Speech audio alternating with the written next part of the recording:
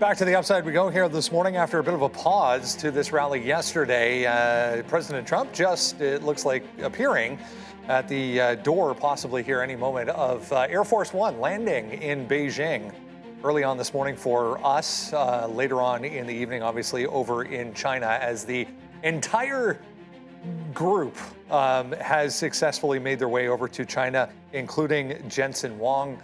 He boarded Air Force One in Alaska during a refueling stop this morning. So everything in play, including NVIDIA and the H200s getting sold back into China. So positivity, not only for the NASDAQ this morning, but positivity for NVIDIA specifically, back to 226, absolute monster gap to the upside.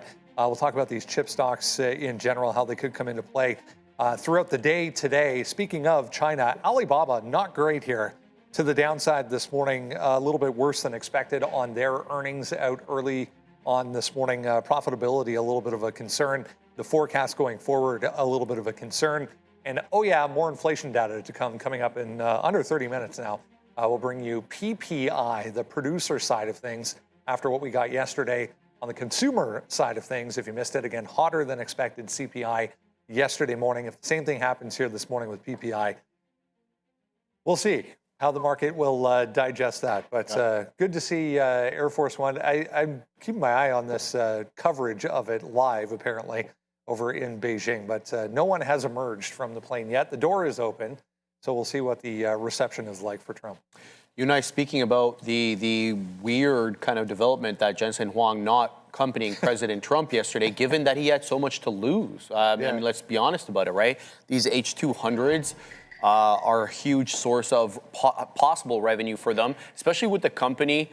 Basically, until about a couple of years ago, 20% of their revenue, Brendo, came from China, and use Jensen's own words, that is basically zero at the moment. So you figure he probably wants to move the needle there. And let's be more honest about it. This is a $5.5 trillion company with zero revenue in the second largest economy in the world. That says a lot on its own, right? Imagine exposure there and possible huge upside, right? Yeah. So a good look. There's a lot to talk about today. A lot of the chip names as well, as you mentioned. Micron really ripping here, 6%, well over $800. A Bank of America upgrade, as well as some other issues, obviously with Samsung and the possible strike there. You got NXT up 14%, EOSE's up 26%, QuantumScape. Remember this? The science experiment, well, they're up 8.25% this morning, so a lot to talk about. We've seen a couple days in a row here, quantum stocks back in play a little bit on the back of better than expected earnings from GUBT. There is a large reception waiting on the tarmac here, it appears, for President Trump, as he's yet to make his way off Air Force One. But Elon on the plane, I was reading this morning as well. Jensen on the plane, obviously picking Jensen up on the way by through Alaska. On a touch and go refueling stop this morning. And you gotta love President Trump, true to form, right? Taking shots at the mainstream media, the fake news, CNBC misreported this, that. The great Jensen Huang was not accompanying me to China. Of course he is, so there we are. Yeah, lots to come potentially this morning. I mean, I was reading the schedule, his apparent schedule for this trip to China. It's 2 days. Yeah, it's not like it's a quick in and out kind of thing. There's going to be a big reception dinner tomorrow evening, I guess, and then they meet throughout the day tomorrow and the following day, and that's it. And then he's gone. So let's see what they can get done in 2 days. But yeah, inflation data. Remember, guys, coming up at 8:30 this morning. We'll bring that to you. Good morning. Yeah, good morning. Look, man, they'll be in, they'll be out, got to get back here. Jensen's got to be back for earnings next week, so he's got to prepare for that over the weekend or whatever it is. It's probably not that big of a deal. No, President calls, toss the schedule around, and he'll be there for the trip. But look, man, yesterday, the afternoon, I mean, NVIDIA was running too. Like, it bounced off you up, closed near the highs. But this morning, you got Nebius and Tower Semi, and then all of the chip recovery that happened. Really, it's more just about back to normal. When we ended the show, it's like, okay, great. We had this semi V-shaped recovery, but let's make sure we're holding on to strength, and the buy the dip is actually winning. We don't want to be gapped down, and we gapped up. So great. The dip buyers came in full force. They cared nothing about that CPI print, it seems. And so it makes it hard to believe that the PPI, I don't know, how hot would it have to be to matter here? It doesn't matter. I don't think it matters I don't at think all. it can after the CPI print the CPI print, look, we were down. Ultimately. A lot. Yeah, we're down a lot. So you can't say that it didn't. Like we said this in the afternoon show, all of the best trades were short. Like they were all like good short trades in the morning, but we ultimately came right back to where we were. So the reaction was pretty flat, and now all of a sudden it's exuberant. So you just can't really ignore what the bull market is telling you at this moment, except for Alibaba and crypto. Bitcoin is slightly down today. So that's languishing a little bit relative to some of the great chip stories. I believe Bitcoin should be rallying more than it is. But, It's weird right now. We'll take it at 80,000. Yeah, look, today, man, it's already out. The sticky note's out already because it was an easy one today. It's risk on. It's NVIDIA, it's Intel, it's Marvell. Yesterday, we had a $9 short in Intel. We had an $8 short in Marvell. But today, we write the words long on here. We long the NASDAQ. We had the short in the NASDAQ yesterday at 76, went to 73.50, something like that. Boom, boom, boom, boom, boom. So today, it's definitely a risk-on kind of day. And the reason why, we saw it yesterday, and it's right into there, 75 long NASDAQ, because we have proven strength. If we dip, let's just keep the long in mind. I mean, that's what we're waiting for. We're waiting for these dip buys, and yesterday, we got exactly that. I don't know if you're able to get long anything yesterday because the market seemed like it just ripped right back up. So there was NVIDIA did a VWAP retrace in the afternoon. But I was watching. I was like, what the hell? The market's like green? It was crazy. I know the NASDAQ. ARM bounced off that 200, by the way. I had to move. I didn't get it. It went to 200 and I'm long. I got long. I was bidding 201. I had to move. So that's because I didn't get hit. So you didn't. I had to move up. So I think I ended up. I saw it didn't break 200. And I knew you were at 242 or 242 or 222 or something like that. Not anymore. I had to buy. You moved it up. Yeah. So I actually yesterday. That's what. I was sitting there, and all of a sudden I got the alert that we got long at 201 on ARM. But just a starting position. I mean, wow, okay, I didn't even look at the chart. That's literally, okay, so there you go. So Bank Air in my favor yesterday. It looks like it gets as low as, and I looked too, because I was wondering if it did break 200. $200.88 was the low there. I was literally bidding 201, but as I told everybody, I told you guys yesterday, it was like a 10%, 15% stake. We took there in the whole company, in the portfolio that I was looking to start to build. And I think this is part of the talk, right? You want to get long on companies that you believe, have more legs to them. And I think that if we are in the second or third inning of this AI trade, then yeah, NVIDIA's acting like it's, maybe early stages as it's starting to get going now. 1, 2, 3, 4, 5, 6 straight updates for NVIDIA there, but I've never been in debt to ARM yet. So we get into some ARM there. And again, what did we sell? We've sold some AMD and some Intel and all that to get into that name. So it's not, I'm just rotating cash around, and it's not, probably not a smart idea.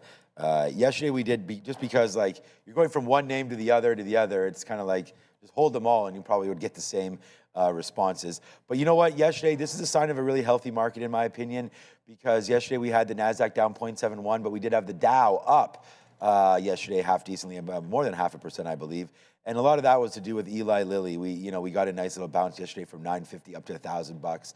So that was a nice little move there for Eli Lilly. And some of the other names were rebounding yesterday as well. We had a strong day from Walmart. Look at the Costco, the JP Morgan. Yeah, JP Morgan, yeah. The market did a V. What's the term for, is there a name for when you surpass the V-shaped recovery, break out, and bull flag it? Like there needs to be a term for capital that. V.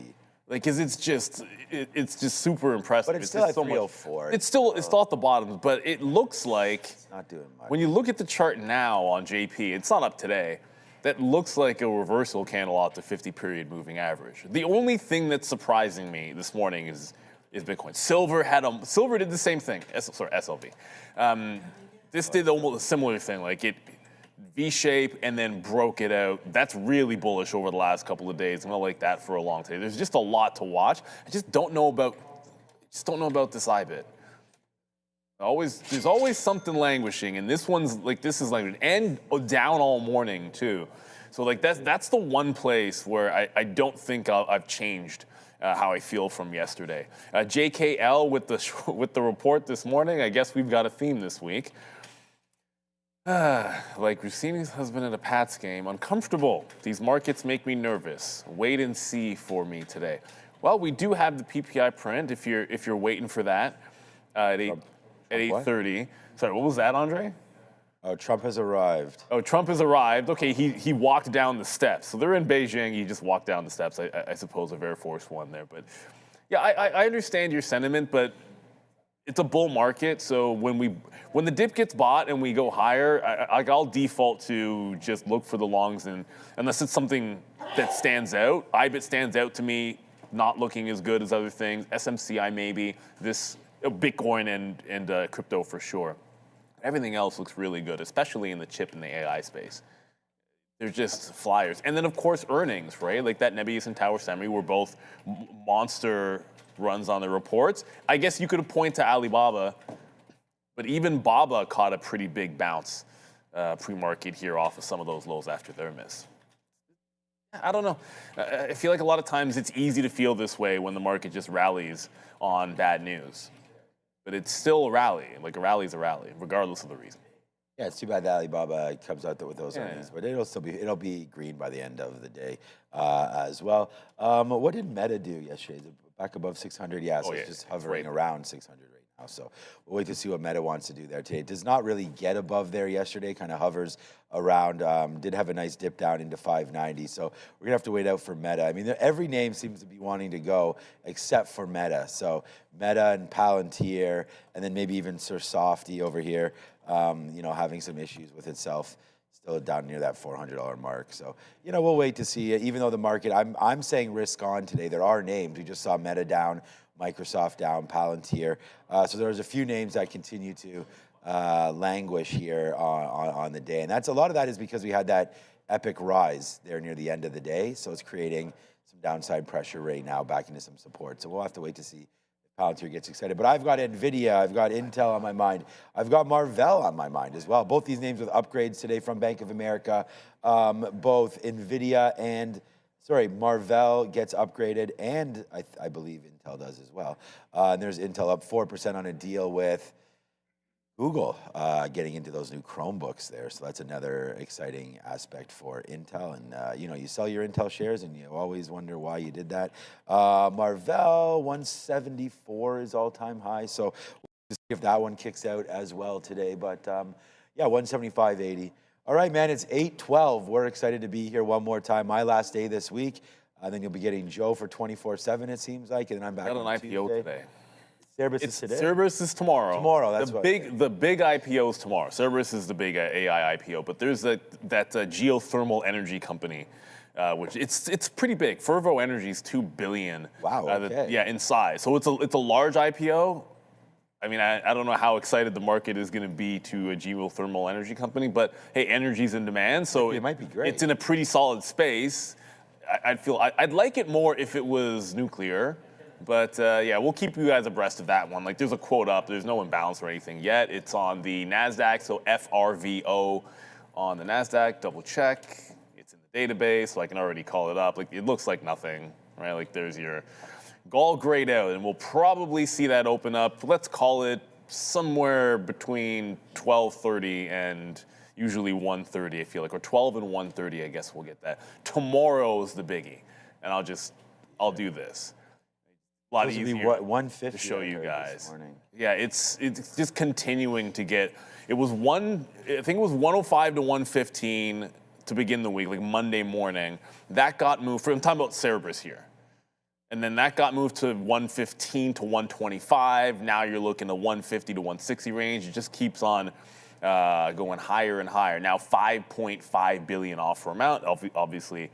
As the share price increases. So this is going to be the biggie. There is another one tomorrow, Blackstone Digital Infrastructure, whatever that is. Pretty solid. That's $2 billion, but it's got to be a Cerberus tomorrow. Don't worry, Joppy. I will stop leaving you. Tell my kids to stop making all these plans. We're going actually to Minnesota. She's at the Shattuck Challenge there, so it's a hockey thing. So we're flying out to lovely Minnesota. So we'll see. There's a trader in our chat called Minnesota Trader, so maybe we'll be there. We're gonna check out the Mall of America. Mall of America. Yeah, we're staying one night there, so that should be fun. Look at me, America. There as well. We rented a Jeep Wrangler. Marissa wanted to get that, so we're ready to go with that one. We talked about that. If it's warm enough, we'll drop down that top, but I don't think that'll be happening. Sharif was complaining that it's too humid today. So that's why I said it is. I don't know. It's 9 degrees here right now, Celsius. I didn't feel the humidity. I felt a little chilly. Yeah. This morning. I'm wearing a sweater, man. I know, but it's cold. 92%. So I'm happy. Like, I'm literally in a sweater, and it's the middle of May. Oh, that definitely. I mean, it's definitely the temperatures are definitely under. It's way under seasonal expectations. The kids are going to be like, we have practice tonight. The kids are going to be in their jackets. Dude, we have a game that starts at 8. Your practice. Your kids will be in bed by 8. What time does practice go? Usually we'll roll till about 8:15 or so. We start at 6:15, so we usually go for a couple hours. Nice. Yeah. Make sure they get some hitting. We'll be in bed by the second inning and third inning over there. Yeah, it's going to be way too cold, man. It's going to be way too cold. All right, well, not if you're Sharif, but it's the humidity that's getting him. That's the problem. So, but that's why he's in the black, so all those humidity sweats gets, blocked there by the black. But looking handsome in the back there, as I just look like I do. Neil looks handsome as usual. And then there's Brendan with the cleanest fade around as well. Oh, is that Joe back there? Yeah, Joe's getting ready to go over there as well. All right, man, from 2 of us back to the 3 of them. Let's go see what's up. All right, we're going to jump over to Joe. Let's get a look at some options, please. Sounds good, guys. Let's take a look at some of the activity from yesterday's session. We're going to kick things off with a name that has been on a run, a quiet runner here, guys. That's going to be Nokia at this $12 marker, going to be expiring this Friday. We'll get into the contract momentarily, but I want us to take a look at this $12 strike price. Substantial open interest, but also for a $12 name, low on volume. So I'm going to be looking for some transactions around this level, 72,600 contracts still currently open at that specific strike price, but with only 504 contracts traded on yesterday's session, we're going to be looking at a $23 spread as well, too, guys, on this name. I mean, that's pretty expensive for a $12 underlying. Now, as for your delta, this is an in-the-money contract, so you can see we're sitting at that $90 metric, and gamma exposure relatively high, sitting around $17 as well, too. So for every $1 change, you're going to see that delta increase to approximately $1.07 there. Also, don't forget we can use our delta metric as a percentage gauge in which the contract is going to expire. We're sitting at this 9 delta right here, so we can say that there's a 90% chance that this contract will close at this specific above this specific level. Now, as for the at-the-money IV, 83.9%, that's slightly elevated, but I want us to focus on the contract itself here, guys. From April 23rd to where we're currently trading now, 1,400% return in that specific contract. Moving forward, we're going to be taking a look at a name that reported after the bell yesterday, guys. Oklo, $80 strike price, open interest sitting around 7,120 with 9,300 contracts opened and closed at that specific level. Bid in the ask relatively tight here, guys, only $5 spread, and the delta, considering it is an OTM contract, $31 in your gamma exposure, relatively light, but with earnings comes increased volatility, 151% on this specific underlying. And then we'll take a look at the contract itself, 56% to the downside in the span of a couple of sessions throughout the week. So stock's not down that much, but the contract, when it's expiring relatively soon in a couple of days, you're going to see all the Greek metrics really start to get amplified, and you see the contract really start to lose its value. Now, moving forward, we're going to take a look at the top 3 names. As we typically see, the SPY and the NASDAQ pretty close to all-time highs, but what we have at the bottom of the list, NVDA hitting all-time highs this morning, guys. But SPY, 11 million contracts traded, open and closed on yesterday's session. Keep an eye out for that $740 marker. Now, as for the triple Qs, guys, 710 there, but 7,850,000 contracts open and closed on yesterday's session. Keep an eye on that 710. These are both going to be expiring this Friday. Then we're going to take a leap forward here and take a look at the May 22nd expiration cycle, 2 days after the name reports. NVDA 235, lots of volume yesterday. That's total volume, but open interest, It's relatively cool. And if we go back and we looked at previous open interest before the earnings report, we would see hundreds of thousands of contracts throughout a range of strike prices. This open interest is relatively cool, and if it doesn't continue to climb, I'm going to be looking for moves north of this $235 marker on NVDA. Let's send it back to Neil and Sean. Love NVIDIA, like him today.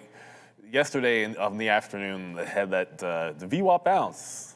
Every day brought to you by the volume weighted average price. But you know what? That Nokia is not disinteresting either. I mean, come on. Nokia, there's a lot of charts that look like this. Maybe this is not the one that you would expect. Obviously, they did have that tie-up with NVIDIA as well, so another name drop there. But $14 here. Looks like it got, this is a wick to 1403 on Monday. It looks like, probably not a dark pool wick. It looks like it's legitimate. But like just over 14, this is set up for a pretty good break. So Nokia, very much on radar. It's just like NVIDIA, or continue to like NVIDIA, the V-shaped recovery. The pattern that we talked about as well for NVIDIA, I know we'll probably get to them in the rundown as in addition, is almost every day since it broke out from the base, it's not just that like it tries to test lower, but we won't break the prior day low. Like it's just holding the line. Sometimes it's holding it higher, but it's just no matter what, we're holding these higher lows. Even on the worst day, it doesn't even approach the prior day low. So we're just coming in shy of it. So you're looking for the dip buys before you get there on NVIDIA. Because if it loses the prior day low, that's the pattern break that just hasn't happened to it yet. And it maybe not every single day has it been right away to the upside and clean, but that just, it's still an upward trend. You can say whatever we want about what happens in 8 minutes when we get this PPI print, or what happened yesterday, or that, oh, NVIDIA hasn't been going as fast and as furious as some of the other names, but it's still a stair step to the upside, which makes it a long until proven otherwise. Yeah, I mean, I have everything risk on today: NVIDIA, Intel, Marvell, the TQQs, everything. So I think the number one name to look at over here would be NVIDIA today. You know, upgrades. We had Jensen arriving in China. People are going to speculate. You know, hopefully only good things sort of happening there for NVIDIA. Possible chip deal coming through as well. We'll see if there's any talk of that. And yeah, so NVIDIA for me is a hella long. And that Nokia was just. Was $5 a year ago. So yeah, man, I mean, where we are right now, I mean, what a nice move. Again, upside. This was just $7 2 months ago. So it's doubled up there. So you guys have made a lot of money if you've been holding on to some Nokia over the last little while as well. So yeah, some good names there. I'm always looking at something like CoreWeave. You know, we already talked about ARM bouncing off 200, CoreWeave bouncing off 100 as well right now. So that's, you know, good area. I don't think we're going to be dumping off for any other kind of reason, but we did have NBIS. Nebius was actually quite a hot name there with their report as well. 175 up to 210 today goes NBIS. So it's just like nonstop here. For a lot of these names, man, just continue to get that compute power and get going there for NBIS.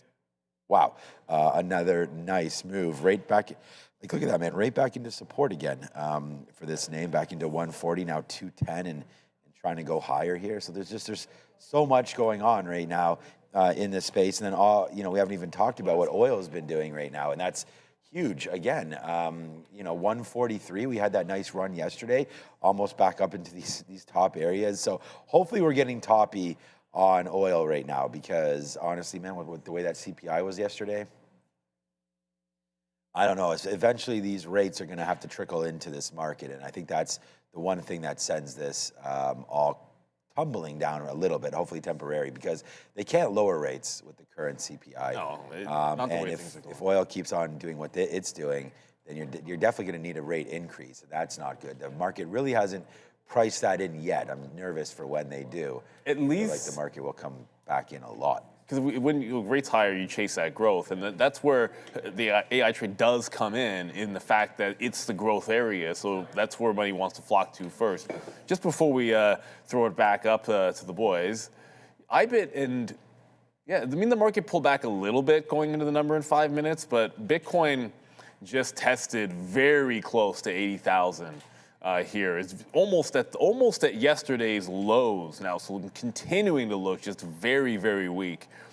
Here is Bitcoin, and again, I know it's holding that 80 level, but that's the good thing that's happening is the fact that you're holding 80,000. Not much for USO. You're still in the top end of the range. It was a very sideways day, but that sideways accumulation is not necessarily like it's a good thing in a bull market, but we don't want this to be doing this higher. Like I think if we can just break down this 142 and a half, you know, maybe something positive that we hear from China or from the president of China, the delegation there, and then we start losing this, that's another thing that can fuel the fire. And maybe that's what we need to see happen for Bitcoin to catch a bit of a bid. But Randy just gave us a special delivery. Came with the omelets and bacon. Yeah, I saw. Okay, the bacon is, well, see, that's perfect. It's not, I'm not a crispy bacon guy, but it's like there's a, I don't know how you describe it, but it's not, it's a good one. Well, but this is just about perfect. Just about a lot of bacon over there. I'll take it. For that, I want to say a big shout out to, since we're talking about food right here, I just noticed in my, oh no, where did it go? Oh no, I just brought, oh there it is right here. Shout out to this one, Nasty Thoughts. Here's tilapia right here. At the Calgary Zoo, and thought of you, doesn't look very appetizing. Here's a bunch of tilapia, I guess, at the Calgary Zoo right there. So yummy coming through, and here it is right here. I don't know what this says here. What do they eat? Okay, aquatic plants. Okay, that's nice. How big are they? Anyways, yada, yada, yada. Funny stuff happening there on X. So thank you so much for sharing your view of tilapia when you were at the zoo there. So, but anyways, yeah, bacon and eggs. Hopefully no fish products in this meal right now. But all right, 8:27 coming up. We should have Luis Barbado there in the calendar for a small cap recap. So that should be recapping some small cap names. We'll talk to him very, very shortly. And yeah, numbers today. It should be a good one. I mean, the market seems to be, for me, risk on. All the ideas I have today are long. So yeah, we're excited to keep looking at that. Maybe short USO. We'll see what winds up happening out there. But let's go back over to the desk. Excuse me. A little bit here. Earnings call still on. CFO saying Microsoft and Meta contracts should unlock significant asset-backed financing, expecting the financing to come at attractive terms because it's backed by Microsoft and Meta's credit rating. The circular motion continues here, even outside of NVIDIA at this point, just Microsoft and Meta. Yep. Huge move, though. Just monster earnings for this thing. Ridiculous. 114% year to date on NBIS. 400% in the last 12 months, so the last fiscal year, establishing itself as one of the foremost, I should say, neoclouds. They're providing additional compute capacity at a time where, of course, AI data centers very much in demand. Here's what they did on earnings. They did post an adjusted loss of about $100 million, but as we know, very CapEx heavy business, so not really odd there. Deeper than the $83.6 million they lost a year ago as they continue to scale. Revenue total $399 million. That is more than 7 times that $400 million figure, the 53.5 that they printed last year, well above the 375 expected by the street. So good look. And there's a lot of derivatives for anybody who wants to trade NBIS but doesn't want to actually play the main name. There's NEBX, NBIL, NBIG. So a lot of derivative names that you guys can trade a little bit cheaper cost there. Nothing above us, obviously, for resistance at this point for NBIS. The other potential, anyway, mover today, oil once again creeping back higher early on. We get to 102 on WTI. We get to 108 on Brent once again this morning. So it's looking more, I mean, we touched on this in depth yesterday, it's looking more and more like things are going in the wrong direction over in the Middle East, not the right direction. Who knows what, comes of this meeting between Xi and Trump? Maybe he gets Xi to start, pushing the narrative a little bit harder on getting things reopened. Before he called that reporter dumb yesterday, he was also asked, I had to, he was also asked specifically, are you going to bring up the Iran issue with President Xi? And he's like, no, we've got a lot of other things. I doubt we're going to bring up Iran. We have it under control. Yeah. Those are his words. Whether you believe it or not is a different story. But yeah, his take is he's got Iran under control. Also this morning, Breno, I don't know if you saw this coming in here on the wire, but the Saudis saying that their production has dropped to the lowest level since 1990, basically the Iraq War #1. That's not a good look. We need more supply to come online. There's already very few coming out of the Strait of Hormuz, and we know that pipeline that kind of crosses Saudi Arabia onto the Red Sea can't carry nearly as much as the ships, but hey, Who blinks first here, I think, is going to be the key. And who knows, again, maybe we get some sort of positive momentum from this meeting between these two, or maybe we don't. I don't know. USO back higher right now. I mean, there's nothing significant going on as far as headlines concerning this, guys, but as far as oil is concerned, still a headline-driven market. We got 4.4. CPI was huge right versus there. 3.7, and the month over month is 0.6 versus 0.2. That's so not good. that's not necessarily good. Obviously, that's hotter relatively than yesterday with the CPI. We were able to bounce in yesterday's trip. You see the Qs starting to come up. Here, we'll go to let's go to 3 very quickly. You see the Qs coming off and sort of breaking the lows in there. So yeah, our first look is to the downside on a hot PPI print there. The month over month, that 0.6 versus. Just get ready to buy it all up. Well, yesterday the dip lasted a while. That's for sure. But we're still looking dip anyways. You guys can see that 0.6. The keys we're expecting. On the month over month, you're looking at 0.2. Yeah, the market's actually not really moving. I mean, now it's starting to go. We started this at 0.6, so you're down to 0.4. So it is a nice move for now. You're just coming back into sort of where we were this AM, but we'll see what winds up happening there with another. So that's back to back.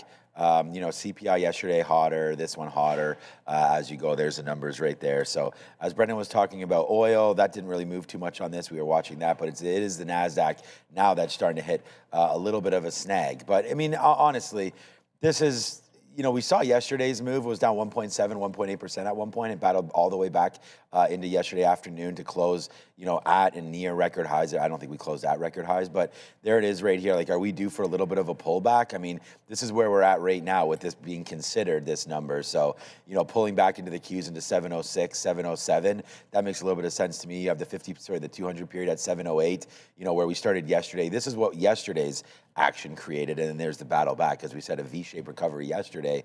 If you get anything like that into here today, I think it's bound to do the same thing with tons of positive talk. I mean, what's been rallying this market, right? Memory names, chip names, the AI trade, high quality, good quality companies, Apple. We talked about Walmart, we talked about Costco. And like, these names aren't really worried. Like, oh no, Micron went down $6. Like, this is nothing right now to worry about. So we'll see if the market wants to come back in and start to buy some of these names. But I'm surprised they bought them all up yesterday. You know what I'd be worried about? So we'll see if it's strong or not. I'd be worried, like, it's one thing if you have growth, it's one thing if you have revenues. I'd be more worried about, like, names like Rigetti. Like, if you fall on this end of the spectrum, they didn't get the big bid yesterday. The quantum names, because fundamentally they're just so unsound realistically, and they didn't have a great report in comparison to the other quantums. So I don't know, I might throw this one back in and look for some VWAP. But you know what? It's small cap time because we have Luis, our good friend. So get back to the desk. Luis on a Wednesday treat. Yep. Someone's knocking at the door. I don't know if you heard that or not, but... let's bring him in. Talk a little bit about what is moving around this morning on the smaller cap end of the scale here. Just seeing, IWM getting hit on this number as well. Back red on the day. I don't know if that was on our end or your end. We're hearing some audio there, Luis. Maybe we can... Hey, you hear me? Yeah? I think it is coming in through your head. All good. We'll continue. I hope your morning's going well. Let's touch on a few things that have happened so far this week. I mean, everyone focusing still on, macro headlines, the overall market here, but doesn't mean there haven't been some pretty good smaller movers. Yeah, we have a lot of movers. We have a crazy movement this morning and 2 days ago with WOK, WOK. Look at this one from 0.20 went to $6 all the way down, pullbacks, very serious pullback. We have a very strong movement yesterday from $2 to $8. Look at the after hours yesterday and today. the pre-market. Look, it broke the highs of day before, well, overnight and close of the day before went to $11. Look at this, from $11 to zero almost, $1 below dollar for a moment. So that was a crazy movement. It was very early in the morning, like 6 hours before the market opens almost, so we couldn't trade it that much. But it was very interesting movement, and we still have some today. Just totally off topic, but I was having a conversation with someone here yesterday that the switchover from normal trading hours to this 23.5, or potential anyway, 23.5 type model had a date attached to it finally, which I think is the first week of December. They're targeting at this point specifically for the NASDAQ. Talk a little bit about, as you were mentioning, super early, no liquidity, really tough to, put any kind of significant risk on a trade like that. I mean, no one really understands what this is going to bring, but potentially these types of ideas and these types of trades significantly impacted here. Yeah, well, no one knows what's going to happen, how the market is going to react to these new rules, the same as the PDT rule removed I think, a couple of weeks or something like that. You never know how the market is going to react. I think that these movements are so illiquid because we cannot trade. Not so many people can trade. Once the market is open 23 hours, I think the volume is going to spread a little bit during the day, the night, because there's Asian markets, both trading 23 hours. So I think the volume is going to a little bit spread during the whole day, 23 hours. All right. Anything else popping or catching your attention here so far this morning? Yeah, we have a couple of tickers. First is this QUCY. Interesting move. I have some doubts with this one because I like the short. Why I like the short? Because we have this pump and dump history. You can see a lot of movements on this stock. We go like 15 minutes. You will see a lot of movement like this, up almost 100% and all the way down again. A lot of days making this kind of move up and down. Look at this one. It's from 170 to 340 all the way down. So it has a chart of up and down history. So we like to short and all the way back down. But we have a couple of concerns. So it's not all green flags for this short. We have a couple of red flags. First one is a bid price non-compliance. So this stock was notified 20th of March that it has to trade over $1 for 10 consecutive days. You see, from 20th of March, it has already tried 3 or 4 times to, push and try to go over the dollar. Failed all of them, but it's something I don't like if I'm short near the dollar, let's say, okay? That's the first concern. The second one is not a US company, it's a German company, so the float is lower and it's more volatile, more difficult to forecast what's going to happen in this kind of stocks. But so far, we like the short if it respects the 65 cents. If this high of pre-market breaks, I will avoid short until the chart, the volume, the tape reading tell me opposite, okay? And so no short is over 65 cents, just in case they try to test $1 level for avoid the regulation. Not only the IWM, not only small caps, but the market continuing to come down on this hotter than expected inflation data once again on the PPI side coming out at 8:30 there if anyone missed it. Luis going to be back with the guys at lunchtime today on the midday show or 1 p.m. Make sure you join them for that. Luis Barbado over in the Real Trading office in Barcelona, Spain. Good to see you as always. Thank you very much, Brendan. See you in a while. Yeah, we're just continuing to drop here, as Brendan mentioned. So, yeah, we're getting a reaction. It's worth putting into perspective. By the open yesterday, the Qs were at 706, right? And we did make some fresh lows. So if you go back and then you go back to the close, it's kind of around that number.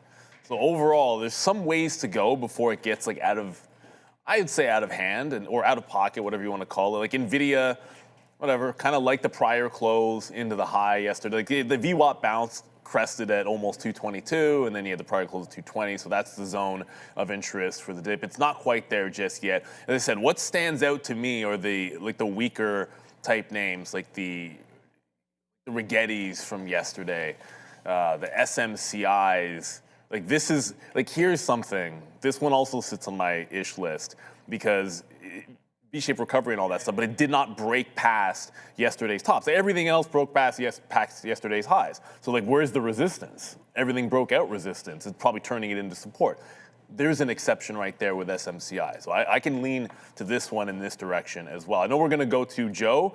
We have some upgrades and downgrades. I suspect there's going to be some AI upgrades. I mean, I was just going to say, like, you know, the fact that we're getting these moves down. I mean, how else? If you come over here, you check out the sticky note. How else are we going to get NVIDIA 222 long? How else are we going to get an Intel 121? How else are we going to get Marvell? Like, these are all dip buy opportunities. So this is exactly what we're looking to see happen right now, right? I mean, I didn't want to yesterday write down some of the levels because it was CPI and we were uncertain, but we've already got the path to what needs to happen here today, and that is a push down, let the market settle, and then get those longs, right? And so Marvell's actually here right now at 165. So this one just dropped from 169 when we're writing the note down into 165 right now.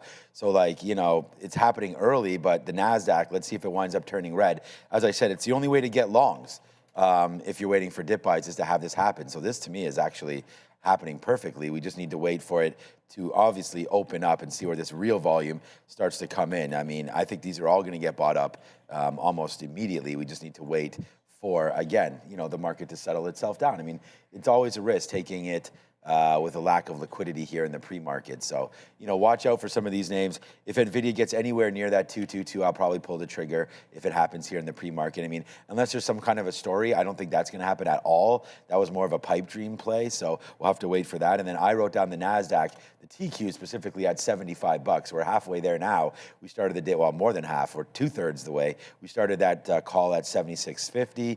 Now you're down to 75.20, and we just bounced off 75, almost 75 flat. So that was the call right there. So, you know, that's working out. Marvell at 165. I'm not going to take it, but that's the call there. It printed 165. Now it's printing 165.70. So, you know, these names are going to get bought up with this NASDAQ. We just got to wait to see. It's not worth stepping in. You saw yesterday we took a hit on Microsoft real early. We got in like the first couple minutes as it was tanking down, and that was too early, right? So you got to wait for these things to settle down.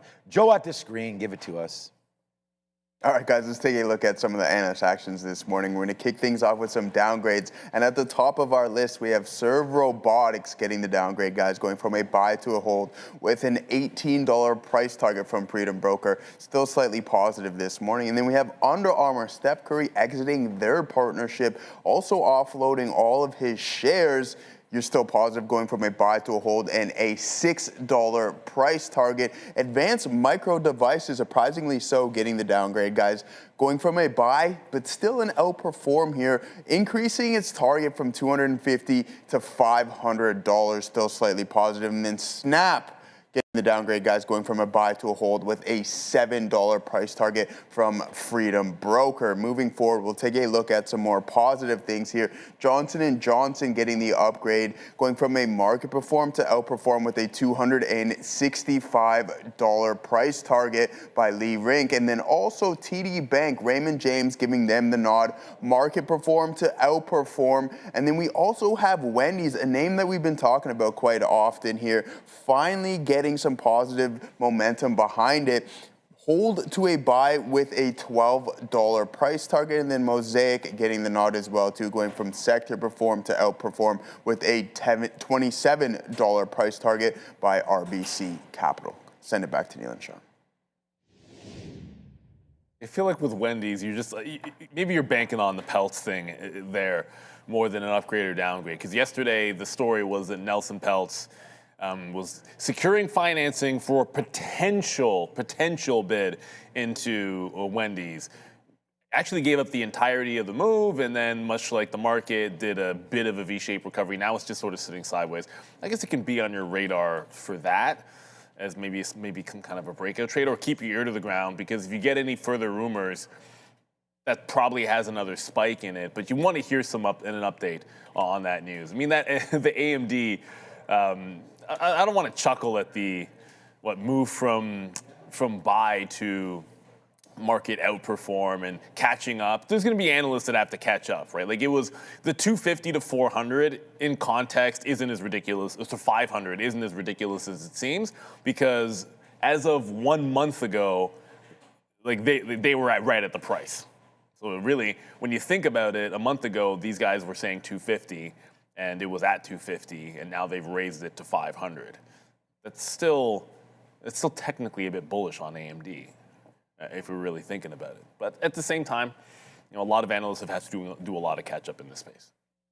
So Katina Capital with special advisor Joe has now put a potential neutral rating on Oscar Health. So we've just gone absolutely, I mean, this is the reason why I'm talking about this is I noticed it in the account yesterday as I was looking at it.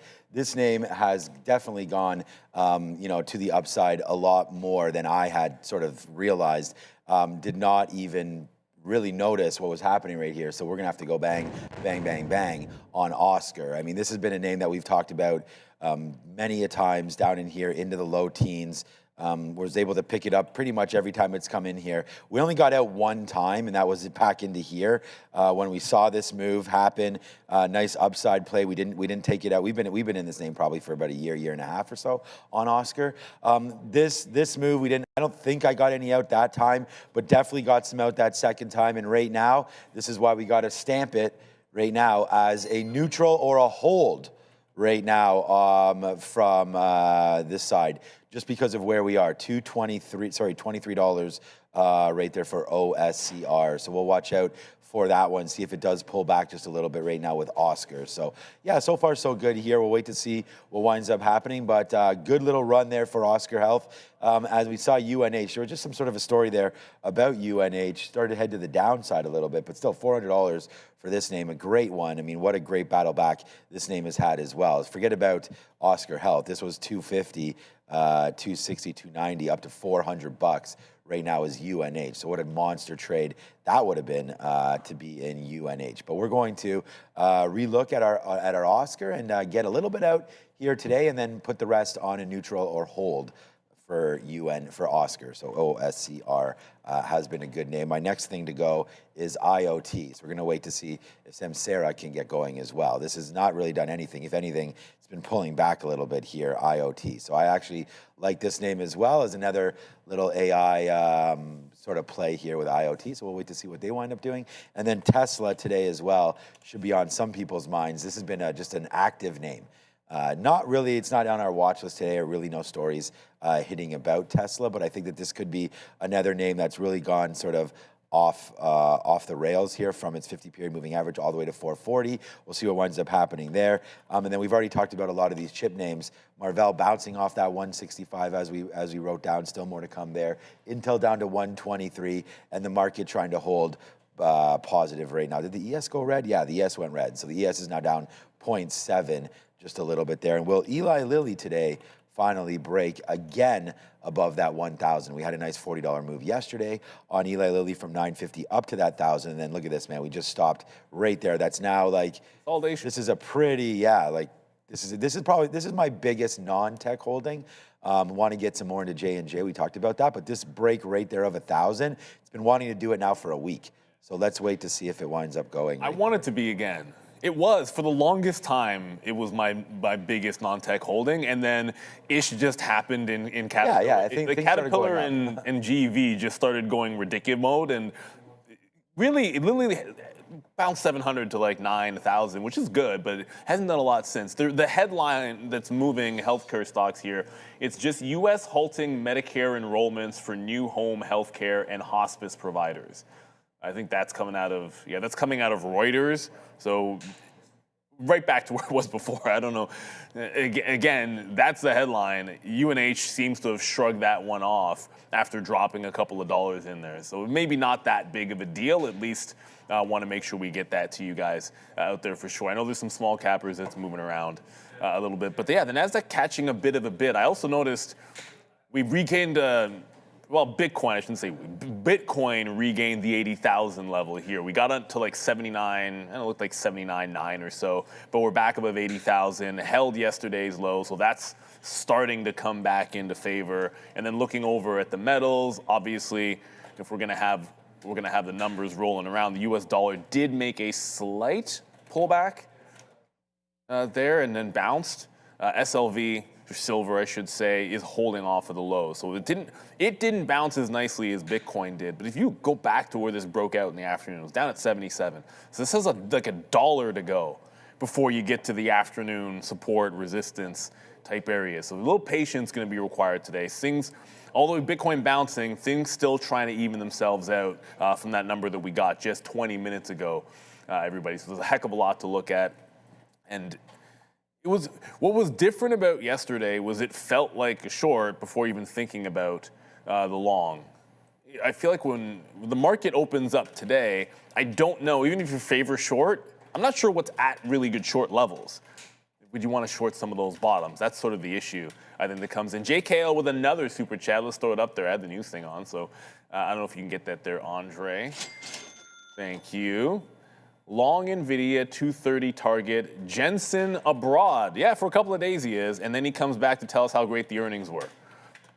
And I think there was some sort of industry thing that he was skipping. But, you know, he goes wherever the heck he wants. Someone was saying that yesterday that, well, he has this other thing he's supposed to be speaking at. Well, when the president calls, you make the move. So you like the long. I probably, because if it's not off of the prior close in the afternoon, call it the afternoon resistance, the VWAP bounce could only get that far. I guess the prior high we're bouncing or attempting to bounce off here on NVIDIA. When you take the stairs up, it's not always parabolic, right? So I think today, as long as it holds a higher low, you're still looking pretty good on NVIDIA. I just like to see it. If it's long here, then I'd wait till the open personally, because I still like this entire target area, the 220 and the 222. Like that's the zone of interest for myself. But I still believe in the long for NVIDIA. And I don't know that Jensen, okay, great, he's going as well. I don't know how much that matters for me. Understandably, I think they want NVIDIA, the administration wants NVIDIA to win. So whether he's there or not, I think the goals are going to be the same. It's an optics thing. Like he only really invited him because everyone was freaking out that he wasn't going. Like that's why it's happening. And ultimately, does it really, really matter if he's there for the 2 days? But fine, you take the gap up and take it as it is. But I think realistically, the goals were all aligned anyways. And the earnings next week just need to blow it out the water like they always do. The real question becomes, will the market actually even be impressed? So recently, we keep seeing these big numbers and nobody cares. Oh, and before we go back to this, there's one more because, hey, Alibaba right back into some of those lows. So that was looking very good. Like that was looking like it was a V-shaped recovery after their slight miss, and we'll get into them. But Baba's got some support at the 129. I don't know if it gets all the way down there to retest a couple of weeks ago that support level, but that would be the big one if it gets down a little bit further. So not everything is pulling back into prior highs. Like you have some stocks that are going to be under pressure. Baba would be one of them today. All right, yields worth noting here, back to highs this morning, 52-week highs, in fact, for the 10-year on the back of that note, or the data that came out there at 8:30. Highest level since all the way back last summer, essentially. We got up to 4.488 on the 10-year. 30-year back above 5 was yesterday, and now taking out highs as well. So, I mean, these yields are getting to a point where we haven't been here a long time. Yep. And the market is essentially saying we don't buy this inflation story. Yeah, it's going to put pressure on housing. It's going to put pressure on mortgage demand. So we'll have to keep an eye on that. Obviously, the rate cut scenario we know is basically none for the end of the year. So we'll have to see if Kevin Warsh throws a bit of a variable in there, Brendo. Yeah, and whether or not the narrative at least continues that we've been hearing out of the Fed for the past 2 years, it seems like, of it's time to cut. Dollar back to the upside. I mean, it was higher on that number initially, 98.6 here on the DXY, 2 days in a row on a bounce as well. So, I mean, overall, market downside, yields up, dollar up. Going to be one of those days where we have to keep our eyes out. Yeah, we'll have to keep an eye on gold as well. Now that the dollar is strong, possible metals move today. So look for any inverse plays that inversely correlated with the dollar. That should be quite interesting, but we'll have to wait and see if this has any effect on trade. We've been talking a lot about some of these Forex headwinds for some of these companies, and with a stronger dollar, it could be quite interesting. You know what I was bringing up? I brought up an interesting point with Joey, and I did a little bit of research after. So think about these stable coin holders, USDC Tether, right? The bill that was introduced into the Senate or into Congress last year mandated that they hold either US dollars or shorted dated treasuries as an offset for any USDC or Tether that was printed. So my question to Joey on the midday was, do they become big enough buyers of these treasuries that they basically put a cap on the yields, because we know the price of the treasury is inversely correlated with the yield, right? So if you keep buying these treasuries, then it suppresses the yield. So I was looking at see how much they were buying.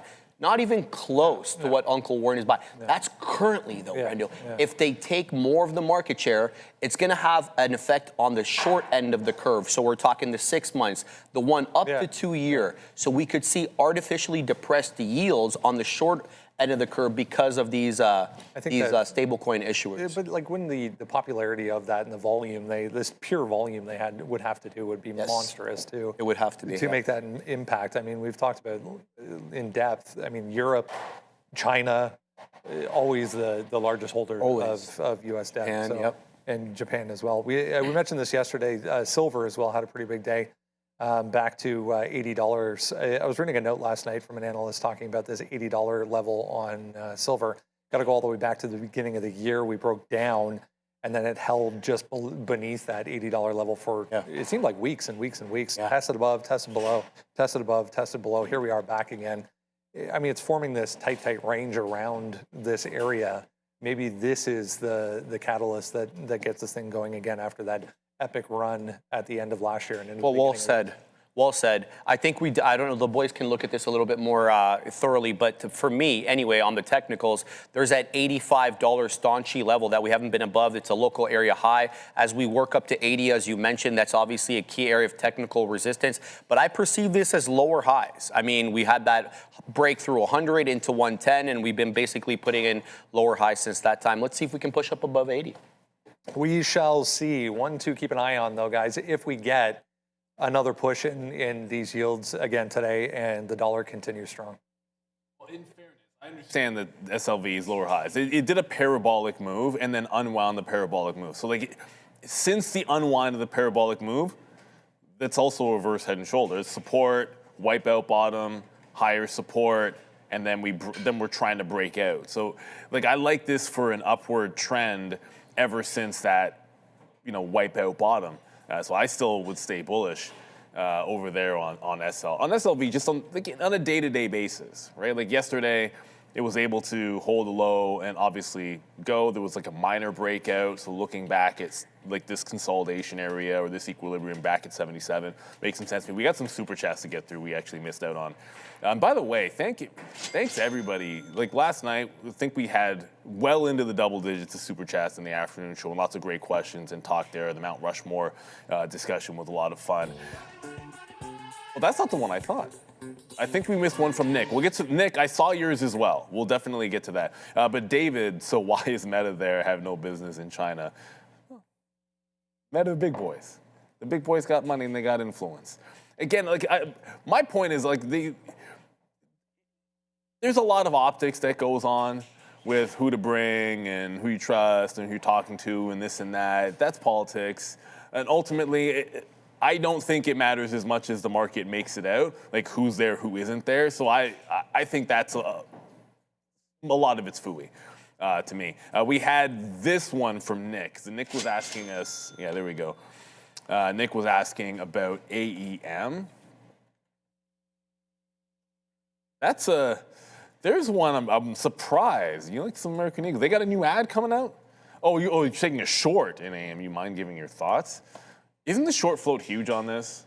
Let me just double check this because it was double digits the last time we checked them out. Definitely for sure. So I'm just gonna quickly double check them. Yeah. It's got support, but it's got support off the 200 period moving average. I get an idea of what you're looking at. I've never swung any short anything in my life.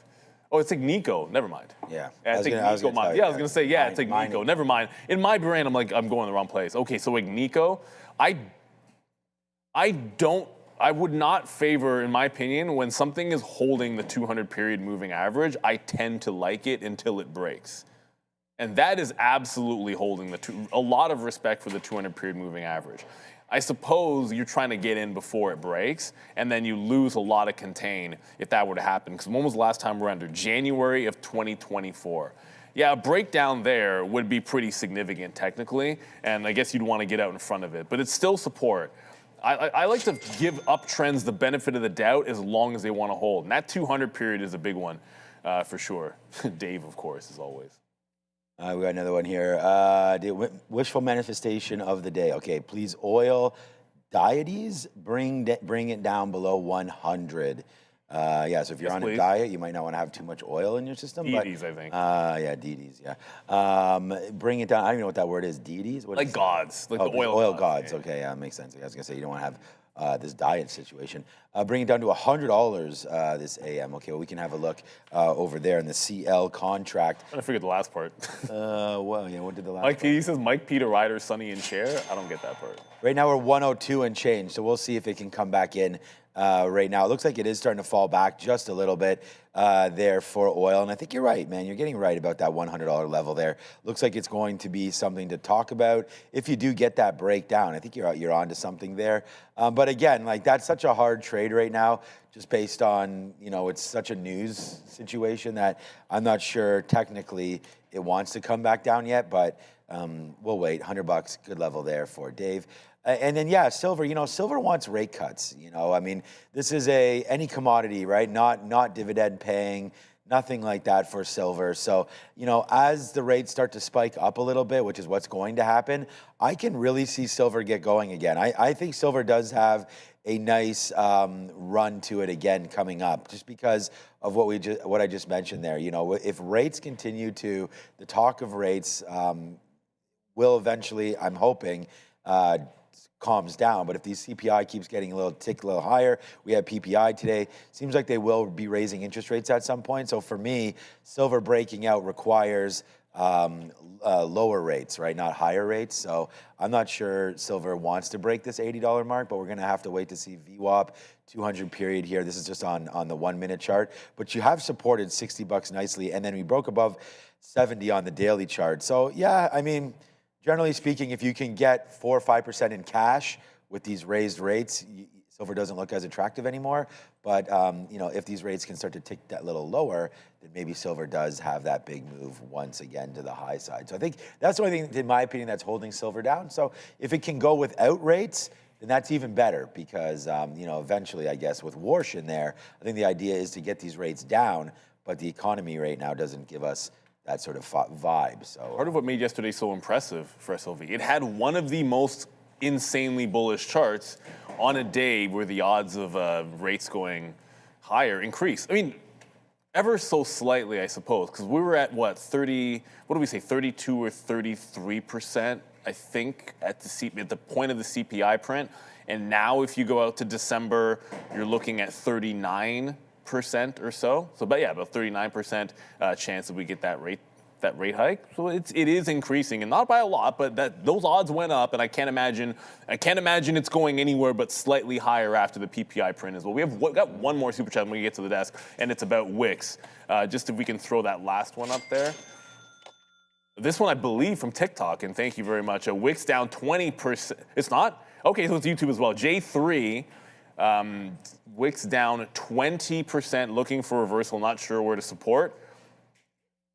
This is a falling knife. It's broken through all support on the daily. All you can do is look at the technicals. You zoom further out. Well, if it can't bounce here, the 2022 low, it just broke this support at about $58 in 2022 low. There's some wick support down here. See what we did? At 53. And then that also corresponds with 2027 lows. So 2017, my bad, 2017 lows. So if you don't hold here, there's a bottom that was there previously at $53. Yeah, falling knife with this, and not a lot of liquidity on Wix. You're talking day trade. This is done about 300,000 shares. So holding a level becomes very subjective on a 1 and 3 minute chart. Like you're probably talking about it jiggling around for a couple of dollars before it holds on a day trade because there's no liquidity on the stock. The spread is going to open up pretty precipitously. But yeah, it's already at the levels where you'd be hoping and praying at $53. And it has every indication that it wants to get there. Got a lot to get to. We're going to get back up to the desk, talk some earnings, get into our free watch list, everybody, which we're going to get into now. 738 and a quarter is where we closed out yesterday on the SPY, with the overnight high being that 740 level. So we've been talking about 740 as that key area of initial resistance. We'll continue to do so until it is cleared decisively. We are below the closing print. Well, actually, we're above it, having retraced here on the SPY up 0.04. So R1 is 740. If we start selling off, we're looking for 735 as support level 1. If the market really digests this PPI print in a negative way and we sell off, Brenda, we're looking at 730 as support level 2.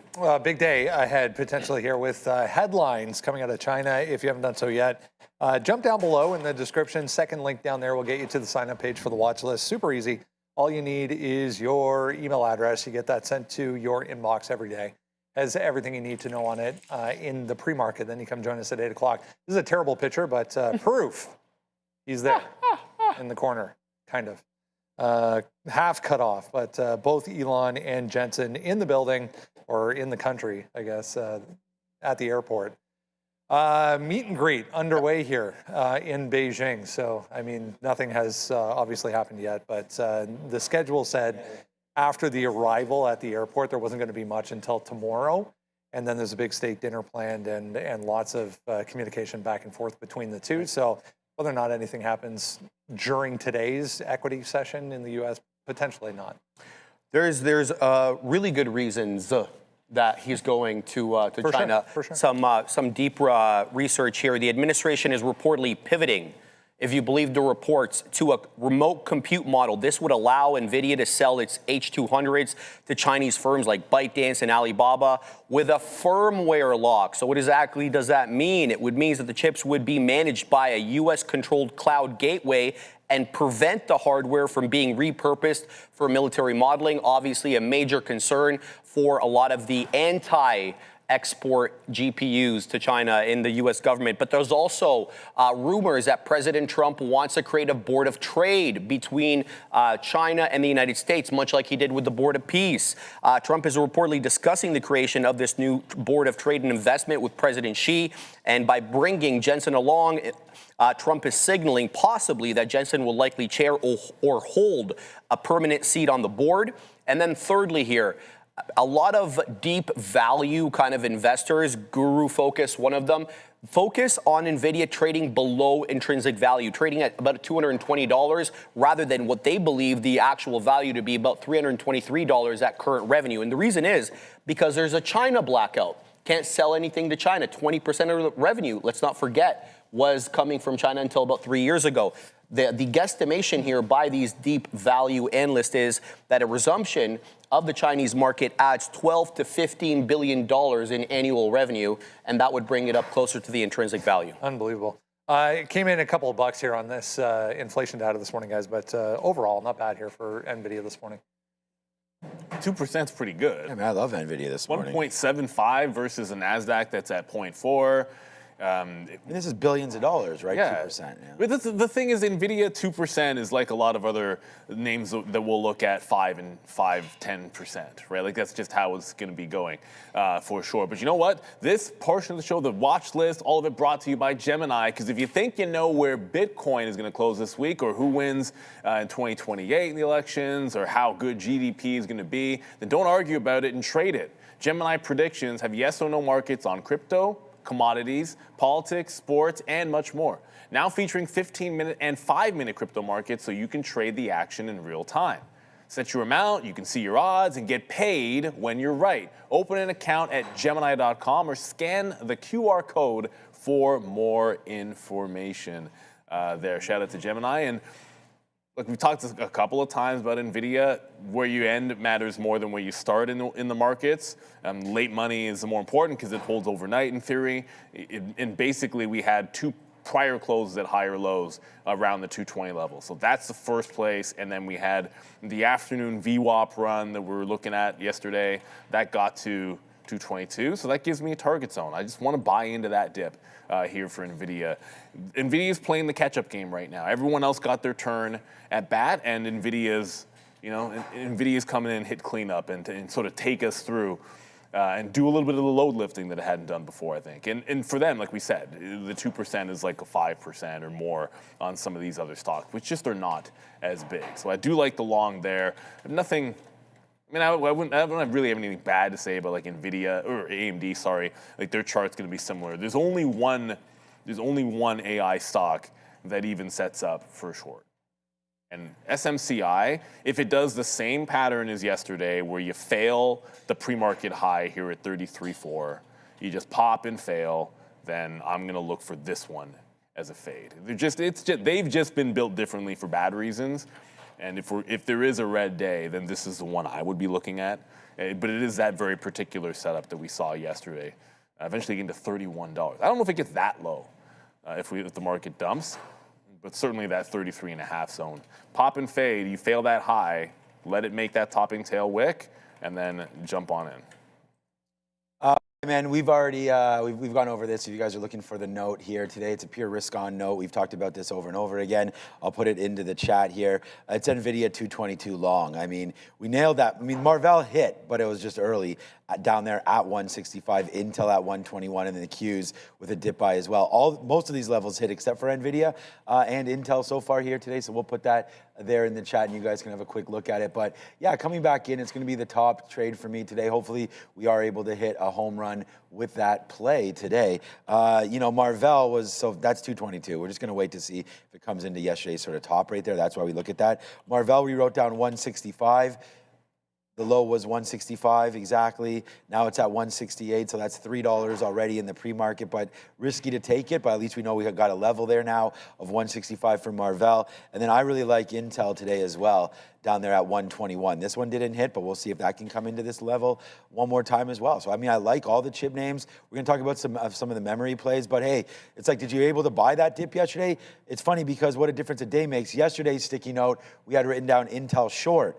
And we had this short yesterday, right? So it's just a matter of like making sure that you change up your game plan day to day. And that's all about, see, these are all the short. Like, look, today, this was NVIDIA going down. We tried to chase that long. Here's Marvell yesterday, 169 short. There's 161 covers, right? That's $8. So yesterday we were hunting shorts. Shaq says, ooh, spicy NVIDIA long over there. And there's yesterday's Intel short, right? 127. So we just got a completely different day there today. Here's the short, whoosh, all the way down. It went to 117 yesterday on that play as well. So, just stay with everything and, keep focused on what you're trying to do, and hopefully good things will happen. Here's that 121 level there on INTC. So we'll see if that does play. Bouncing right now off 122. Look, man, bad PPI number. Not bad, but hotter than expected. Sends the market to the downside. We saw something similar yesterday with CPI, and today we get rewarded with a bad PPI number, which just gave us some dip buy opportunities. Let's see if it holds out right now as this market continues to grind higher off those lows. So yeah, man, we are excited to hit some of these longs today. Very much a risk on day for me until something changes, and stay tuned, because if it does, you'll hear me flip over into the short. Memory stocks, man, SanDisk and everything continues to impress. Let's go find out why. Yeah, this Samsung, we were talking about this yesterday, this Samsung, or potential Samsung strike, really adding to the fire here, gasoline on the fire potentially. I was just reading a note on some of these new RAM or DRAM related memory focused ETFs. Yep. Oh. DRAM, the ticker of this one, up 90% in a couple of months. People getting away from focusing on the individual names and finding other ways of expressing this trade. I mean, these things are comical, just absolutely parabolic since its debut, just going back a couple of months ago. So all kinds of demand, potential for more. Micron continuing to do well. Yeah, Joey's the largest holder there of DRAM. I discovered that one a couple of days ago. Shout out to him. You bring up a fantastic point. Samsung obviously having some issues there. If their fab shuts down, prices are just going to skyrocket even more. It's not a good look. for anybody, really. Let's talk about the Bank of America angle today, because they took a positive note here on Micron, raising the price target to $950, up from $500, and I have the reasons why. Bank of America, they abandoned their traditional cyclical valuation for Micron. They are now valuing it exclusively as an HBM business, separately separately from the sustainable AI growth. And that segment alone, if you believe their analysis, accounts for about $240 per share. Just that segment right there. That's number one. Number two, this vendor tool rotation. So Bank of America is taking the position that the ASMLs, the LAMs, the AMATs, they will underperform the memory names. They're saying the chip names are going to take more of the AI dollars than the tool makers. That could be some rotation out of that. And last but not least, they have this 256 gigabyte DDR5 module, and it's built on this 1 gamma technology. The good thing about this is it reduces the power consumption by up to 40%. And where power in the data centers is a key bottleneck, this could give them a competitive moat. Good look here for Micron. It's never ending, it seems, on the demand side anyways. I mean, a very, very clean level of resistance, top end of the pre-market range here for Micron to look at today, already back above 804. That was quick. Absolutely. And Sharif, you would have been interested in the conversation. Joe and I, we did like an AI Mount Rushmore and trading. One of the decisions was, okay, well, it was pretty easy the first, putting in like NVIDIA and Alphabet in there was pretty easy. But the decision was, would you put Micron on that, or would you put something like an ASML? And that's not an easy one. Like, do you put a tool maker in there, or do you put one of the, or do you just get them both and maybe ignore energy? That could have been something you do as well. It's a fun exercise, but I tend to agree. You've seen less parabolic nature in some of the equipment companies there, whether it's AMAT, whether it's LAM, whether it's ASML. They have not been performing as parabolically. Look, if we don't break out, if Micron doesn't break out the highs, then it's probably going to require some patience. It was a pretty big double top at the 820 level. And you want to see it consolidate higher. Consolidations in an uptrend are good, so higher lows going into a flat top break is certainly positive. And I like NVIDIA today, and it'll be that and SMCI in the chip space that I'm looking to trade. But realistically, this is very similar in the support. The theoretical support comes right back into the prior close at that 770. Like, this goes dipping, 3% is nothing on Micron. It's up 5 right now. Like, you can easily do that. It's been parabolic. Like we said, NVIDIA moving 2 is like these guys moving 5 or 10. And this is just a little bit better on the chart than SNDK, whereas like it's pressing in the top end of the range and the highs, whereas SanDisk is a little bit relatively weak. So if you're putting these into different buckets, I would venture to say that Micron's the one that looks a little bit more bullish today with that potential breakout, and SNDK, I don't want to call it bad. It's up 3%. It also bounced. It's been parabolic. It's just a little bit better from Micron so far. The thing that we have not been talking about as much and was pretty flat yesterday, which is still a bit of a theme, is going to be oil prices as we go back to the desk. Talk a little bit of oil. Okay. Yeah, we were just talking about this list. The White House is publishing the official list of who is with President Trump. 16 companies, representative anywhere from Tesla, NVIDIA, Apple, obviously, BlackRock, Goldman, Citigroup, Boeing, MasterCard, Visa, GE, Micron, Qualcomm CEOs there, Illumina, Coherent. All, 15 of the 16, all are the CEOs. There's one company that did not send their CEO, and that is Meta.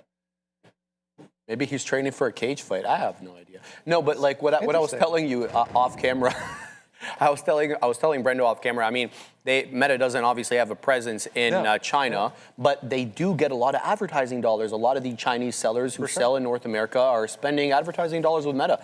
So it probably behooves them, to have some sort of good relationship. I mean, just to be in that room, you would think you would, take the opportunity at least to do that. But yeah, really interesting.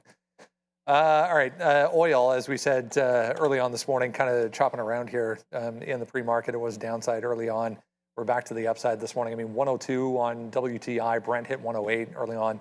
We're heading in the wrong direction, it seems, over in the Middle East. Yeah, it doesn't look good. And now with the focus shifting, I wonder what's going to happen today. We'll see. We'll have to keep our eye on On the headlines, there's a couple of things that I want to bring from the oil angle today. OPEC raising the 2027 global oil demand growth to 1.54 million barrels per day, and that is markedly higher than the 1.34 that they were basically forecasting. In addition to that, we saw the Saudis come out today, about an hour ago, tops, basically saying that their oil production is the lowest level it's been since 1990, essentially Iraq War #1.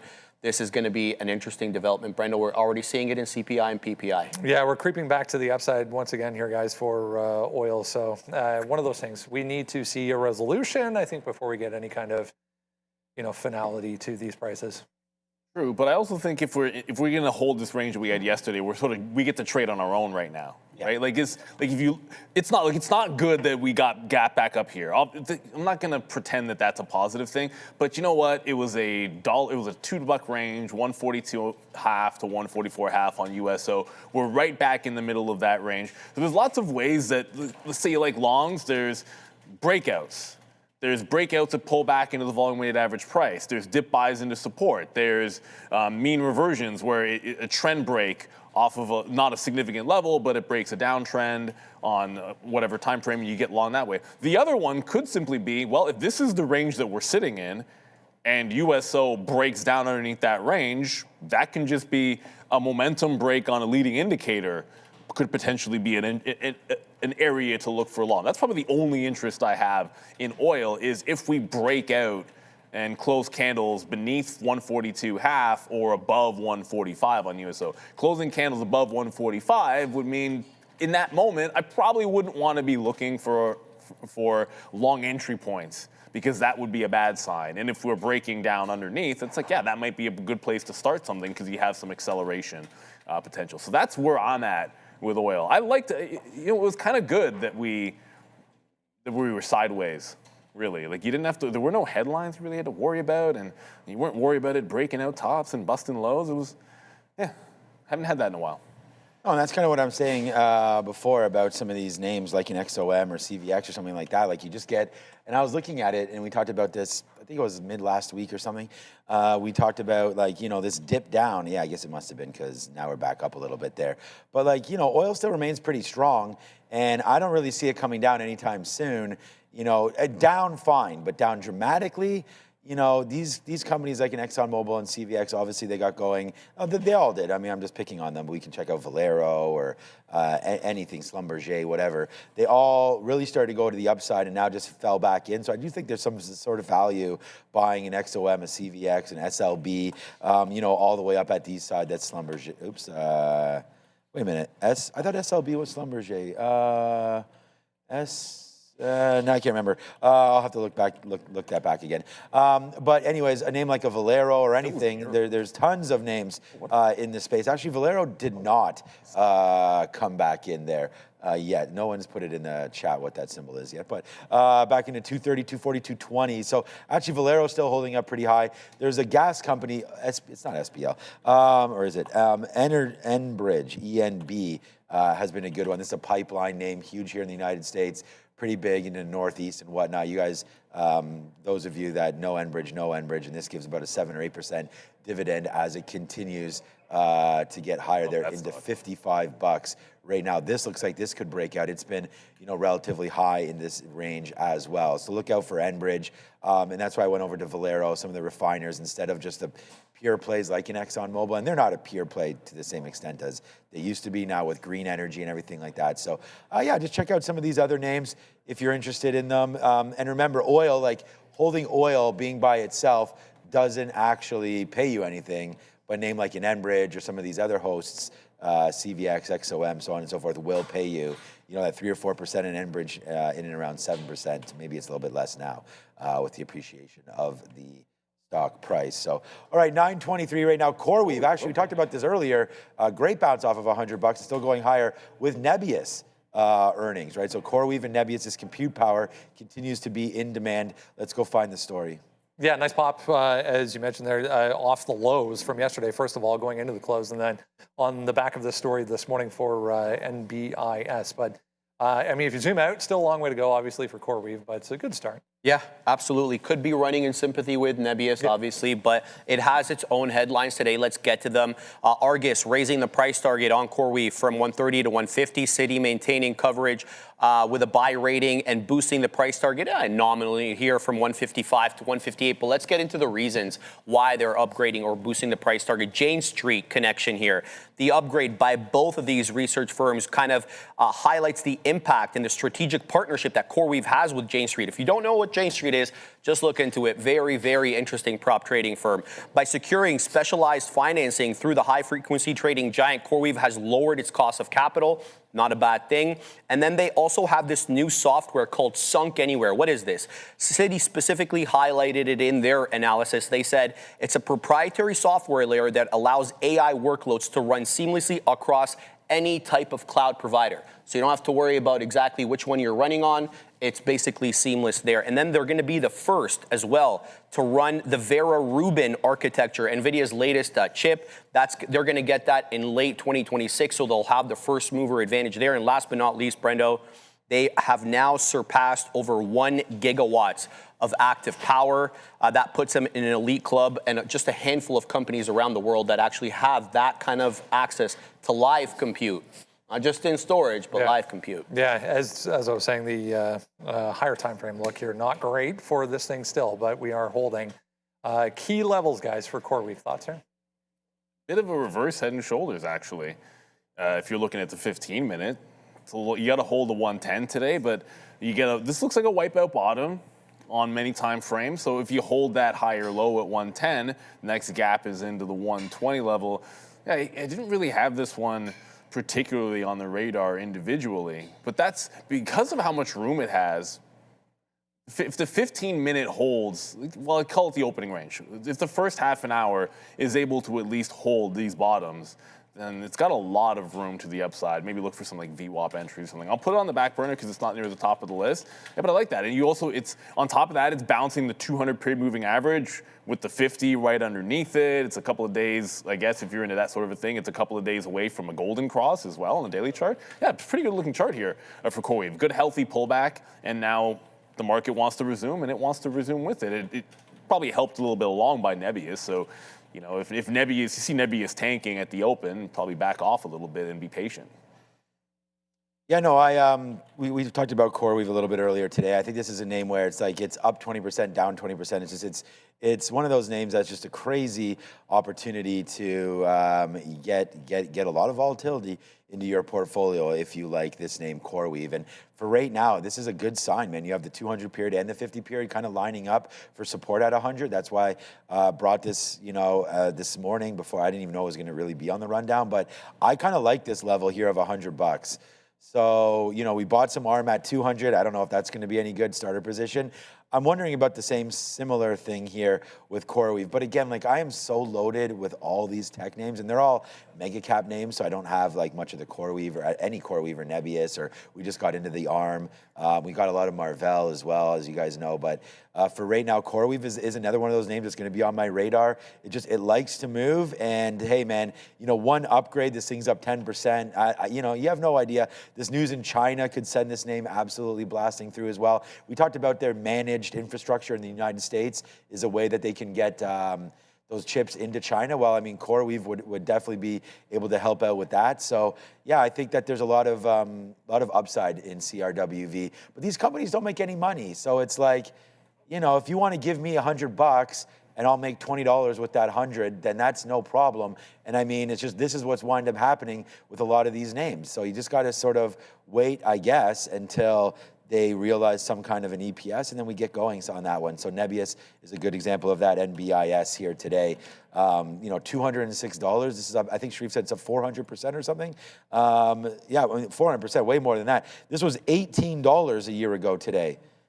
Unbelievable, man. I mean, Microsoft's invested in this name. This is a 10-bagger in 1 year, 10-bagger.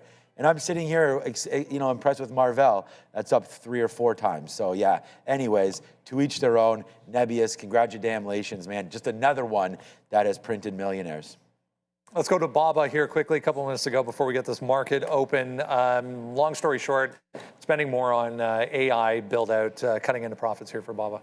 Yeah, a couple of good things, couple of bad things. Look, so, you know, revenue only grew 3%, but when you look at their cloud division, which is one of the biggest profitability ones, divisions that they have, 40% growth there. They also disclosed their annual recurring revenue now for AI-related products, around $5 billion, a little bit less. It kind of moves them just from being a cloud provider into a SaaS provider. So we'll have to see how they do. Net income up 96%. Ridiculous. Unreal. Still downside here, guys, today for Baba. Yeah, when it's mixed or it's not perfect, you get beat up a little bit. Then you throw in the China story as well. And Baba, there's so many other places for money to go, which have been working so well that it's hard for them to get off the schneid. There's a 129 support on the daily for them. Not much on the way located this morning. Nokia up there with a 700,000 buy. NVIDIA, 200,000, very small sell there. Joby with a small sell of 200K as well. That's about it. NVIDIA did not move on that imbalance. It's still hanging out 225, so we're gonna have to be a little bit patient with that. SLV, gonna have that on watch. Nowhere. Yeah, that's already bounced, so that bounced a buck. SLV bounced a buck off of 78, like that 77, a little bit better there. Bitcoin still holding the 80,000 level, but just barely. It's about to retest it at the open because it's one of the few things that is actually down on this. Ooh, it's hump day, Wednesday. Yeah, we get the market open right about now. All right, so you guys know what my plan is. Chill out, relax, talk to you guys, have a good time. Wait to see if something's been hit here on our targets and whatnot. It looks like, no, Marvell's pure upside right there. I thought maybe Marvell had gone to the downside. They do not right there, but there goes Marvell upside right now through 161.70. They're hitting some targets on the pre-market high.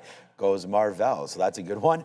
Yeah, all right, so we'll pass on that for now. NVIDIA is what we were looking. I mean, that Marvell was a 165 call. That hit perfectly, but in the pre-market, so we throw our hands up in the air and wave them like they just don't care. It looks like right now, I mean, I'd get involved. I get involved too early all the time. You guys know that, but you know, a break of the high for NVIDIA. I still think NVIDIA goes today, only up 2%. Seems light, but we'll wait, and I don't want to get in yet. That's a 224 bounce zone there. You know, what's coming in is our yesterday's short. That was Intel. Intel's now in through to 122. Checking notes here, we got Intel at 121. When that hits, then we'll start looking over here at Intel. That's coming in actually quite aggressively right now on INTC. Maybe we don't want this after all, but here comes 121 inbound potentially there. I'm going to assume that AMD is probably heading lower as well. Alibaba's down 3%, so that's a name. We just talked about that. AMD's falling just a bit. Here comes the market back in a bit here, so yeah, we might get those dip buy opportunities that we're kind of looking for, and it might start with Intel, because here comes Intel right now into 121.50s. I'm not bidding anything, but here we go. Intel coming right into these levels. Yeah, some of those chips are really coming down. SMCI, that won't do a pop and drop because that just dropped with some of the other chip names. Tesla just tried to break 440 and did not do so, now heading back a little bit in. What is up with Meta? Well, load, come on, chart. Meta's just back and forth at 600 level. It is also relatively weak, so watch out there. The first look might be if SLV can pull back and hold on to the volume weighted average price, put in a nice little higher low. It's stronger than the overall market, at least for now. It's stronger than the overall market. If I don't get that 77 to 77 half zone for the dip buy, I like the trend that it's already starting to put in. So that could be the first one now that I'm looking at things. Oh, and Rigetti, the quantum name's bad. Bad. Rigetti just dropped almost a full dollar. Yeah, full dollar at the open, 19.3 to 18.3 to go back into the red. It's still a short. It was a short yesterday. I don't know why I didn't have it as a short today. Probably because we were looking bullish, is my guess. But if it bounces to VWAP, like, why not? Rigetti's a dog. And that's the thing. If rates are going up, then that hurts these guys more than it hurts a lot of other people. Yeah, exactly. We sort of talked about what we're looking for. Forget about making money. These guys are like... Yeah, these guys need lower rates. Revenue. All these guys need lower rates. I don't mean to joke. I know people own the stock. I own a quantum name too. So yeah, we're just talking about like what's expected, right? I mean, those guys need to have lower rates, and we talked about what that would mean for some of those other. I got a coffee coming already, so I just saw that you were looking for one. Yeah, I'm already right there. Lower rates better for silver is what we were looking at earlier there. Sorry, I got caught up in thinking about what name we were talking about, but it was SLV. right there. Good day for them. Up 0.4 right here for them. For silver, nice move. We'll see. Got a little bit of a build up right there. Okay, what just was reached right there? Intel just got to 120. Oh, we didn't get long there on Intel, INTC. I thought I had a bid down there on Intel, 121.25. Oh no, okay, not yet there for Intel. So that just hit 121.50 there all of a sudden and just bounced right off of that. So, hey man, maybe we do have a bid opportunity down there for Intel at 121.50. We just missed it a couple times there at 121. Let's see if Intel does come back in. Thank you so much, Randy, for that coffee. Always a great time to come through there. Yeah, those Blue Jays, these days, man. Are you going? A lot of people are going to the game around here tonight. Yeah, tonight there's a bunch of people going. Yeah, I am not. Busy with. Can't miss practice. Yeah, busy I'd love with my own run practice there today. Yeah. I'm really happy that there goes shoot. You're going to really like being. There goes NVIDIA. Coach there, and you have many years in front of you, so that's good. So it's too bad, man. It's too bad we missed that Intel trade. What are we supposed to do about it? We also missed the TQQs, man. We were waiting for dip buys. It's still early, so let's not worry too much that we've missed anything already. But we did miss a little bit of a dip buy opportunity, that's for sure, in that initial market move down. But it's only 9:34. Yesterday we were trying to catch names on the way down, and it just kept on going down. So you gotta try to learn my lesson and be a little careful with what we're doing here again today. So we'll pay attention to it and hopefully be able to get that little dip down in that. And then of course Intel gone. CoreWeave, we talked a little bit about that earlier today as well. We can have a quick little look here at CoreWeave, see what that's doing. 110. So here's a dip buy, 113 into 110 into your 200 period moving average. Possible dip buy right there. You mentioned there was a new energy name coming. Oh, there's NVIDIA, by the way. FVRO, something like that. Yeah, I was just looking at SMR there. But we just mentioned NVIDIA today, and I was like, wow, it's a little too early to get into that, but we do like that break long. Gives you $1 on that break long there for NVDA, so that was a good one. Man, that really sucks that I missed that Intel, but what are you going to do? Hopefully it does come back in. Still very, very early days on that, but yeah, welcome to new all-time highs for everybody trading the king. It's NVIDIA. The king is back. It was gone for a minute as everybody got nervous about what it was doing. King wasn't gone. The king was just out hunting, just for chilling. A little bit. Yeah, it was. Sometimes they like to go in the forest. They like to hunt. Yep, I like that. Let others take care of the realm. And no, the king is back for sure let others on NVIDIA. If I'm not going to get Rigetti, the only thing that's actually showing a bit of a setup would be the lower high here on SMC. Here comes Intel. Everything's coming in pretty good now. Nah. Let the topping tail happen. Don't stand in front of it like an idiot. Allow it to hit the 33, show it's a little bit of weakness. Now I start to see some sellers come in there and then take a shot on the offer here. It was just this or Rigetti. Man, Rigetti is a dog. I'll show you guys that one in a quick little second. Want to look forward. We just had a halt. So we're going to play the short off of the 33 level here. Robinson greatness. Ooh. Heck, Robinson. Apple is flying high. You better believe it's flying high. It's Apple. What levels do you have to the upside? New all-time highs? Yeah, when you're breaking all-time highs, I don't use Fibonacci's. I don't have levels. I just use like measured ranges. So if the last place is bottomed on the daily chart, right? If you go from here to the high, and if that's $50, I'm like, yeah, whatever, resistance $50 from there. I just try to keep that really simple.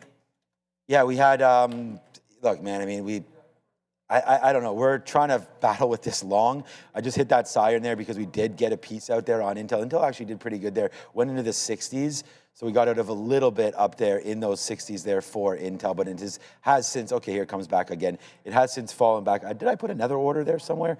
So I have 121.95. I think I got to get something else in there because it looks like it is having a problem in and around that 60 marker. Here comes here comes Intel to the downside. Remember, yesterday it was squashed, this level. So we got to be careful as Intel dropped into the 117s or something yesterday on that play, maybe even a little bit lower. We didn't cover at 117. Boy, there it is. 115 is the low. So we got to be ready for that. Here comes 120, man. Everything is starting to target right now. Intel, here we go, man. Just dropped quite dramatically into 120.50s right now. We're going to try to see what this winds up doing. But there it is. We got to get out as it breaks through 120.25. There it goes. So downside fail on that initial play on Intel as it's coming back in. Look, we waited. Good thing we didn't get too excited there at 121.50 because that would have been disastrous. But there it comes in. Breaking through now 120. What's up with that? There goes Intel to the downside. We're trying to bid some Qs as well right around here. We'll take a little bit now on the TQs, but still waiting for that 75 flat trade to come in. We just miss on that one.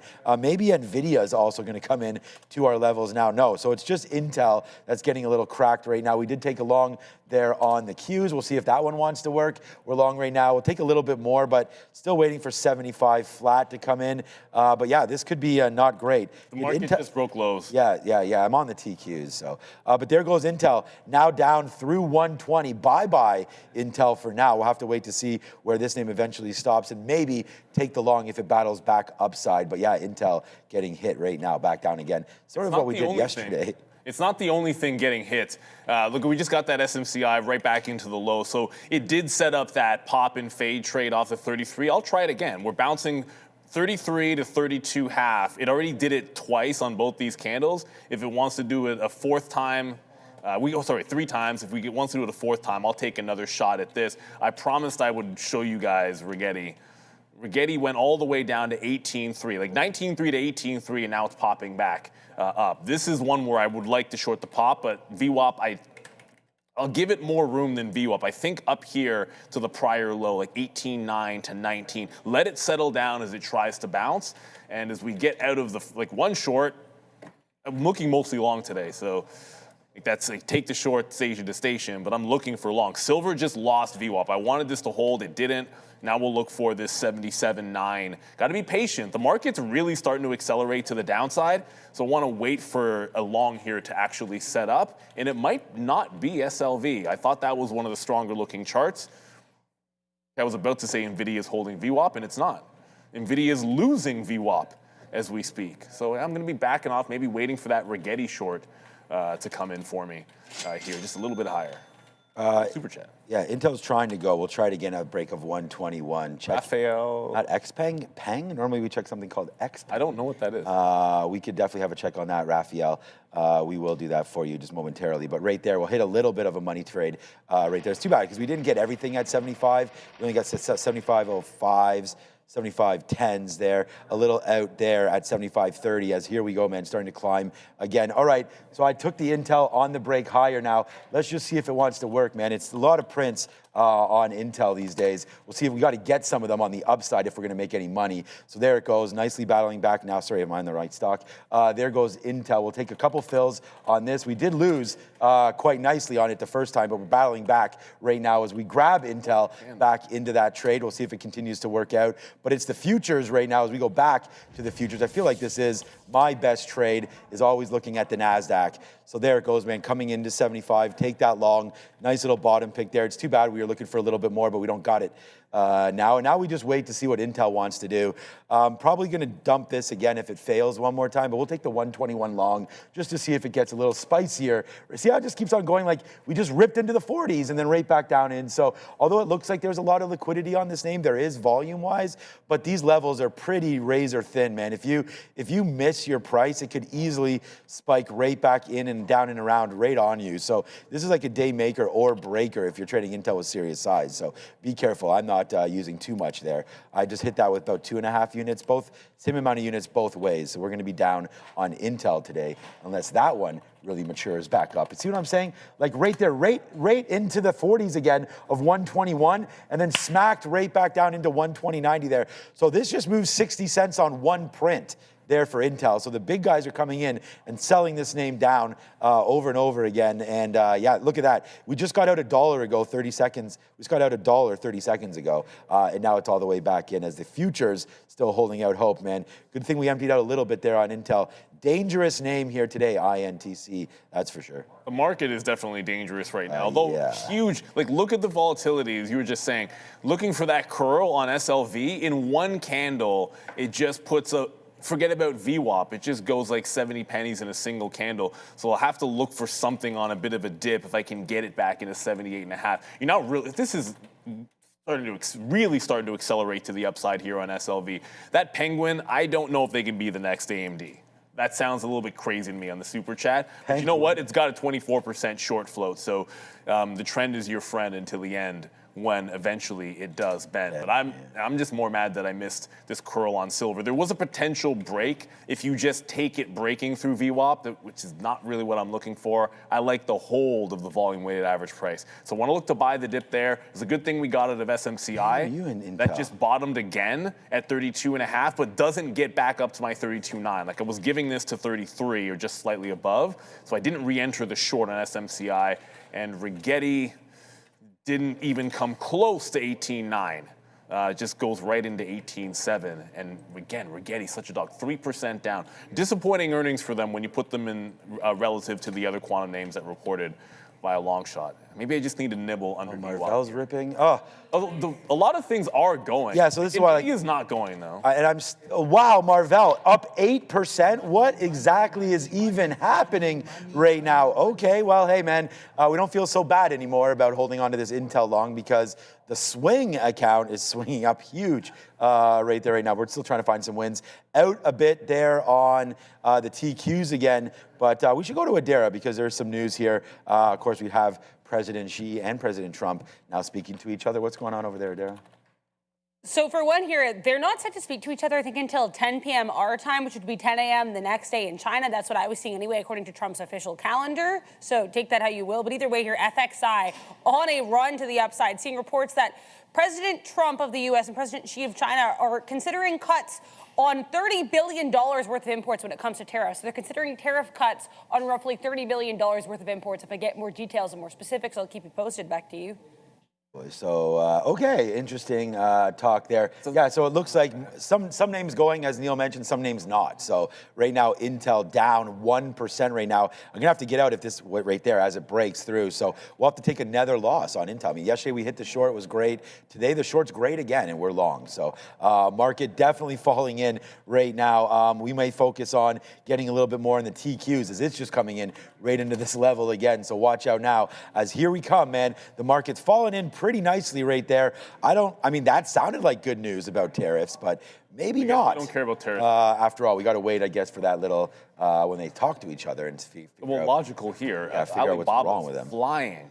Yeah, it's just that FXI is starting to rip. Yeah, Alibaba is absolutely flying. Look, Nvidia is not going to hold. Oh yeah, FXI was huge, yeah. So you can't just hit the buy. It's all red. Like every candle is red here on Nvidia. So wanting to be bullish on it isn't going to make it bullish whatsoever. It's got to get a couple dollars down till it gets to support for me anyways. Rigetti did not hang out at VWAP nearly long enough, and I wasn't even I should have just looked at the volume weighted average price. Did not get the re-entry. The only thing I wanted short was SMCI. I liked the weakness in crypto, but it certainly wasn't all the way down here where I was looking to be short. Not at the low, like not way down here. Like you're breaking the lows on Bitcoin. Maybe BMNR is going to give me a chance. BMNR at V is close enough. It's one good bounce from getting to the volume weighted average price. Crypto, I don't mind being short because I think it's relatively weak. So I might try to take a run at this. I got to pay for locates. I didn't even pay for locates on this. SLVs, I was bullish on this, and it's trying desperately to hold on to VWAP and get a little bounce here, and that's higher lows. So at least this is the only thing setting up for a long entry. You get some potential higher lows being put in on SLV. Everything else is just Apple almost touched 300. Because Apple's Apple, baby. Apple is Apple. Apple Love is some Apple. Yeah, whatever. There's probably more eloquent way to have said that. Apple is like Apple. Apple has a great mode. Apple is the king of devices. Apple prints cash. Apple is a very well-run company. I don't use them. I just own them. There you go. Apple is Apple. An apple a day keeps the bears away. It's Tim cooking over there. Yeah, it is. It's definitely turnissing the other page right now, and that's there you go. Yeah. So anyways, we'll wait. But here goes Apple right now. I mean, it's pulling back just a little bit off that 300. But yeah, there goes Apple. And, wow, a little bit of a tick down there for some reason there, as many of these names starting to go just a little bit lower. We're just holding on to small pieces now just to see, basically how low can we go on this. There's our trade on the futures. Boom. Took some 75s, dropped it out for a quarter. Wow. We are getting lower right now. Intel's down to 118. So I was hoping for a 119 battle back on this again, but Intel started the day at 124. Yesterday it started the day at 127 there, and we just fell all the way basically until noon, until we got that 115 mark, and then we battled that back. But I don't know, man. I mean, yesterday 118 didn't matter. Doesn't look like it's going to matter again here today. I was trying to punch longer if we broke back above, like wanting to see some closure here on some candles. But yeah, 119 and change right now for Intel coming into play. And then like we stopped out, we were holding a piece just to see what was going on with the TQs, but yeah, man, you are way lower now. As this market, we're hoping for a battle back. It was up like 0.7, 0.8%, and right now you can see the TQQs and the NASDAQ, really getting hit back down into some levels from yesterday. So we talked, remember I was like, oh yeah, the NASDAQ could easily come back into these levels. Well, that's exactly what just happened right there. As yeah, man, more rate worries abound here, I guess, on the NASDAQ and these TQQs. So yeah, eventually, man, we're going to have to stop out of some of these trades, even though we're holding a small piece. I was looking at 117 for Intel. I didn't think we'd get down here, but needless to say, we are. So, hey, man, if you're going to make a move, it's about now on some of these plays, as the futures look like they may be bouncing, but not one candle makes a bounce. So we got to wait to see if there is something else activating here. Overnight support, 29.5. Almost 29,000 even, and you're added on the ES at 74. If you're looking for anything, actually, that's not it. We're past overnight support on the ES. You know what? I almost broke a rule there, anticipating the fact that the one thing I'm looking at that is holding higher lows was SLV. So just buy that, Neil. No, don't buy on the way down. Buy on the way up. So it's doing a wick candle underneath this somewhat trend line from the morning. But it lost VWAP. I shouldn't be in on the front end. I'll wait for the back end of the trade. Close holding, then jump in. See, now the buyers are coming into it. Now I want to take a shot. This 3-minute candle closes in about 1 minute. So once it gets a little bit closer to the end of this candle, going to go for the long there. I am on the offer of Rigetti, but believe me when I tell you, it's actually not going anywhere to the upside. That's like that and SMCI. Those are the two short the pop situations. I want to give some of these longs a chance to be able to go. And silver, because it's holding higher lows, once it closes, confirming this candle, I'm going to have the long where I should have had it. And remember, I see a bunch of people in the chat have said, hey, long sometimes on these days come in at 10, 10:30. Like yesterday, what time did we bounce? Well, it was later than that, I think. Like 11:20, although CPI is a bigger deal than PPI, so I would venture to say that it was a bigger negative than we had today. But the patience is sort of what I'm trying to get at here. That's why I should not have been in on the way down here in silver. If it's not going to hold the trend, then I'm waiting for the low anyways. Right? There's no rush. If we're going back to the highs, we got a long way to go. Right, exactly. There's still lots of day left here today, needless to say. All right, we did buy a little bit of, by a significant amount, but let's just wait to see what winds up happening here, as we know how wild Intel's going to be. We did get that deal with Intel and Google, so hopefully they can battle back just a little bit now. But again, like that first little misstep is always hurting. And then there today we get Intel on the way down as we continue to watch out, see if there is an uptick here on INTC. We did also get finally into NVIDIA, as we talked about the damage that we were hoping to put on in NVIDIA. And again, this one actually worked. We wrote down 222 for NVIDIA, so upside surprise here for NVDA. We do have the TQs back in the building here as well. We're long now at 85. We take that punch long one more time now. I don't know if that's going to be the case here for this, or murder is going to be the case that they gave me on this stock, but it is a downside play there right now for the TQs. Hopefully we can mature up just a little bit and get that market going. It's got to start with NVIDIA, and hopefully that will come back into here, or Apple ripping back to the north side would be really nice as well. Take out some pressure. There we go, and get into the mid 80s, but TQs trying to battle back right now. Go, go, go, go, go, gadget. TQQs would be nice. We just stopped there at 89 again. We're offering some 90s. See if we get that out on a little bit of a move higher there for the TQQs, but it's Intel for me right now. Get a little bit more out as we continue to climb here on INTC, and waiting to see if we can get something out even more here on the TQs. There we go. Nice little move higher now, as yeah, the market's finally starting to go, and there's your dollar club finally. We've had a couple reverse dollar clubs, but there it is, man. The number one trade idea on the list is NVIDIA long, and as Neil mentioned, as you guys also Also did, Joe, how was my mouse yesterday?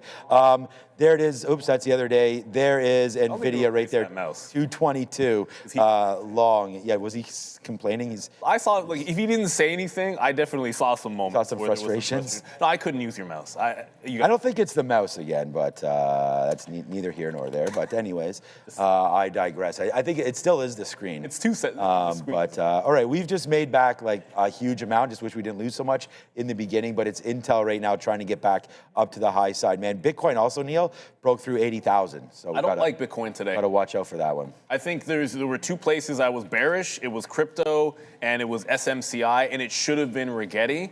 But crypto's, look, Bitcoin is not, it's not it. I don't care what we want to happen, it's what is happening. Yeah. And it's showing a relative weakness for a couple of days now. So bit of, like I said, it was a bit of a rule break getting on the wrong end, but silver puts in the higher low. Now the question is, can we get through this hump here at 78.8? So scalp into the 78.8. Want to make sure we're getting profit into the highs, into 79, I should say, as well, and then hold these higher lows. If you're going to hold the trend, then there should be good places to get back in on this bad boy. Want to just show that Micron's all the way back to VWAP, so like the weak names are coming back. I want the strong names now to go, and I consider SLV to have been strong. As long as you never broke down, you held the higher lows, just easier to go. We get a super chat here. Thomas, Condo. I've been DCA BBAI for 5 years. Oh, this is 5 long-term years. thoughts. I thought usually before 10 o'clock, it's like the momentum stuff we're talking. We are absolutely for fucking 5 years right now. thoughts. Fucking go. All right. What's the note? Oh, Sean. Oh, what's up? Yeah, sorry about that. Yeah, look, if you've been in for 5 years, I don't even know how far Big Bear AI goes. Right now, $2 plus, I'll look at it in a minute, but we got another one on right now. Bang, we went from the depths of hell right now back to positive in this market, man. We were down. Doesn't matter what we were down. We were down a lot right there. We don't talk P&Ls around here, but we were down a lot, let's put it that way. And there it goes right now, right back there. So again, thanks everybody in the chat, for kind of believing in this. And as someone in the chat also did mention, holy shit. Holy my God. Marvell also, I just heard in my ear right now, up 10%. This is a good day, man. Get ready, Mall of America. We're going to be putting some damage done on that when we get there. But there goes the TQs, man, now ripping to the high side as well. We're well up on all these names now, man. It just took a minute. We thought it was a risk-on kind of day. Unfortunately, the market really gave that up on that PPI. But yeah, man, I mean, Big Bear AI, it's been I like the name. I don't think it's right now. We've talked about it. They did have good earnings. They didn't turn that EPS around. But yeah, good so far there on BBAI. If you've been in this for 5 years, man, I mean, this is 81 cents. You've had some nice moves higher there. I didn't even really consider all this stuff that's going on over there right now. Marvell being mentioned as a possible S&P addition, so it's about time for that one. So I don't, look, I like that news, but I don't love that news, right? I mean, yeah, that's what I mean. Like, I'd like to see it happen first, and then we'll worry about it. But yeah, for right now, that's Marvell. And here comes the market right back in again, by the way. So good thing. This is why we empty out, man, when it's going upside, because things can run, but they don't run forever. That's still bet it. Sure. You can make the market on Kalshi. You can make the market for Marvell on Kalshi right now. It's not even on the board. There you go. It's Analyst. It's out. What the heck? How do you pronounce I can't pronounce Reddit, Pure Storage. I'm not saying that. SoFi, CoreWeave, Affirm, Strategy, SpaceX. Get out of here. Toast. You can make the market. Alibaba down there for that reason. Yeah. Well, you know what? Marvell. Sorry. If nobody's betting that, well, look, I'm not telling anybody what to do. I was surprised because usually by the time you start hearing the rumor, it is absolutely already out there, and the betting markets tend to be out in front of it. Look, the market it's a good bounce back, but what I don't like is first resistance, no breakout. So still at first resistance here on SLV. The trend, I got to save this so it's always there. Because if we lose this trend line, I'm just getting right out if we lose the trend line, and I'm buying back in front of it and then hold to the HOD. Most of everything bounced very, very nicely in there. So far, like I said, so good. Think we can still crest into that high. Looks like everything's going to be good to go at this moment. And you look at what's happening in the big cap tech names, like a lot of the mag. Amazon's about to go green. We've already talked about how strong Apple is. Sean's gone NVIDIA, so you guys have already been able to see that. You even have, well, our good friend Get there. It'll load eventually. Alphabet almost making a fresh high on the day. Like, that's already top. They were on the top of the Mount Rushmore, in my opinion. Well, near the top of the Mount Rushmore. It was 1A, 1B between NVIDIA and Alphabet. We were basically saying it was the AI Mount Rushmore. What was yours? We both agreed on NVIDIA and Alphabet, and then we diverged in the afternoon show. Like, I thought you needed to have some power in there, and I was like ho-humming who should put, whether I wanted like a CAD. CAD or GV had to be in there, and then TSM. I think you have to have TSM. They're making all the chips. Yeah, I mean, I think. Yeah, I mean, because Mount Rushmore is what, 4 or 5? It's 4. You can only get. It's not a starting lineup. That's part of the tough. That's part of the tough one. I'll think about. I mean, you guys already nailed most of those there. So look on the Mount Rushmore there. Yeah, I would add for AI. I mean, for me, it's got to be one of those names that's not public yet as well, right? Well, history, because it's history and future. Like Mount Rushmore, like the past counts. It's like you're a GOAT as well. You can be the best right now, but even if you were just carrying the load at the beginning, that matters too. I mean, I just think Anthropic and OpenAI are going to be OpenAI the thing. Like that's what sort of started this whole thing, right? Was OpenAI. So, all right, here we go, man. The futures are finally starting to get back to the upside now, so that's nice. We did have a little bit of a dip down. We tried to buy just a little bit more of the TQs down there, but we did miss that. Oops, that's Intel. Sorry, Intel's back upside. We take a bid there. NVIDIA is now $3 in the money. And again, like if you guys are looking for notes, I just took it. Well, actually, Intel was the only bad one. We have nothing. We're positive on everything else. It was Intel at 121 that absolutely smacked me in the face right there. But the NVIDIA long was a good one of 222. And then the Marvell 165, I mean, that hit in the pre-market. That's now $20 in the money. But again, a pre-market trade is a pre-market trade, and we don't want to judge those anything other than that, right? So we talk about, maybe using less liquidity for yourself, like lower share sizes. Oh, well, now it's pulling back, but it was 182. There's your 165 right there at 830. So nothing to do that right now. Okay, we do have happening now. It's 10 o'clock. When we get back from Adara, we'll see where these markets are, but let's go find out what's happening in the broader markets with Adara. PPI was hot today, guys. I'm just going to start with that. It did come in hotter than expected, notably hotter than expected in a lot of cases. Here's the S&P 500, drop on that first 15-minute candle of the day, trying to recover in the second as of right now.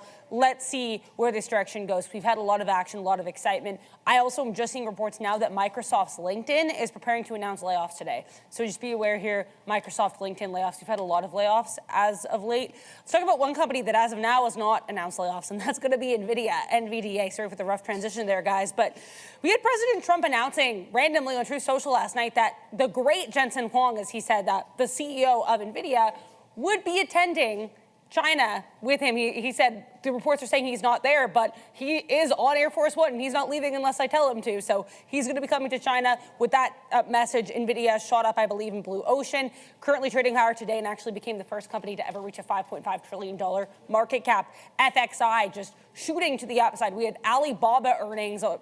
The earnings were not great, but the stock itself did quite well as of after the open. FXI also to the upside. Reuters reporting that President Trump and President Xi here in their meeting are likely going to be considering tariff cuts of up to $30 billion on imports. I mentioned Alibaba earnings. There was another earnings play on watch today, and it was Nebius, NBIS. Beat here in EPS. Sales, generally well-received report here, both fundamentally and technically, as you can see. So make sure to like, make sure to subscribe. We're going to send you back over to Sean and Neil. Back to you. Okay, thanks, well, Adara. Nebius is potentially, I was about to say losing the $200 level as we speak, but it just bounced a little bit off of 200. So they've been selling and taking some profit on Nebius. Remember how good the daily chart looks? So earnings, profit taking has been a theme. You report and you get double digits in this market, and generally speaking, at the open, you've had sellers just about every single time. Finally got those BM&R locates because Oh, they're not free again? No, not. Yeah, again, you're paying for them. You're paying nothing, 0.0002, whatever. It doesn't matter. They're basically free. But we had to pay for locates. This is coming into VWAP at the same time on the way upside as the market's bouncing. At the same time, ETH is at the lows, right? So ETH still at the bottoms, like Bitcoin under 80,000, and BM&R is deciding it's going to be a little bit stronger. So if we get into this volume weighted average price. I'll look for that test and then fade on that name. SMCI seems like it's gone.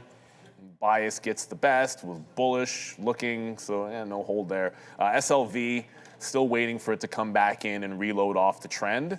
It hasn't happened yet, but we're looking for HOD, reload off of the lows. This one's been holding out pretty nicely. Back to Adair.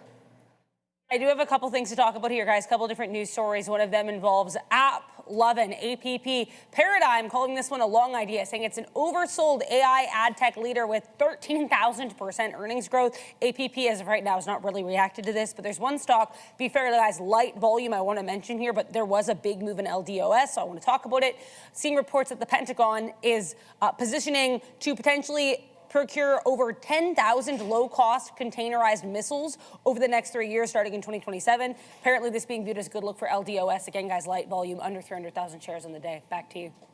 All right, thanks, Adara. Yeah, look, going to be an interesting day here as we get so many stories that are going to probably pop through. As remember, we do have President Trump now obviously making that run to China with Jensen, so we'll see. And Elon, we haven't even looked at Tesla yet, by the way. I'm starting to get some more, here, before I look at Tesla, I just hit escape for some reason. What did I just do there?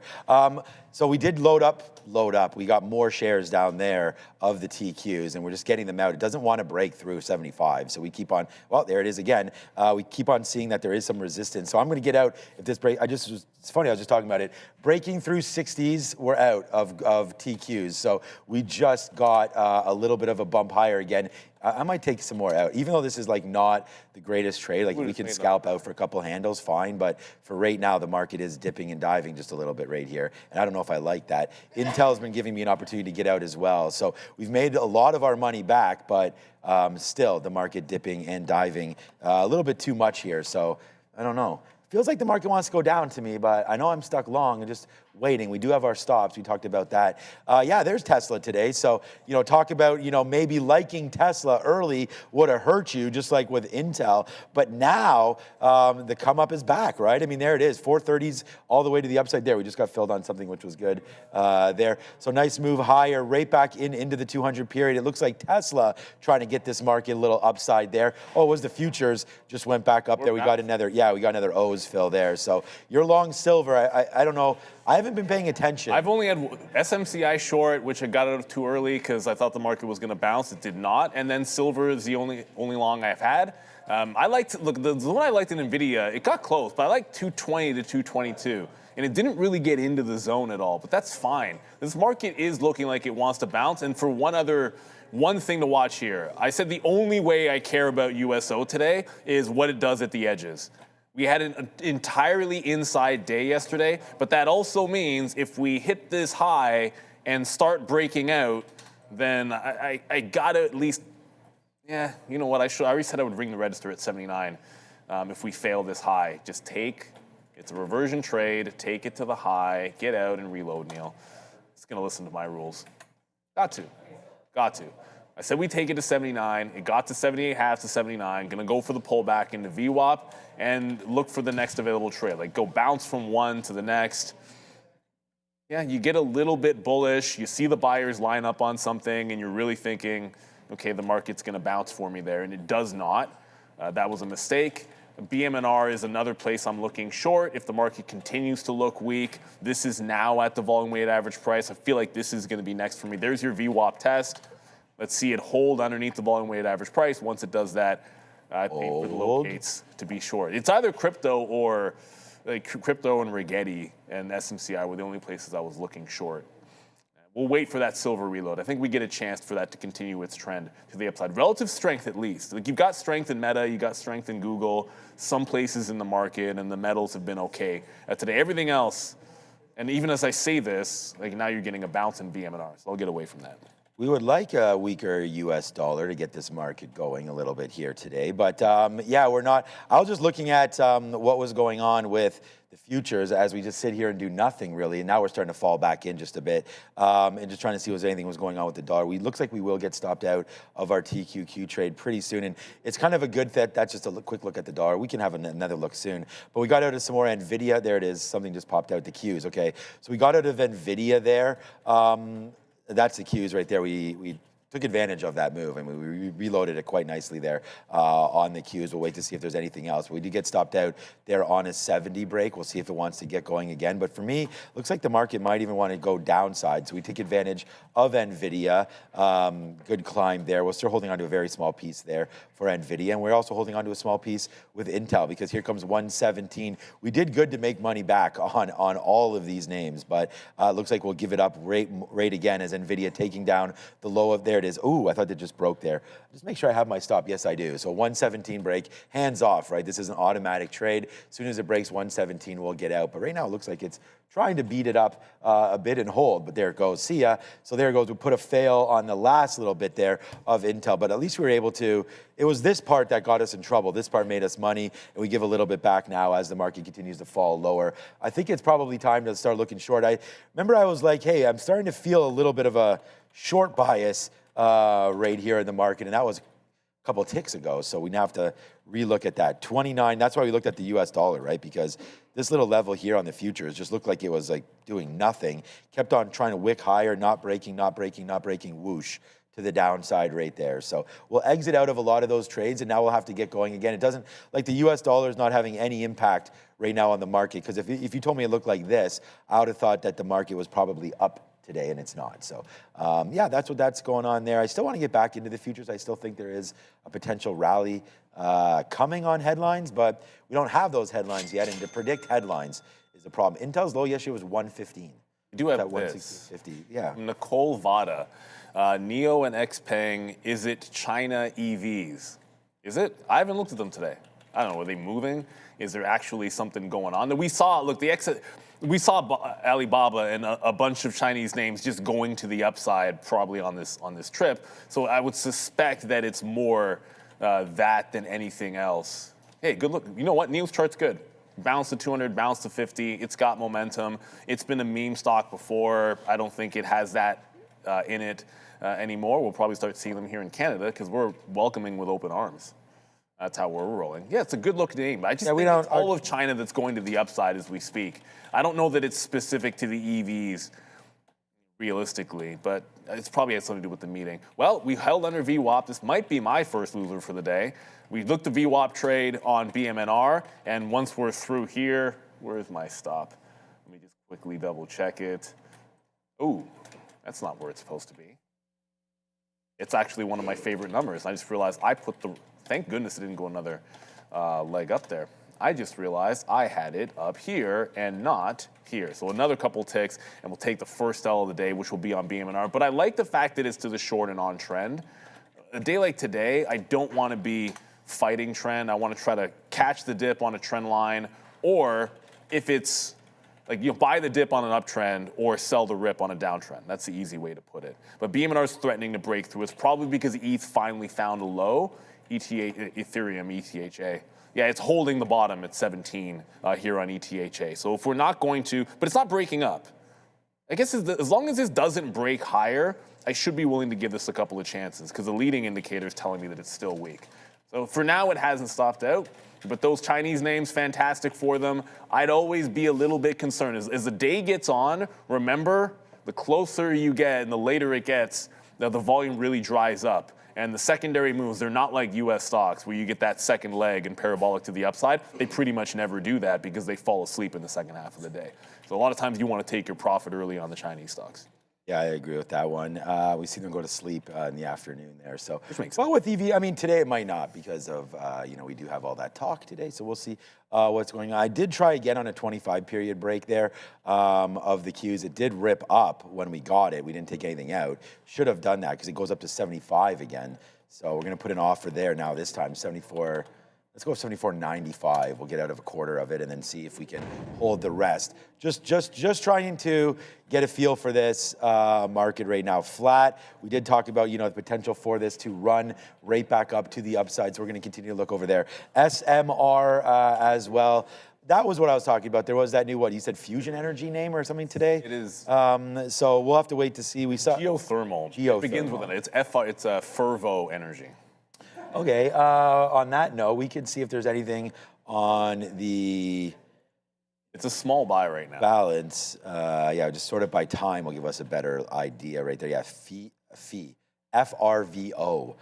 Right there. So on the NASDAQ, going to be coming out today. That's just another IPO. So we'll get ready for that. Big one's coming tomorrow. And then we do have, the look for SpaceX and, of course, Anthropic and OpenAI and the rest of them coming out as well. So we'll see that one right now. All right, still waiting, man. We got to be a little bit more patient. We did write down that NVIDIA, which was an absolute monster, man. I mean, that 222, this was written down on our list. We nailed it, but we never nail it hard enough because we were long everything else when this was happening.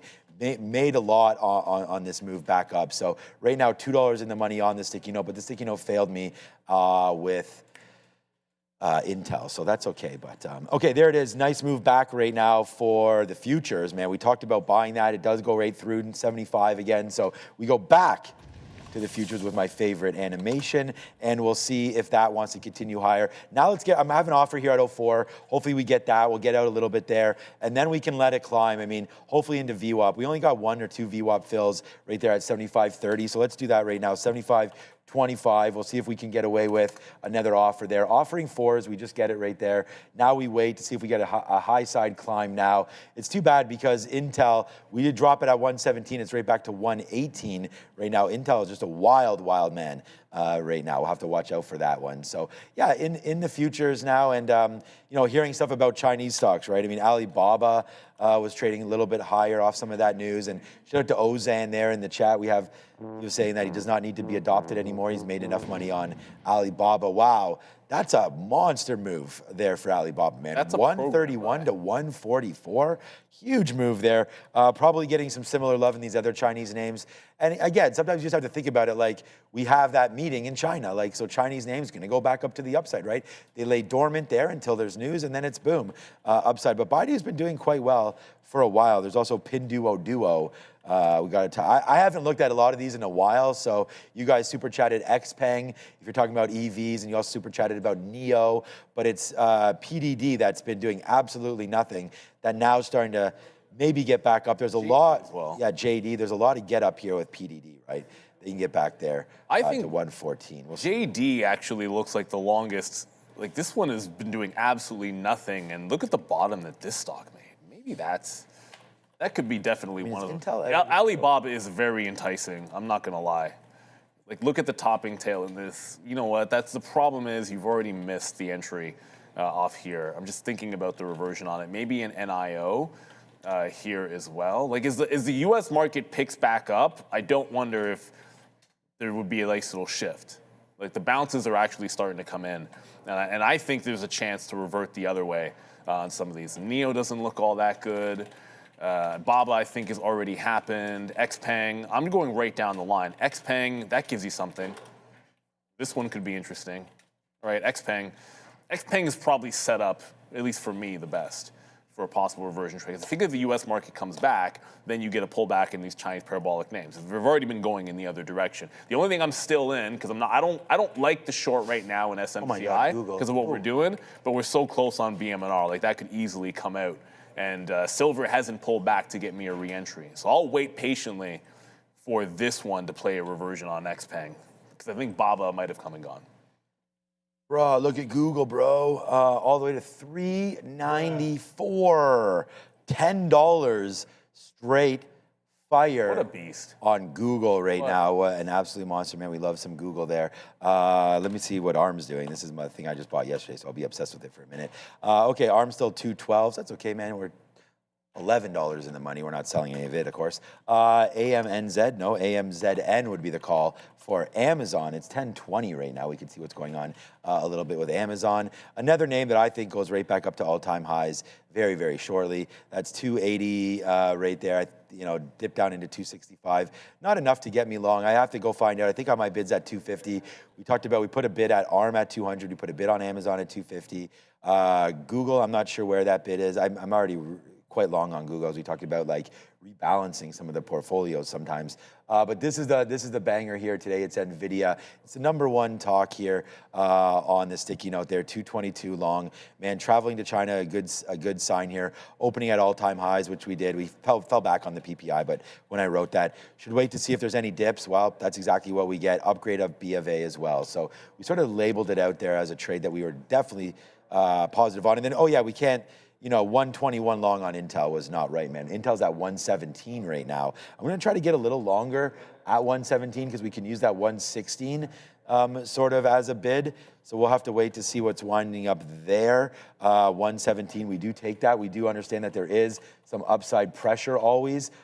Downside pressure these days on Intel. I mean, it had a nice move lower yesterday. And right there, man, we'll just take 20 cents early on a little bit, and we'll see if it wants to sort of mature back upside on this play for Intel. So take a little out. We'll get ready to go. 117.15, 117.16. We'll see if it wants to go. We just got some more out of NVIDIA and move back in the TQs as well. Like, what sort of small cap names do you guys want us to cover? Put it in the chat. We'll be able to have that as well. But right now, 74.80. Oh, here we go. Yeah. Right on. I was about to say. Yeah, right on cue there. Small cap recap with Adara over at the desk. Let's go get some of those names right now. Yeah, technically a couple of minutes early, Sean, but I heard you say small cap, and I was like, why not? They're already ready. So let's start here with Quantum Cyber. What a name in terms of trying to get people excited about certain sectors here. QUCY announcing that they've secured an exclusive autonomous drone platform at the same time as the Trump administration seeks $55 billion for drone warfare. So it seems like they're really trying to get the administration's attention here, or at least imply that they have it with this headline. QUCY on watch. At WGRX, a name that I know for sure has been mentioned before in the show. It's definitely rallied in the past as well, so it's a repeat offender. I believe Sharif might have traded this one at one point or another. Wellgistics announcing a pilot MSO collaboration with a company called Care Farm Tech. They're targeting $14 billion in U.S. market and CCM services. And last but not least, AAPL. This is not a day one or a day two or even a day three catalyst. This is from Friday, but they announced that they have $190,000 in realized gains from their Genius plan. That is their name for their crypto treasury strategy. This is a treasury strategy play. They also announced at that time, which again was on Friday, a $95,000 share repurchase plan. AAPL somehow at intraday highs, despite again this story being a couple days old now. Back to you. Make sure to like and subscribe. Okay, so it got into that Xpeng, all those Chinese names that went absolutely ham as the market caught a bid, starting to crest out a little bit, volume dropping down a little bit as well, just kind of like the Xpeng more than others. Yeah, the FXI, they're just saying FXI. I mean, making fresh highs. It's led by Alibaba on their earnings. You can say earnings miss because they did, back up to the 145 zone. So just to quickly in on the trend break, give it to the prior high. That's the name of the game. We're going to go over to Sean as finally we're getting a dip in SLV. This is my chance to get back in, as that's been bullish all day. We did buy some more Intel there, but we have Trade the Pool right here. What would your trading look like if capital wasn't the constraint?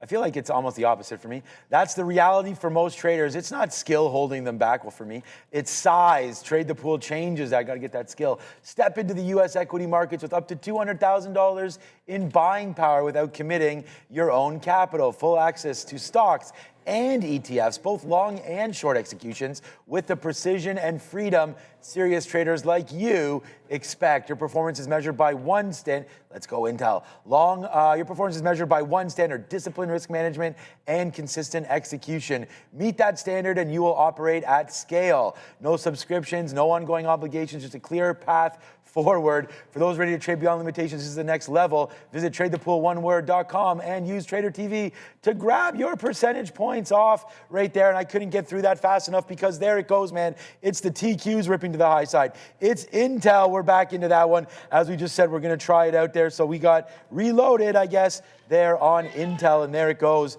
Huge move back there to the upside. We're long at 1 We just bought it 5 minutes ago, 117. There's 118.20, and there she goes Intel. And here we go again with the futures, man. We're really happy with this play. Let's see how much upside we can get with this as well. We'll offer a little bit more right here in the 20s and take advantage of that because that VWAP is at 40. And now we'll wait to see if we can climb through VWAP. Let's put an offer around this 60 marker now. Hopefully we're able to get that and we'll work off of it. So yeah, that's what we're doing over here right now. Good little, wow, really good battle back, man. The trade of the day for me is going to be NVIDIA. Why? Because it was written down. So shout out to Nas, of course. But as it was written, we had NVIDIA long there at 222. Really the only name that stopped on a dime at our spot. And then we did have Marvell. We only have 4 names right now on here. NVIDIA, the Qs, we're up on the Qs. What's up, Sector Watch? Intel, Marvell, and the Qs. So they're all right there right now. Bye-bye, NVIDIA. That is your $3 winner. We have 250 or so, 150, sorry, on Intel, and we'll wait for the Qs to continue to climb higher. Oh boy, man. Oh, we lost a month, made back a month, and now we're flat. So, yeah, exciting day, needless to say, here today in these markets. But let's keep going, see if we can get back to Greensville and where we need to be. But, wow, that was very interesting morning, man. Too much risk on. But when you believe in it, you believe in it. And today just fell through a little bit there early. But all good, man. We've got the Qs. It was really, we're only going to be red on one name, and it's Intel. So hopefully that can battle back. We just bounced off of 118.65s. Good little level right there. Yeah, and that's the thing. Like, this market is battling back. And so the first time today, I'll actually have a stop out.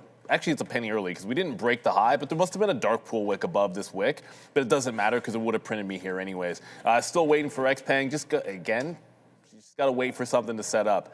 And when it does, then just try to jump in. One in, going to get out into that volume weighted average price. SLV was dipping. This was the long that actually came in for me. Again, it was just strong.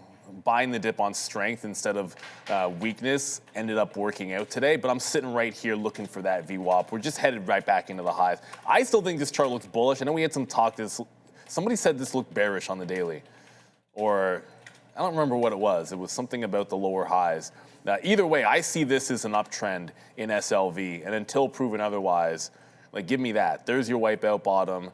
There's your channel up. I think it's a bit station to station until it makes a big parabolic move through that channel. So long until it ain't, maybe, is the way to go. So far, so good. I'm not going to have any complaints about this morning, with the only exception being getting out of SMCI too early. And then it's just not a reload. Like, I'm not going to fight this at VWAP when the market's looking too strong. I can wait for it to get back into some of those highs, if I even still like that long trade. Or short trade, I should say. I'm not even sure I will like that short trade.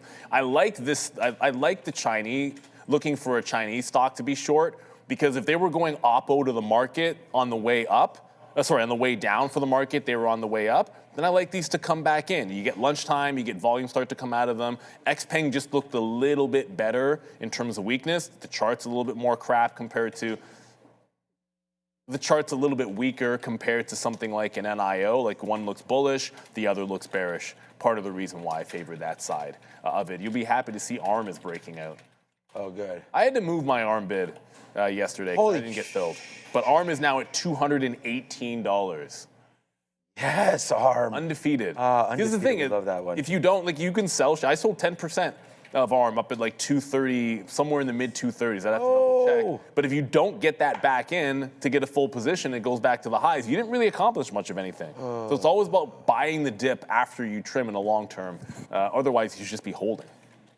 Guys, we get, yeah, good call on that one. Yeah, really great news, man. We got Marvell. We are just absolutely on fire right now with these longs. I mean, I hope they can hold right back to VWAP. We talked about that with the TQs, man. And again, like, we're not going to tweet things out and just tweet out our winners, right? I mean, we talk about everything happening right here. Actually, I did not put the NVIDIA thing on here, but there it is, man. NVIDIA with the 222 long.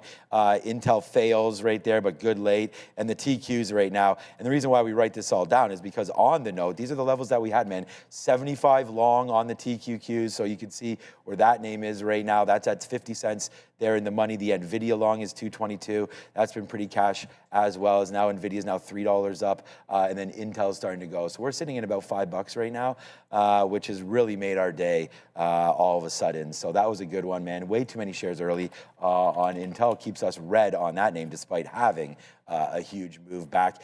Disney's been, okay, go. Holy man, wow, Neil, this has been quite the trading morning, as we've said. All right, Disney right there, 104, 105, just seeing this name. Okay, that's why.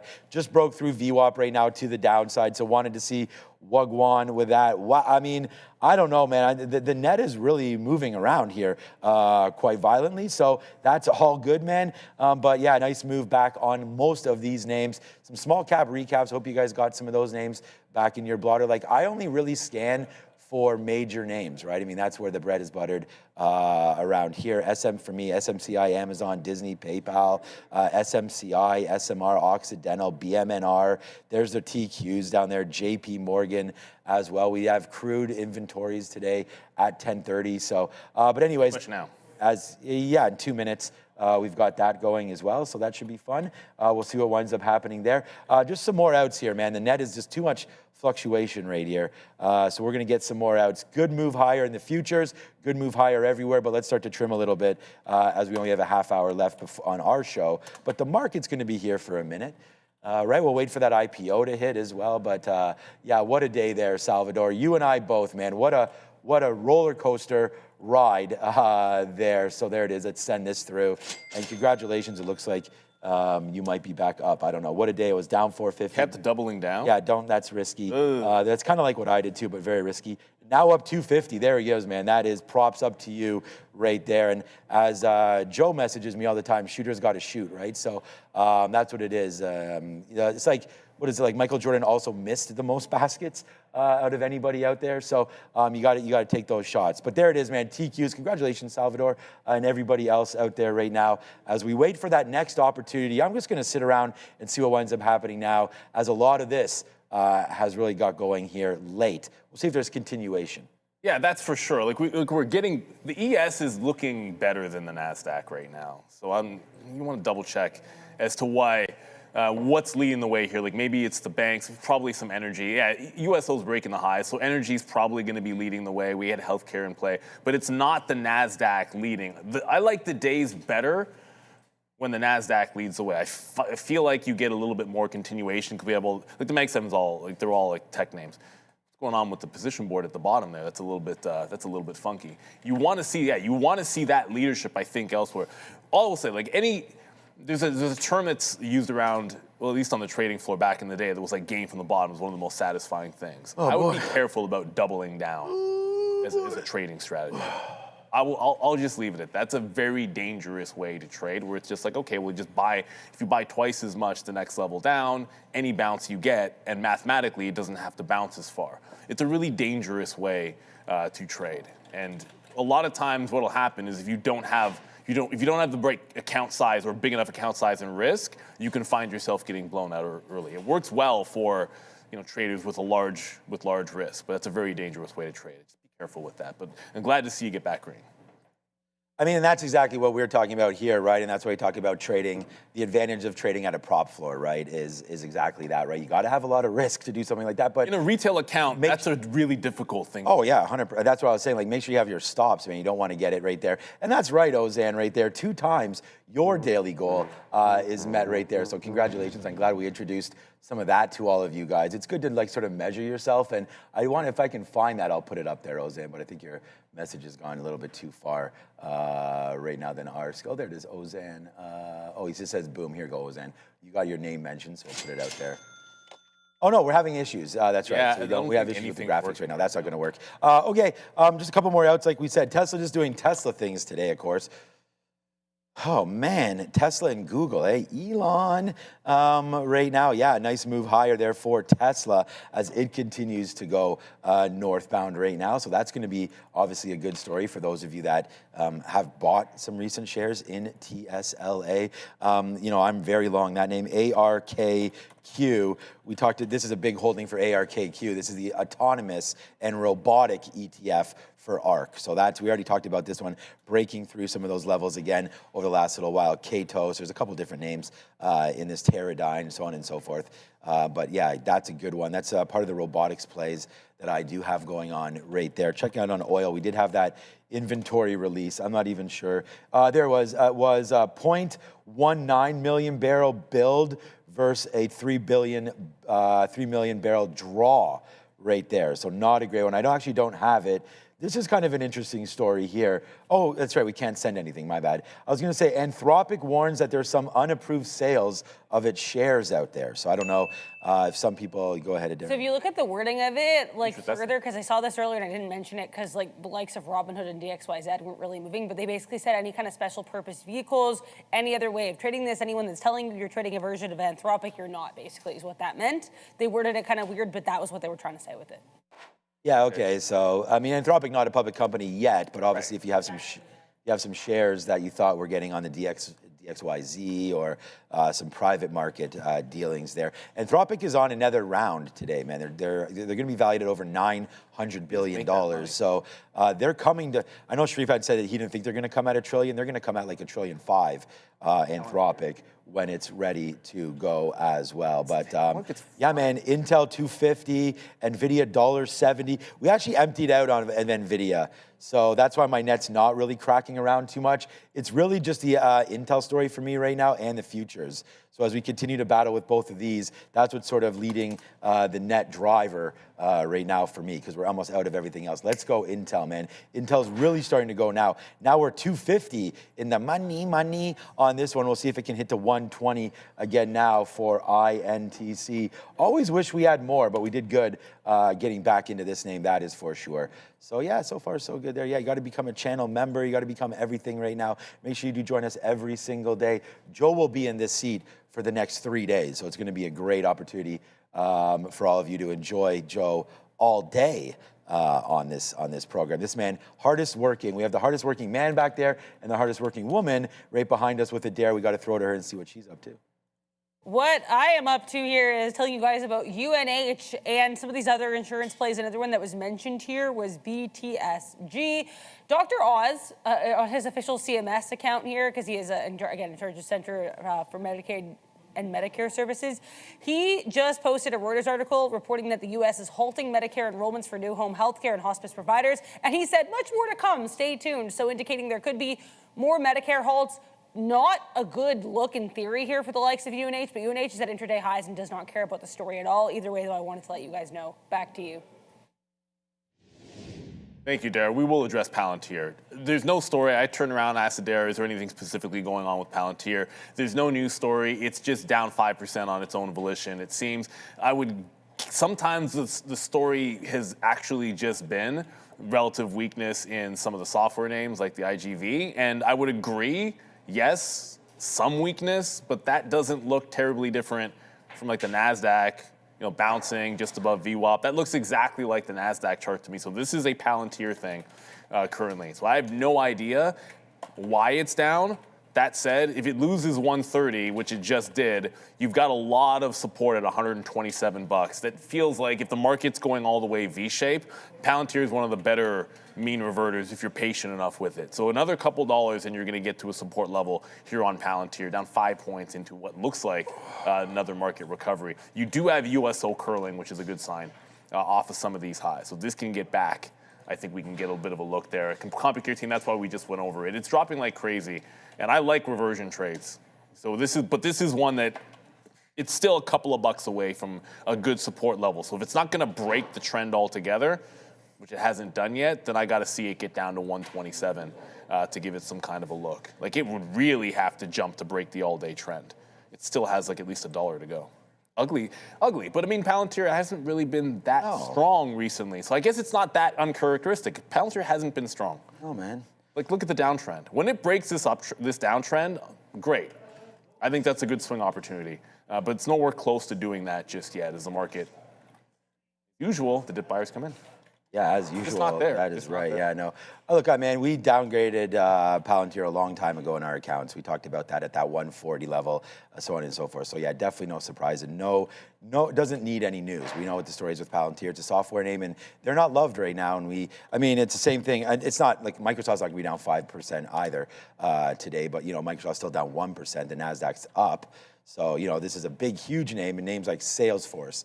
Shopify, all these names continue to get beat up. Why? Because they're not in the right space. You got to be in the data centers right now. Palantir just providing the software for that. Look at the TQs, man. I mean, honestly, what a ride. If you're not having fun yet, like you got to be sitting here and this is why we do this, right? Have a good time, trade, try to be a little stress-free, although it was pretty stressful early there. But that is the sort of what life is all about is trying to take a little bit of adventure and risk, right? You wouldn't be a day trader if you didn't want to take risk. I mean, that is for sure. We talk about it all the time.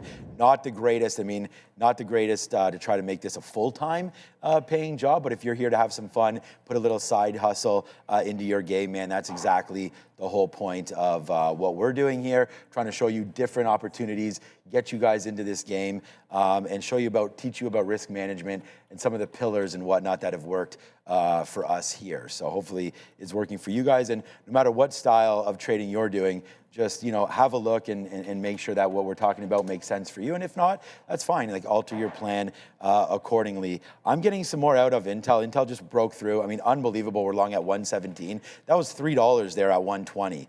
So like we took that, man, and that was just like I look back and sometimes it's like, oh well, it's lucky that held. It's not lucky. This is like, what is it that unlucky that it didn't hold here, unlucky there? It's like you put in the trades and they either work or they don't. And we've been in this game long enough to know that sometimes they work out, sometimes they don't. You just got to make sure that you have the right amount of risk according to your portfolio and according to your blood pressure. And as long as that's fine, then you should be okay and live to trade, obviously, numerous other days. And that's where prop trading really comes into it. I could lose $5,000 today and sleep. That makes absolutely no difference to me because I'm coming back tomorrow with the same ideas and risking the same stuff. So, that's the whole point. Just want to make sure you don't run into too many red days in a row, because $5,000 times 5 is all of a sudden $25,000, and then you're like, oh God, what have I done, right? But maybe you'll lose your account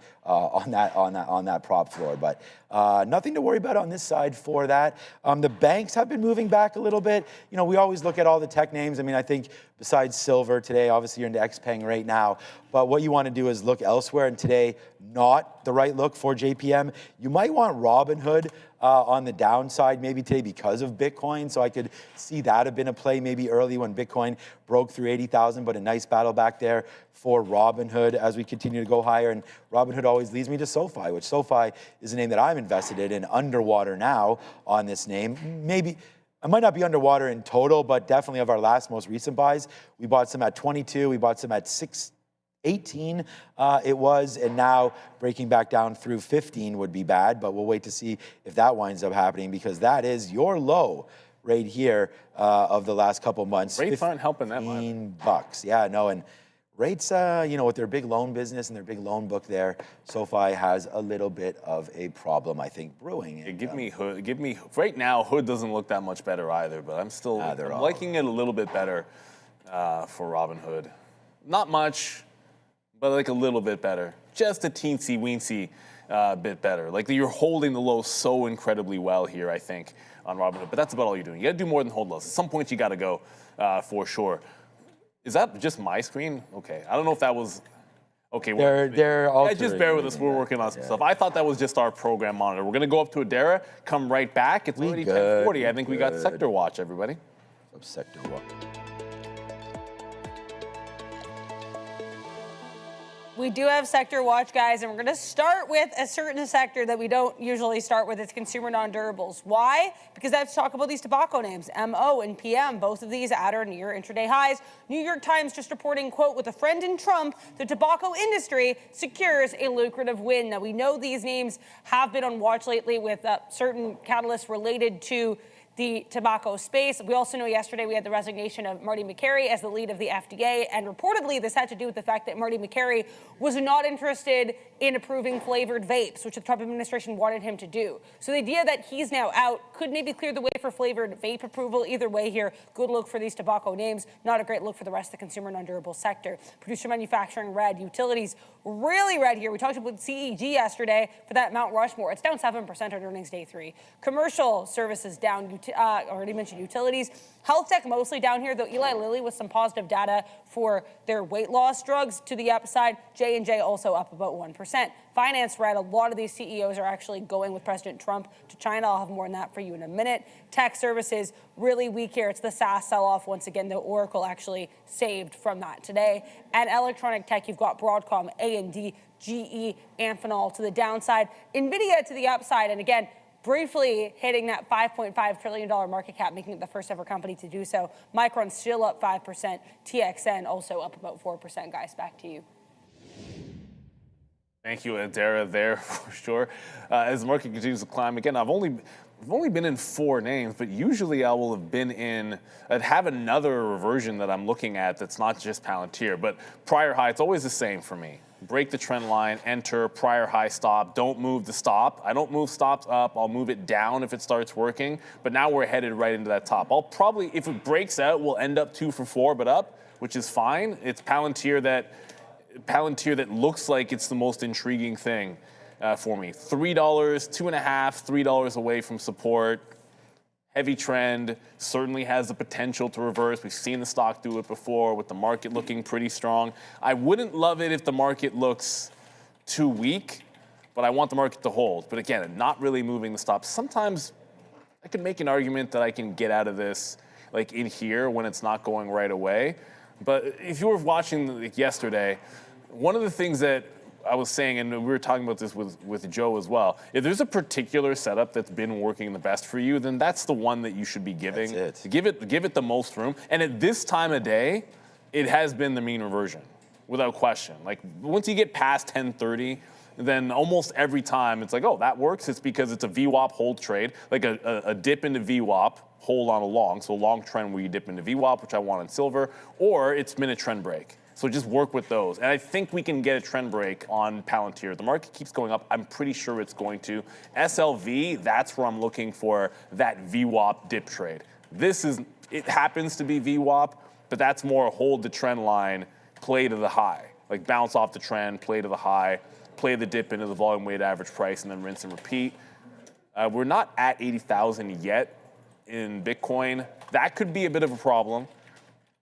Like this is still bearish. Like it came in bearish on SMCI and crypto, and this is still pretty weak. You're under, like you said, underneath 80,000, underneath VWAP. You haven't really caught too much of a bid. I'd want the market to turn though. If I don't see the Qs turning, like just show me some kind of a turnaround and lower high, or even just a double top on the Qs, and I think you got an easier one being short over there in crypto land. So just looking for those like one-time entries for myself. That's the way I like to go. And to the other side of the aisle, Tesla's the complete opposite of Palantir right now. If Palantir is only going one way in a very linear straight line, then Tesla's going only one way in a very linear straight line. At some point, the idea is the behavior just looks different on the chart. When it changes the behavior, then you look for a revert. I don't know if that's 450. I love the stock. I think it's great. I think it's going to the all-time high. I think we said it was the next Mag 7 to get there. That makes sense to me. It was them, Microsoft, and Meta. Easy call to make it Tesla, but you got a triple top at 450. That does also lend itself to a bit of a reversion play as well here. So yeah, that's going to stand out. Tesla in the other direction. Yeah, you can see those trades that I got on there are moving right now. Intel, we have about $6 and change now in the money, and we talked about reversion. There it is, 10 o'clock. There goes Intel, man, 350 now. Upside, that's too bad that happened early on Intel, but otherwise the kind of day this would be. Like we said, forget about luck, but there goes Intel. I'm glad that Adair brought up J&J. I like J&J. I think this is a way to get a little bit more diversified. We've been buying some J&J, not recently. This is pretty much where we should be buying it. We said that we were waiting for something to come into, like if I nibbled on ARM yesterday, not on an ARM, that wouldn't be that great. Although the jerk chicken was really good yesterday, so that was nice, man. 220 came in on J&J, so that was a real nice level right there to get a little more diverse into your portfolios. LLY, yes, Oh boy. Right out. It's at $1,002, says Dara. Dara asks about that one. What a better time right now to check out. I've been checking this out, whether or not I've been in last, which I've been, or what's going on right now. Here's a tracker of what we're all doing right now. Oh boy, there it is. Obi, I guess Circle or something must have printed out for him right there, because there it is, man. Oh boy, Obi retakes the lead right now. I'm up 25% so far. These picks we made on January the 12th right there. Obi, Sean, Randy, there's a Dara up 8%. Joe will be happy. He's up 7 points right now. Ramin up 4. Neil, Mateo, Sharif, the chat because of BBAI, and Brendan right there all around that zero marker. So we'll have a quick little look at this later on, but mine is Marvell, Eli Lilly, and Big Bear AI. We'll wait to see what winds up happening with Big Bear AI in at that 420 level right now. And I know there's a lot of talk. Oh, okay, well, there it is. This is, even when we made the pick back in January, we made picks that we thought, were going to be good all year. And unfortunately, right here, this name was at $6 when I had to make the pick. We're still long at 4. And you know what? 350. This has been a good hold down there for Big Bear AI, but honestly, man, they're the same kind of thing as Palantir. They got that software.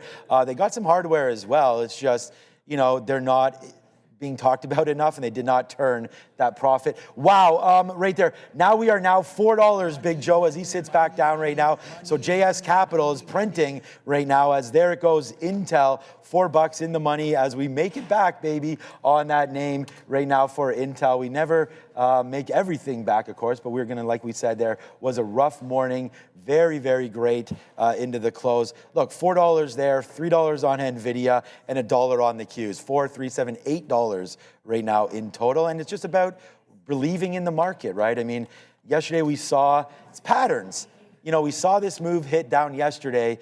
We thought Intel wasn't going to make that dramatic of a move. It did. It bounced back. Futures gave us the golden trade as well down to the downside. And it's always nice when you're number one. And Neil talked about this, right? You just take the A setups the hardest, right? And NVIDIA came down into 222 as we posted, and now that's $3 and trying to go higher as well. So, yeah, you know what?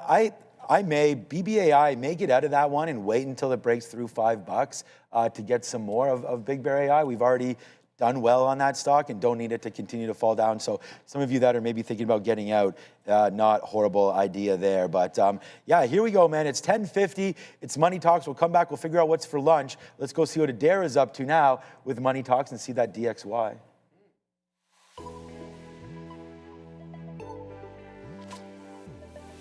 I'll mention a headline for you all as well involving Meta. Meta reportedly launching incognito chat. This could be for private conversations and the messages automatically disappear. So make of that what you will. META on watch with that announcement.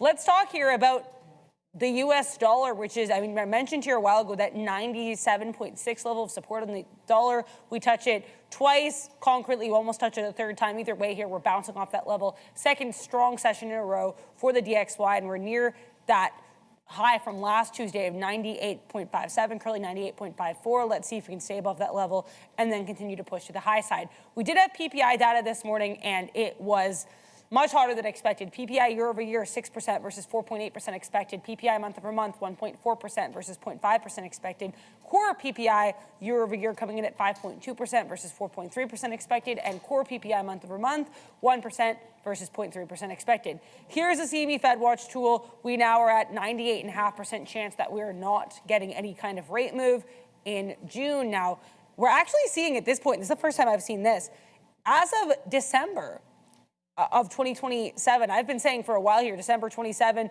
we maybe could get a cut. Then that started changing. Now, guys, in December 27, we're potentially getting a hike. So this is a significant change. Stay posted on this, but this is pretty interesting here. The probabilities tab here on CME Fed Watch tool. I do have to shout out an individual by the name of Frank in the chat for making me aware of this. Before we send you back to the guys, here's the official final list of the many CEOs that are in China with President Trump. Now, what's interesting is the White House's official announcement included 16 CEOs. It notably did not include Jensen Huang of NVIDIA. Or sorry, 16 executives, because one's not a CEO. But either way here, guys, this is the full list. Like I mentioned earlier, it's a lot of people who work in the banking sector and the credit card space. You've got Visa, MasterCard, BlackRock, Blackstone, Citigroup with Jane Fraser, and even David Solomon, who President Trump famously said he could go back to DJing. He's also on this list, guys. Back to you. Nothing wrong with DJing. Nothing wrong with DJing. 75-20. In the house. The Pounce is trying. Good. But this is not. It's not. It didn't get to 27. It's putting in a higher low. I guess you can make I can squint hard enough to see that it's broken the trend line here. That's a really tight, by rule, a really tight stop on the trend line. But you know what? That's 130, and you're really giving it to quarters. So that is what it is. Like, it's not bad. But like the prior bar is sitting here, like the 3/4 mark on Palantir. So I'm gonna try and buy the 30s and give it to there. There's a lot of, the risk to reward is insanity because really like the lower bar is 50 pennies from here and VWAP is $2.50. So you can get like any push and that's gonna work well. The other thing boding really well for this comeback is USO has absolutely dripped into VWAP. Why, Commodity King, are we talking about MP Materials? Oh, it's coming back, nice. Yeah, they were a dog this morning.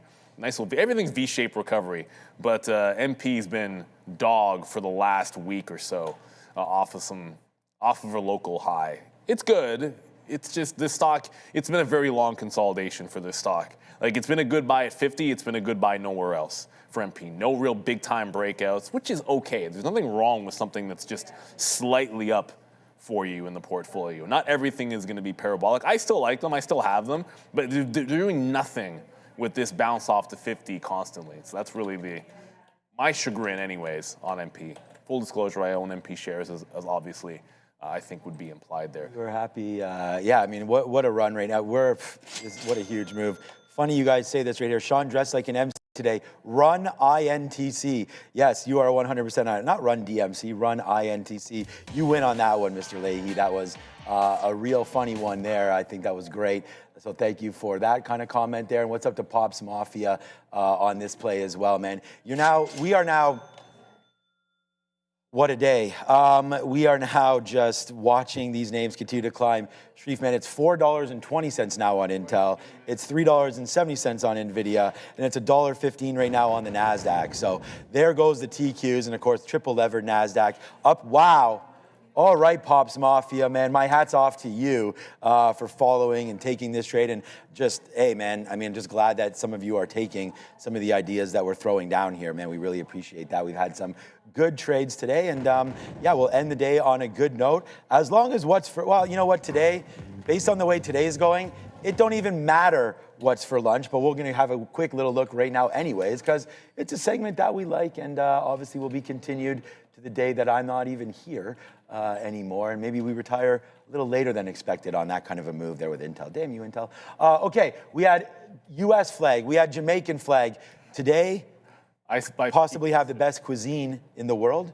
It is the Italian flag. Hey, man, They always give us the same thing, though. No lasagna today. Yeah, no lasagna today. Last time, remember, we were off the cheese. We didn't get the lasagna. I didn't even try lasagna. Wow. Okay, we are really extending out here. I don't even know if we should do this segment anymore. Now Intel's 444. What? Mona's. Oh, we got a name on this now. Mona's beef bolognese. It was Nona's the last time. It should be Nona's. I think that's they put an M there. I was like, maybe Mona made this, but no. Mona's beef bolognese there. The sides, it's always the same sides. Roasted seasonal vegetables, which has been great, man. I love the roasted zucchinis and cauliflower and all that. It's been fantastic so far. Root vegetables as well, so maybe there's some potato there. I don't know what's going on there. And then, of course, because it's Italian today, we do get Caesar salad finally. Their croutons. Pram on the side. So that would, of course, mean parm on the side. So that should be a good day today as they got to get AI into the typing. But, hey, man. Maybe that is the problem. What's for lunch, man? We'll take that. We'll see what's going on with that. We get the salad, so we'll get the beef bolognese. Probably adds a little topper there for the salad. Have like, at Wendy's, they had that, like, chili taco bowl. which is pretty good there if you eat into bowls. They sprinkle on some of the chips. They sprinkle on the chili I've there. never had that. Yeah, it's pretty tasty. It's one of the best things there. For healthy wise, it's not even that healthy. I'm eating Wendy's. I'm not eating healthy. Yeah, you get the Baconator for sure. But here we go, man. I didn't think we'd have two $4 winners on, but we do. It's NVIDIA. Thank you so much for watching. The small cap masters are upon us very, very soon with Luis Barbado coming in around one-ish, around one-ish there, so stay tuned there. Most likely he'll be in the chat. He always seems to be in there. So check out Luis, Joe, and Sharif. The Professor Sharif, they're looking very professor-like with his glasses. We will see them very, very soon as well. But yeah, so far so good as we continue to climb higher now. Hands up in the air, man. We have our stops in. They're all at the 50-period moving average. So stop. I mean, the TQs, I maybe have to change this, man. This is really getting exciting. 75.40. I did have it at 75.20. So let's go 75. Let's go 49 by the time.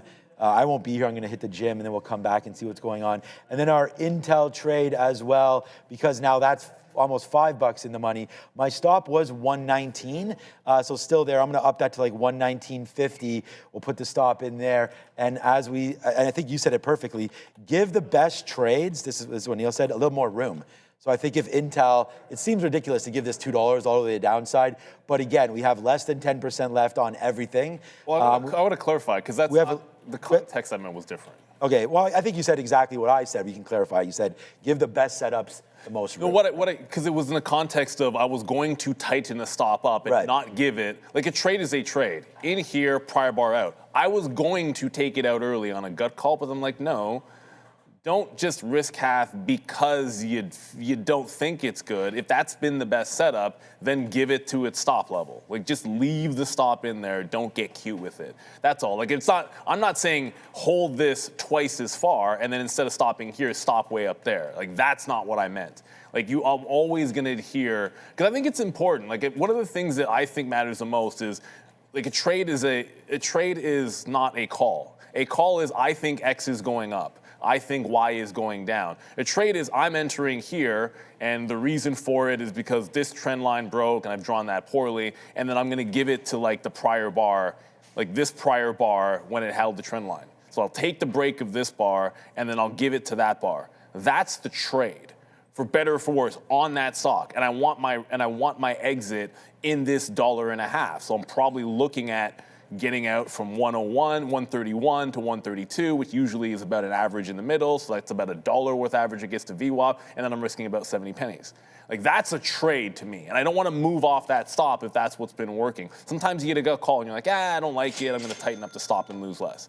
That's what I was getting at it all. There you go. Great show, Neil, Sean, and Adara. So thank you so much for all of that, guys. We really do appreciate everybody, man. And like I said, this has been one of the best mornings here, I feel like. So congratulations to everybody. It's been awesome. We've had a great show. We had Luis Barbado on early. We've got Dara back there coming through, and it's just been absolutely fantastic. With only 30 seconds to go, Neil and I will be back at 2 p.m. today. And then that'll be it for me until Tuesday. It is a holiday in Canada this week, but not in the United States. So we're back. If those of you are joining us in Canada, we're live Monday as well on what we call Victoria Day. Is that what it is? May 2-4. I wish we would match around here. So yeah, man, I'm not here Monday, or I'm not here the next Monday. What is it in the States on the May? Memorial Day, right? Memorial Day. Yeah, what a great.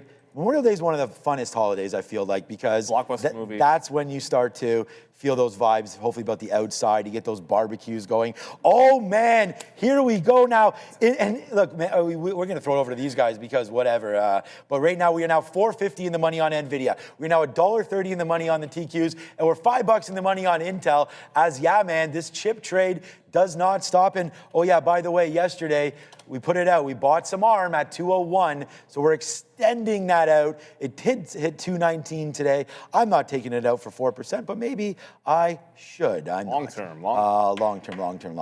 Yeah, I'll see you tomorrow. I will have a great trip in Minnesota. We just got the carry-on bag for the sticks. We're ready to rock and roll. But damn, man, these kids are way too expensive. Old oversized luggage, man. You might be smart stopping at 1, man. 3 is bankrupting me to the high heavens. Maybe I got to get Marissa into the employment line at some point soon.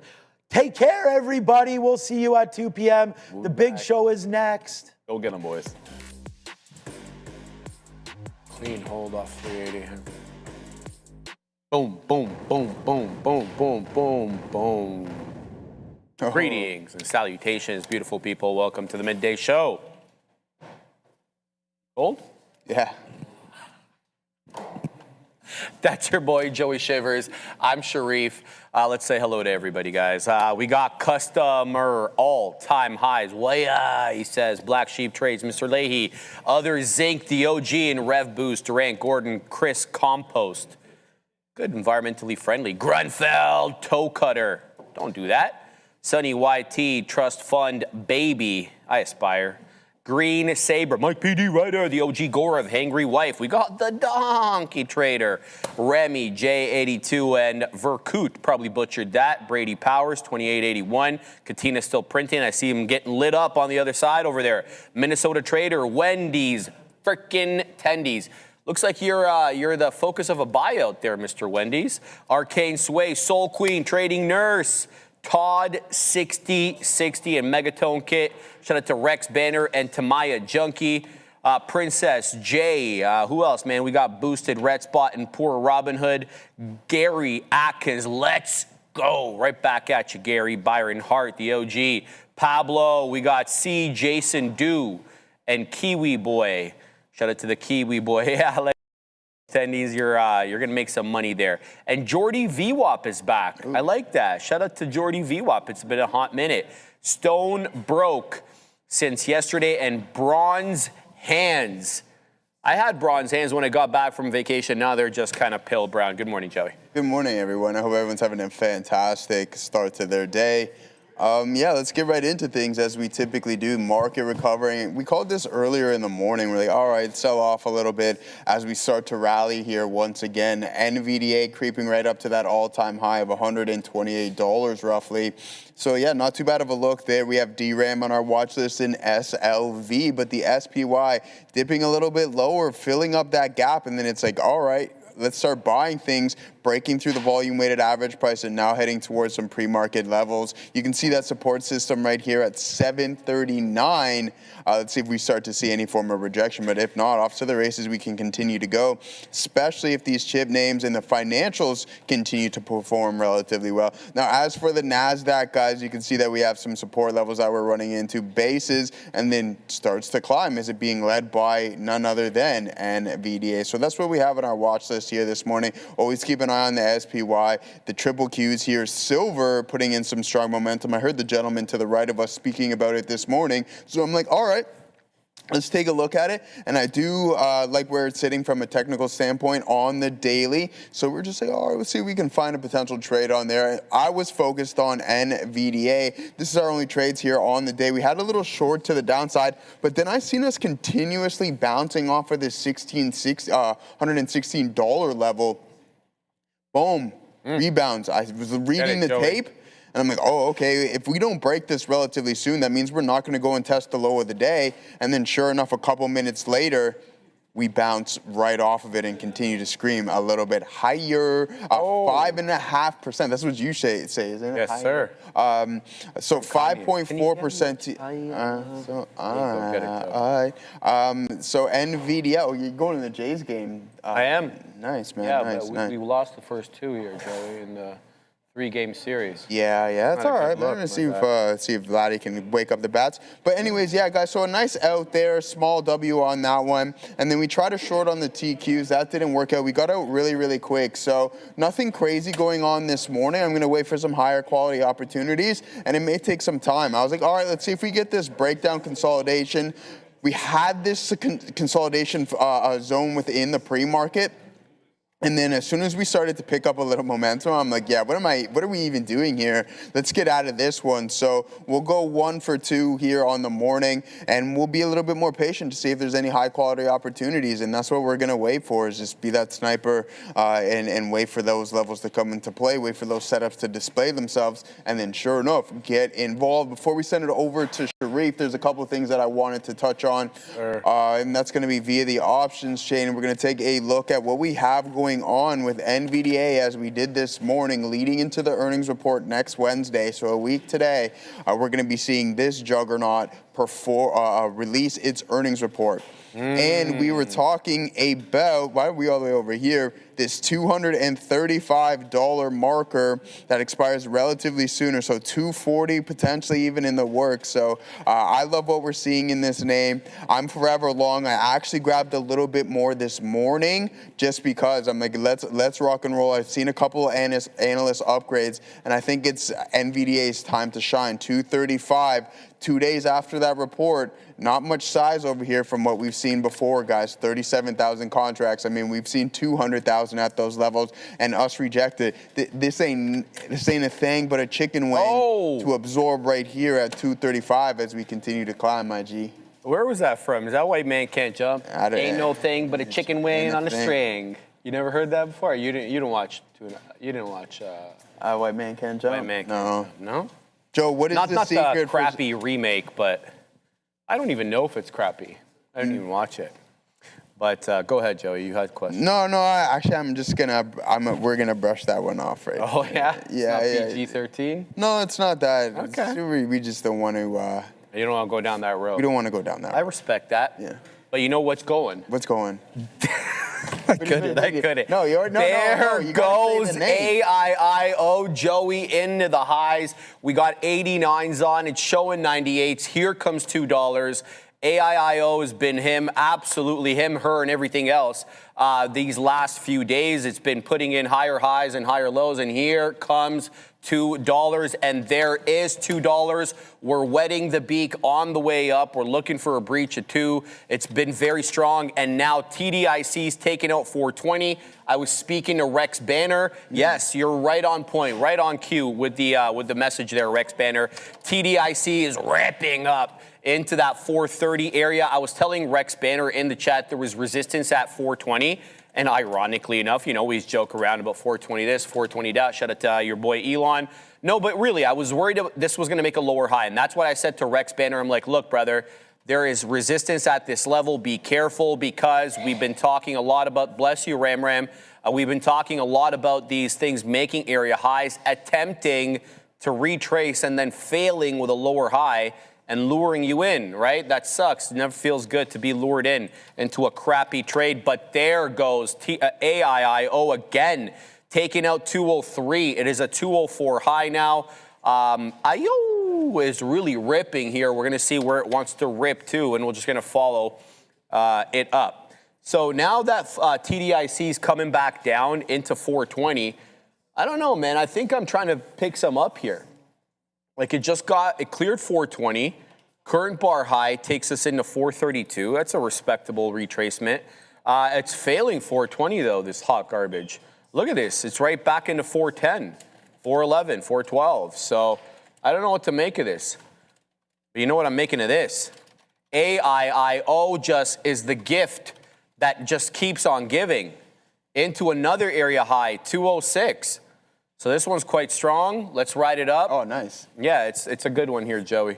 It's been quite respectful of the trend, quite frankly, into the 10 EMA on the 5. So we're just basing our trade on that.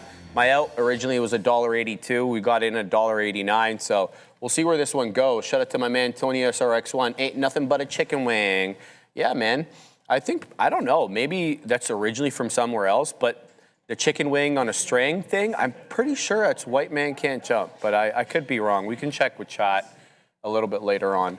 So I'm looking at 3 main names, guys. And there are these ones right here. They're the top 3. They're basically the top charts on your screen. The bottom ones, they're okay. We're going to hold them. We're going to keep an eye on them. But TDIC, I mean, this is a multi-day runner. It's also the #1 gapper in the market right now, 77%.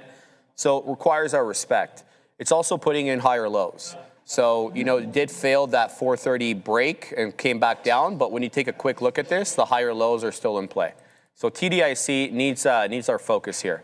VELO as well. This is another former convict, which found a bid yesterday at around 4 o'clock, probably earnings, maybe not. I really don't care. But what I do care about is holding trend. And right now, it looks as if that it is respecting the 10 EMA on the 5 generally. It is also respecting prior areas of resistance as support. Case in point, The implied balance open looked like there was a lot of selling at 1950. Then lo and behold, between 1915 and 19.25, then all of a sudden clears that level, and now it's using it as support. So 19.5, 19.25, former area of support, but you can also see it had a lot of trouble clearing 20.25, 20.5. Same business that it had with 19. So it seems to be doing that whole thing. So I want to pick this up closer to the 10 EMA, if that's around 20.75, a little bit below 21, maybe 20.4, acceptable to me as well. But there goes AIIO into 10s. This is ripping, Joey, into 11s. AIIO is on its horse and is looking for that $0.25. We could get it sooner rather than later. Here comes 13 on AIIO. There is 14 on AIIO. It's really going. Wish I had more shares. Wish, shoulda, coulda, woulda. Last one here before we go to Adara at the big desk is MXCT. This one suffers from an affliction that many of these small cap gappers suffer from, which is a lack of volume, or requisite volume, I should say. Now, it's done on the day, 3.95 million shares, but on a $1.12 name, it isn't all that much. Moreover, it seems to have some resistance here in the high teens. We'll see if this one wants to hold up at around 10 to, I would say, 7. 10 being obviously that 10 penny level, and 7 obviously is the volume weighted average price. So we're going to keep an eye out on this. But there goes AIIO, Joey, into the high, and that ends the trade for me at 220. Here comes the $0.25 at AIIO. This is really ripping up. Watch for a move back into 2 now, okay? We're looking for a move back into 2. I think we've had enough of a move above 2 so that we can use 2 now as support. We shall see when we get back from Adara. Keep an eye here on GME and eBay. Now, we know earlier this week we had eBay rejecting GameStop's bid to purchase them as a company, or to acquire them, rather. But then we had Ryan Cohen, CEO of GameStop, who really spearheaded this bid. He just went on Anthony Pompliano's podcast. Now, Anthony Pompliano, if that name sounds familiar, he was involved in the Open Door rally, and he was one of the second, I guess he was the second major investor in the retail space to get involved with Open Door. Regardless, on Anthony Pompliano's podcast, Ryan Cohen said that the fight for eBay is not over. So speculation here that GameStop could try once again to acquire eBay. GME did pop a little bit on this. Either way, keep an eye on GameStop and EBAY. Again, Ryan Cohen trying to renew the fight for GameStop to acquire eBay. Back to you. So Half stock. Right to me? Half stock, baby. Yo, people think, you know, he comes off, he came off a little goofy last time. I loved it. I liked him too. I like him. Yeah. You know, I think he fits where he's playing into his whole persona. narrative. Yeah, he knows exactly. his followers don't like the suits, so to speak, right? Yeah. And he's playing right into that narrative. That's right down his wheelhouse. We'll see what he can get done. I was actually reading a couple of articles that were a little bit. Question. Yeah, I know, right? Check the website. Yeah. Those are so good. But here's the deal. We talked about FCell, right? Remember that, Joey? Yes, sir. So I was just asked a question about FCell, and it gapped up pretty aggressively in the aftermarket yesterday to about 19.5. It failed to hold that level, and it's right back at 17.5. Now, I got to tell you, we got into a little FCell here. Ooh. All right? We got into a little bit. I'm building a position in the sell. Here's the TA. Let's go into this. Let's talk about the trade. I'm looking for more between a zone here. Between, I want to say 16 to 15. If I can get that, I'd like it. That's a nice prior area of resistance. I know it's already been tested vis-a-vis this double bottom. This is the 4-hour chart, by the way. Okay? The 8 a.m. and the 12 p.m.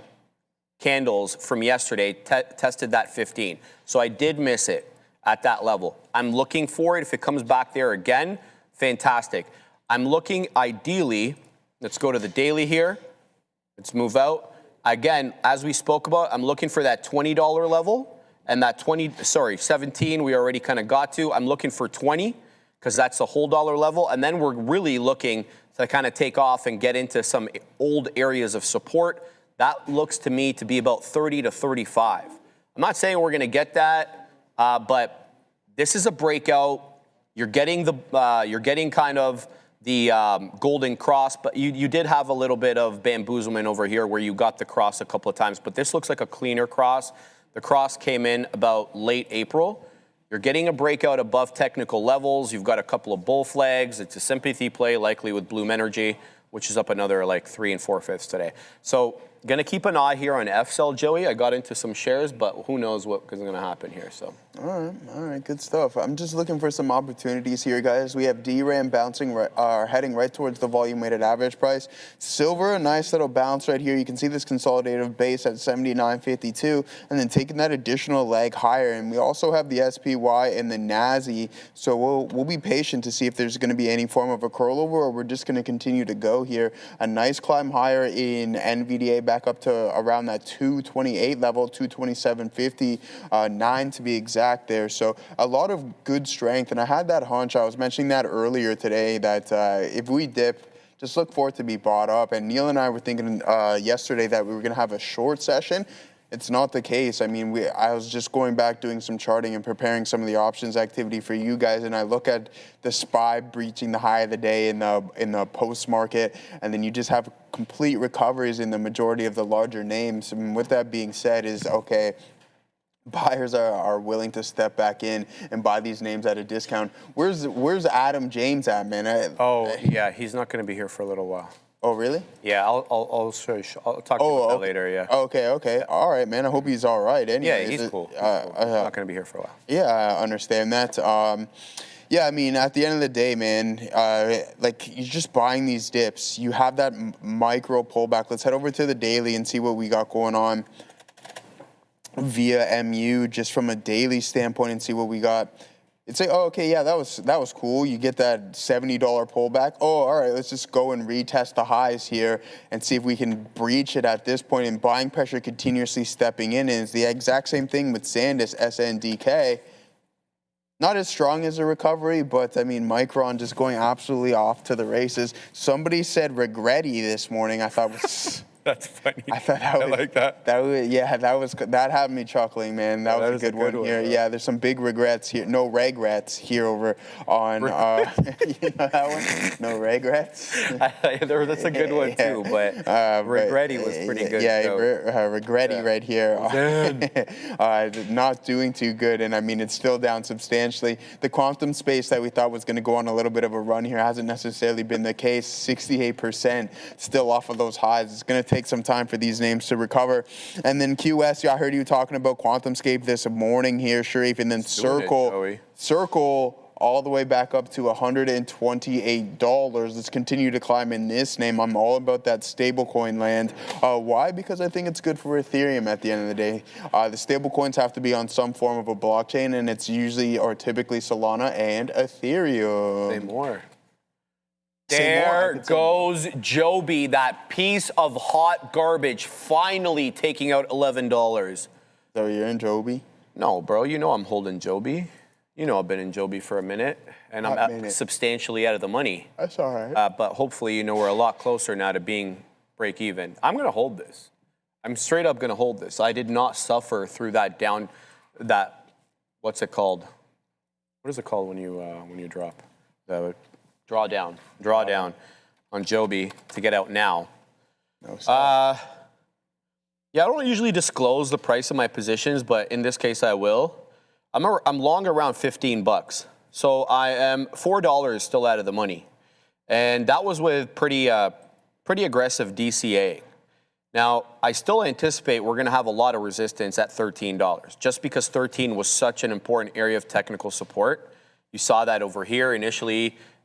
In April of last year, you got it again in November, and you got it again at the 200 right there in late January. Then all hell broke loose and all the way down. So shout out to my man, Ozan Joby. Give me my man. Give me money. Yes. Ozan, you tell that stock to give me my money. No, but I do anticipate a lot of resistance in and around $13. So we'll see where we can get. You know what I'm really hoping? That there's some sort of military application in the short term for these, that they can actually, get a nice, good government contract, get a couple of these, put them out there. The U.S. government likes them. All of a sudden, the commercial industry sees the commercial applicability.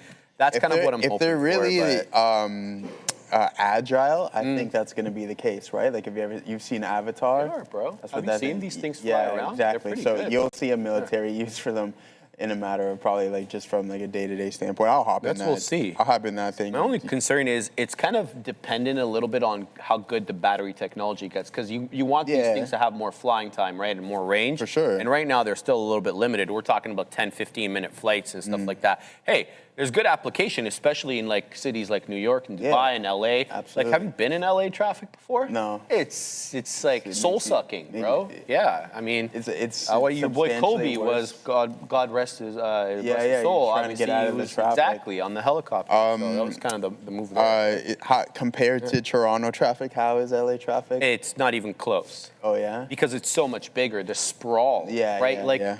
LA County, on Ventura County, on Orange County. The humanity doesn't end. Like, you just keep driving. There's more people. 30 million, 30 million plus people there, I guess, right? It's crazy, right? Well, yeah, well, the Liberty Village traffic is some. Don't even compare it. I get Liberty Village is pretty bad. I respect that, but it's LA traffic. Anybody who's been on the 405 knows what's up, man. What's up? The 5? What is it? The 5 and the 405, right, guys? I'm pretty sure. Oh, you see, I think they're building. Where's the 430? So I think there's construction. Yeah. So the 430, I think, is the next high. I don't know where it's supposed to. Your boy stretch Big from. Dougie? Yeah, Big Dougie. Big Dougie's it's funny. building? So when I'm going on my hike, I'm driving down the highway, and it shows like highway expansion, the highway 430, right? And then it shows how Your much tax dollars at work. No, it does that. 30 billion tax dollars at work. The funny thing that made it comical was that like. The rest of the sign is like permanent. It's like printed on. Yeah, the 30 though. The numbers they had to change the 30. You noticed that? Yeah, the number is changeable. Yes. That's something that I found pretty funny. Well, inflation may cost a little bit more, man. But yeah, your point very well taken there, Joey. That does seem to be the variable. Yeah, the one thing that has to be changed. I'm loving all the comments in the chat, guys. Fantastic stuff there. All right. I live in LA, horrible traffic, hate the 405. Shout out to Big E. How LA has 5 lanes is still a parking lot. Yeah, dude. But the lanes, they're a little narrow, right? Like, I'm not just the only person that feels that way. Even I get that there's a lot of lanes. They got to pack it all in. But they do seem a little narrow to me, especially because a lot of y'all drive big cars down there. Might as well have a little bit of room. You need a little shoulder room there.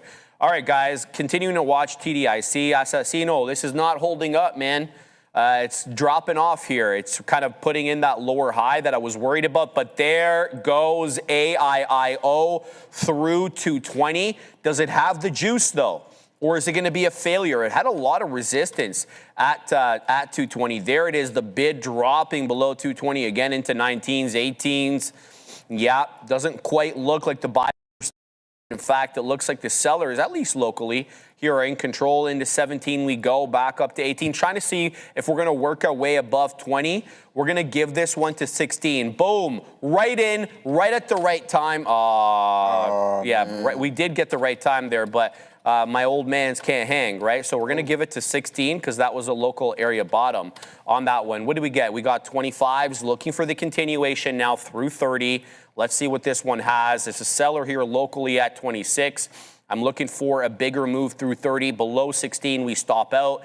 There's that local seller at 26. He just got killed. Into 28 again, into the high, but no continuation into 30. There's 28, 29 just showed up. Looking for a bigger move now. Definitely need that 30, but the 30 is eluding me at the moment. We're going to continue to watch this, see if it's got the juice.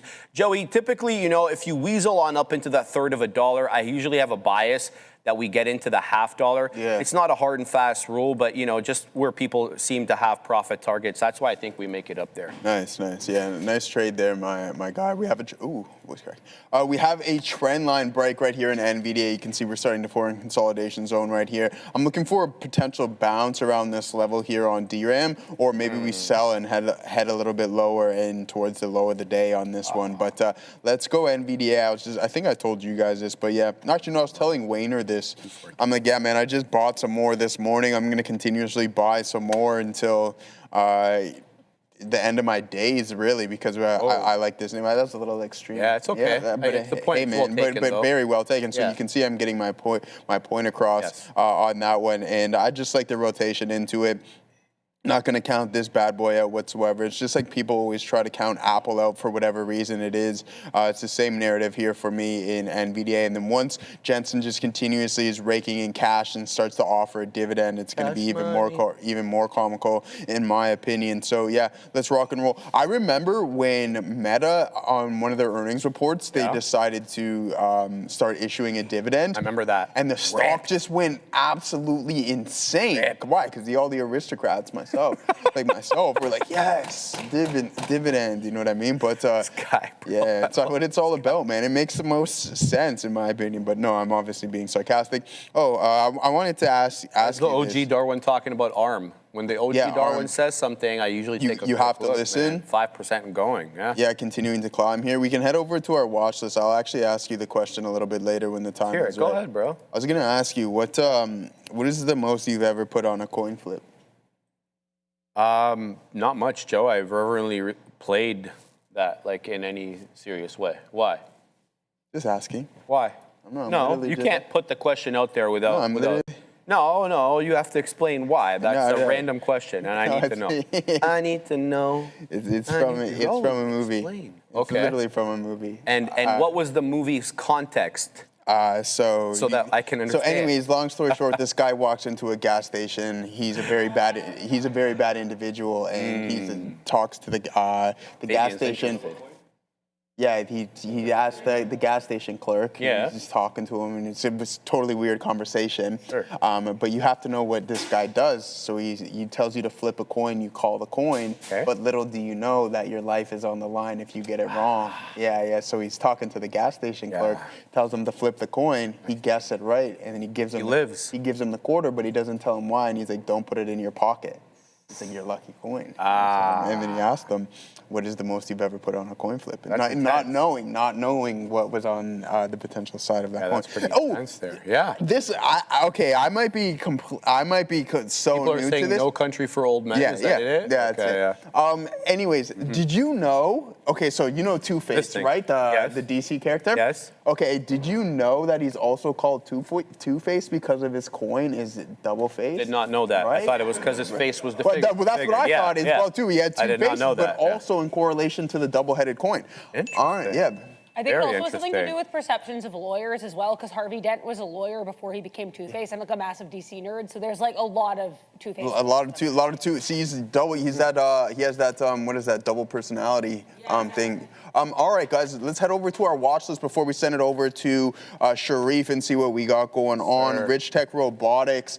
I mean, it's a little bit quiet right now, so we just have to be patient and wait for the bounces at the right time. But, I mean, the narrative here today has been go long, and that's what I'm going to run with here. We got to wait for that opportunity to get in, and I think we might have found one here on NVDA. So let's get involved in some NVDA and put some action on right now. All right, brother. Good luck. Still dealing with AIIO over here. Looking for it did breach prior bar low, so this could be... It did breach, but it got bought up pretty quick. So I'm assuming this was a bit of a stop hunt here. We'll have to wait and see back into 20 when it goes. It looks like the volume is slowing down, certainly, but it has had these sideways periods of consolidation. Case in point, the area where I got out, and then it ended up popping off and taking out area highs.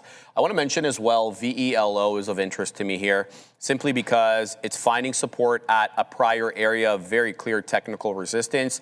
That is the implied balance high. Moreover, it is the 20. Not like I always chart off the 20, but we keep it on there for times when it is relevant. VELO, a bit more expensive of a name. You're going to have to ante up a little bit to the tune of 20.5. Also, the spread on this one is about 15 to 25 pennies. So you're going to have to factor that into your risk assessment and your risk profile. But hey, looking good. Bottoming tail candle. You want to say a hammer candle, in fact.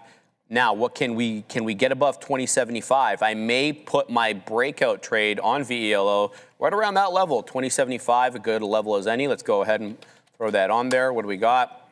We're going to go ahead and give this one the old community college try. And the point here is I don't typically take a lot of breakout trades at highs. Usually we're looking for a move back into a key area of technical support. but I do like this candle. I like that 2075 level as a former area of technical resistance. So we're going to go ahead and throw that on there. 2076, we're going to say, and we're going to go all the way up into possibly 82, just based on the spread. So that's what I've got. Now, that may not come in. We'll have to wait and see. While we do that, we can pack the patience here with VELO. This current candle opened up lower than the prior candle. I'm not liking the look of this one's jib, quite frankly. We're going to get out here for a penny loss, which is fine. Still very positive on it. And let's not forget TDIC, right? It's really trying to work above that, I want to say 4 1/3, 4 1/4. It's still putting in generally lower highs. So, and it also lured a lot of people in through the breach of that 20. So this one's already shown its hand to a little bit kind of be one of the bamboozlers. But here's 430 again. The tape is really picking up steam. The volume is respectable, about 41.5 million shares traded on the day.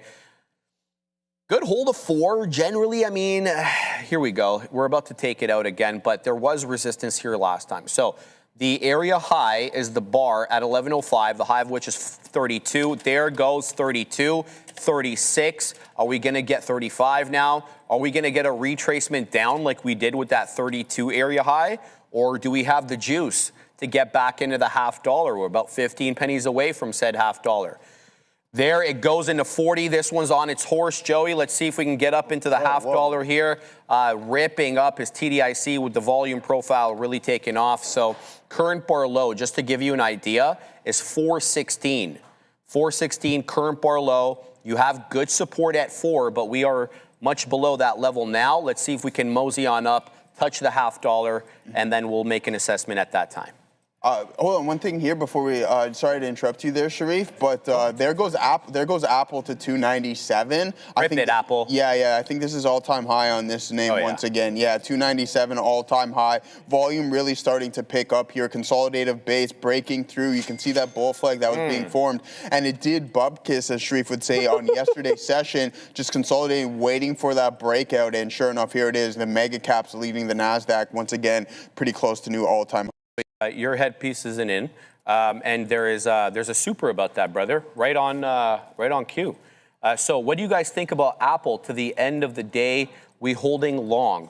You wanna cover that because you're the mega cap trader. Yeah, I hold Apple. What do you guys think about Apple till the end of the day? Do we hold the long? Yeah, why not? Why would you want to? I mean, why wouldn't you want to? Look at this breakout. Look at the consolidation from yesterday's session. Why wouldn't you not want to hold this? Especially you're at blue sky territory right now. Just continue to ride the wave, man. There's no reason. I mean, trim on the way up. Don't be greedy. Lock in some profits, but leave a little bit of a run or two. So I think that's the narrative with some of these names. I'm all out of this NVDL trade. We're going to wait for a better position. Other than that, I was telling Gore, 2 o'clock, 2:30 is my hour, and I'm going to be patient and wait for that that neck of the woods. All right, let's send things off to Adara. Bitcoin, we've been talking about for a while now, these higher highs, higher lows in this chart. As of right now, though, maybe trying to break that on the daily. So we had this level here of support on the daily at 79.2, going back to Friday, May 8th, so last Friday. Now coming right into that level. Let's see if we bounce or if we break below. As I mentioned earlier for a couple times now, that 83,000 still eluding Bitcoin in terms of breaking back above it. Interesting crypto earnings report here out of Japan. Metaplanet, which is apparently the biggest corporate Bitcoin holder in Japan, they reported $730 million USD valuation loss. That would be 116.3 billion yen. That's, again, apparently these losses had to do with Bitcoin valuation losses. So pretty significant there for Metaplanet, showing you that we've got issues here with some of these Bitcoin companies in terms of the value of their Bitcoin, not just in the US, it's happening in Japan as well. Furthermore, lots of comments coming from Feds Collins, and some of these actually a little bit more dovish or optimistic than I maybe thought that they would be. She said that they want rate cuts later this year should the economy permit it. So she is still open to rate cuts here, Feds Collins. She also said that persistent inflation makes it difficult to ignore energy shocks. So there are still some concerns, but she said, hey, they do want there to be rate cuts going forward. Back to you.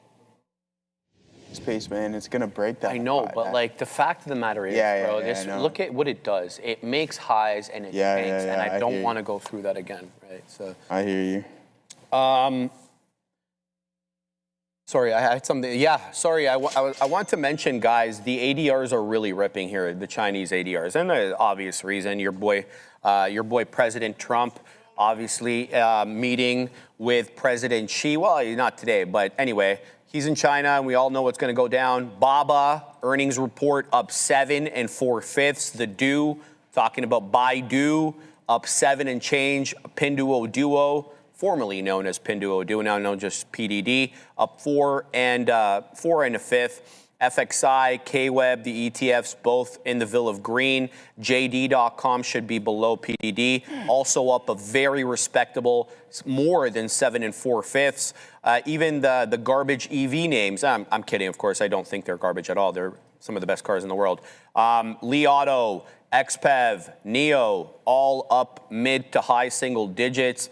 What else do we have? Some are the solar, the Chinese solar names as well. They're all moving a decent amount. So for those looking for something here, guys, the ADRs, the Chinese ADRs at that are really going. So something to keep an eye out for. We got long. I hate this because I put a range 75 to 82 on VELO, and I literally got the worst possible price. But there it goes into 21. We're wetting the beak. We're looking for now the move above 21. Let's go ahead and wait at 7s.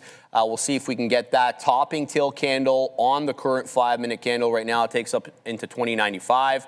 Let's see if we can kind of ride trend on Velo and possibly take out that area high, the intraday high that is at 21.39. There's a lot of resistance right around there. So, but I want to see what the price action brings into 21. Now, area low for me is the stop, which takes us down into about 20 1/5. We'll see if this one's got the juice to take out some levels. But TDIC, I told y'all, this is the problem with these names. They lure you in with lower highs.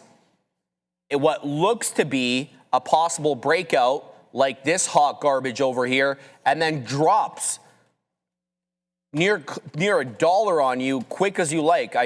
I'm finding that these are like some of the worst setups when you have an area high and you try to reclaim that area high and you ends up making a lower high. Look at that drop, breaching 4 all the way down into the 3 mid-80s. TDIC, troublesome area. Now, that being said, this is a clear area of technical support.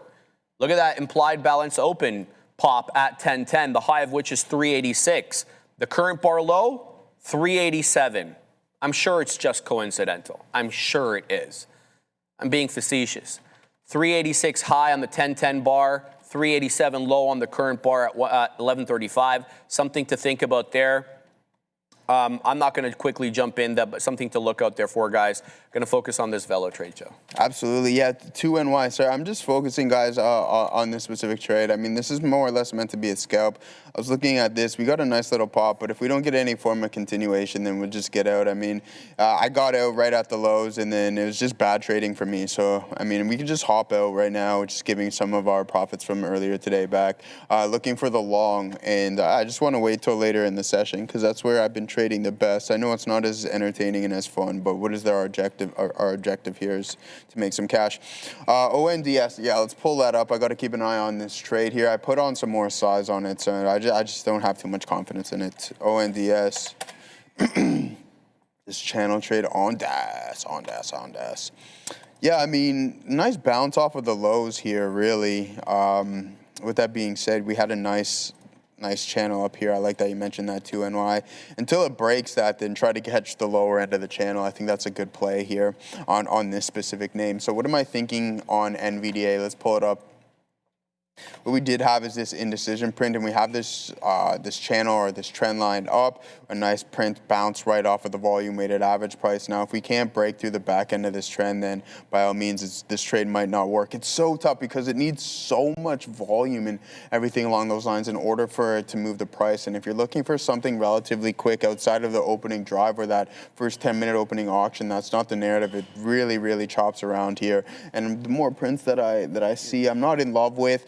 I'm going to go long on some DRAM. I like the buying pressure starting to step in right at the volume weighted average price. You can see that it's forming this consistent lower high, or higher low, sorry, I should say. And then if it breaks that trend, that's when you look to get out on that name. But silver, off to the races it goes, and there goes the SPY continuing to climb a little bit stronger. And with that being said, I thought that we would see some more strength within the financials. Hasn't been the case. JPM is absolutely just being a bedwetter right now, just get gap down, and just, man, it's just like, all right, these banks, what to do with them? I mean, you got to hold on to them for quite some time. I mean, no, it's true, man. It's just so frustrating. They just climb. Like, we know that you're going higher in the long run, so just do it already. I know. But in all seriousness, strong session yesterday. Bedwetter, though. Not so much here today. That's so funny, man. Yeah. Sorry, Joey. It's not that. It's the characterization there.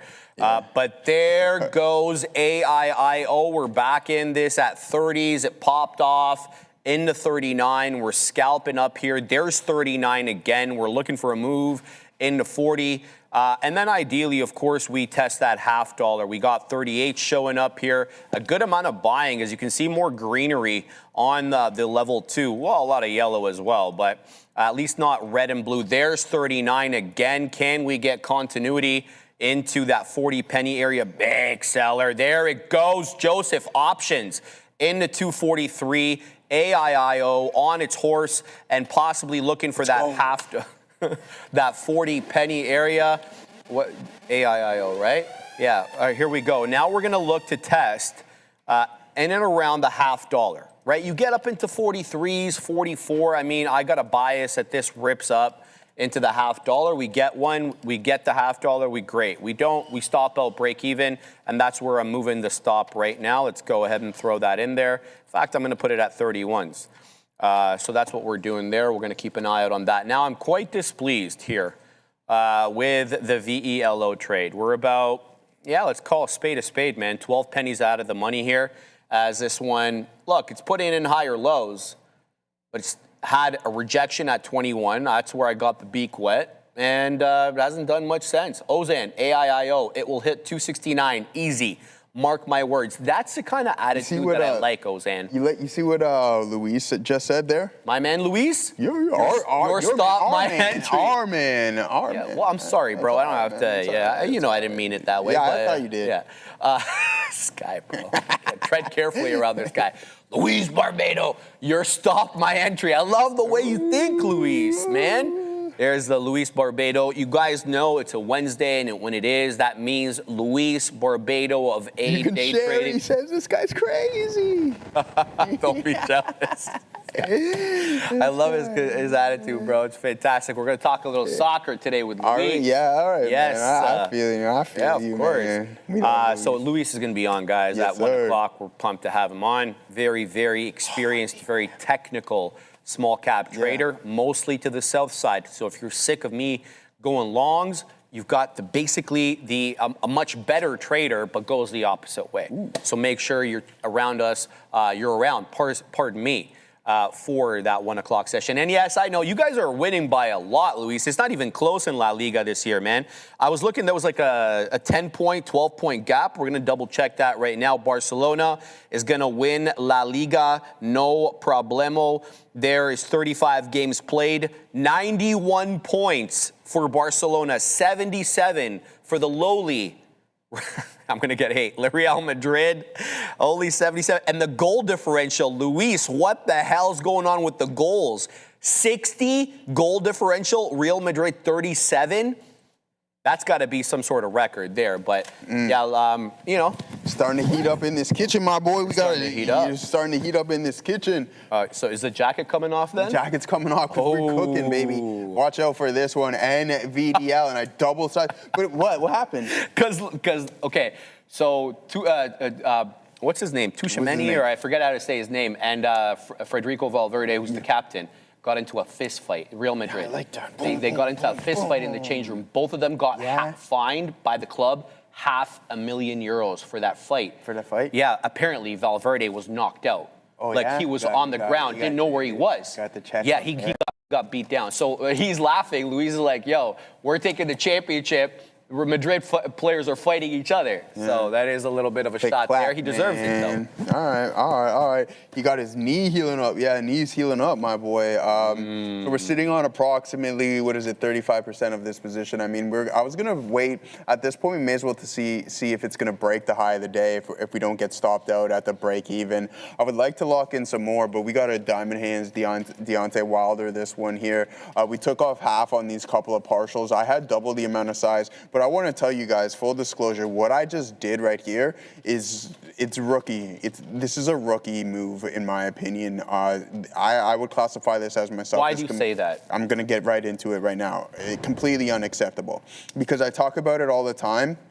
Look what I'm doing. I'm buying at the top end of the range, and it's consolidating, right? And I'm selling at the lower end of the range. So I'm literally just putting myself in a chop position and not a really good risk to reward. What we wanted to do is wait for the lower end or for the volume to really kick in and us break out. But where I get out, I understand that you break through the support level, but I should be giving it a little bit wider of a stop, considering this is a leverage product right here, NVDL, for me to get out right here. This is a guaranteed loss, and I'm not happy. I took it.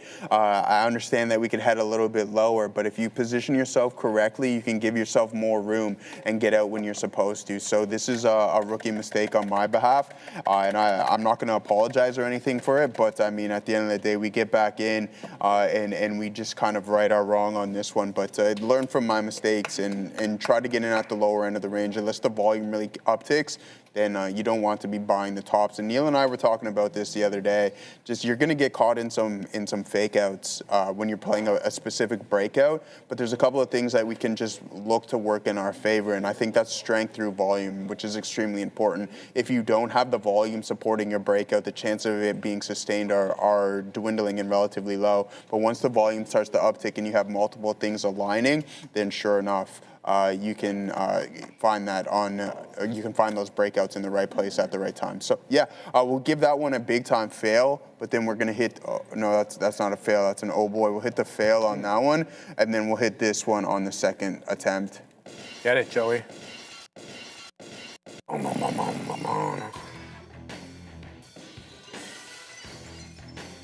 Multiple glass break is crazy. I was watching a documentary, man. Yeah. Yo, Hulk Hogan was a world-class shit disturber within the wrestling business. Yeah. The amount of stories that so many different wrestlers have about this guy just disturbing the peace. So you know how it is. Like, they plan out who's going to get the title. It's called, what is that called again? I forget the term anyway. So you're going to win, right? They're going to give you your run now. I got the belt, and you and I meet and be like, all right, here's how it's going to go down, Joey. I'm going to hit you with a clothesline. We're going to do this, that. Yeah. And everything will be planned out ahead of time. Everything ironed out. You're good with it. I'm good with it. He'll come in like half an hour before the match and be like, hey, brother, that's not going to work for me, brother. Oh, yeah? Yeah, and just completely send everything into it. Yeah, exactly. And, always kind of looking out for himself, not really looking out for the greater good of the business. Yeah. The reason I say that is because you brought up, obviously, Steve Austin, so I was thinking about that. I don't even think it was a documentary, bro. I think it was like a TikTok video or something like that from a podcast. But anyway, interesting. A lot of interesting stories about Hulk and his demands for different things. I also wanted to touch on this, considering we're talking a little bit of sports. The Toronto Maple Leafs fire head coach Berube. So this is coach number, I think, 5. We're going to be going on, and general manager number 4. But it's not the player's fault. He's up then, my G. All right, we got that break up into $120 in NVDL. Thank you. Let's see if we can head towards the high of the day. I'm thinking we get 128 here throughout the session. So let's be patient, hold on to the little bit that we have right now, and wait for some more cash money to really start to step in here and just try to diamond hand this up to north of $20. So we'll be patient and see what we got going on. Daenerys is alive? I didn't know Daenerys Targaryen was alive. Hey guys, here's a good question, I think. Why would you guys trade TQQQs over QQQU when QQQU has a lower price per share and higher percentage return? It's a fantastic question. Well, I can kick it off by saying we don't even have access to QQQU. So would I even know what the volume on this thing is? No. AM. I think it's an Amex. It didn't even come up. It didn't, eh? No. All right. Yeah, it didn't even come up. Yeah. So, I mean, there's answer number one for that if we don't even have access to it. And then I'll try to find another answer for you as well. I think the liquidity typically. Well, that's what I was just about to get at there, right? Is like, what is the liquidity on this thing, which is also a big importance on why we're trading. So if it's not very liquid, then we're not going to be looking to participate in it. QQQU. It's 3x. Let's see what the volume. Oh, that's 3x. Okay, and That's yeah, barely so any the volume, bro. yeah, so there it is. Look at this. We couldn't trip. Well, I mean, we could, but look at this. What are you even gonna do here? Like, this is just, there's no volume behind this whatsoever. So yeah, that would be a big reason. It has 24,000 shares traded and it's $60. There's not enough liquidity there for us in order for to trade that name. All right, I'm tightening up my stop here on VELO. I'm starting to like this one a little bit better. Now, it had multiple attempts at area highs, which was good news. And now it's kind of showing me that maybe the seller's a little bit in control. I don't want to move it up too much and then, push myself out of the trade a little bit early. But, it is putting in higher lows, right? But it feels a little top heavy, with maybe some rounding coming into this. And if it's gonna round, then I'm not interested in getting in on a rounded top and then failing the $0.50 or the $0.25. But VLO, we're gonna continue to hold this until it stops me out, but I'm liking this a little bit less now. A couple of good attempts there into the high 80s, but essentially the spread is also a bit of an issue, which is currently on Velo, 9 pennies currently, but I've seen it much, much wider. So, yeah, so that's the situation with that one at the moment. AIIO still trading very much near highs relative to basically any other level of import. 231, 232, it's a high of 245. So this could have been that $0.50 glance we were talking about, that 45 move. Sometimes no. And if you believe Ozan in the chat, he says it's going to hit 269 with no problem. Ooh. So I see some support here, Joey. Currently where we are, you can kind of see that 230 level. We couldn't breach from that 230 level. Now we're kind of holding for the most part, not on a straight basis, but certainly on a closing print basis. We're using 230 here as support. So if you look on the lower time frame, like the 5-second or the 10-second chart, it could be a bit of a curling pattern here. But when I look at the 5-second chart, and that's what I'm looking at on the top screen right now, we're still putting in generally lower highs. Some area resistance that we need to be aware of, 235 resistance as well as 238. So those could be, troublesome levels for the longs.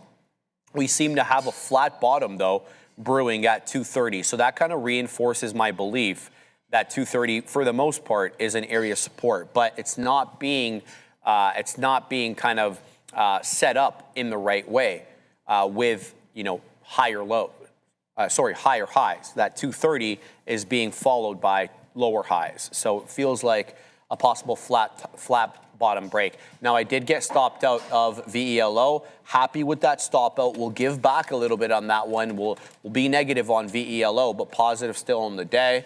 I want to see if this one wants to set up a little bit better. It's not setting up quite well at the moment. And quite frankly, I don't really like anything other than AIIO, which is also not setting up quite well. Let's look at... Pardon me? No, I've seen someone in the chat. Let's look at MXCT. I had this one on for a nice break and hold above $1. Here it is at the volume weighted average price, which happens to be $1.08. High of the day is $1.16. You're not going to find much in the way of support below VWAP here. It's going to take you all the way down to 103. You can see all the resistance levels here are at $1.03, and then it rocketed up, made that 116 quick as you like, and here it is at the volume weighted average price at 108. Now it's suffering from a plethora of lower highs, and that, even if it holds up at 108, it'll have to get above those prior area highs. So there is MXCT. I also want to draw your attention to OUST. I've said very little about this one, but OUST is up 17.5% on the day with a 33.11 high. Here it is, about to lose the 10 EMA. It has been putting in higher lows locally, but was unable to kind of retest that area resistance at around 32 2/3, 32 3/4. So let's see if this one can hold above the 10 EMA, and then we may get involved with that one. But I'm not liking anything, especially the names on the bottom of your screen there. All of them are either below VWAP or consolidative, doing bupkis. Yeah, and there goes AIIO losing the 230 area. There could be support between the fifth of a dollar to the quarter of a dollar. There's a bit of a support area there. So a loss of that. And MXCT just lost VWAP as well. I'm not going to take this trade because it's below VWAP and that breaches my rules. But for those who don't have a VWAP rule, $1.03 on MXCT could be a possible area of good support. So keep that in mind. Let's go back and see what some people are saying. Oxlong wants me to take a look at WOLF, not WULF. So the actual spelling of wolf. Joey, did you ever play Wolfenstein? I haven't. No, I'm not familiar with that game. That's crazy. What is it?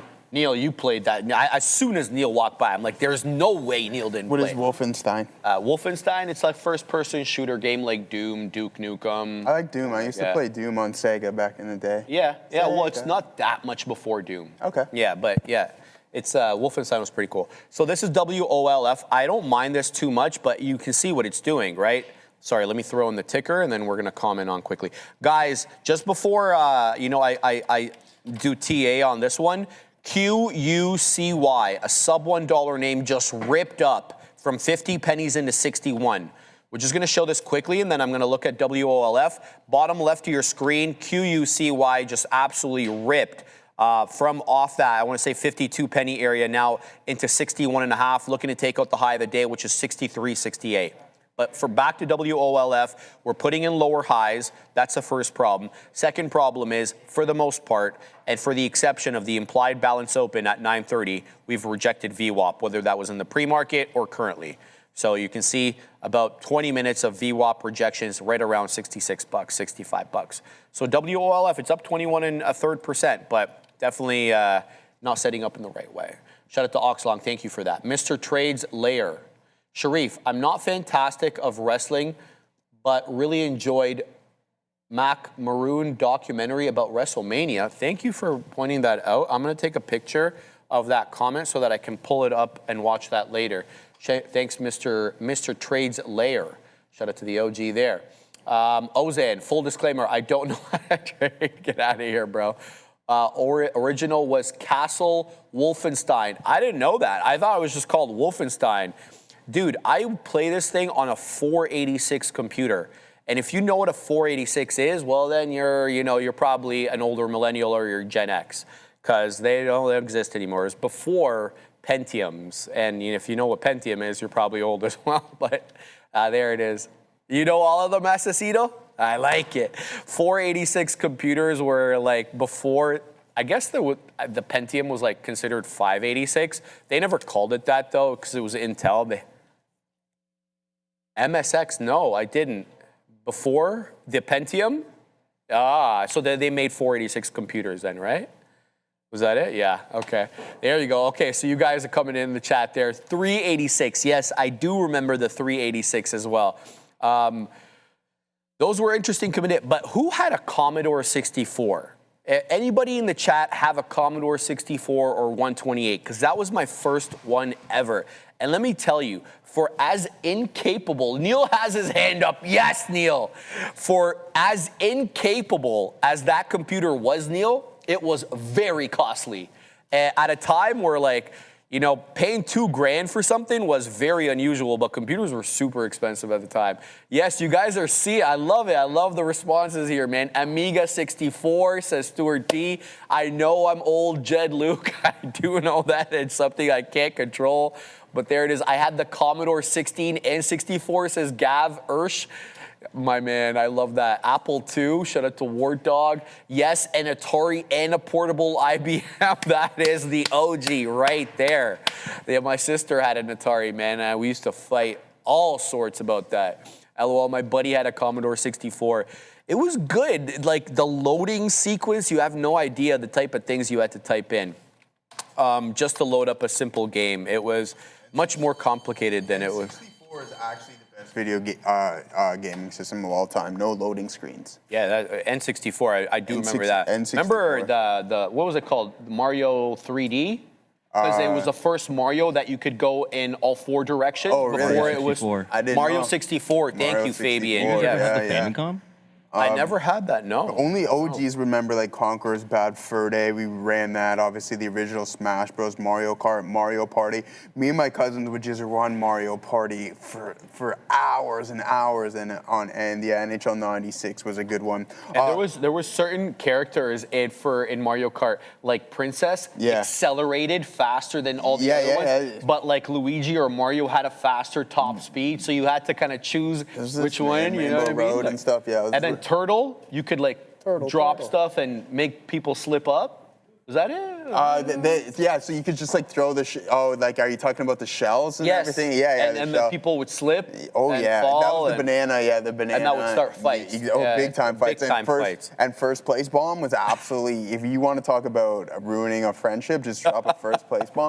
All right, I believe. Hold on. Oh. Before we go, guys, QUCY just ripped in to the high of the day, 68 pennies on the dot. It's dropping back now into about 62, 63. If it keeps dropping, look for a hold between 60 to 57.5. 57.5. VWAP 60, of course, that 10 penny level. QUCY up about 100%. Adara. Good stuff.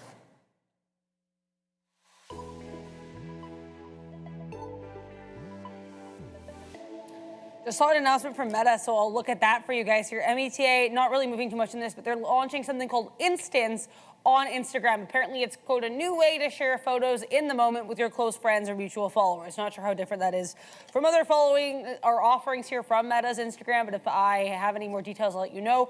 S&P 500 hanging out here near session high, still below the pre-market high here. Now, we know with the market, we, of course, had the PPI looming over it. That was hotter than expected for all 4 prints. To some degrees, like, more than 1% hotter than what we were expecting for that producer price index print. CPI yesterday, you had like 3 of the 4 numbers of that metric coming in slightly harder than expected, but this PPI print will slightly less closely watched. Certainly pretty concerning when it comes to how overheated that was. That being said, Betsy Collins actually saying that she doesn't really think that inflation will abate until 2027. However, she hopes that the economy will allow for further rate cuts this year. So certainly, if you don't want to say, oh no, dovish, I think certainly a lot less hawkish than we were expecting from our first Fed speak after that PPI print. We do have Kashkari, I believe, at 1:15 p.m. today. FXI and all these Chinese names are going to be on watch here as we have President Trump and President Xi meeting up, and you guessed it, China. Reuters reporting a little bit after the bell today that Trump and Xi are going to be considering tariff cuts on $30 billion of imports. So we're going to have to wait and see if that does come to fruition. Of course, in the Chinese ADR space, Alibaba going to be on watch here as well. They are up massively. Earnings report itself not that great, but certainly I think at this point, with all the excitement with the Trump and Xi meeting, good look there for BABA.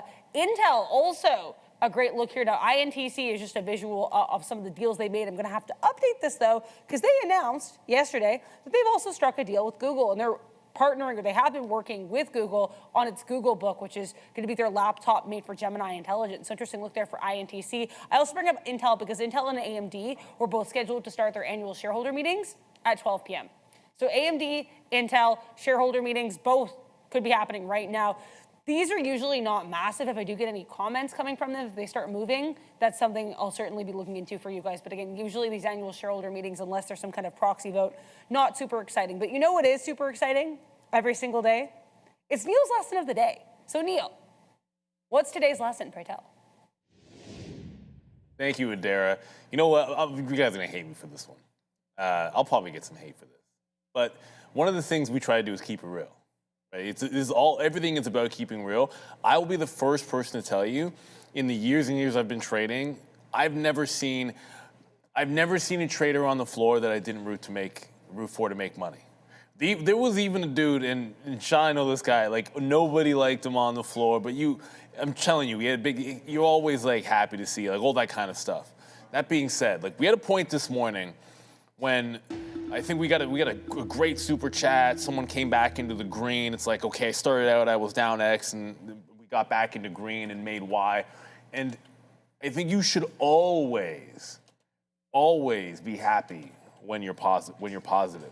But it was the nature of it that sometimes can get lost. It was something along the lines, and it was the line that I just kept doubling down until I made money.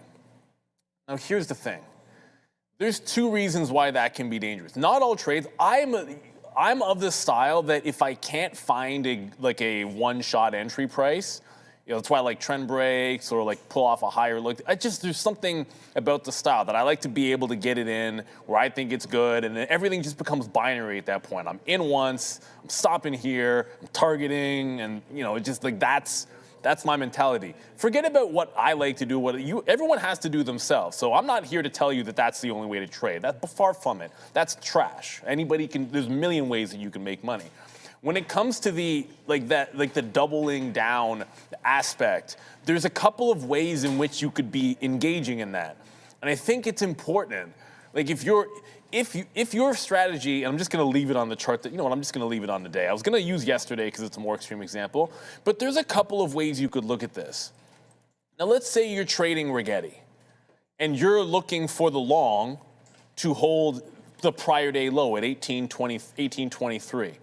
Right? You see it come into the bounce. You like it here. Maybe you buy some 1850s. Your idea to hold to 1820. So you buy some here, you buy some here with a stop out there, but you've got a price in mind that says, I'm going to have X price if it breaks this low at 1825. And let's say I only want to lose $100, right? So if I'm doing that math, and 1825, is that really 1825? It doesn't matter. I'm just going to say 1825. So 1825, and I'm going to get longs in here somewhere, and I only want to lose $100. Let's say in the middle, my blended price would be something around the lines of 1835. Let's say, so you're risking 10 cents. You can only have 1,000 shares. So then if you bought 500 on the original entry, and then you bought another 500 on the way down with your stop only risking the $100, and it stops out, that's averaging down.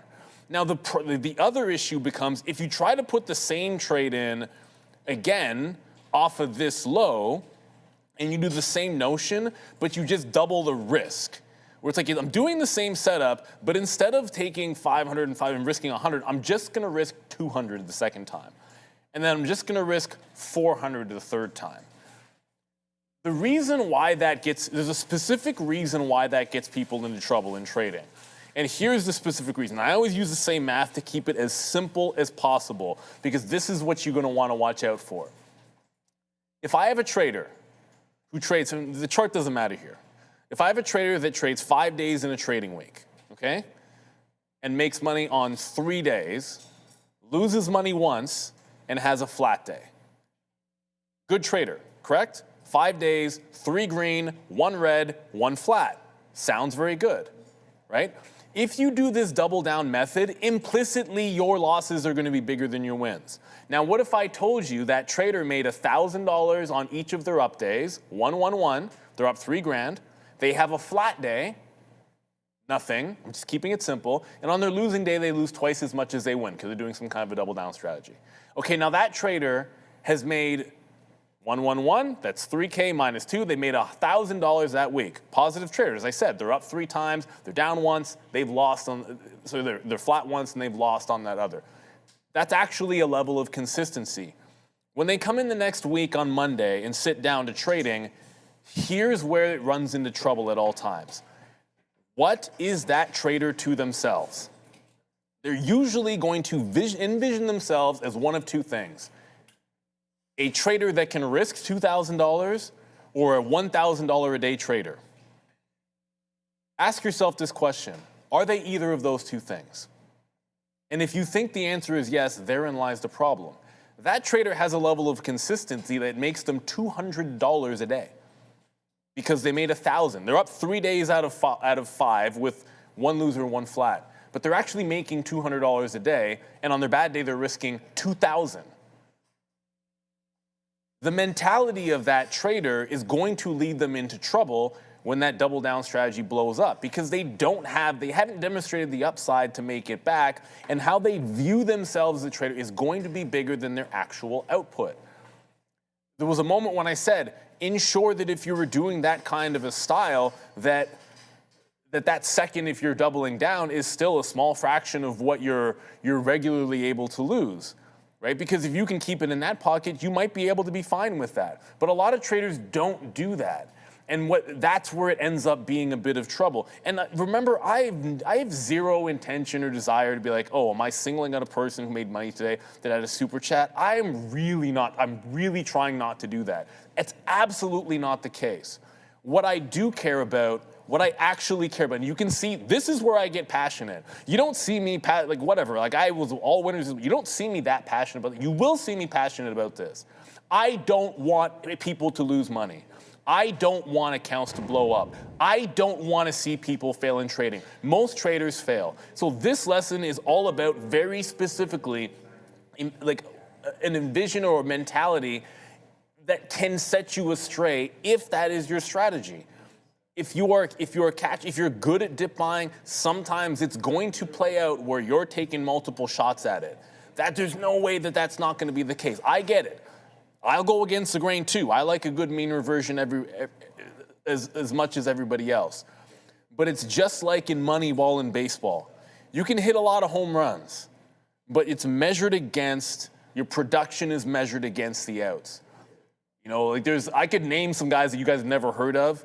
Everyone here has you've probably heard of Mark McGuire. You've probably heard of Barry Bonds. You've probably heard of Jose Canseco. You've never heard of Russell Branyan. You've never heard of Jack. These guys had more power than anybody and could hit the ball a mile, but they made too many outs relative to the home runs they hit.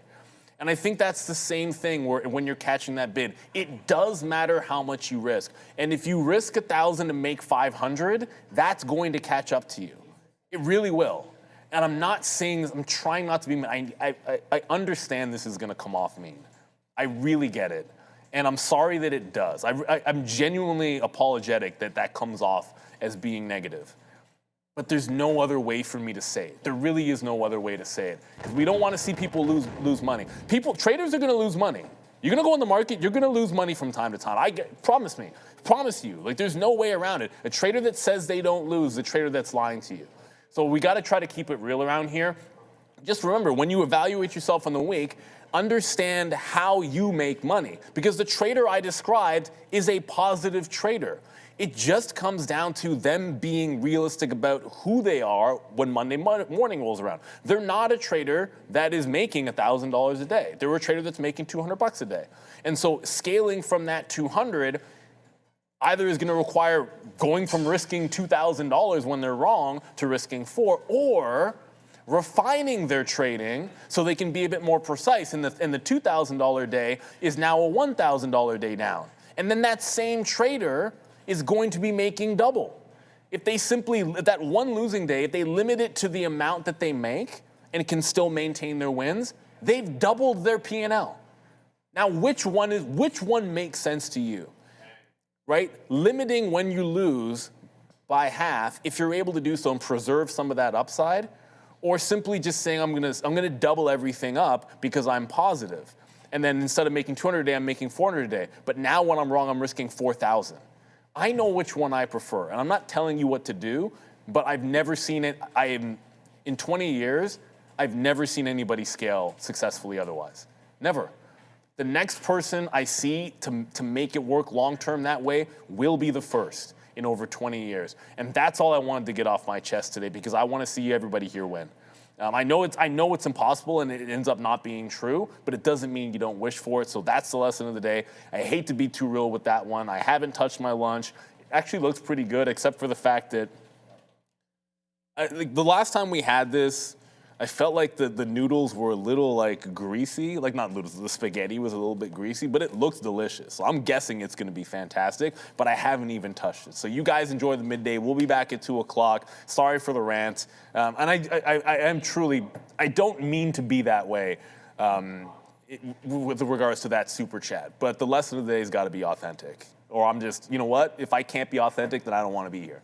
You know what I'm saying? So you guys have fun. We'll see you back at 2 o'clock. Appreciate you.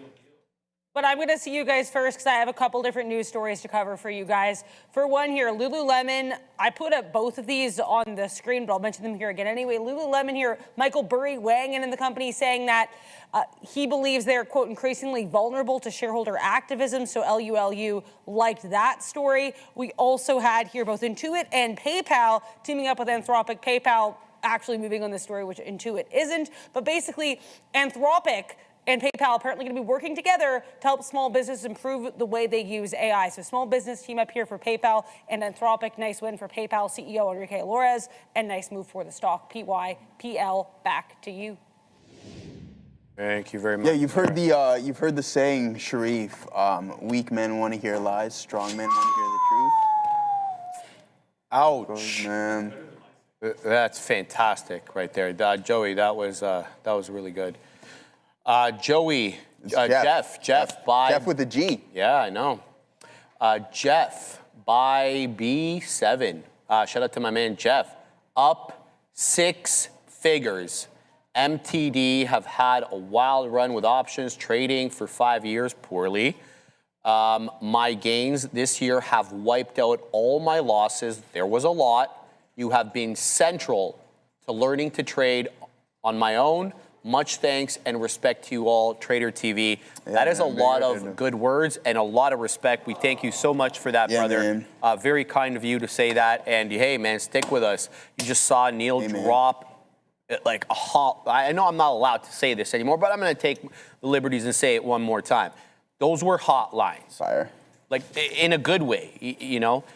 Yeah. So fantastic lesson of the day, Neil. Typically is the case. So we're going to thank him for that. Joey, I got to cover this because it's ripping. Okay, cover that. I want to talk about Jeff quickly. Right after you're done. Cover what you got going on. First of all, thank you very much to the trader there. I have to shout him up by name. Oh, geez, where is my response to him?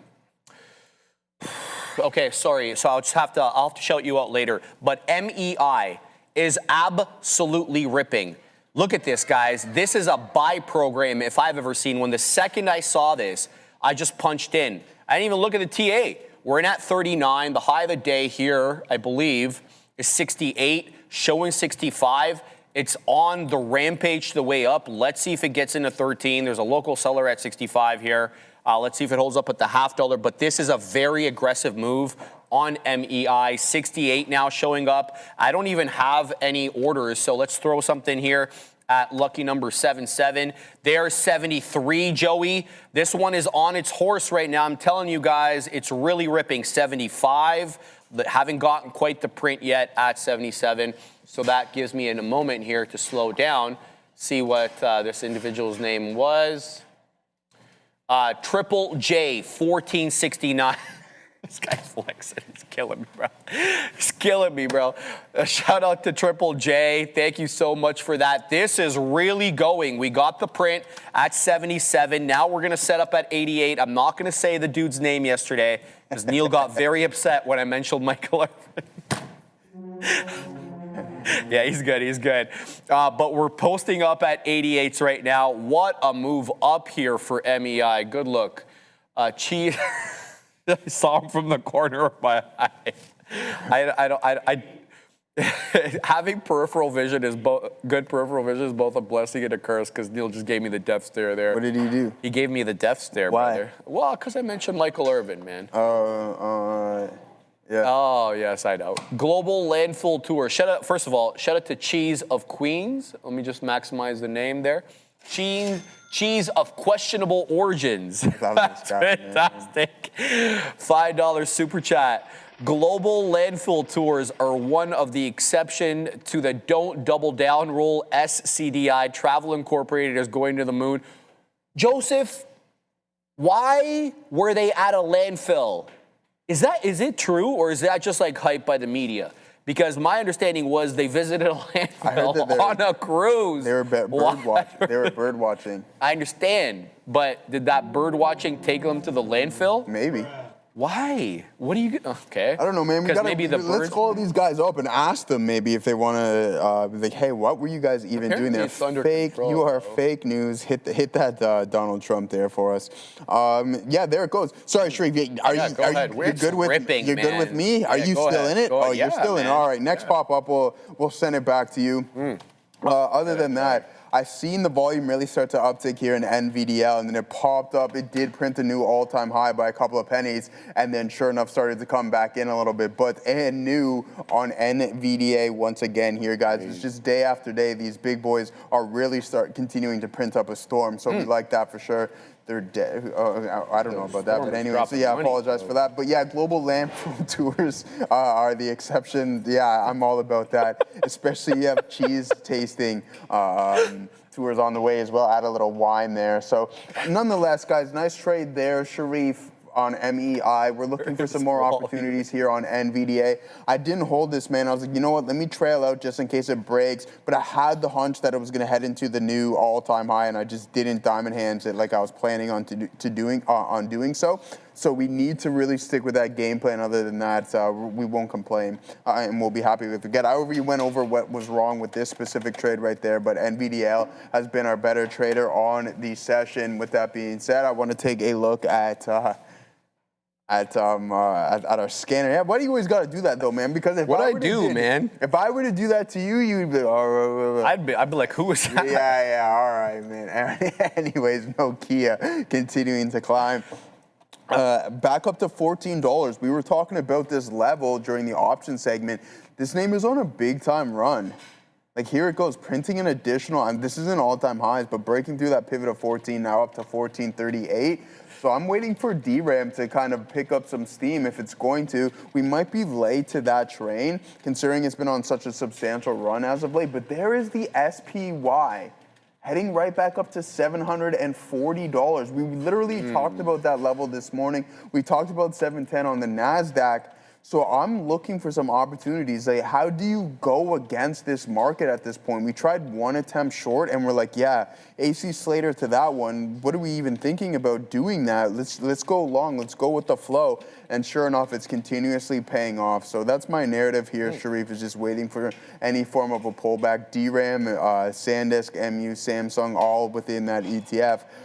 So looking for that to find some ground here. But I mean, it's already pulled back off of that previous high, and yesterday it traded down to $48, I believe. So there's a good buying opportunity there, but I'm going to be more patient on that one before we get involved on that. So yeah, other than that, Sharif, we had that couple opportunities here on NVDL, and we're going to be patient and wait for some more things to come into play for us here.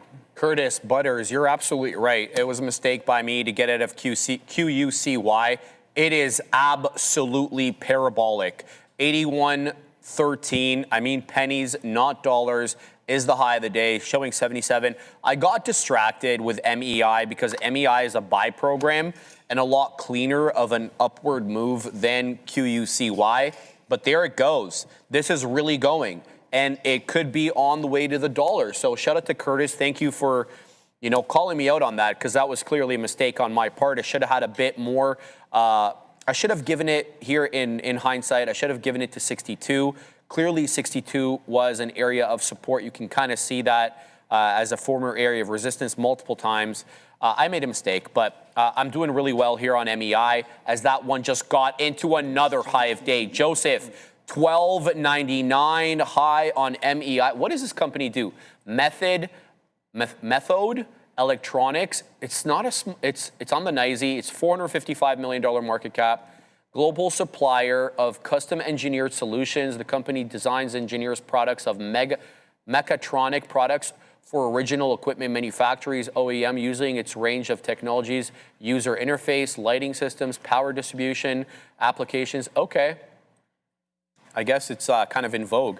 By the way, Fabian, did you see that Chinese company that made like a mech warrior robot that you ride inside of? Huh? Did you see this? The red one? Okay, we're going to have to pull this up. It's quite crazy. We'll pull this up in a second, but this Chinese company, who played mech warrior ever in their life? I did. And there's a real-life mech warrior now. We'll get to it in a second. I really want to show this video. First and foremost, though, shout out to Spooky Beats. We appreciate you, brother. He dropped 2 in the chat, Joey. Speaking back on sports, who you got for the NBA Finals? OKC, obviously. Yeah, I was going to say OKC because of the Canadian twist to that. Yeah. And they pretty much beat the hell out of LA. Yeah. Right? Did they sweep? Yeah, they It was a swept. sweep. Yeah, they swept It was a them. sweep. And then who from the East? And then from the East, who you got? Probably the Knicks, yeah. The Knicks, eh? So And then Knicks. it's just going to be a wash show in OKC. So OKC wins? the Larry O.B. is going to Oklahoma City Okay. for the second year in a row. All right, well, there you go. I mean, I don't know too much about basketball, so, I'll have to, basically listen to what Joey says there. I have the Stanley Cup staying in the West this year as well. It's either going to be the Vegas Golden Knights or the Colorado Avalanche. All right. I'm just trying to find this thing, Joe, for everybody. There Yeah, it is. absolutely. All right, we're going to bring it in right now. This is it. This is literally it. Let me just pause this for a sec. Bro, bring this it is back. like It's pure not even a Avatar joke, stuff, man. man. No, man, this is real. This is actually But I'm saying real. this is Avatar stuff. Oh, yeah. This thing is actually moving. This is the real deal. Like, the dude's sitting inside of it. I don't know how much of this we can show because we don't want to get dinged, but, like, it can walk on all fours. It can stand up. It's insane. It's crazy. Bro, throw a couple of 50 cals on that thing. And This guy's... Did you see that? Yeah. Isn't that crazy? Just the start. And they actually showed it, like, the strength of this thing. So they put up, like, concrete cinder blocks. And they weren't together with concrete. They were just stacked regularly. And the arm just hit it, knocked the entire thing down. They were trying to demonstrate its power. But it looked pretty cool to me. Hydraulics, right? Yeah. I thought it was pretty cool, man. All right. MEI is ripping. Just took out $13, and it doesn't really look like 13 is acting as any really major area of support, Joey. 13.09 high. We're showing 6s. Let's continue to watch this one. MEI is really moving. You also have this one here, QUCY. There's no shortage of these small cap names moving in the midday, guys. Trade them carefully because we know how this ends up working.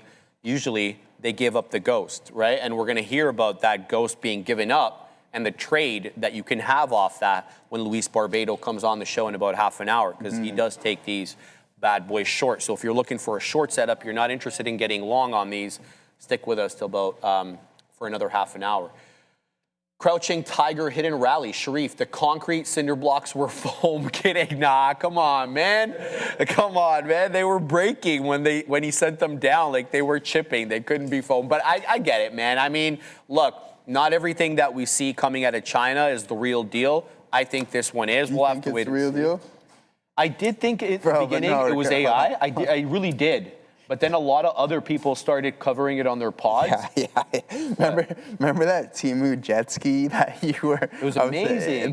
You don't like that? Bro, I want to bring that in. It was like 200 It's bucks. not 200 bucks. That was a scam website. Yeah. So it was actually like a few thousand. You were about it though for life. So I mean, want to bring it as an investment, not as like a thing bro, for me it would to probably do. last a couple of runs and then that I was don't it. know why. Why do you think that? Because it's probably cheap parts. How do you sell something of that China quality? is like everything. You can get the super cheap to the super good, right? I mean, you know that, right? Yeah, absolutely. And that thing was on the super cheap end of How thing. can you tell it was a video? Bro, I know. There's no way you could What have do you mean? known How that. could I tell the price? You were like, this The thing's price only was like, fake. yeah. That was like okay, somebody all right. took- But you think the product was of quality? It's hard to tell. I wouldn't make that conclusion. I would have to see it in real life. So it was basically like this battery-powered kind of jet ski, super small though. So I didn't think that it would fit like the North American-sized individual, if you get my drift there. Yeah, I didn't think it would be an easy sell here. It looks pretty damn cool though. I think look cool, for kids, just a little outside the price point for something you get for your kids though. It ended up being about like $1,000 a pop by the time you imported it. It was a bit more. There's a company in Montreal who's the authorized reseller, and they have the electric, what is that thing? The surfboard, electric surfboard. Almost, actually powers it. It's totally legitimate. They have. Just call us. Eh? Someone's like, did Sharif just call us? not directly. No. Yo, you know what? Hey, man. You know what's big? The statistics speak for themselves. exactly. Let me just tell you that, right? It's not really a job anymore. You know what's really big now? When I was out for a walk when it was nice the other day, and all the younger kids, they're getting on those dirt bikes, the electric dirt bikes, and you see them ripping around the city and stuff, and they have all these meets and It's the same engine, the electric motor that's powering all these, right? I would like to get one of those. It looks cool as hell. I saw a kid on my street because I live on a kind of a dead-end cul-de-sac, right? You see the kids with them there? Ripping them up and down. Yo, they're moving. Like this car, it was like moving 40, 50 clicks. I like that. I love that stuff, man. I don't Add mind some it at flavor all. into the city. That's why I like all these dudes on the scooters and everything like that. Everything else is just so Guys got bland. some of the Nile for sale, this idiot Arcane level. Shut the hell up, bro. What do you say? I don't know. Who cares? Let's go. We're still holding some MEI. We're looking for a retake of 13, and there goes QUCY into another area high, into 81.13. Look, watch out, man. This one is curled up easily off 76 pennies, and this could be headed to the dollar here, Joey. So QUCY up 150%. All right, man. SPY doing the exact same thing. Silver hovering around that $80 mark. That's something that I was looking to get involved with here, but I was just buying more NVDA and more of the CDR of JPM as of late. I bought a little bit more NVDA this morning, but I've seen this from a technical breakout standpoint. You can see there's that pivot high, and then we open up on the top of the range, and then sure enough, off to the races we go. We're still down a little bit here, so can we classify this as value? 27% to the downside, but gold not as weak, but not as strong here. Not as like, and what I mean by weak is that it's not down 27%. It's only down 15%, but it's not participating within this move up. I still like gold. After I've seen this massive and insane move, I'll forever be a buyer of gold. I just think it's too ignorant. Can I suggest something though? Yeah, what's that? Can you look at the weekly on gold? On gold? And then perhaps you may want to rethink that. The weekly or the monthly, because I want to show you the decade and a half where it did nothing. Yeah, that's great. I mean, look at that. I see the weekly. Yeah. I mean, it could break down absolutely. Yeah. But I think just from a store of value standpoint, it didn't do much for quite some time. I understand, but then when it did do something, and I mean, I'm not talking about like it being a major holding. A couple of percentage points out of the portfolio into this, I don't think is a bad play whatsoever. So that's what I'm looking for. To do with gold and silver. It doesn't hurt you whatsoever to do that. I mean, this really started moving, Sharif, in November of 2022. So you go on a 4-year run, and if things cool down after that, then so be it. But 4 years of just steady up and to the right, I'm not going to complain about whatsoever. And the NASDAQ has been doing that as well. I mean, since COVID, like the end of COVID, look at this. Bang. Oh, this is when Joe starts trading right here. Oh, good stuff. Bang. For a full year, you get to the downside. But then after that, like December of 22, when you bought them, 175% in the NASDAQ. That's 4 years pretty much without no crazy pullback. And then this is the tariff tantrum here where you pull back about 25%. And then it's like, yeah, that was fun, wasn't it? Yeah, cool. Bang, off to the races we go. And then we have CapEx, these hyperscalers just continuously spending money and also going to start bringing it in. So I have no reason to not remain long for the foreseeable future. And if we go even further out, I mean, if we're looking at the monthly, I don't know, like this is... I don't even really know what to say. It leaves me speechless at times. How could you ever bet against this? I just don't know. I don't know really. Is that your thing? Yeah. So here it is. This is what Joey was making fun of me for. Let's show this quickly, Asesino. This is what it is. I don't think it's all that bad. That's not that bad, man. It's not that bad. I just want to see if it goes fast. Like this is nice for kids and stuff like that, but I don't think it would fit a lot of the bigger men. Yeah, there you go. It's ripping. Yeah. I don't think it's too bad there, Joey. But yeah, we gotta go to Otera. All right, guys. MEI is ripping up another high of the day. Couple different things to talk about here with oil. I'm just doing a little bit of an oil roundup because we had a couple different stories on USO here. Most recent, though, is Foreign Minister of Iran saying that Kuwait has unlawfully attacked an Iranian boat and detained 4 of their citizens. So I guess we have Iran not happy with Kuwait. We also had earlier, I think a little bit after 12, when Neil was doing his lesson of the day, reports that a Chinese ship passed through the Strait of Hormuz. So couple different headlines here on oil just to be aware of. We're still getting these headlines. They're just not coming in as quickly, or they're not moving oil as much as they were a couple weeks back. Back to you.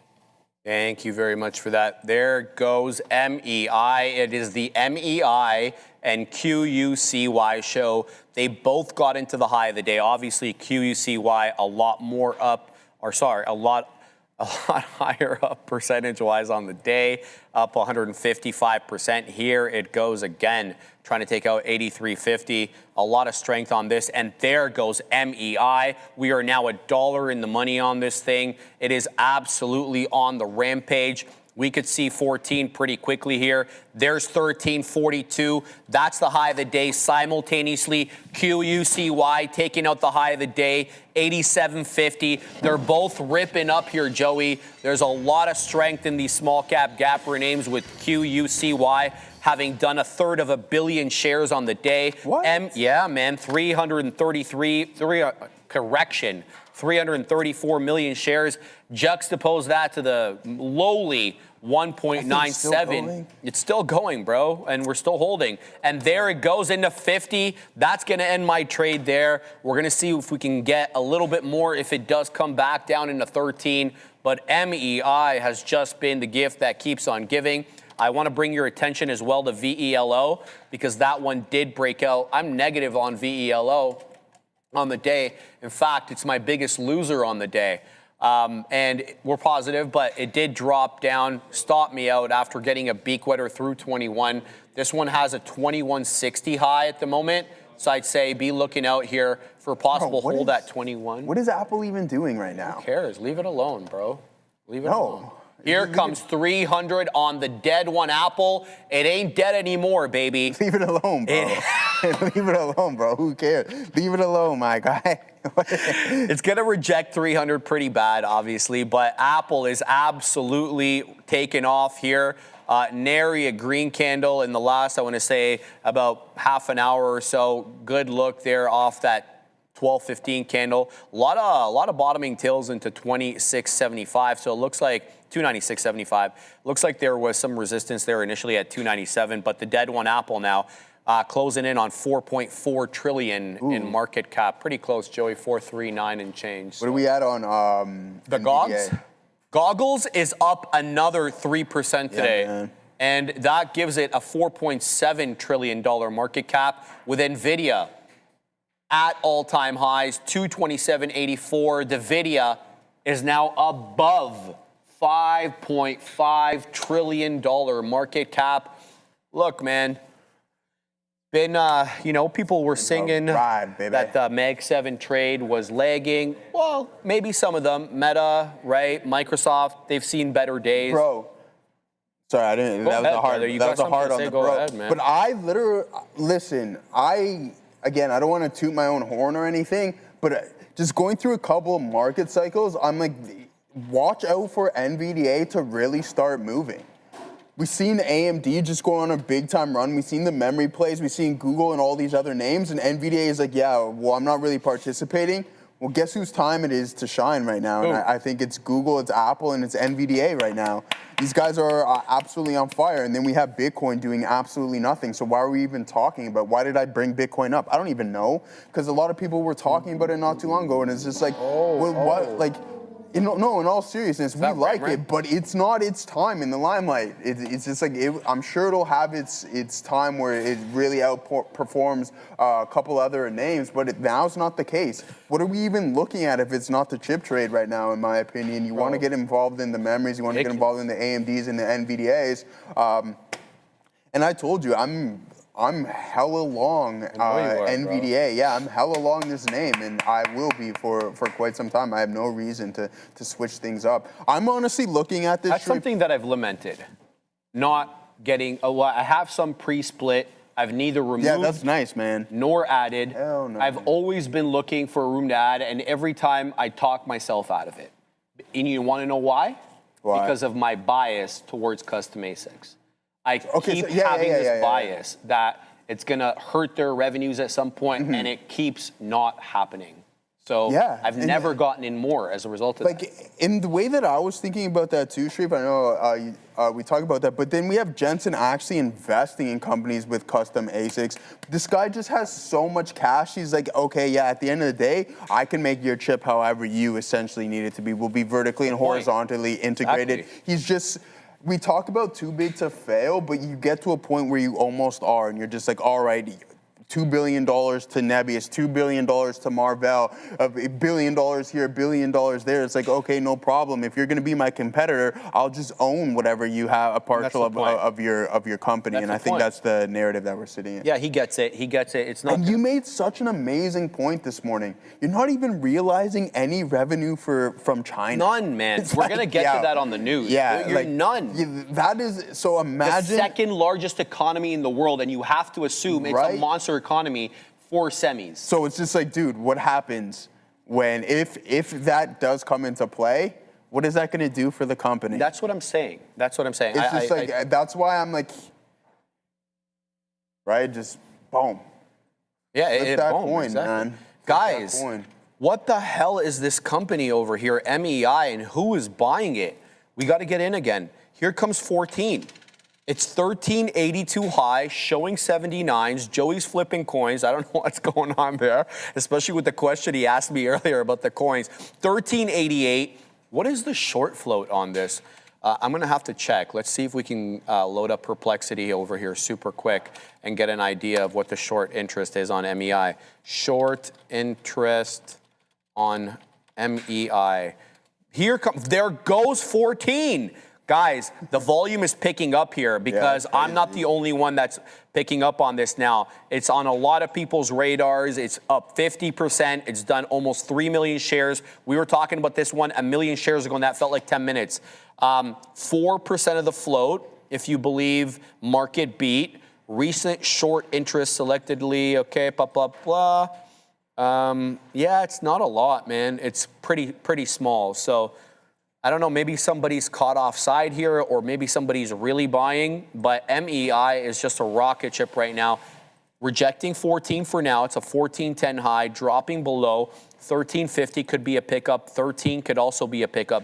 You have to assume that the Luis Barbados of the world, right? The small cap short traders, they're going to be looking at this as well for a mean reversion. I'm sure Obi may be onto this. Now we got a bit of a dip down here into 13 3/4.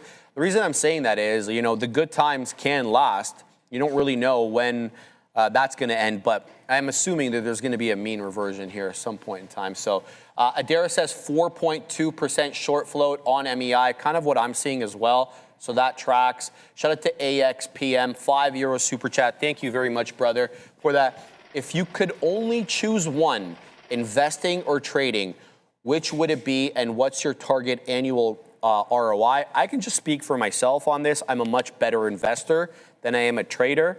I was telling Joey, since I came to the floor here in 2022, my personal account has tripled since I joined here in May of 2022. So I think that you know, speaks for itself. I'm a lot better of an investor than certainly a trader. So how do you feel? I feel exactly how Neil feels and how you feel. Yeah, all day. My greatest success is just telling you the truth.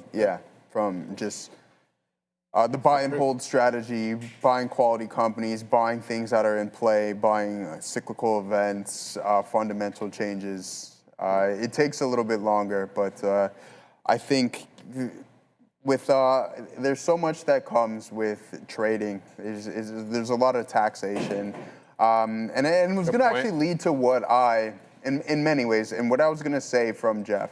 Yeah, the opportunity is there within trading, and it's just always like a one win away mentality, which I think is very true. And I like what Jeff Bybee said here.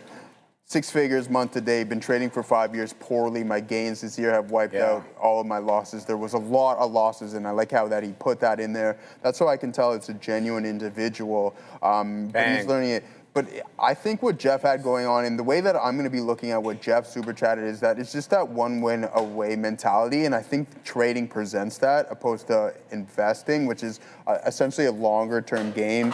But yeah, you always have that one win mentality. But with that being said, there's an immense amount of taxation that comes with trading. For me personally, anyways, I don't know how people look at it or how other people treat it. Because I was later in the game when I started, right? I was like 29 years old when I first started learning.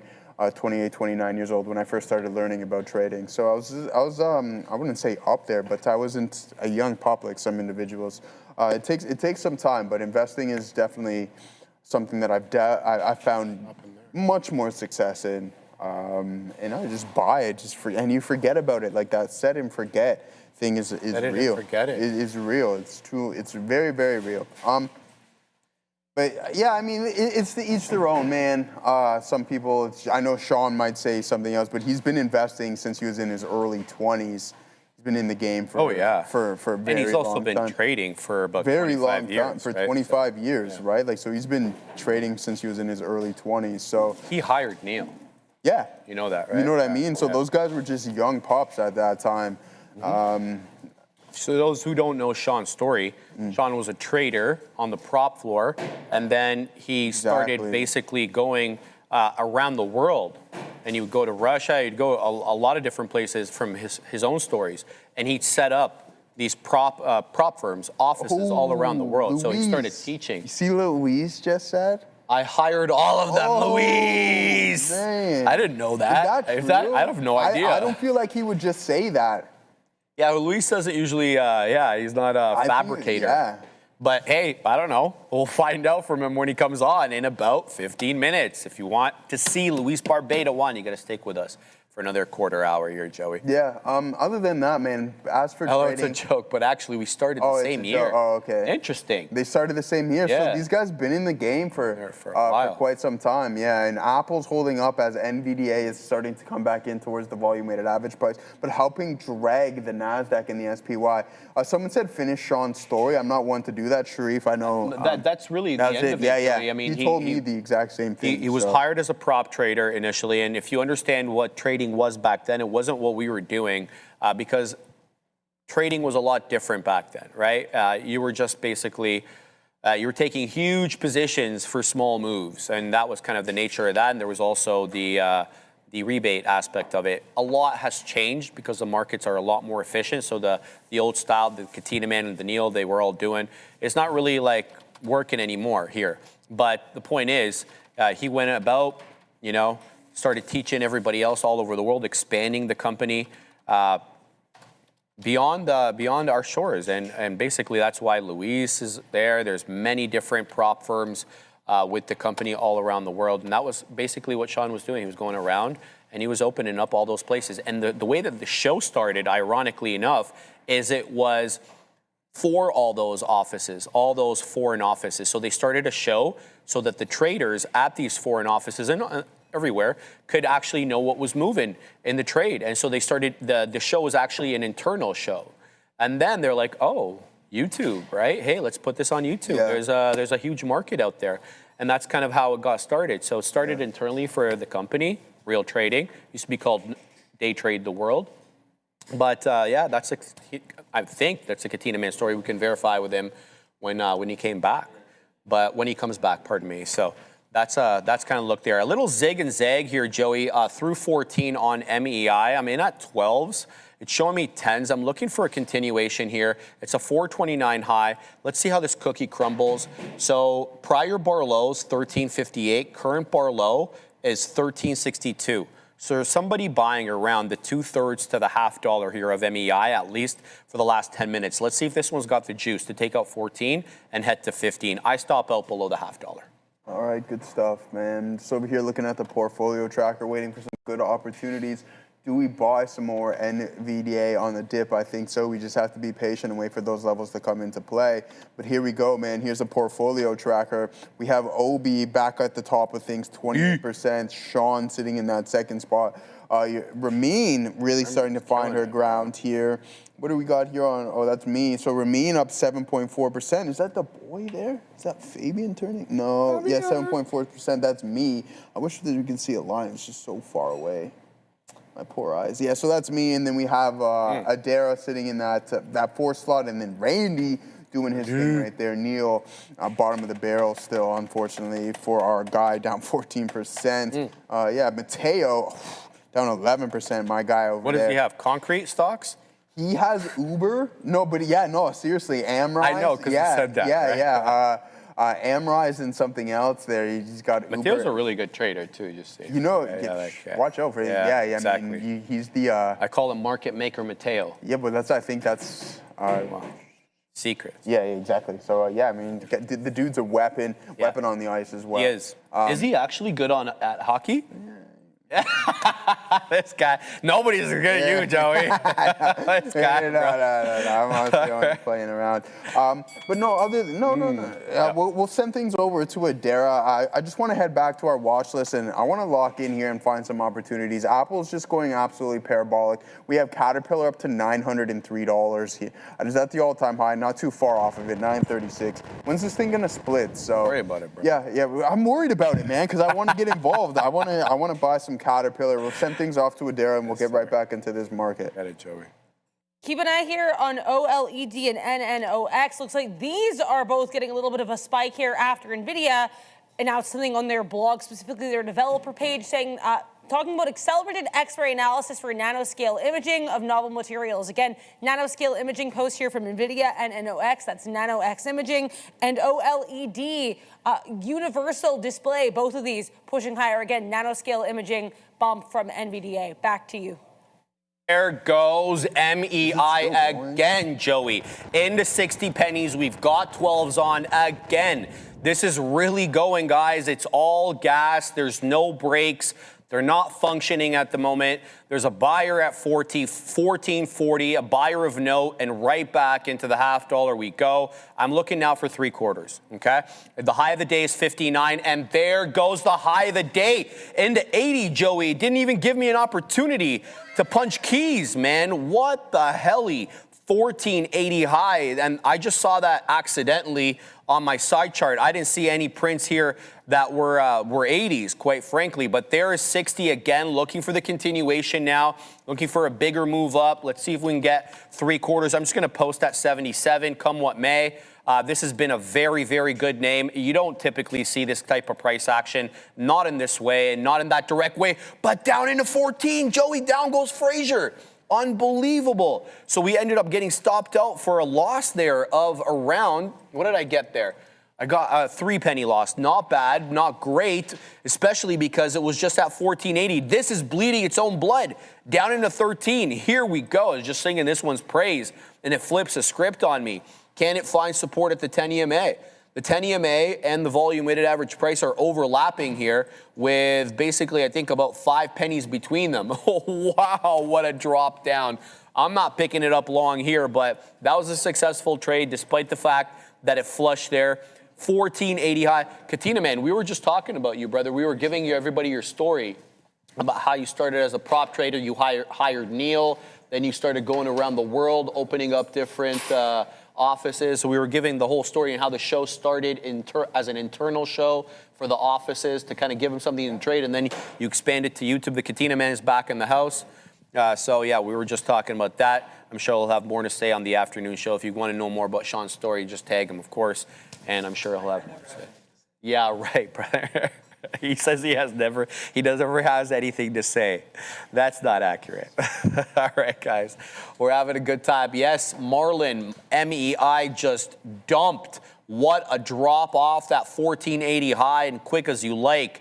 We found support there at 13. In fact, it actually did breach 13, guys, on a wick basis. 1298 is the area low. Look at that range, Joey. 1466 high. 1298 low on the same 5-minute candle. Luis said he just crushed that right there. Atta boy, Luis. Yeah. Fantastic. A good look there, Luis, especially above 14. I got to tell you, I had a bias we'd hit 15. I guess maybe 1480 is a glance towards 15. Let's talk about what's moving right now because there's a lot again. TDIC, I want to stress that this one has been inconsistent and bamboozling at times. Every time it makes a new area high, it sells off, but here we are. Just don't forget what we did at the 1130 candle. That high there is 444. We're showing 435, now back down into 426, TDIC. There's also QUCY, which has been less bamboozling than TDIC. It's putting in, I would perceive to be the second bull flag after the breakout above VWAP. We had that initial breakout 1155, then you had consolidation for about 15 minutes, then it broke out again, and now you're having about a 20-minute consolidation here, a little above 80, a little bit below. QUCY, keep that in your purview. VELO as well, hanging out near highs. I'm negative on this one, didn't have the right read. Bit more expensive if you're trying to size in with a smaller account, but VELO holding trend and about 50 pennies off the highs. And that, last but not least, Joey, OUST, we said very little about this one, but it was a money fill off that 1350 and or the 20 moving average on the 5-minute chart. And here it is trying to reclaim that 3275 area with a 3311 high on the day. Just go back to quickly here to MEI. So look, we have a higher low now, but be careful. The best part of the trade here on MEI could be done. I don't know. We have to see what the next price action in the 15, 20 minutes that follow are. But we did initially find support at 13/VWAP/the 10 EMA. Okay, so MEI, let's keep an eye out on this one, but let's not be as aggressive with it now with the big sellers that are coming in. EXN is one of the big sleepers here, I think. We don't even really talk about Texas Instruments, but yet we're talking about this name going to an all-time high, up substantially off of the March lows, the end of March, up 63%. I mean, everything that TXN is doing right now is just done, I feel like just done behind closed doors. And we're talking about the AMDs, the NVDAs, but none of us are talking about this name. I think it needs a little bit more recognition, offers a dividend as well too, because I'm all about $1.42, what? Like Texas Instruments, this is really bothering me here today. What's wrong? No, this thing in my ear, it's just really getting on my nerves. And TXN, really climbing, guys. $310, another all-time high. And then I was looking at Applied Materials, not far off of that 448 marker, down a little bit, but just something else. We were talking about the Mount Rushmore. What are you putting in your chip trade? What is the real winners and the true goats of this AI boom? And you can just go down the list. Dare I go into the crypto space? There's Coinbase, not doing too much, but the channel up here, not too bad, guys. Still holding up some higher lows, but there's a flat top. I thought we would get a breakout through this level at that 217 marker and then climb a little bit higher. So keep an eye out on Coinbase. I just think we'll have to wait until there's a rotation and the space becomes popular once again. I just don't think that's the narrative. We have Robinhood down to $77 from a high of $154. We're talking about a 50% decline in this name here, and same thing with Bitcoin. You're still down 40%, and it looks like it's going to break this channel. We never got those strong sessions, in which I was referring to on multiple occasions, that would just send us through that $50 level and that $80,000 marker on Bitcoin itself, and then heading towards the 100K. We just never got that. So yeah, I mean, I don't know why my boy's calling me like he doesn't know that we're doing a show here. But anyways, I should have answered and just be like, hey man, what's going on? You want to take it? No, I'm being sarcastic. It's not important whatsoever. But yeah, Walmart doing some things here, holding up these levels as well. Not too far off of its all-time high, 134%, only 3.25 off of the ATH. But JPM putting in that strong session yesterday. We thought we'd see a little bit more turnaround strength, but that hasn't been the narrative. You can see that wick low of 295.86. holding, and then we bounce off of it, but no continuation on today's session. Just the chips just back in play. AMD, not so strong here, actually. We'll head over to that. And then I was looking at Netflix, same thing, guys, $87, not performing too well. AMD 448.02. Nice recovery here. You see that buying pressure really start to step in. 430. We haven't even entered this gap up here. At some point we will, but maybe just not anytime soon. $500 seems like it's totally reasonable, especially at this pace. Things just might move sideways. I heard Michael Noss mention that not too long ago. We might not just continue up. There might be a slow rotation into names like NVDA and other things that have been lagging, and things that have been leading the way cool down for the moment, and then sure enough we get right back into things. October of 25 all the way to March of 26, so multiple months, can justify this breakout. And we talk about the length of a consolidation. Typically you see, if you're going textbook talking, you see a massive breakout, and that's exactly what we've seen here in AMD. NVDA starting to play its part now, and other names as well. So a lot going on, a lot of positivity. We have the cybersecurity names starting to find their ground now, only a couple percentage points off of the lows when they were down 40% respectively in in PanW and in CrowdStrike. Zscaler not performing very well, but yeah, I'm ready to go. I want to cover the user on TikTok. Thank you so much for that question. What do you guys think about Snap A price at the moment? Let's just take a quick look at Snap. I think they got an upgrade this morning. They did, eh? Yeah. Well, you would know, right? So we're going to keep an eye out for that, SNAP. Look, I got to tell you, I'm not a big fan of Snapchat as a company, just in general, but we'll start with the weekly, and maybe it'll be clear as to why. Well, there you go. I mean, I don't think we're ever going to see these COVID highs again into $83. And quite frankly, we're below the 200 on the weekly. We're below the 50 on the weekly as well. And it's just been a symphony of lower highs. So unless something fundamentally changes with this company, I'm not a big fan. However, let's look at the 4-hour chart and see where the local areas of support and resistance are. We definitely have initial resistance. Look at that 5 to 5.25, which we're now holding. It looks like that 5.25, 5.5 now holding as a general area of support. You can kind of see that ever since the mid-April, April 14th, it kind of rocketed up. But you know, you're still, even if you are to catch a bid, look at that 7.25 level. That's going to be a tough level to get through. That was resistance for months and months, this level right here. You can kind of see the line just cut through there. So I personally don't like Snapchat. But if you're looking at picking it up, there is a level here at $5 to $5.50, which could be support. If it holds that level, maybe you can test that 630 area, 6 1/3, it looks like, as a general area of resistance. So keep that in mind. Just before we go to Luis, I got into QUCY. I'm looking for a 75 penny hold, and I'm looking for a move into $1. Okay, we're in at 81. Here comes 82, 87.50 high. We'll see how this cookie crumbles. Luis Barbado from the great city of Barcelona, Spain. Good afternoon, or to you, good evening, Luis. How's everything going, brother? Everything is great here. Good evening. Yeah, it's 7 o'clock here. 7 o'clock. And it's 7 o'clock, and you're also very heavily in the money on the MEI short, because this thing can't stop selling right now. It's going to lose 12.50. Luis, talk to us about MEI, because a lot of people in the chat are talking about it.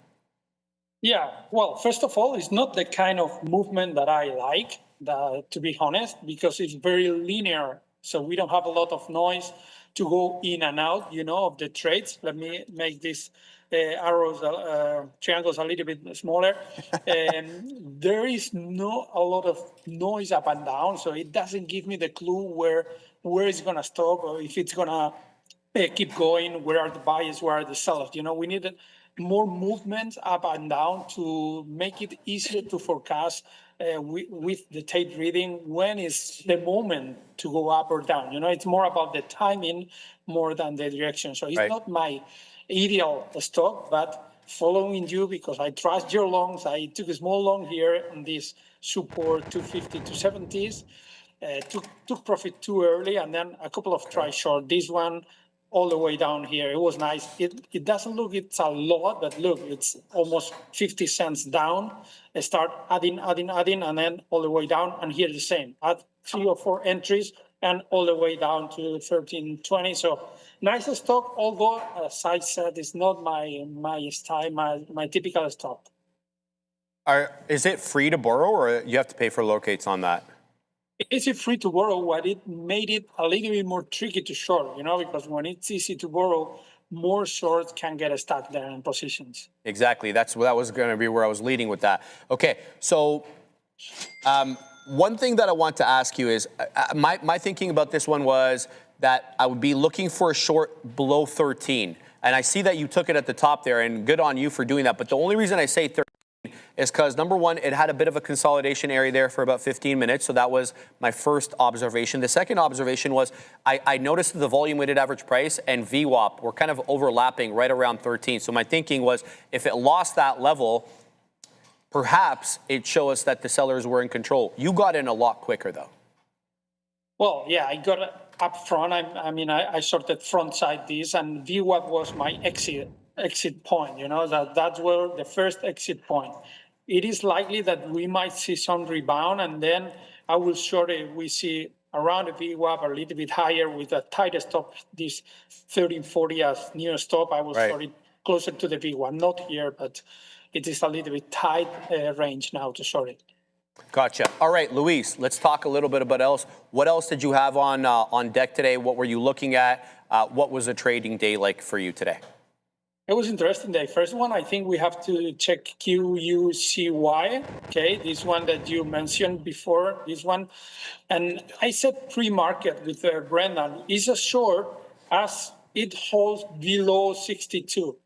Okay, so we took it a lot of shorts in this range around the VWAP, but with a very tight stop. At that moment was 62. Once it lost VWAP, the stop was 58, 59, just above the VWAP stop. And I said to Brendan, if it breaks 64, 65, you should go long because two things. First of all, it's not a US company, okay? It's a German company, so the movement is more volatile, it can get more parabolic when it's an ADR. And second one, it has non-compliant with price. We talk almost every week about this. So the stock has to go over $1 for 10 consecutive days. The warning was 20th of March, so they have a lot of time to do it, but they tried already 3 times. I'm gonna try to put it here so you can see. They tried 3 times for this month and it didn't work out. So they are gonna keep trying. Maybe today they go over $1. So these two things, although it has a chart of pump and down history, you see up and down many days, okay? If you go back in the past, you will see a lot of days of pump and dump. Although you got this kind of behavior, it's true, but it has this bid price non-compliance. So it's very, very likely that they might try to go over $1. So those things together set me at a very tight stop for the shorts. Fantastic stuff always. I want to talk about QUCY momentarily, but I want to kind of lead this conversation, and I just want your opinion and what you're thinking here, because we've heard before that you were trading SanDisk, and you traded a couple of these memory plays before. And with the chip trade really in play right now, I mean, we're talking about NVDA hitting all-time highs today. We've got Google around that neck of the woods, and just strong strength within this tech trade right now. Do you ever think like, hey, let me put these small cap trades to the side and let me focus on some of these larger market cap names? I'm just curious on what your thought process is on that. Yeah, not to the side, because I will always trade because I think we have a clear edge there. But when some sector, like right now, as you said, these tech companies are in play because they are all-time highs like NVIDIA or Intel or SanDisk and so on. So I try to combine both of the trade styles, let's say. So I am trying to be a little bit more selective on the small cap in the number of trades and in the size of the trades, because I'm gonna spread my daily risk in other sites as well. So today, again, I trade SanDisk and the opposite leverage SNDQ, because I think I have a little bit of edge there. And I tried also Micron short against this 800 level. It worked really fine on this one. So it's not that I'm gonna put aside the small cap, but my risk is spread between all the two different stocks, kind of stocks. Perfect. Yeah, fantastic. Okay, so I wanted to, as I'm heard you and Shreve talking about QUCY, I'm looking at this and I see multiple shelves starting to be formed. And what am I referring to? Is this initial one? I heard you mention to Breno, if it breaks that 65 marker, it takes that additional leg higher. Now, what are you thinking here? Because what we have is a support level at 75 and no real break below that. I mean, it wicks it and then it continues to climb higher. Do you think that there could be a potential short here into the volume-weighted average price at the break of this 75-cent marker? So far, it's not a short scenario for me. I won't short this one unless I see something very, very clear, a fade of 95, 97 cents close to the dollar. But so far, I'm going to stay away from this one because it, as you say, it's doing support sells all the way up, and the $1 level is quite near. So I think they're going to try it some more. Maybe it's about time. Maybe here 839. So there is 233. You know, just before the closing bell, 1 hour before the closing bell, they might try, and then it will be very good for us because we will have a toy for tomorrow, right? So let's see if they push over $1 because then we will have a more clear trade tomorrow probably. Perfect. So just one more question on this so I can get a little bit more of an understanding. So we have leg one, right? Like we can classify this as shelf one ABCD pattern. You have that first initial move, consolidation, leg higher. As we continue to climb, is there a level or amount of bull flags or ABCD patterns that you see and you're like, oh, okay, this is a little bit too many, and then our probability of that move starting to come back in starts to increase? So say we see another leg higher here up into 95, you're like, all right, the volume's starting to cool off. Is that when you really start to prepare for looking for this as a short, or just tell me a little bit more about that as we continue to climb higher? I don't think it's about the number of legs that it will do. I don't think ABC pattern or something like that, it works in so small caps and sub-dollar stocks. You know, I think it's more about shorts and longs being comfortable and levels where they have to stop out. It's more about a battle here between short bias and long. Look at that. Look at wow. that. Yeah, there it goes. Wow. Yeah, there it is, man. Oh, my Lanta. That was insane. Yeah, because I just took the top on that, Luis, 88, set up for an 89, and it just flushed. I mean, how many hundreds of or millions of shares did it actually have to take out to push that down? 375.7 million shares traded on the day. It feels like the majority of that just came in there, Luis. Goss stopped out of that. I was looking for the dollar. Yeah, this is what we usually call a death candle. So if you don't see any rebound here, it's dead for the day. And we might see 50 cents in the end of the day. This is what we call a death candle. But if it holds here 75 exactly. and it goes to highs, short traders are big time stuck in a huge position if it goes to new highs. So be careful. So just speaking of this, and I was talking about this 75-cent break, Shreve was talking about the volume that stepped in. Now, we had 1.35 roughly million shares come in on that 1 minute candle. Is that enough volume for you to see and support a move and a continuation potentially lower? Because we are right at that support level right now. And if we see that volume sustained, do you think that that path can be continued into the volume-weighted average price?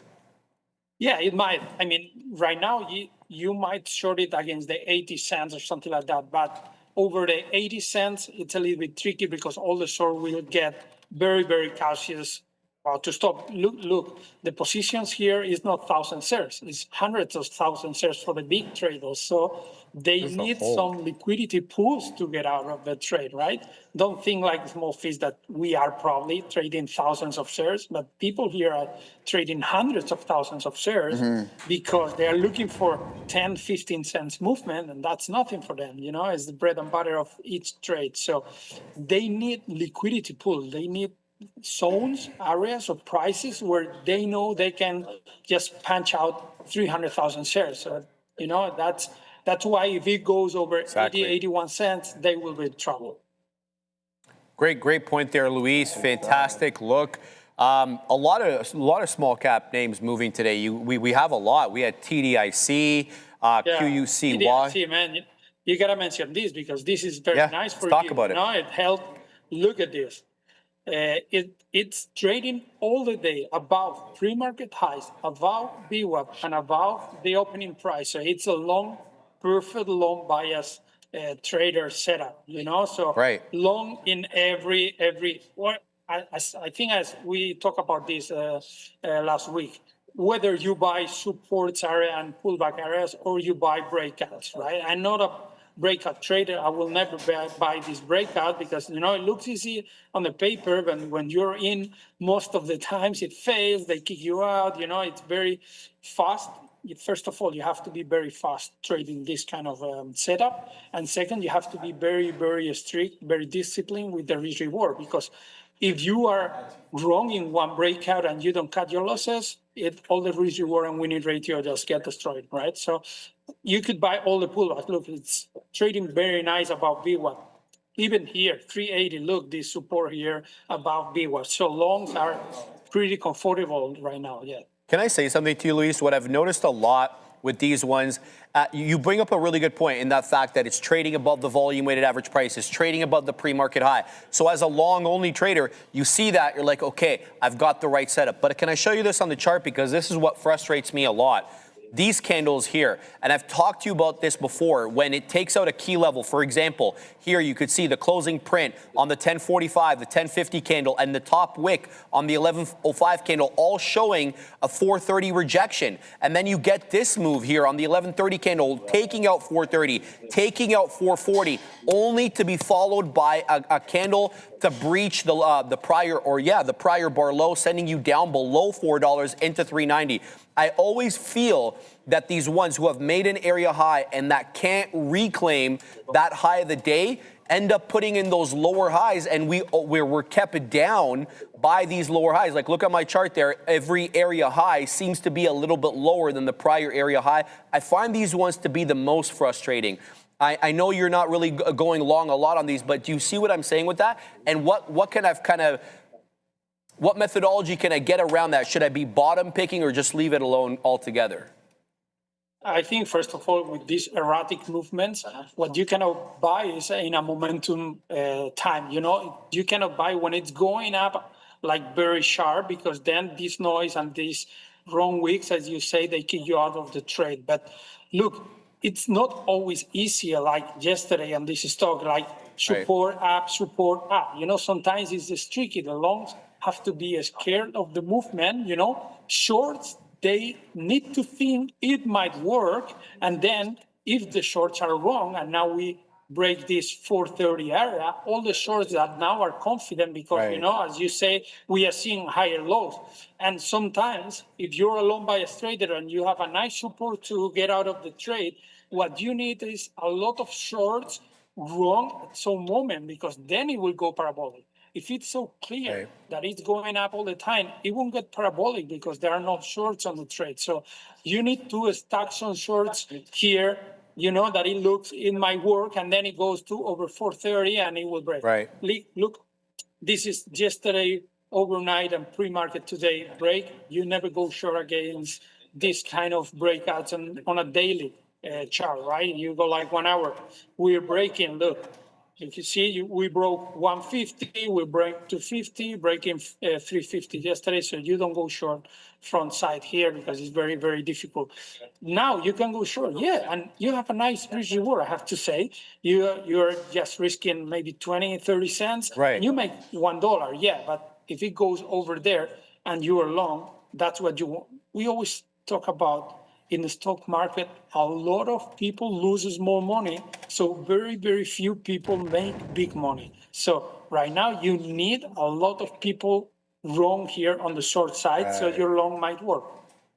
That makes a lot of sense. No, that's actually quite an astute point where, if we're going to really make that big move up, there has to be a lot of shorts caught offside. That's a great point there, Luis. Let's deviate a little bit, though. Let's talk a little soccer. So we're, last couple of games of the season, right? La Liga's pretty much already decided. You guys are going to win.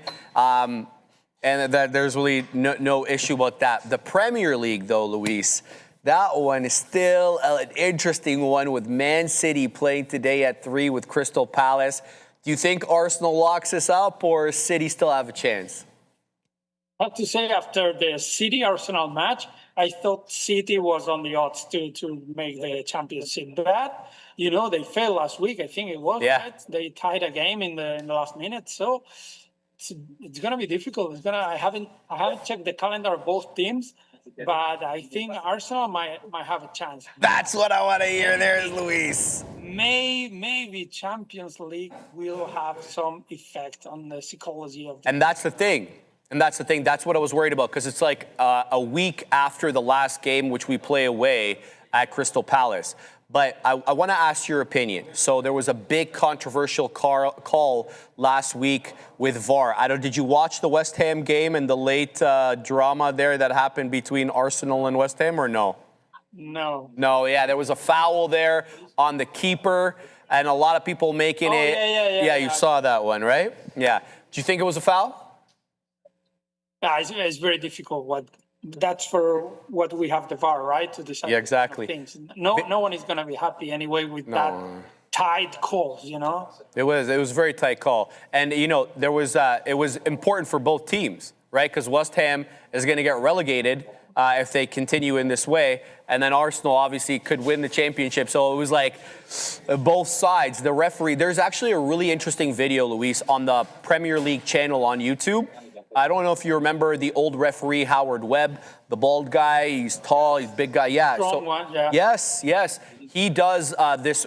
He does it with, I think, Michael Owen, the old England attacker, and they went through the entire conversation that the two VAR referees were having and how they were kind of digesting it, making the decisions. It was really insightful and really transparent to kind of see how they were making the call there for anybody who's interested in watching that as well. I like that part of it, because we always want to know what the decision-making process of the referees is. So I want to mention absolutely. that. Sometimes the rules or the new rules about offside and some kind of penalties and all that is not clear. So it's very good that they have this VAR open conversation. But anyway, if you want to be happy with the referees, you got to be a Real Madrid fan, because they always get help, Exactly, right?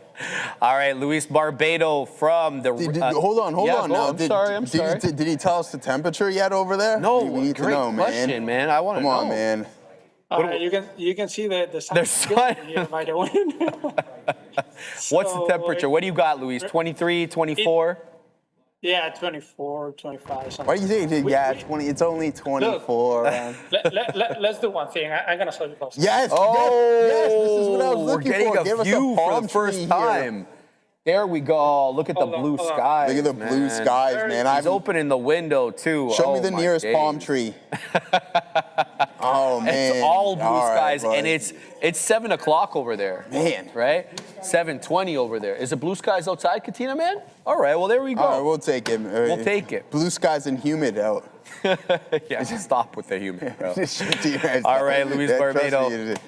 Thank you for coming on, Luis. Thank you, Great mate. seeing you again. And we'll see you next Wednesday. We'll see you in the morning. Luis is on twice on Wednesday, guys. He's on with Brendo and I in the morning, and then he's on with Joey and I in the afternoon. Make sure you are here. Luis Barbado from the A Day Trading in the Barcelona office. Thank you for coming on. Thanks, brother. Thank you very much, guys.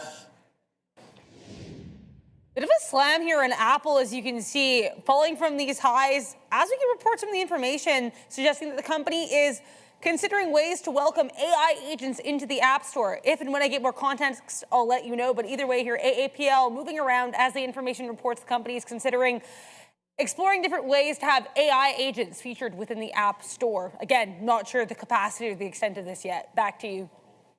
Thank you very much for that, Adara. Yeah, we got the information article here, and we'll be able to read it out shortly. So we'll be able to get some of that information hopefully sooner rather than later. But Apple making all-time highs, $300.37. As Adara mentioned, though, dropping on that report. We'll have to see exactly what that entails. But for the moment right now, Joey, we're going to focus on some of these small caps, and QUCY absolutely lost it. As Luis was talking about it, it dropped off a cliff. And MEI, here comes MEI again. Shorts, be made aware. There was a buyer, a monster buyer at 12.5. This one couldn't breach 12.5, and here it is again.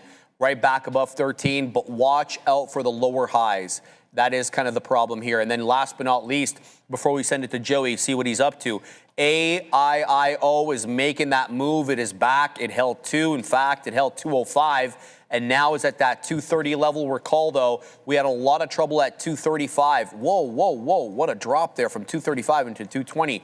But okay, so 2 things. Number 1, watch out for the lower high, right? Because that could be the setup for the flat bottom breakthrough 205. That's number 1. Number 2, don't forget there was a staunchy seller at 235 because we had no closing prints above that level, despite the fact that it is at 245, high of day, AIIO, up a respectable 70% on the day.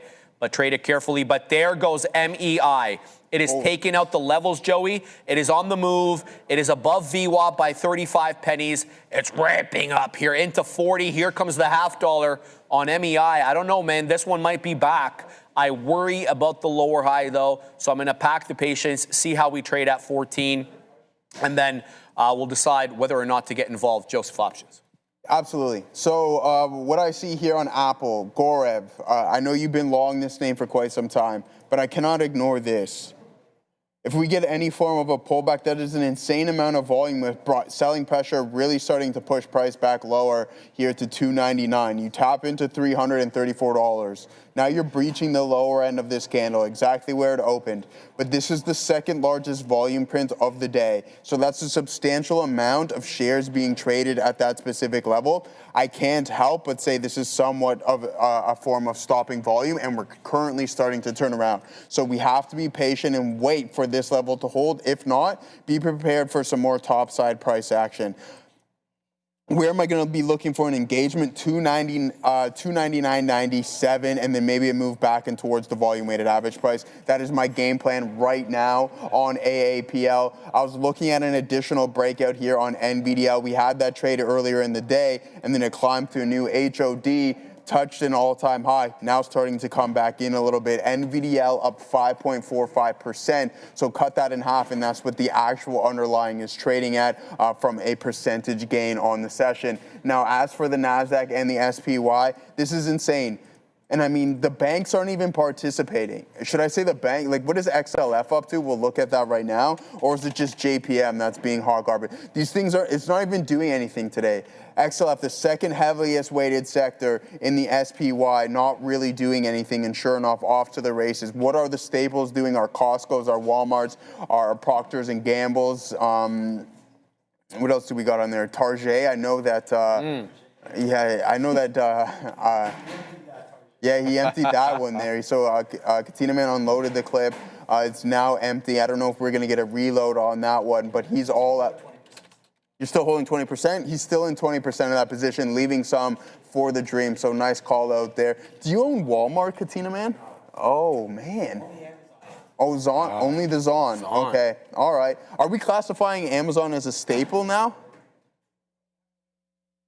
Yeah, all right. I think that's a legit question to be had, though, because if you can start doing grocery shopping on Amazon, then would you not put it into the staple? Because it's in the discretionary, and it's one of the top holdings. But if it starts to deliver things like groceries, I'm referring to, then why wouldn't we put that into the staples? Anyways, aside from that, nonetheless, we have.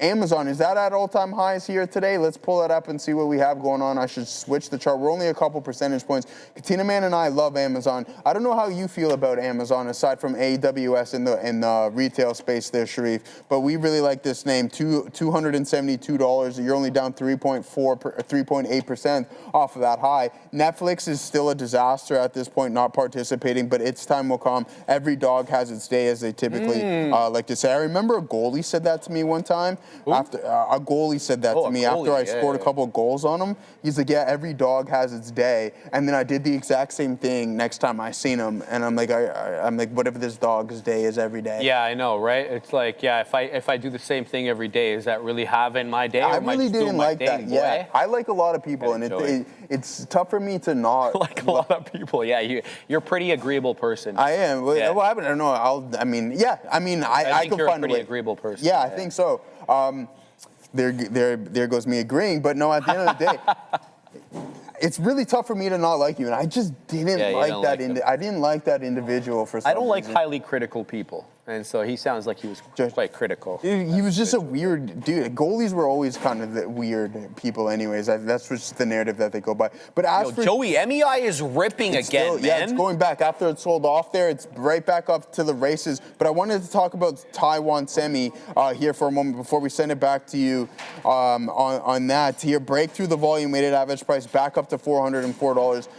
The forgotten pick by Neil and I yesterday when we were talking about the Mount Rushmore of this AI boom. I don't know how we forgot about TSM Madeira bringing that to our attention, and rightfully so. Yeah, I'm still waiting to be able to get more of a read on this article. It is behind a paywall, so I may or may not be trying to do something here. But in any event, here are some of the highlights from said article. Apple is exploring a dedicated section of the Apple Store specifically. It's okay. Specifically, as the article reads, for AI agents, these wouldn't be typical apps you can open, but rather background services that you hire, quote unquote, to perform recurring tasks like managing your calendar, booking travel, filing for expenses on other apps. That's the main point here. It's going to be the end of the UI first app. So what does this mean? It signals a massive pivot for developers. Apple is pushing a new framework where apps are built around app intents rather than just a visual interface. The goal is for AI agents to reach into the app and pull data or execute a button press without the user ever seeing the actual screen within the app itself. And there's going to be a monetization aspect of this. So a key part of this explorative approach by Apple involves how to charge for these. Apple is reportedly considering a subscription share model for agents where a single monthly fee might cover multiple specified agents, with Apple taking the Apple tax, as we know it's about 30%, on the recurring utility rather than just a one-time app purchase. There's also Siri's part in this whole thing. So Siri's going to orchestrate a lot of this. So unlike OpenAI's ChatGPT, which lives inside of ChatGPT, Apple wants its App Store agents to be orchestrated by Siri. This would make Siri the manager kind of thing that delegates your requests, like plan a dinner for 4. You just say that and maybe it asks you where you want to go. To specific third-party agents like the Open Table agent or an Uber agent, the calendar agent, whatever. It's supposed to be seamless. So we'll have to see how this all works out. Still don't have the actual article itself, so I'm going off summaries from other sites, but we're gonna wait. Hopefully we'll have the full read. But Apple back above 300, guys, $300.37. The dead one is back above 300, and more pleased I could not be. Let's see if we can kind of ride this rally and see where this one goes. I do expect some resistance here, wouldn't you? At $300, at least for a day or two or something. What are your thoughts? I don't think so, man. I mean, we're blue sky at this point. This thing is just going absolutely. Like, who's to say this isn't going to hit like 3.25 relatively soon, right? Yeah. There's literally no resistance because we're at all-time highs, so it's just blue sky territory. Blue sky maybe just a psychological level, but if you have the continuous things, positive catalysts stepping in here, I don't see any reason why we aren't going to continue to climb. I mean, especially individuals who are buying that previous all-time high at the break of 288. Congratulations, you're now like $15 or $12 in the money there, roughly. So, I mean, I think we can continue to climb a little bit here. I know I've said that on multiple occasions. I said that countless times, and it's the same thing here with NVDA, 226. We printed a new all-time high here once again today. Google doing the exact same thing, only pennies away from another all-time high.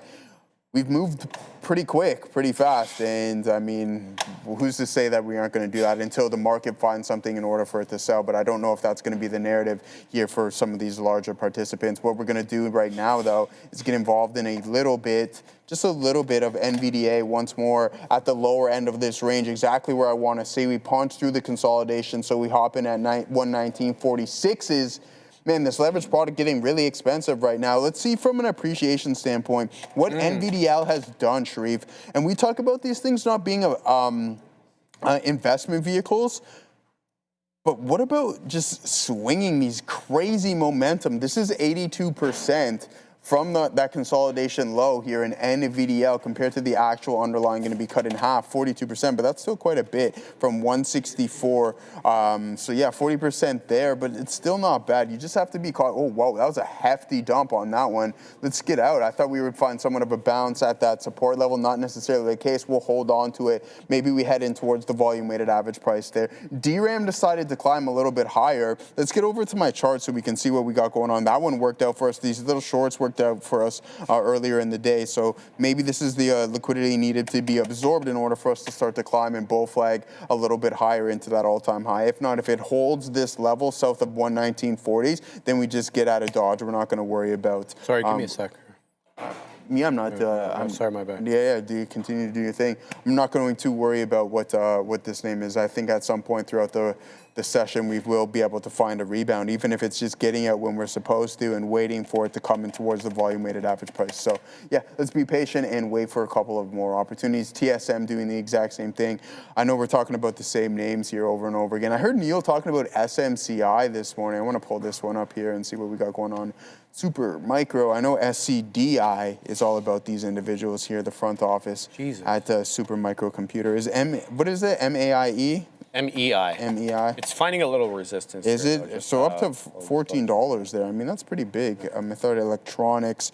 It did come in. It bounced right off of VWAP, and then sure enough, starting to cover a little on that name. Now, I want to head back over to AAPL because I think this is going to be a good opportunity here. We just have to be patient. Bro. Yeah, it's still going, man. It's grinding. So this volume print and the indecision candle that I was referring to not too long ago, invalid for now. It might take a little bit more time in order for this name to turn over. So be patient on that one, and we'll head over. We'll take a look at the crypto space if you guys want me to, but I just don't think it's hot right now. MSTR starting to come back in. It is north of the volume-weighted average price, right? But BMNR, $21. That's not horrible, but I mean, when you're not participating when the Nasdaq is climbing higher, then I just have no real interest for you. I mean, you know where I stand in the crypto space, but when you have a correlation when the fact is like, okay, we'll sell when the Nasdaq is selling, but you don't want to participate on the rally up, I have no reason to. Understood. Yeah. We'll just shout out Dave. Thank you, Dave, for the $5 super chat there, Dave. You guys are great. Thoughts on the market divergence today, i.e. Apple versus Microsoft, boom shakalaka. I'm just going to say my opinion. We'll see what Joey has to say. But Apple obviously hasn't spent nearly as much money on CapEx as some of the other hyperscalers, including Meta. I think they've been a little bit rewarded with that, being able to hold on to the balance sheet a little bit better. But that may change. As we know, they're no longer going to be cash debt neutral, excuse me. So there's going to be more spending that could come vis-a-vis buybacks, or it could come vis-a-vis investments, or a bit of both. So, that could change a little bit. But I think Microsoft is being just, some of the valuations that people were implying into Microsoft from OpenAI could be a bit of a headwind with OpenAI, some issues there going on as of late. We should probably talk about the Altman testimony yesterday because it was quite interesting. As well, I don't think that they're in the same business as well. Obviously Microsoft takes a more enterprise approach to AI. Apple is more of the consumer facing approach to AI. So I think we've definitely had a lot of value added to the enterprise section of AI.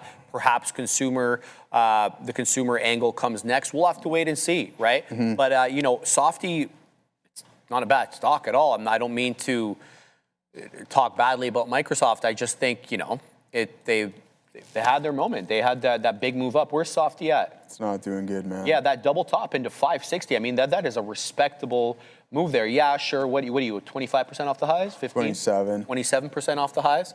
So that's my take about that. I think that, the hyperscalers, with really the exception of Google, have been punished a little bit. You've seen Meta punished with the CapEx. You've seen Microsoft as well. Amazon, not really, though. That's the thing. Amazon's really weathered the storm a little bit better. I'm going to have to say that I think Amazon and Google have weathered the storm a little bit better because of the Trainium and the TPU, which could be, number one, cost saving for their AI build out because they design those chips. So it could save them some money as opposed to getting NVIDIA chips or designing it with Broadcom or Marvell and custom ASICs. And then number two, obviously they can start selling these chips. And we already saw Google realize revenue for the first time by selling their TPUs outside. So it's being used by other people. So I think those could be good revenue tailwinds as well for the Googles, for the Amazons. Not seeing that with Microsoft. I know Microsoft had its own internally designed chip, but I haven't heard much about it as of late. So what are your thoughts about that? Yeah, no, I agree. It's just the monetization, essentially, of all of this CapEx we see. Even though Microsoft does have Azure, I like the point that Sharif brought up, is just maybe we have a little bit of a headwind with this OpenAI investment. Why? Because we know that Sam Altman and company did miss on monthly active users. But I think once that name, if it does IPO this year and then things turn around, then you'll see a little bit higher of a climb. We've seen that Amazon is also starting to turn a profit just because they're renting out so much of their space. So, I mean, so is Microsoft, but I think a lot of it has to do with OpenAI right now. And it's the same headwind with Meta. They're spending too much cash, but there's no real monetization of it just yet. It's like, okay, more digital, you can store more digital ad, but how much more ads are you going to put onto your social media platforms? They're maxed, dude. Remember we talked about this? Yeah, Remember exactly. what Zuck said in the last report? So he can't literally put any more ads. The only thing he can do to increase revenue is to charge more per ad. And that could create some demand destruction. Who knows? I'm not saying it will. I'm just saying that that's a possibility. And it's quite annoying now. I know you're not on Instagram. I know you're not on Facebook, so you don't see this as much as I do. But sometimes you're getting 2 ads in a row now. So you flip from one ad, you'll get another ad right after that. And then usually I'm talking about stories, by the way, right? So flipping through stories. And then sometimes, you know, you would go 2 or 3 stories before you saw the next ad. Sometimes it's just 1 story now between ads. Like it's maxed. Well, that's like YouTube now as well, right? Like sometimes before you even get into your video, it's 3 ads. Right? It's literally, if you're not on the paid tiers, so what does that do? Does that lead individuals to either just throw the platform away? Probably not, because social media addiction is real. So what do you have to do? You have to buy that premium subscription, which can equal more revenue, but we're not seeing that right now within Meta. I don't know why these guys, so we have MuseSpark. Yep. I think MuseSpark within Meta, and then what is the new LLM that they're coming out with, Avocado? It was supposed to be Avocado, then there was another codename one that was coming from Alexander Wang. Well, that was MuseSpark. Okay, so that's what it is. But who's talking about MuseSpark? I haven't heard anything as of recent. Like, let's try it out right now, because we can do that. Let's pull up MuseSpark and see if anybody's Is it available? Yeah, I'm pretty sure. They released it. Yeah, exactly. Okay. They've released it. They've released MuseSpark. It was a while ago, a couple of weeks ago, maybe closer to a month. But it's just like, hey, man, I don't understand why this company is spending all of this money and then deciding not to get into the cloud business. Here it is. The neo cloud business. This is it. This is MuseSpark right here, from my understanding. How do we know which version we're using? Yeah, we'll have to play around with this, but I mean, I've never been on Meta's AI before. No, ever, and who's really talking about this thing? No one, man. I mean, they tried to put it into Facebook. They tried to put it into WhatsApp. Yeah, I see that logo there. It's there? Yeah, on WhatsApp and stuff like that. Like, ask it the basic questions. Right. Let's ask it something. What can I do for you? Just ask it. What can you do for me? Probably a lot, man. I don't know. Just ask. No, legit. What can you do for me? All right, let's see it. All right, it wants me to log in, Joey. That's how annoying this is. All right, it's already lost me as a customer. It's already done, so there I'm playing. That was it, man. I mean, it was that quick. Joey, we got to talk about this because it's ripping. There goes TDIC into that 450 area, guys. We rejected this area before, and I really want to draw your attention to the resistance at 450 that we basically had all day. It is a 472 high on TDIC. Let's watch what this one does. If it clears decisively through that 4.5, we could be on the way to $0.75. And if we clear that, we could also be on the way to 5. I know that's obviously logical, but we're already getting resistance here at 4.5, so I don't know how this cookie crumbles. This has been a very consolidative trade with essentially 380 as support, random area to have support, not the $0.75, and essentially 450, 440 as support, and here we are, resistance, pardon me, and here we are again, man, into 449, lot of selling. Look at the topping tail candles on the 1 minute chart as sellers aggressively get short. or longs take profits at the high end of the range, that 450 range. But here we go. Keep your eye out on TDIC. It's going to be on a lot of people's radar because it's up 88%. A lot of volume too, a tight spread, 54.75 million shares traded, a 1 penny spread. Who can complain about that? We just need continuity through the half dollar, and we're certainly not getting it, at least on that attempt there. So we're going to keep an eye on that. TDI, that's crazy slow motion. That's crazy. How did that, you put it twice? Oh, but man. Whatever there, slow motion. All right, brother. You almost read that too, eh? Yeah, no, I wasn't going to, because I saw what he put there before, so I was like, oh, maybe he qualified it. But MEI as well, let's not forget about this one, right? Back above 14, it is stair-stepping up. It's not rocketing up in the same way that it was doing before. But hey, it hasn't had a red candle for a while now. The last one was 115. On the 5-minute chart, that's about half an hour removed. So a lot of greenery here as people are buying this up. And look at the support at 12.5. Good support here at around that area. TDIC's back above the half dollar. Here it is, 53s. Can it close? Can it move into the 60s? There it goes, Katina, man, into $5. This thing's gonna halt up. What a move! 4,528. Here's the halt parameter, guys. What a rocket ship. TDIC is 123%, and we're gonna halt, guys, at 528, 3, 2, and there it is. Halt time, 144.16. Halt price, 528. Tap, showing 540, dropping down into 530 now. Earliest this will be open is 149.16. What a move up on TDIC. Joey, look at the black charts over here, and look at that. In one fell swoop. That's crazy, man. And what a break. Broke that. How do you even get in on that on time?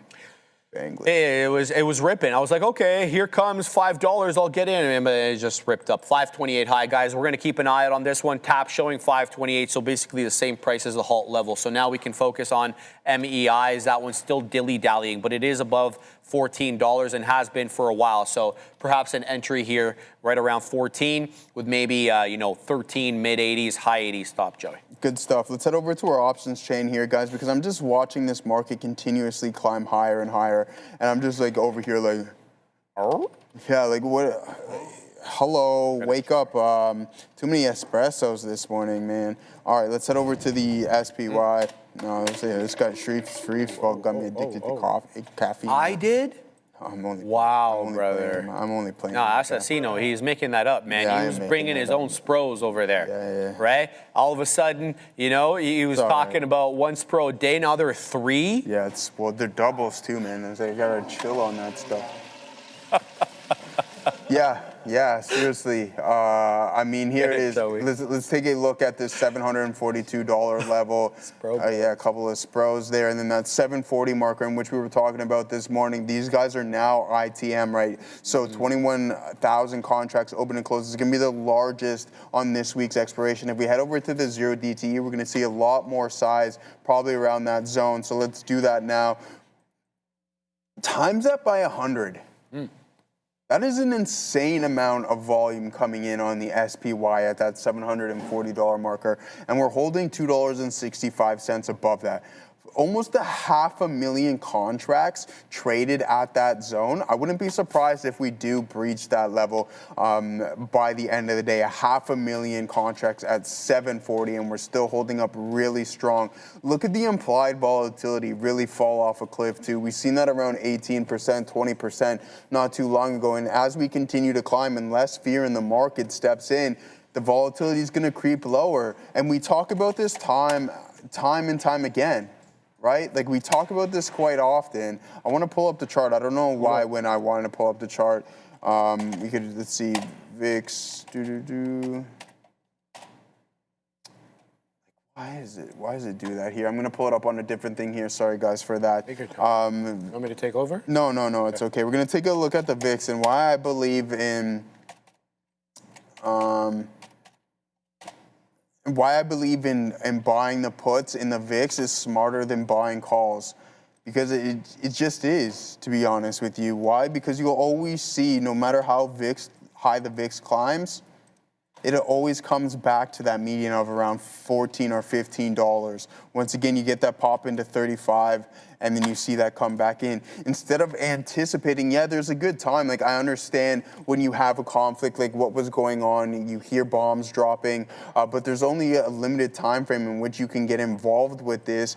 Yeah, we see increases in implied volatility. You have the conflicts, you have high level catalysts step into the market, but it's hard to anticipate that. And by the time that happens, you see the spike in the VIX happen relatively quick, opposed to just being patient and waiting for things to really come to you. And I think that's exactly what we got going on. Ceasefire notice, okay, cool. Maybe we'll see some volatility start to slowly cool down, and that's exactly what happened, right? We have that multiple week ceasefire, and then what happens? The market's like, okay, that's all we need in order for us to ignite this absolute, this is a horrible analogy, rocket for the market to continue to climb. And then you have the majority of the Mag 7 reaching new all-time highs, with the exception of a few.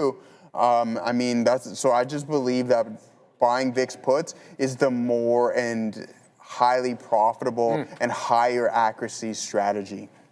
Hey, that's great. All great points, man.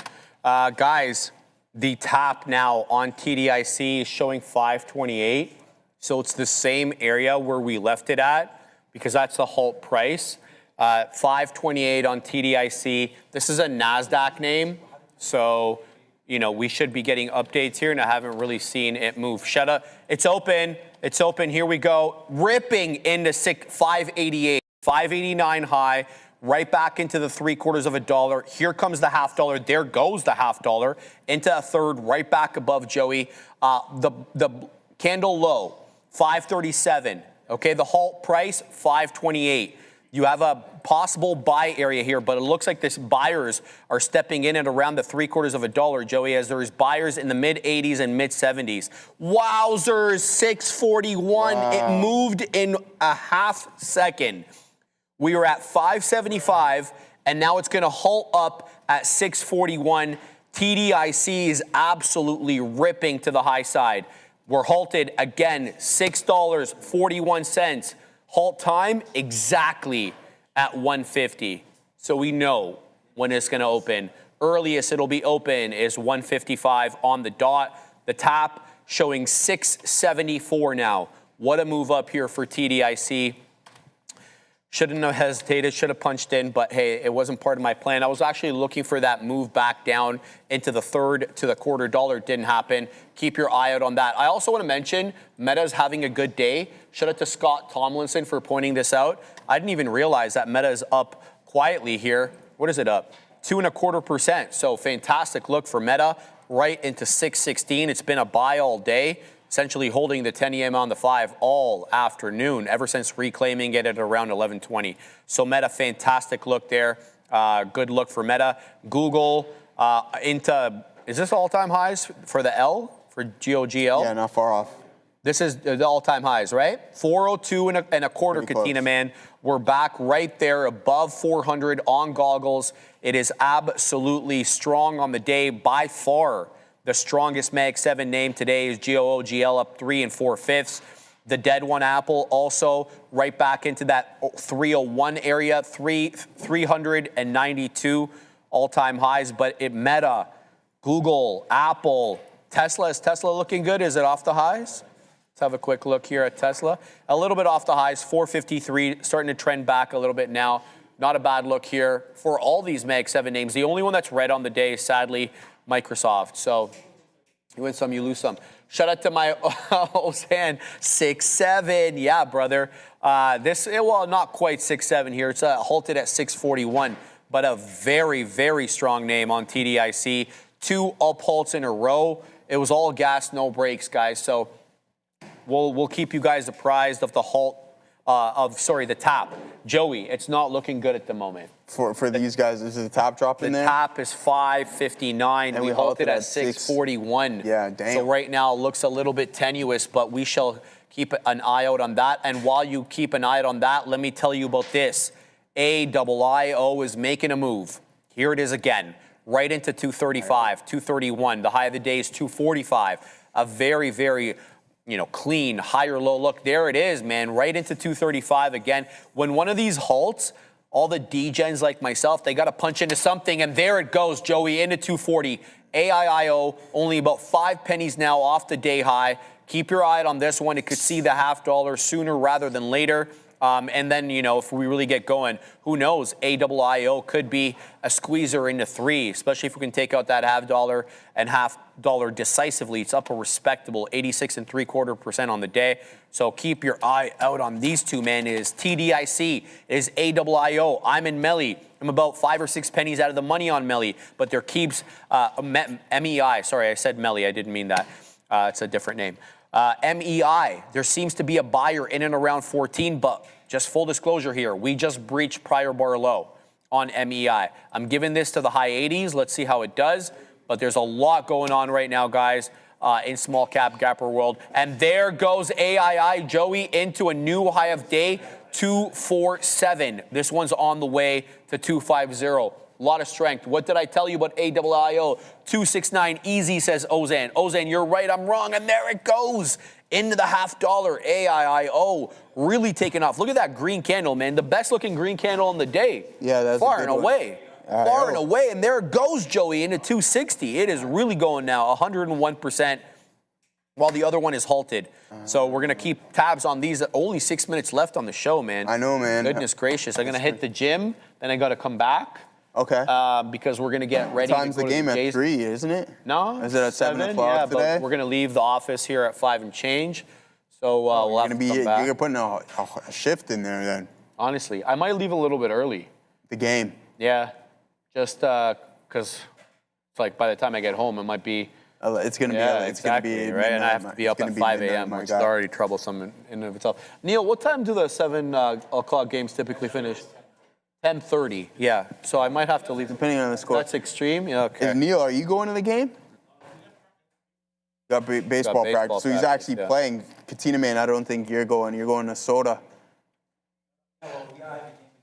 You have a game until 10 tonight, so those guys aren't going. So catch. Adair, are you going to the baseball game tonight? I am. Okay, right on, man. I hope you guys enjoy. I think Sia's going as well. Bring that good juju to the Toronto Blue Jays. Hopefully they can squeeze out a win there for you guys. It's in a skybox, eh? I know. I heard you guys are going to be enjoying. I was looking at some of the options there they had for the different boxes, the TD boxes. Some of them have pool tables. So what are you doing? What are you doing playing pool when you have a professional baseball game? In between innings, I guess. So is that shit? I mean, I'm not going to go there because I might. Well, they have it there for a reason. Yeah, well, I know. I was going to say something, but.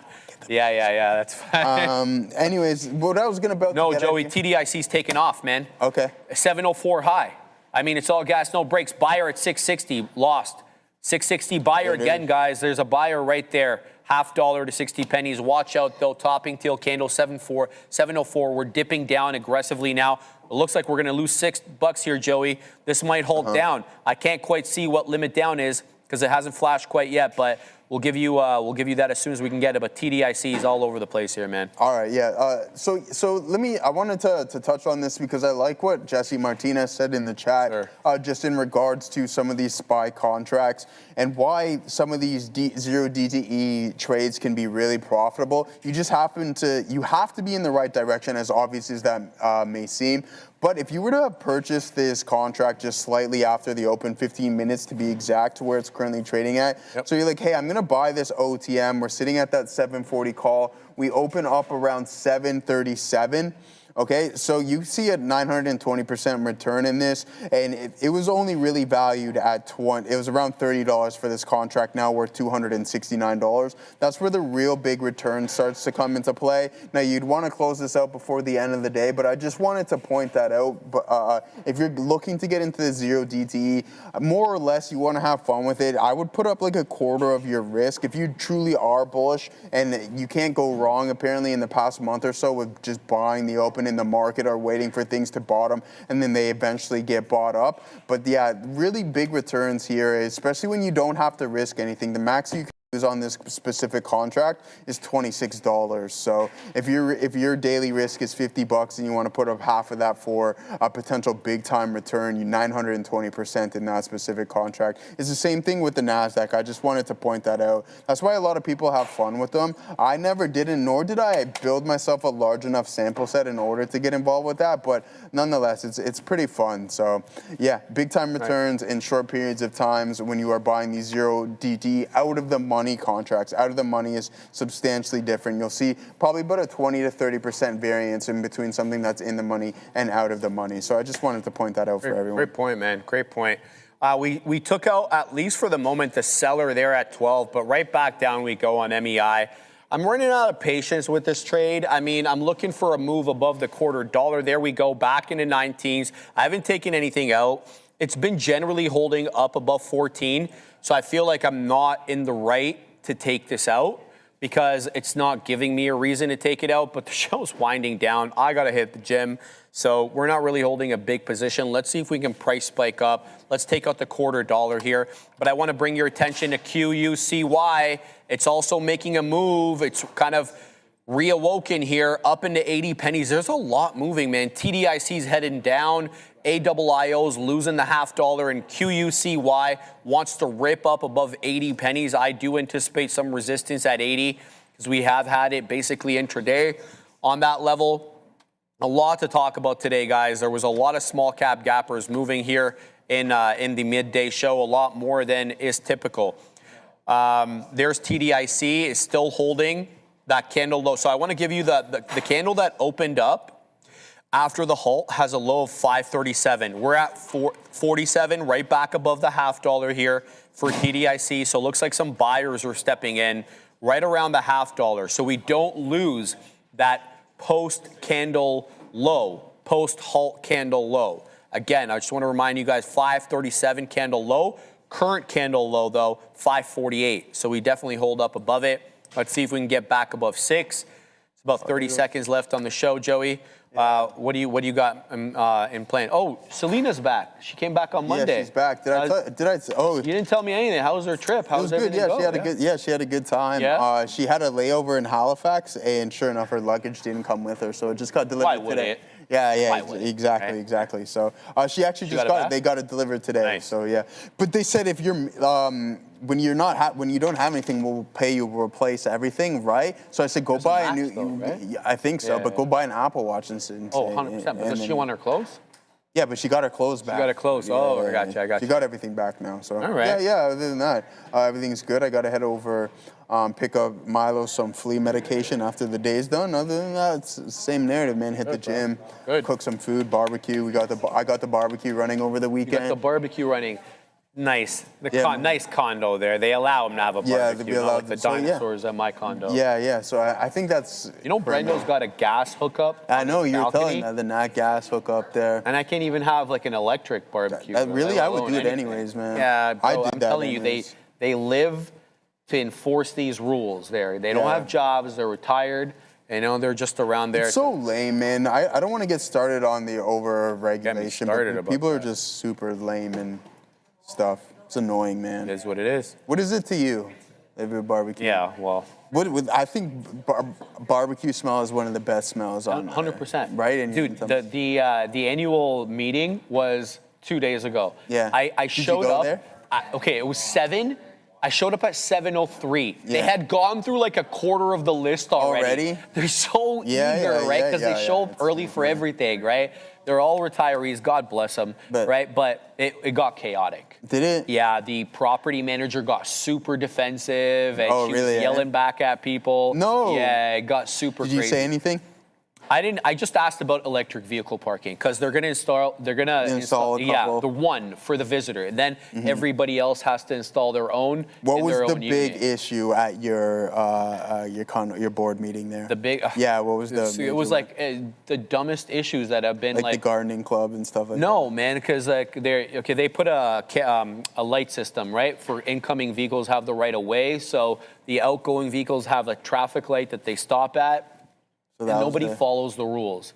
Yeah, everyone's I like wouldn't. pointing the finger at each other. It's like, I've seen this guy do it. And It's like- such a- so it's lame, such man. narking anyway, but it is what it is. That's enough of that. So lame, man. 2 minutes over there, Joey. I was yeah, I'm not even gonna get into Neil's that. long, MEI? I know, I'm just joking. Yeah, I know IBIT's at the volume weighted average price. Yeah. So yeah, all right. Okay, send him off, Joe. They're ready. They're good to lock in. I don't think know. so, I see yeah. Katina Send Man's it kind to of Neil pacing. anyway, though. He's pacing around right now. That's okay. He's panicking. So all right, we'll send it off to the boys. We'll let Neil deal with it. Take care, guys. May the calm heads prevail, as Neil is one of them. All right, guys. Hope everyone has a fantastic. It is only it's Hump Day, Wednesday. Mike. Hope everyone has a good one. We'll be back same time tomorrow. Full dose of Joseph tomorrow in the morning. Sharif and Oh, Adara you're doing doubles tomorrow. Doing doubles tomorrow. Not Trinidadian Crazy. doubles, but yeah. You know what those are? I'm assuming It's double a food. shots. No, Okay. it's a food. Yeah, it's a really I had good no food. idea, Yeah, it's like a curry paste. But anyways, guys, send things off to the gentleman to our right. Hope everyone has a fantastic day. Bam. I'm gonna get some grub in me. Get it. Welcome, everybody. You heard it here first. Joe will be doing Trinidadian doubles tomorrow. Where are you going to get those? I'm curious where you're going to be able to pick those up. I'm sure there's like a West Indian restaurant that you could rock those bad boys with. Or maybe he meant he's going to be doing doubles, shots. I don't know. No. It just meant that he's going to be doing like double duties. Look, and next man up every single time. It only took, I was putting this in the chat, it only took all day. It just happened. The market's been making highs forever. Forever.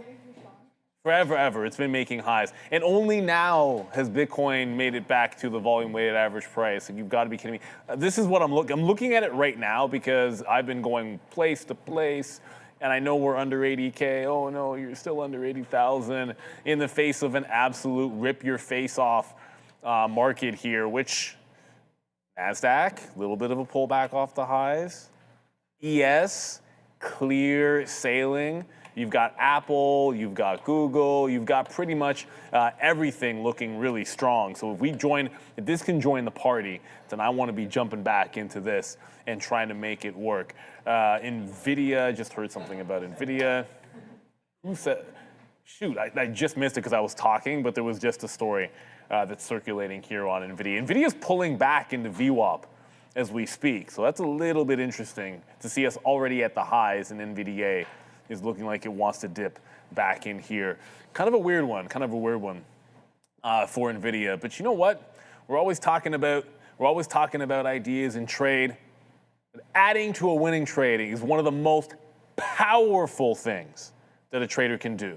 It's also one of the fastest ways to turn a winning day into a losing one. Most traders, they're going to add at the wrong moment. After the move has already happened, they're excited, get FOMO when the stock feels unstoppable. And then it reverses. Suddenly you're holding a larger position at a worst possible price. And what was a 2-hour winner turns into a break-even trade or possibly worse. Adding to winners is not the problem. When or adding at the wrong time is. Sean's going to go over the right time to add to a winning trade. All right, here we go. It's called scaling for success. That's what we're trying to do. We're trying to scale up, as Neil said. You have this big winner on, and what you're trying to do is scale up. You're trying to get to that next level. You want to use a little bit more shares, and you're wondering when to add to it, right? This is that sort of feeling that you get, and it's called the winning trap. There's a dopamine high when you're in a trade. Yes, it's going, and you hear us say it all the time. Hey, it's going, but I don't have enough shares. When am I going to add to this position? What am I going to look for? So if you break this down, look, this move is going parabolic, and you want more. This is excitement-based. That's great. You feel that sort of high, and you're like, yeah, I really enjoy this kind of a play, but I want more shares. Well, this is the thing. You have to be able to figure out what is your edge in this moment, right? Don't get too hyped up about it. When your excitement peaks, this is generally when your risk to reward is at its worst. Because we're not that excited if it's just, 10% in the money. Maybe it's ripping up 20%. Maybe we've got a 30%. Maybe we've got a banger on here. Maybe it's even 50% in the money. But that's when it's like, uh-oh, now what do we do? We've chased the move. Do we want to add into it? But this is, generally speaking, when we get that feeling, the move has been exhausted, and there sometimes can be that mean reversion. So here's a sort of an example here of us getting into a trade. We're super excited. We have a move here. We get that runner at 10 bucks. The stock hits $15 and we're like, oh my God, there we go. We're in the money 50% and it's still going. But what do we wind up doing? We might even size in somewhere here at the top because we don't know where the top is. What you have to wind up doing is, if you're in here, all of a sudden your entry on the in is right there on the way back down. Well, why did you even get in there? Next thing you know, you're stopped back at break even, and now you've lost your whole day. You don't even have that winner on board. So what are we going to try to do here? The only valid place to add has to be structured. Whether or not you're going to add at a moving average, whether or not you're going to add at a support or resistance. You may even use something called VWAP. We try to talk about that all the time, the volume weighted average price. Only a key structural level will help you with this move. And these are some of the things that we just talked about right now. What are the 3 levels you might be looking for? And everyone's going to have different trading styles, but maybe you're looking for VWAP. Maybe you're looking for support to flip over into resistance. Maybe you have a moving average that you trust. Is it going to be your 200 period? What is it? Is it going to be a 5-minute chart? Is it going to be a 1-minute chart? Figure out and define where you're going to average in. This is a spot here where the math just works. All right? If you take your original position of 500 shares and you have a price of $20, all right? Reasonable trader, we talk about this all the time, you're going to put a stop of 50 cents. So if you're going 1-to-1 to your risk to reward, that means 20.50 is going to be your initial stop. All right? What winds up happening is the stock eventually goes to 21.50, and what you wind up doing it, like I said, you're in that moment. It's euphoric. Oh my God, it's breaking out. There's Nvidia breaking 225. There's Tesla breaking 400, whatever it might be, and you decide to add some more. The problem here is now all of a sudden you've altered your average price. Now you only added 250 more shares. But the idea here is you've altered your average price to give you now 20.50. That same stop loss right there goes now only a 10-cent win. While if you waited for potentially a pullback, right, into 20.80, let's just call that VWAP. It goes from $20 to 21.50. We'll give VWAP 20.80 at that time. Wait for that pullback.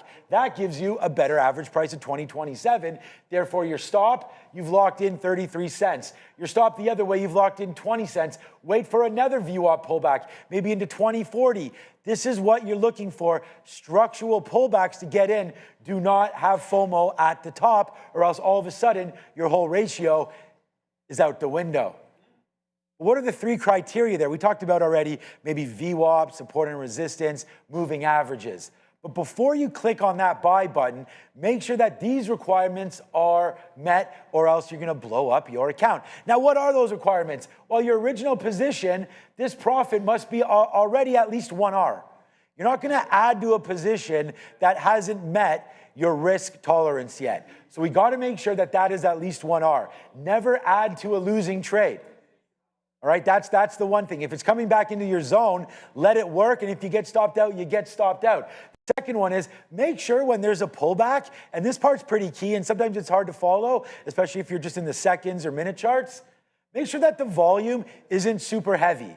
All right, you want to make sure that there's some sellers in there that is creating a pullback in your stock, but the volume shouldn't almost outweigh the volume that you're initially trading off of.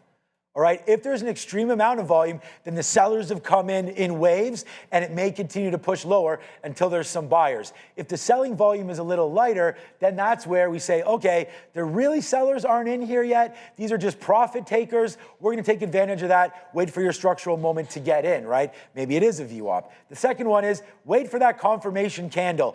Don't get too excited. Don't go in on every single trade. Wait for that one move to set up. And if that comes into play, then this is when you use your next little rule right here. And it's just the 50% rule. You know, we showed that example. If you got 500 shares initially, just add 250. You know, if you add another 500, it throws off the math. If you add 750, it throws off the math. All right? Make sure that if you have a winning position, take only 2-to-1, 50% sizing rule. Here's an example here that we have. If you've gotten out of some, you have 66% left, just put it back to 33% to get back to your 100%. All right, you don't always need to add that 50%. Judge how much you've taken out, be comfortable with your share sizing, and you will be fine. This is the structural trade breakdown. If you follow these rules, you'll have success. Exactly, a powerful tool averaging up into trades, but you got to do it at the right times. The 3 times to do it is shown by Sean. That's what it's all about. Take your trading to another level. And I can tell you, we're looking at this MEI that everyone's talking about. Let's be real.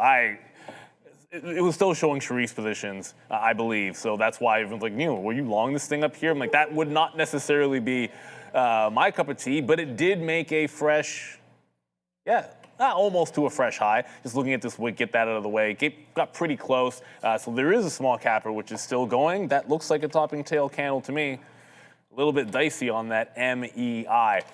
Again, not my cup of tea. I'm looking for that VWAP pullback. And you know what? I didn't average up into this. I'm just looking to get out and get back in. Bank the profit. It took all day long for there to be a long in Bitcoin. Ooh, yeah. See, I know you guys are outing. You're going to out that? You're going to out Joe for that? No, man, let's be real. If you're eating pasta and you don't, you want to stay fresh and stay clean, you keep it real. You got to keep it real. That's what it's all about. You enjoying that, Joe? Yeah. It was pretty good, man. I'm not gonna. It was good. That being said, that hot, the homemade tomato sauce, right? Pasta sauce. That is that next level. This was good, but there's levels, and sometimes it's not as. You just can't make it quite as good. And I'm spoiled because my wife just started. I'm not literally 1 month ago. My wife started making her homemade pasta at home.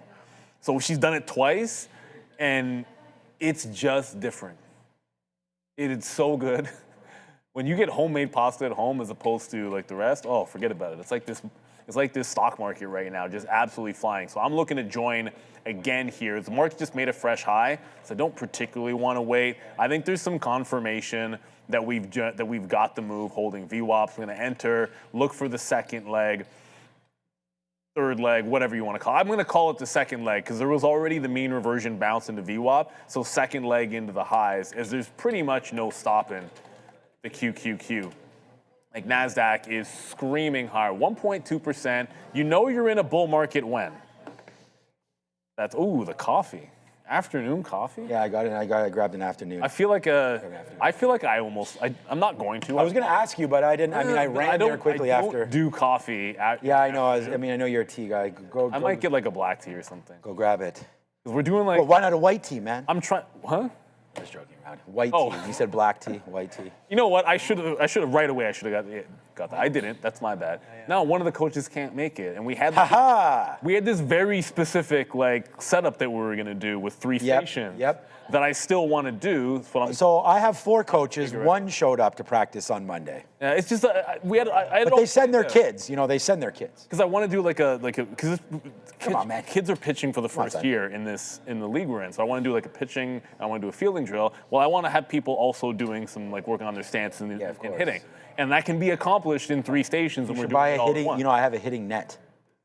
That's something you should buy for sure. So last year, one of the dads had one. Yeah, they're so good. So we had one without needing to get one. Yeah. And so I think we were spoiled. So I feel like I might just get one this year because, yeah, exactly. I want to be able to do all those 3 things without having to worry about trying to get another parent to volunteer. We'll see. It's not a big deal. All right. No, it's all good. First world problems. So guys, we come back. We're $14 in the money. These are the same trades from the open. Not the open, but this is Intel, huge trade. And the thing is, all of these trades, and this is why I wanted to hold them, is because honestly, I'm trying to learn new styles here, and want to try to hold. I told you we only have 10% left of some of these positions, but what I'm trying to do is really, especially in this market, and we've talked about the kind of market that it is. This is NVIDIA long 222. This is Intel long 121. Look at this Qs long 75 long. Right now, where these Qs are. We did. This is all free information. Go get it at Trader TV, Sean. It's now $3 in the mic. This is the low. right into here, 75. I mean, it does break lower. We lost initially on that. Okay, but there it goes, man, just all the way to the upside. Obviously, hindsight, you know, we wish we had a little bit more of this trade on board right now, but we don't, and that's what I'm trying to work on, right? So even as it tips up here, and I sit right back to my desk, what do you think I'm going to do? There's an out right there as it continues to climb higher. The Nasdaq's on one again. I mean, the fact that NVIDIA is where it is. There's NVIDIA. We wrote this one down as your trade of the day. There's 222. It doesn't get any cleaner than this, man. It tanked right into our level of 222. We bought 222.12s. All right, it actually went even lower. We should have got more shares, to be honest with you. At this point, we just talked about the scaling in. Maybe should have I scaled in? How about a pullback to VWAP right here? That would have been good. And then boom to the upside there as well. But no scaling in here. We can teach the lesson. Doesn't mean we're following it on every trade, but there it goes. And that's the thing about these lessons. They're hard to do in the time, but when you look back, you say, hey, if we have a runner on, sometimes like there's a pullback into VWAP again. I think Neil just did that the other day, pulling back into VWAP. There's a setup right there. Strong stock, strong market, pull back to VWAP, especially when you get NVIDIA at all-time highs. I mean, you're not going to get a stronger name, and people are coming in to buy this name. And also, when NVIDIA hits all-time highs, you're going to get the market hitting, getting going as well, because NVIDIA is such a huge participant. And then I heard, where's my guy Sharif over there? No longer the dead one, Apple is, of course, because it is alive. It's been the dead one for a long time. I know. I'm not even really sure why. I mean, I know why he named it that, because it wasn't moving around the most in the past. It has to be like 2 years ago. Yeah, I'm going to ask him when that was. It must have been, because Apple's been moving around. Actually, you know what? Like, Apple didn't do a whole heck of a lot for a while. It's kind of reminding me of NVIDIA, actually, how it's so funny how these two stocks over the last week and a half, they're the ones, I mean, everything's going, but these are the ones that have started to, you know, creep higher here. But if I look at it on the monthly, when was this, when could you, look, I love, Apple's a great stock. Where is the dead one? Where is it? Like, I don't see, on the monthly chart, there's some pullbacks, but we're snapping, we're making fresh highs every quarter or so, right? Like, I don't know. Like, Apple, what more do you want? I think we get too complacent in bull markets to call this one. And again, like, to each. Yeah. Yeah, like, I don't know what time frame was being looked at when that was getting said. What I think, well, I'm going to call this one the dead one this afternoon. You want to call a stock the dead one? If that's the dead one. What's that? If yeah, but Rigetti was, I mean, I know, but if I'm going to use that frame of reference, so I'm going to say this. Let's say SMR then. Oh, speaking of Frankenstein, I just finished. I'm not sure why I said that, but yeah. The Revival by Stephen King. Okay. Stephen King writes some good-ish. I can't remember the last time I finished something and was like, what the heck did I just read? It was not even remotely what I was expecting. It was pretty good. Okay. Yeah, it was not the typical Stephen King book. The same way like Shawshank Redemption, you wouldn't think is Stephen King. Right. It's in that same vein. It was good, though. So anyways, the dead one, this isn't the dead one, but I'm looking short on Rigetti. So it just made a wick high off of, not the high of the day, but like the afternoon high. This was my second crack at it. It was good the first time through, but you can see it made a higher low and then stopped out break even. Now it's a trend break off the high, giving it to 18.8. So, and only, as I said, only an IBIT, which originally I was bearish on Bitcoin.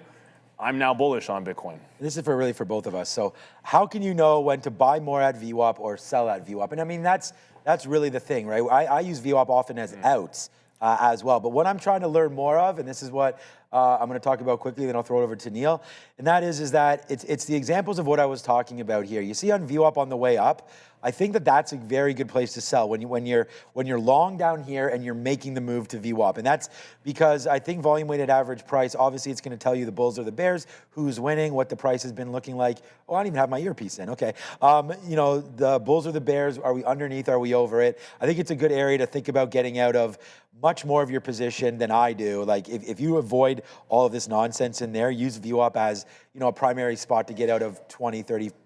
I don't know, something like that. But this is where, when you're long and you're adding to positions, this is where this pullback in VWAP is this line right here, this purpley blue line, this middle line, is that when it comes back in, this is an area to add into. Now, I was only on Intel right now, so I'm just gonna call up, let's see the futures here, the first time I looked at this today. So here we go. So if you're in, here's the move up, there's the pullback to VWAP, add it there, because it's a winning trade and you're adding to your position. So that's kind of the talk there about what I like when we're looking at VWAP in those situations. Add it to it, right? Here's NVIDIA. There it comes in, down in, that's a 50 period, doesn't get to VWAP. It does there. That's an add. But on the way up, I feel like it's more of an out. So I don't know. That's kind of something that I was, thinking about there when you asked the question about VWAP or not. But I think that that's something to think about. Downtrend, yeah. If it's a downward trending, it's an out. If it's upward trending, it's a pullback, and it would be an add. I would try to keep it that simple, because even if you get out, like here, I'll use an example. I was saying this literally yesterday to somebody in a meeting. If you have to describe why it's a downtrend, then it's not a downtrend. It should be really obvious. So this is an obvious downtrend. If you're long in a downtrend, then I want to get out at VWAP. And if it resumes going higher, then I'll just jump back in. Now, you're going to give something up, right? I'm giving up this little move in here, like 7 or 8 cents in there, that I could have held that position, or maybe I could have found an add somewhere else. No, but I'd like that as an out. If I was short, and you're shorting this, sometimes if it does that and then breaks down, then I'd want to add there to the short back in. So I hope that makes a little bit of sense. But you know what? It's 2:22. Sometimes you look at a clock and you see your favorite number. Now, it has nothing to do with anything, but this particular hour I can tell you, is brought to you by Origenics, and we are seeing some updates out of them. That's OGEN on the NYSE American, everybody. They've activated its Phase 2A clinical trial in Australia, with its first site fully operational and patient dosing expected next. They're developing ONP-002, an intranasal treatment targeting concussion and mild traumatic brain injury, an area where there are currently no FDA-approved therapies. Alongside that, Origenics has spent the past year strengthening its balance sheet, raising capital, resolving liabilities, and restoring exchange compliance. The focus now shifts to execution, with clinical progress underway and additional CNS assets under evaluation. That's OGN on the NYSE American. See, I said that wrong. It shouldn't be like fully operational. Fully operational. It's got to be the emperor. The emperor when it's all fully operational, and the rebels are just screwed. How they bungled that one. That's just that's the worst case scenario. When it's like being long the low of the day and getting stopped out. Like you caught them in the trap, you got outnumbered 100-1, you got a fully operational Death Star, and you messed up anyways. You suck, Emperor. We got some super chats we get to here, so let's throw it up. Is that? I want to say this name like Leroy, right? Yeah, Leroy. It's like, but it's like an undercover Leroy. Ford, 200% on May 15th, which is that's Friday expiration, $20 calls. 12. Ford doesn't do this very often. Let's get this out of the way. What the hell? When was the last time, and I'm being dead serious about this, dead serious. Are you being when serious? was the last time you've seen Ford have a day like this? So I have a story to tell. Like Biggie Smalls, we've got a story to tell right here, right now. I actually had Ford on my S list because I still own it. Then I heard a story the other day from Adara, and we can double check it. I'm actually going to call it up right now. There was something about Ford getting into. Yeah, it was electric, but there was something else there about Ford the other day. Despite rising global sales, I'm going to find out exactly what the story was. New battery storage. That's what it was. Ford takes on Elon Musk's Tesla Energy with new battery storage push. So this story happened yesterday at 3:25. There was also more expectations of that. I think there must have been some sort of a preview of that earlier, but it was just them getting into different energy plays. So that's what Adara was yelling at us for, the Ford Electric. So for me, I canceled my sell. And thank you. You just made my damn day. I had no idea that Ford was all the way up there. So this was a name that, again, I was like, you know what, man? I only want to be into AI stocks now, honestly. That was part of the ARM. We got some ARM yesterday, this and that. But Ford, on that kind of a move, wow. And out of nowhere, we didn't even have this on our radar really this morning. What makes it more impressive? Yes. What makes it more impressive is GM is down 0.6.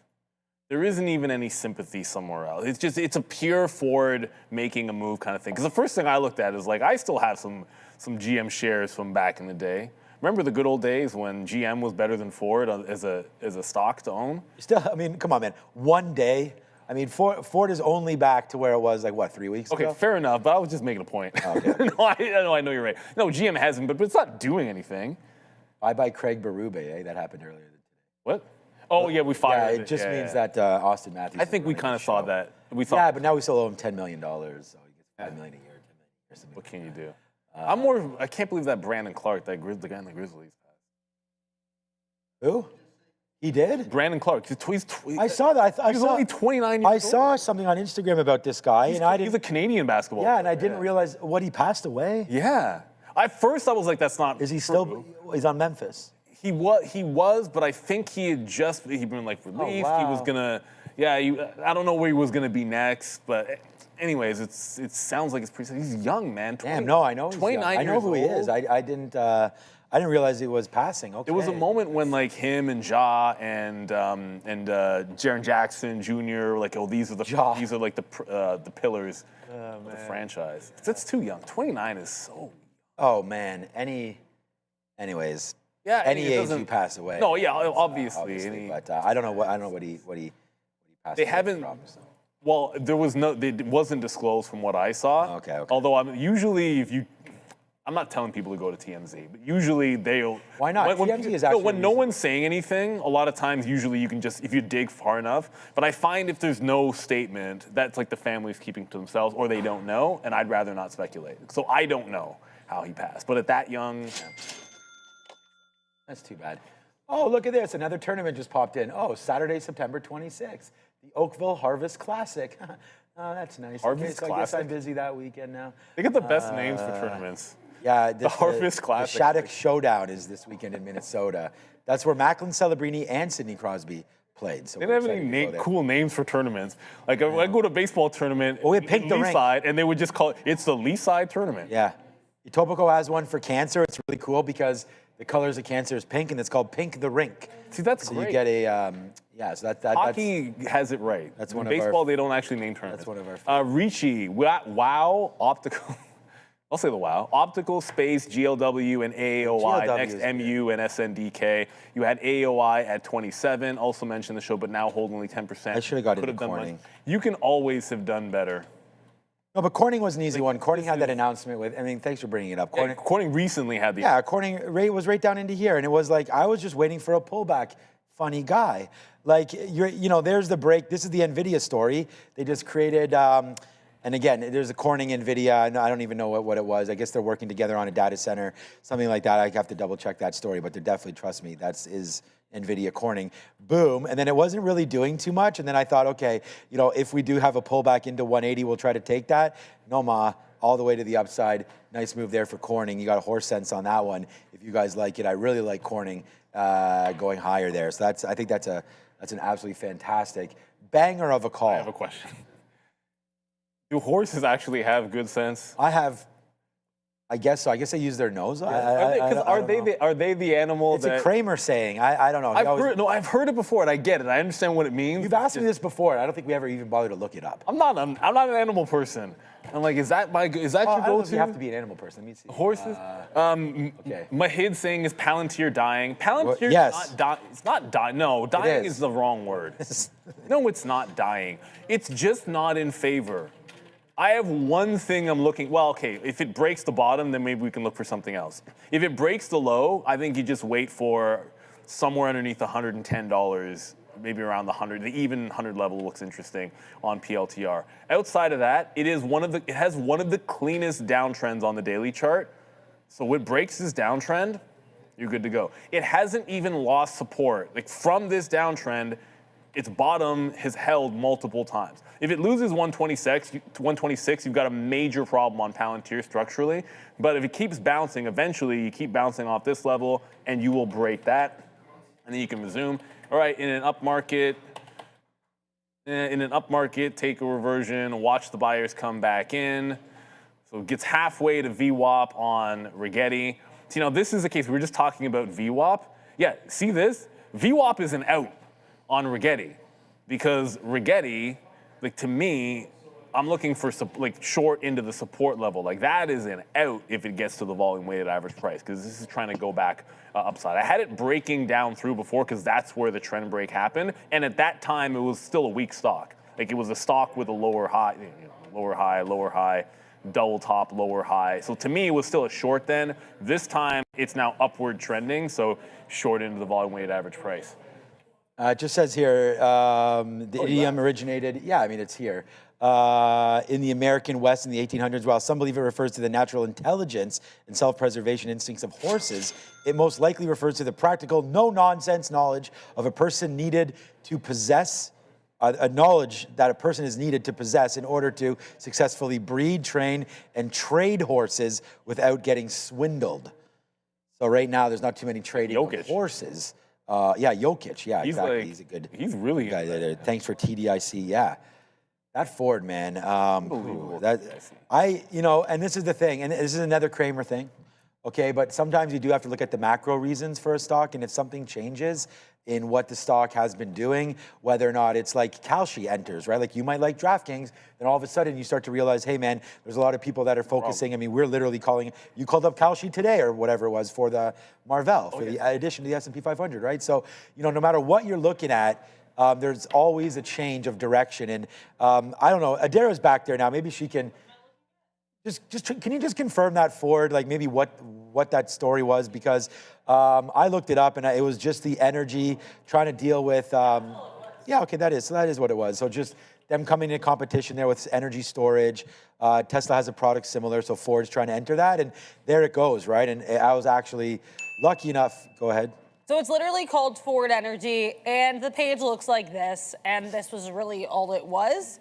They're just talking about the formal introduction of Ford Energy. Again, this was published now on Monday, May 11th. It's going to be full battery cell manufacturing. I guess they're aiming to get this started, I believe, by late 2027 for the first deliveries. Back to you. All right, so there you go. I want to thank there you go. What's crazy? That's the best subscribe one. Adara there with that, good smile, everything. In the time Adara read that story, TDIC, which was the other name, it managed to open up and halt in the time that we were just saying that. It's now what the people are saying this is Chinese. Do we have information on TDIC? Fourth halt of the day or something like that. Yeah, fourth halt of the day obviously it's at the highs. China. 1151 is the current theoretical auction price. The chart speaks for itself here. Blue sky setup is TDIC is going absolutely insane.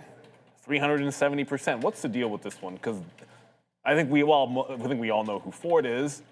I'm going to make the assumption that not everybody knows. Oh, TDIC has nothing to do with Ford. No, but in the super chat. Oh, in the super chat, yeah. Well, I know super chat said it was. I have no idea who these guys are. Dreamland Limited. Apparently, they're an event space or an event. I'm just talking about what people said in the chat. Yeah, 23 million float. Not much of it's short. Event space. Is that what you're reading? Event management services in Hong Kong. Yeah. So when you're throwing your big party, you might want to call them up and. Guys, maybe Drake is, maybe that's a release party for Iceman there. I'm just trying to figure out. Yeah, I see. They should. We're finally going to get a good album coming. Drake needs to have George Gervin shooting some hoops on that one. Yeah, exactly. That's going to be a huge album. That's coming out on Friday. I can't wait. 2 more days until Iceman. It's going to be monstrous. I still think that's the coldest nickname in NBA history. Yeah, for George Gervin. Yeah, the Iceman is. I think there's few sports have Iceman. Like if he didn't have it, if George Gervin didn't exist, Kobe Bryant's nickname would be the Iceman because it's too cool. You wouldn't have been like Mamba. No, it would be the Iceman because that's Mamba. Really when you think about Kobe, I think about ice water in his veins. That's the first thing that comes to mind. But Iceman was taken. We got Rich. Had the same exact question earlier on SPY about the 7 a.m. VWAP break, but you answered it already. Oh, okay. Well, that's easy. Stay tuned for more. Hopefully we can help you and answer a few more of those. And I think it was just that whole thing about VWAP, about how you trade it.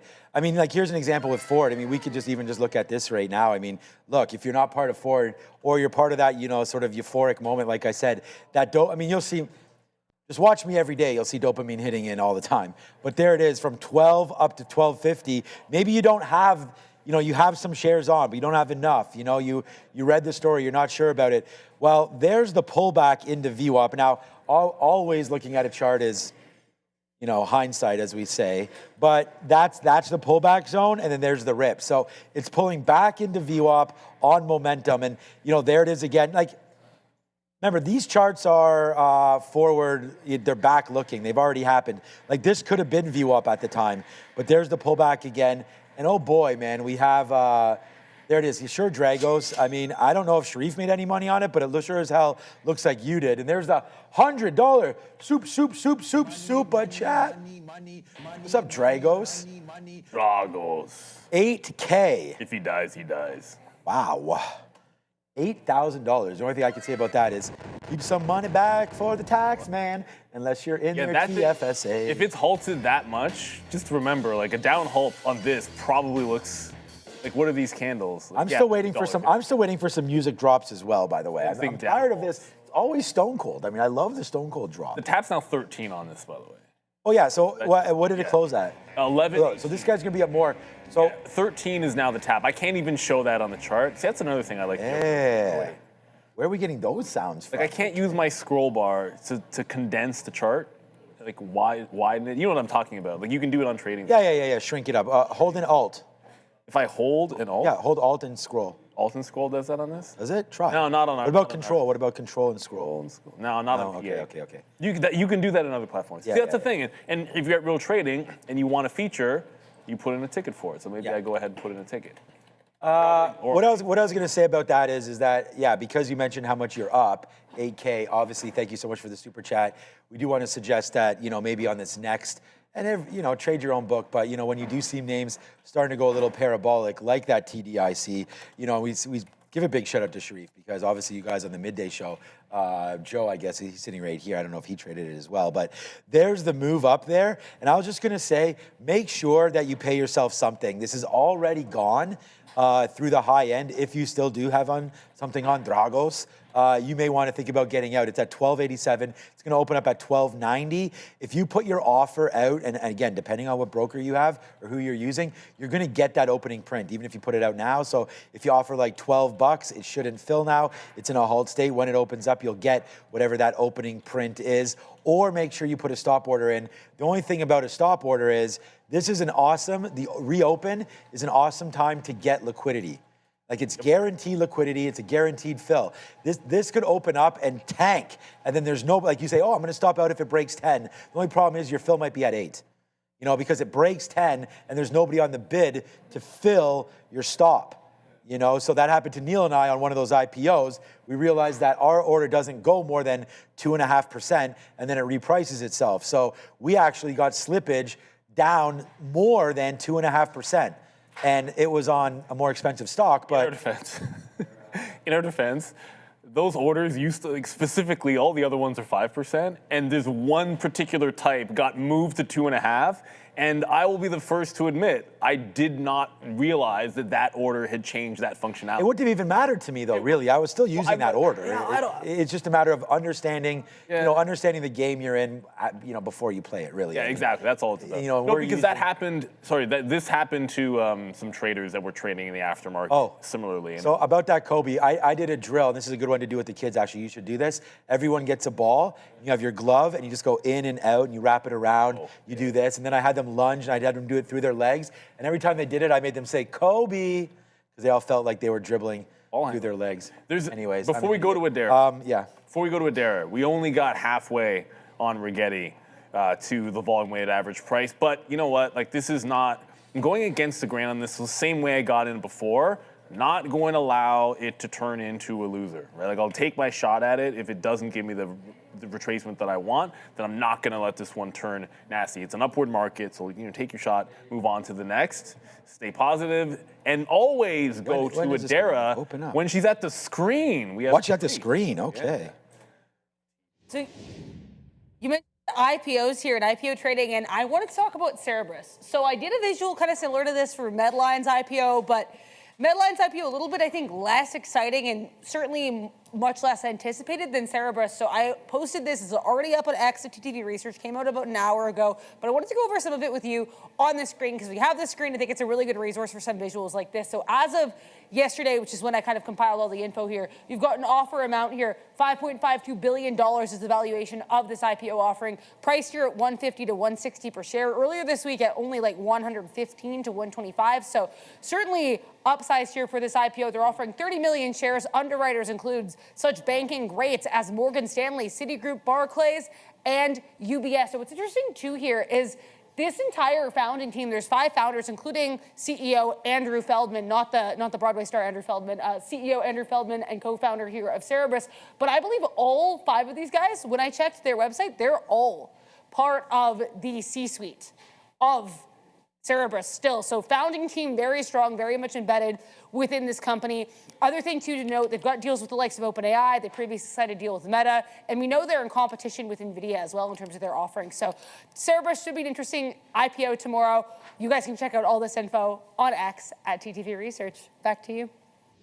I like it. Thanks, Adara, for that one. Yeah, look, I mean, this was one today. Fervo. So this started to go to the upside. What did you say it was? It's geothermal power. So I was going to say coal. It's not coal. It's Coal's world. But right into there, $36 up to $38.40. Shout out to J. Cole. But I don't know. Like that was a good one. You know, we'll see if that happens tomorrow. I'm a little nervous because of what, and I just said good luck to Neil for that. And Joe, I guess you guys will probably be taking it probably about. If you, I'm going to say 12:40. No, I'm going to say 12:45. I'm going to say it's going to open on the midday. I'm going to say it's going to open on the midday. Yeah. But I was going to say, I feel like there's going to be a lot of excitement to it, so watch out for that price and where it winds up opening up because this is going to be a dangerous one. It's going to be a good, I know, it's going to be a good call to see where this one goes and then in relation to what's going to wind up happening with an OpenAI, with a SpaceX, with an Anthropic, because we do know that these ones are all, generally speaking, going to be oversubscribed. You know, so... there's another one. It should be a real good one. That TD, so there's FRVO. It basically never, and this is the other thing too. I wonder now if it's even worth taking that opening print because this is now a couple in a row that have really danced around it and then gone. In its defense, I wasn't watching this one. I will tell you this. Because I didn't take the opening 1 print. o'clock. I didn't take the opening print, but I saw it reject. Let me use a 1 minute because a 3 minute, this isn't going to be that much better. Yeah, but it's a little bit better. It's a little bit better. Oh, I wanted to show you, I did not take the opening print. Oh, so you did what I said. I saw it flash the top. So I was like, I don't like this IPO. I didn't like it. But I said every single IPO that happens, I'm going to just use it to like do a strategy that I think might happen on OpenAI, if that makes sense, right? The ICO. So the other day I took a long, basically just saying hopefully it holds a bit and see what the slippage is. This time I wanted to see what happens defending the price. And the defense was good, but then instantly there was a ton of VWAP sellers and then a brick wall at the high, which it, of course instantly broke. And then what I think I should have paid more attention to, so I was just like, yeah, whatever. That actually technically worked. It was like snap to VWAP, snap to there. So if you took it for size, you could have got your move and then hold 10%. But I think here was an opportunity, holding VWAP as well. So I'm gonna go down to, for sure, I'm going down to a 1 minute chart. When OpenAI happens. So what's it? TDIO? No. FRVO? TDIC. Yeah, it's open. That's what I was going to talk about right here. Oh, see, there you go. And it opens up, and now it's probably going to down halt. Close. Where's the, oh, I don't even see the 844. Really? How could it be at 844? Well, no, it's at 10. No, I'm talking about the limit. Oh. I just saw it at 844 when the open of this candle is 1169, when it's halting way tighter than that before. Yeah, so there was that instant out you could have had there at 12, 11 bucks, as we said. That's great liquidity there. Looks like it's bouncing off 10. Adara's got something? I do, guys. NFLX popping higher here. As you can see, The Wrap, which is an entertainment-focused news source, they're reporting that Netflix's ad tier has surpassed 250 million monthly active users across the globe. So again, ad tier milestone here for NFLX. Now, while I have you here, you might have heard, we officially got the confirmation of Kevin Warsh as chair of the Federal Reserve. Now, we heard yesterday he was confirmed as a governor. He had yet to be confirmed as a chair. Now, he's cleared. He is the new chair of the Fed. Now, that means Fed Chair Jerome Powell, or former, it's going to be weird to say that, former Fed Chair Jerome Powell, now a member of the board of governors. Now, there's actually one other change to this infographic that isn't super obvious right away, but I want to talk about. It's this individual here, C. Venable. Cheryl Venable is the new interim president of the Fed Reserve Bank of Atlanta. Now, she's going to be serving in place of Fed Bostic, who retired at I believe the end of February 2026, and who had, I'll put it this way, some concerns about insider trading. To kind of be light about it with Bostic. So Bostic went. Now we have Cheryl Venable taking his place. This infographic will be up very shortly on X at TTV Research. Back to you. Thank you, Adara. The uptrend is now gone on IBIT, so I jumped out of it. It was holding the secondary trend line. Like this one broke the downtrend. Ooh, I've drawn that. Started thinking the same. Drawn it poorly. I've drawn that poorly. It doesn't matter. You can get the idea. It broke the trend here, went long. It got to VWAP, jumped out because it was VWAP in a downtrend, joined it when it confirmed VWAP. It really just goes to first resistance, completing that move, and now is breaking the trend down. I didn't reverse because I don't always love that entry.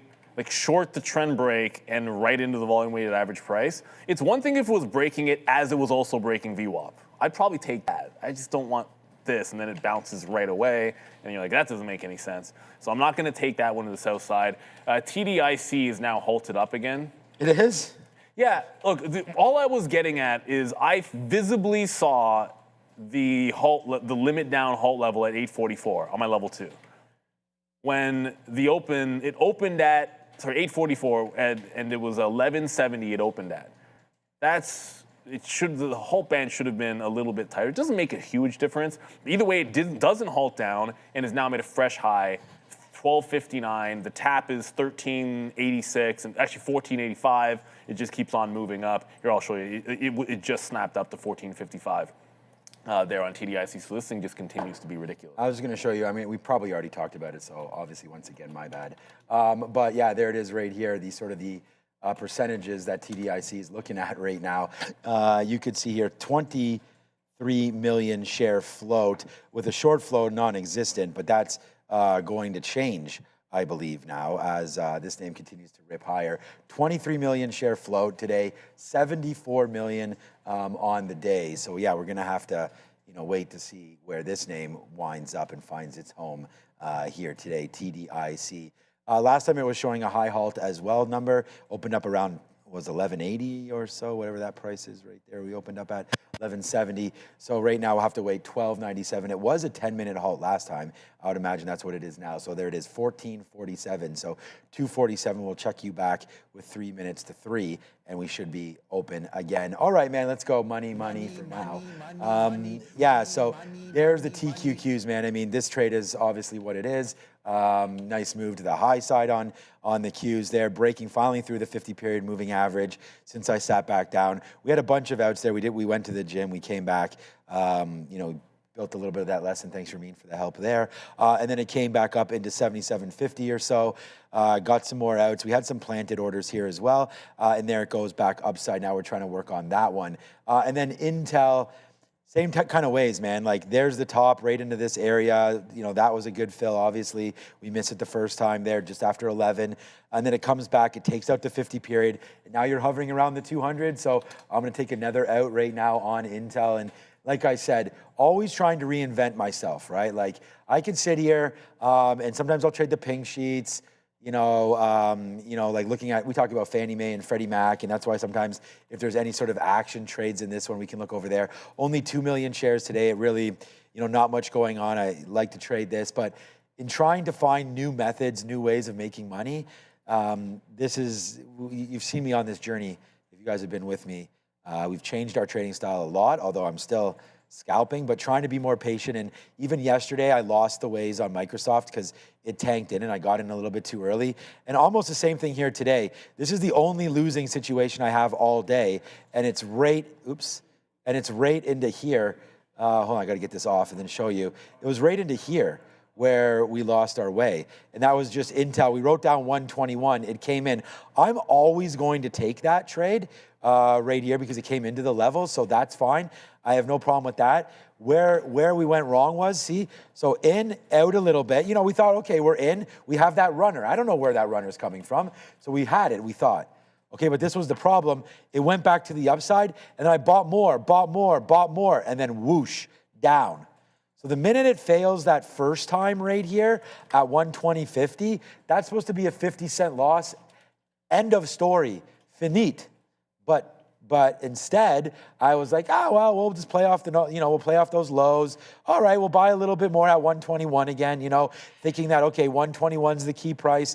It washed out. It's now on the way back up. So I don't even mind buying right there again because we panicked and got out. So we're able to make a little bit of money. You might have heard me talking about that. We'll scalp it out. Then it breaks. But then these ads right here was a problem, because once it came back in and we should not have, once it broke 121, even for a second time, that's when we should have stayed away. So that was a problem. This was fine, up. Got stopped out of a little bit there once it broke 117, fine. Watched it hold, came back into a hold level, and then shout out to Bob, my uncle. But that's what happens after that. Bob is your uncle after that one. And then you can see what Intel did. Basically, the rest of the day just appreciated all the way up. And that was that. So shout out to French Montana, Fat Joe, and everybody else. But all right, so yeah, Fat Joe. It's all the way up. Nothing can stop me. It's all the way up. That? And from Be Free, 7 years. 7 years. Damn. Wait a minute. Hold up. Didn't we start in 2020? The beginning of 2020? Am I wrong?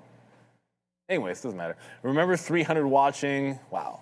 Amazing team has taught me so much. Thank you. 20 minutes from MOA 78, baby love all those 80s and 90s memories.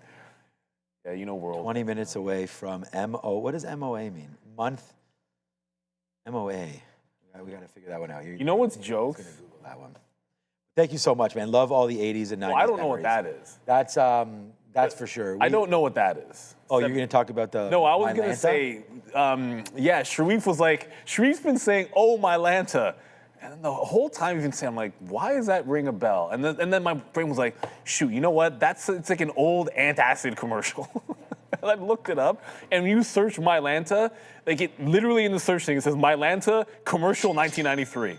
I'm like, yep, 100%. Oh, my Lanta. Mall of America. Okay, see, if you're in America, Now I should know that. I'll be in there I would this never have weekend. thought We'll be that. chilling out with the Mall of America. I'll send some pictures there. Hopefully there's a Dick's Sporting Goods, I'm sure. Isn't Dick's more? I don't know. Like usually, every time I've been to a Dick's in the U.S., it's been like more of like a strip mall kind of thing. I don't think I've been to one inside like a proper like mall. If you know what I mean. I have in Boston. Right downtown. There's a big mall in Boston there. That's where we had Shake Shack. I forget what that mall is called, but I think it's attached to the maybe it is the Prudential Center. Prudential Center in Boston, is that right? Anyways, Monster Dick's Sporting Goods there. RVI add an IPO price. Oh, and there's also a big one in Buffalo. Actually, I think that's the one I'm thinking of. But that one's like I forget exactly where it is. It's been a while since I've been to Buffalo. Rochester? I haven't been to Buffalo in a while, to be honest with you. But it's like a gigantic one, but it's more like a strip mall with a bunch of other. I think Buffalo has. They probably have more. Well, okay, fine. It probably has more than one. The one It's like I'm Sport thinking Check. of. It's like, oh yeah, like, what about a Sport Check? Was it one at Yorkdale? The one at Sherway? The gigantic one. We have a buddy. If you go on a road, there's a certain friend we have from high school. If you're on a road trip with this guy and you cross the border, at some point, we'll be in a Dick's Sporting Goods. Straight up. Obviously, you better have your ID ready. Like it's 100% Dick's Sporting Goods. And wow, good out for Intel there. So RVI, it's at IPO price. Remember, this is at Robinhood Ventures thing, right? Well, I don't understand that. In at IPO price. Congratulations. I forgot. We had looked this one up as to what it had. It was some OpenAI, a couple of other things.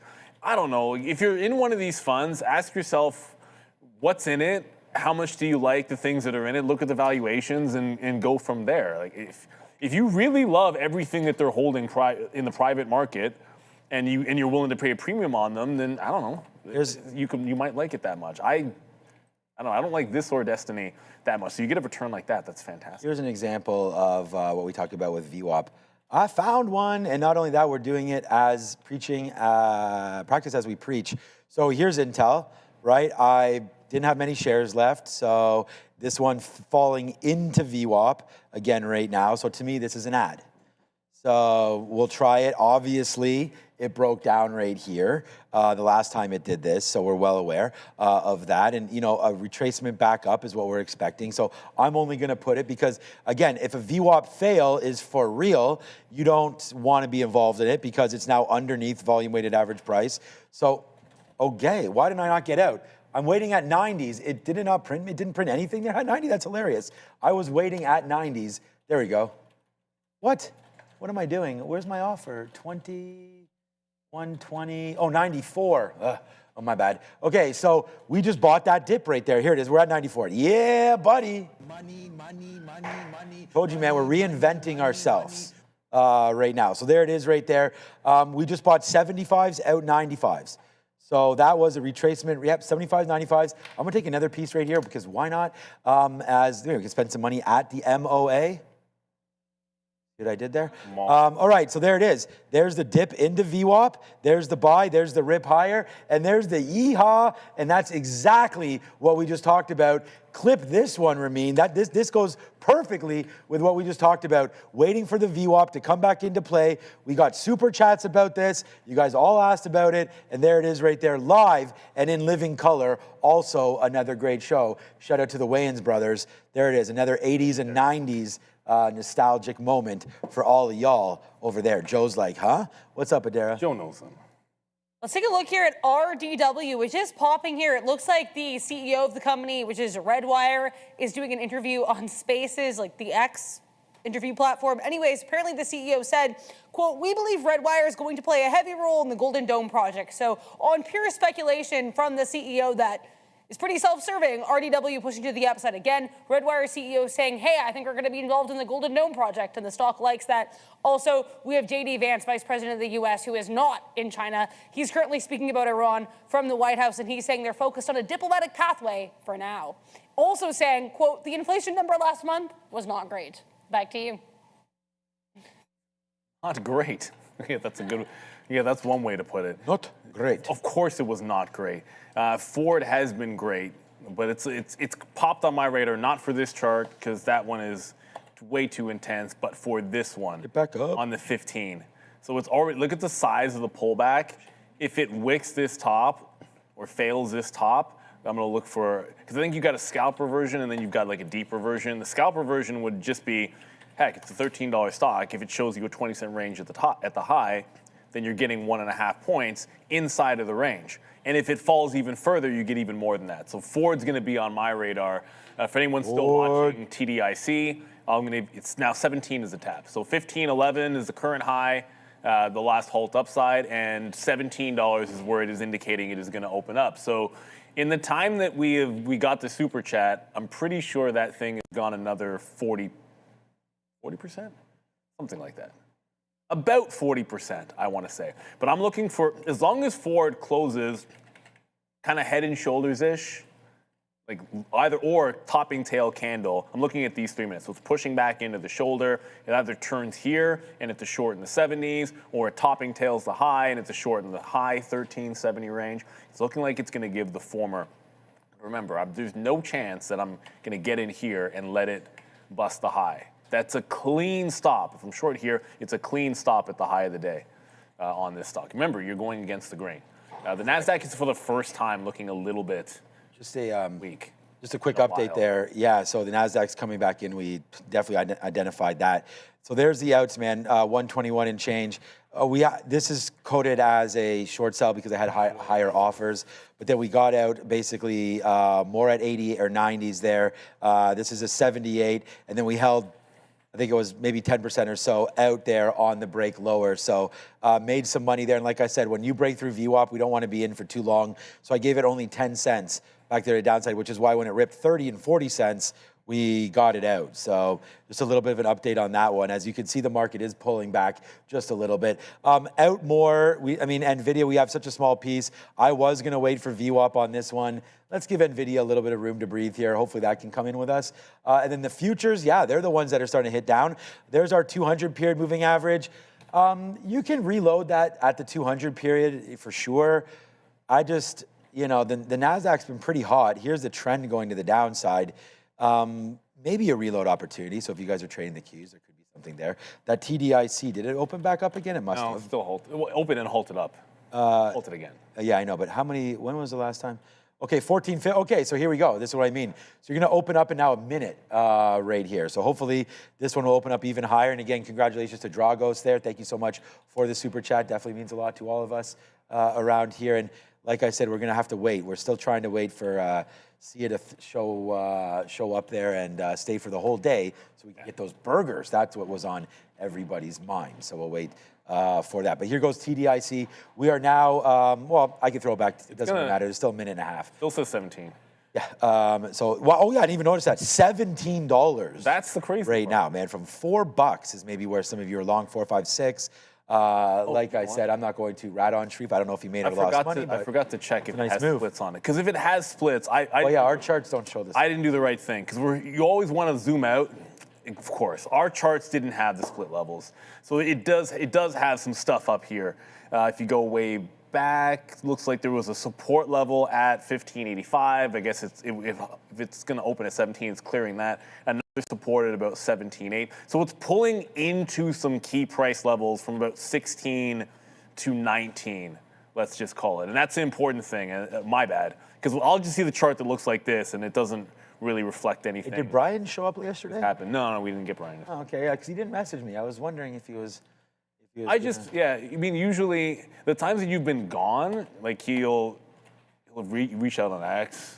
Because I have him on. Yeah. He'll reach out, but I'm surprised because normally he does to me too. So I'm wondering if that's it. though. But volatility, Too guys. much winning longs. Yeah, too many wins. Volatility creates movement, of course, and if you are a sophisticated trader, movement creates opportunity. Beta Pro by Global X offers Canada's first and longest running suite of levered and inverse levered ETFs built for sophisticated investors who understand the risks of leverage and the importance of precision. Its triple levered bull and bear ETFs tied to the NASDAQ 100 index are all designed for daily tactical trades, providing amplified exposure and giving traders tools to engage with both upward momentum and market pullbacks. These strategies are currency hedged, and they are seeking to offset US dollar exposure back to the Canadian dollar. For those navigating short-term market moves, both up and down, Beta Pro offers a flexibility to act with conviction, whatever that looks like for your individual strategy, objectives, and risk profile. Trade tactically, learn more at betapro.ca and scan. There's a little QR code. That's impossible. Right there on your screen. It's halting again. But it's what TDI. Oh no, it's back down. TDIC just went to $18. But then it went down. That was at 13. You have to come to my screen, man. Level 2 is what's good over here, Andre. There it is, man. 15 and change. So look over here. This is what. Don't look over here. Look over here. 16.70. There, $17. 16.50. $17. 16.85. We're gonna have 85. We're gonna have 75. We're gonna have an 85. 17.25. Right there, going higher and higher and higher. So who knows where this is going? The reason why I want to show this to you is you never know what's going to happen here with these stocks. Trade accordingly. And maybe instead of punching out, you never know what price you're going to get, just offer a price. You may get it. Danny boy. That's insane. Deal done, man. And if you're ever in Toronto, obviously we extend the same invitation to our viewers as well. So, Copley Square Mall in Boston, done. Next time we're there. We actually turned down, so Gia got invited to the Boston tournament again this year, but we're traveling to traveling to Minnesota and Vermont this year. So we're going to do that. I got a call with the. And we're supposed to go to Baseball for All in Chicago. I got a call with the select guy for the U11. Yeah. Because technically speaking, my daughter was too young to play on the team. And then we're playing with the guys I coach with. His daughter is a year older. And so he wants another girl. And they're good friends. That's perfect. So he's now trying to put in the word saying, hey, look, you got to let Erin play. She's friends with my daughter. Because what if they're at the same level, but so what if she's too young? We started the all-girls program, High Park. It's been 6 years. So we'll see. I'm supposed to talk to the guy tomorrow and talk him into it. Fun times. I secretly hoped. Dallas? We'll go to Dallas soon. Hopped into SNDK. We will see only an hour. Ooh, JKL Popper. Just first things first, I'm going to keep everything. I saw someone in the chat say that trading in the afternoon is trash. I just think it's different. I think everything in the afternoon, lately, what has been working really well for me in the afternoon is to, no matter what it is, just make sure it's probably going to be a tighter stop or it's specific entries. Like, I only like 3 things. I either want an obvious tight stop support and resistance, whether it's like a head and shoulders or like a VWAP, or I want a trend break, or like maybe like an imbalance trade. Everything else, not a fan of in the afternoon. Like your morning breakouts, forget about those. I'm not taking those in the afternoon either. But so if you're saying you're getting into SNDK, does that mean if you don't say direction, I assume long? I think we had this discussion yesterday. Like, should you have to say that you're doing? Yeah. If someone's going to say they're shorting SNDK, then no. If you say you're getting into something, the automatic default is you're going long. Yeah. So if you're putting that in the chat, it's just easier to think of things in that way. And I think I talk the same way. Like if you're getting in, it means you're going long. And if you're fading it, that means you're going short, or you just say you're going short. So you like the long at 1440. The thing about a stock like this, I can't say that I do, but then I've been wrong about the stock for a while. Like, there's plenty of things I've been more comfortable buying the dip on, right? Like, Caterpillar is gone, and I've been buying, or GEV. So, like, I'll believe some things, and I won't believe others, and it is what it is. As long as you have something going parabolic, you're good. In that vein, I can't say that I am, but look at what this has done. A couple of days worth of pullback, 960 to 860, 10%. Here it does a little bit of consolidation with a local high of about 1,100. The pullback is a little slow there, 1,000. So another like kind of 10% off the high. You get a new fresh high that just got made. What's wrong with my crosshairs? Why is it not moving? You don't have the crosshairs selected? Okay, I think my PC's. Anyways, that's about 1570. I think I'm just freezing up a little bit. I should restart my PC at some point.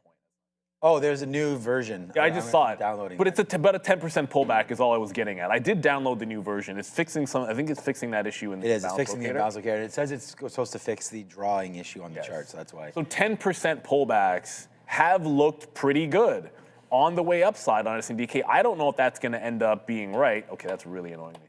I don't know if that's going to end up being right in this case, but you've been right doing that the whole way. You've just got to find something. I'm using the example of something that I bought. Yeah, that's slow. Which has been working out. Just finding the buy the dips. This is a perfect example. You can be going parabolic and you can ride the structure to the upside. But just like even in investing, like if I have a core position in something, I'm not trying to double it up at like 10x or 7x. Or like insanity levels. Like I started in this thing because I own GE and they did the split. And then I didn't want GE Healthcare, which I don't know, that's probably been a good decision that's turned out looking really, really good. So I dumped the GE Healthcare shares into GE Vernova, which really just meant, okay, fine, like whatever I had. And then I've been buying dips in this. But at some point, you don't, like for me, it's like I wouldn't want to double a position up on the next available dip. It's like, I'll take 10%. Just like tap it in, something along those lines. But yeah, these things are rocket ships. I don't think you can go wrong with an upward trend. I just do fear that if the rug gets pulled and you're all in at the highs, all that good work can be gone. The 50 SMA is at $900 on SNDK. 900. It's at 14.5. That's a hefty pullback. And it's kind of weak today. Why is that? Why is SanDisk... Yeah, Micron's near the high. That looks pretty strong to me. Why is SNDK weak today? Someone explain to me. Well, I think it's just euphoria coming back in a little bit. I saw Micron was pretty strong. I mean, some of these names have just gone so parabolic, and we don't have any headlines today, really, right? I mean, sure, there's headlines, but nothing specific about upgrades or downgrades of SNDK. So I think it's all part of like a little bit of a house of cards, I think. At some point there. The intro video on the things, don't do what I say in that jokes intro video, which was obviously a joke. Buy the dip and don't quit. Yeah, exactly. Yeah. You don't want to do that. I'll have to watch that video. I know it's at the beginning of every... So, yeah, this TDIC, man, I mean, okay, now you're starting to get a little boring, right? It's up and down through 16, through 17. If you're still in this name, I mean... I would think at some point here, as we head into the hour of power, juice is going to come out of this, right? I mean, don't you think? Breaking through right here, 1250. I mean, do you really want to be part of that? So if you're in it now, up to you. You know, everybody does their own trading. But I would be very, very careful with watching out here. 12.29, 12.30. Breaking. I would even go, I mean, I don't even worry about these wicks. It's just like, these are closing candles and everything like that. So that's 12.60, 12.50. Yeah, and that's the other part, is that if this thing halts down, probably not worth sitting around in, right? If it's going to be a halt down, because when it opens up, man, you may get a tap of something you might not like. It might be a Shooter McGavin type tap in down there. So watch out for $9 coming on that. But hey, man, to each their own. If you guys have ran this thing already, I mean, I wouldn't even be in. I'd be out. I'd be like, oh yeah, that's great, and take it all the way out. But yeah, watch out there for $13 to break, and that's what we're kind of doing right now. Yeah, Jay Lee is asking, should we take maybe? I haven't paid for shorts. I mean, I guess we'd have to do that. I don't think this is a horrible idea. Oh, they're going to be expensive. Take a little bit of a baby short there on TDIC. Yeah, I think that's fine. I mean, if they're free, you should have paid for it. And then just use 15 as you're out. I've seen worse trades, so I think that would be something that you'd be. Jay Lee, do you have locates on it? Out of curiosity. Thinking about doing. I think if what's up, Jay Lee? I'm willing to bet they're not free. Well. Here, I can try 100 shares. Let's try. Let's put it. I can't. It just rejects. $15. Yeah. So I put it out at $15. I want to put it out in. That's exactly the same test price I use. Oh yeah, really? Because I thought maybe it might rip. I just used 15 because that was the top there. But yeah, so see, you could just put it out $15, and then you can't see our blotter, but it just instantly rejects and says no shares available. It's 13. It's $13 for 100 shares. That's actually pretty good. Yeah, why not? Because if you think about it, like the way that you should, I don't know. This is the way I would think about it. Like look at the moves on the stock, 18 to 13. That's $5.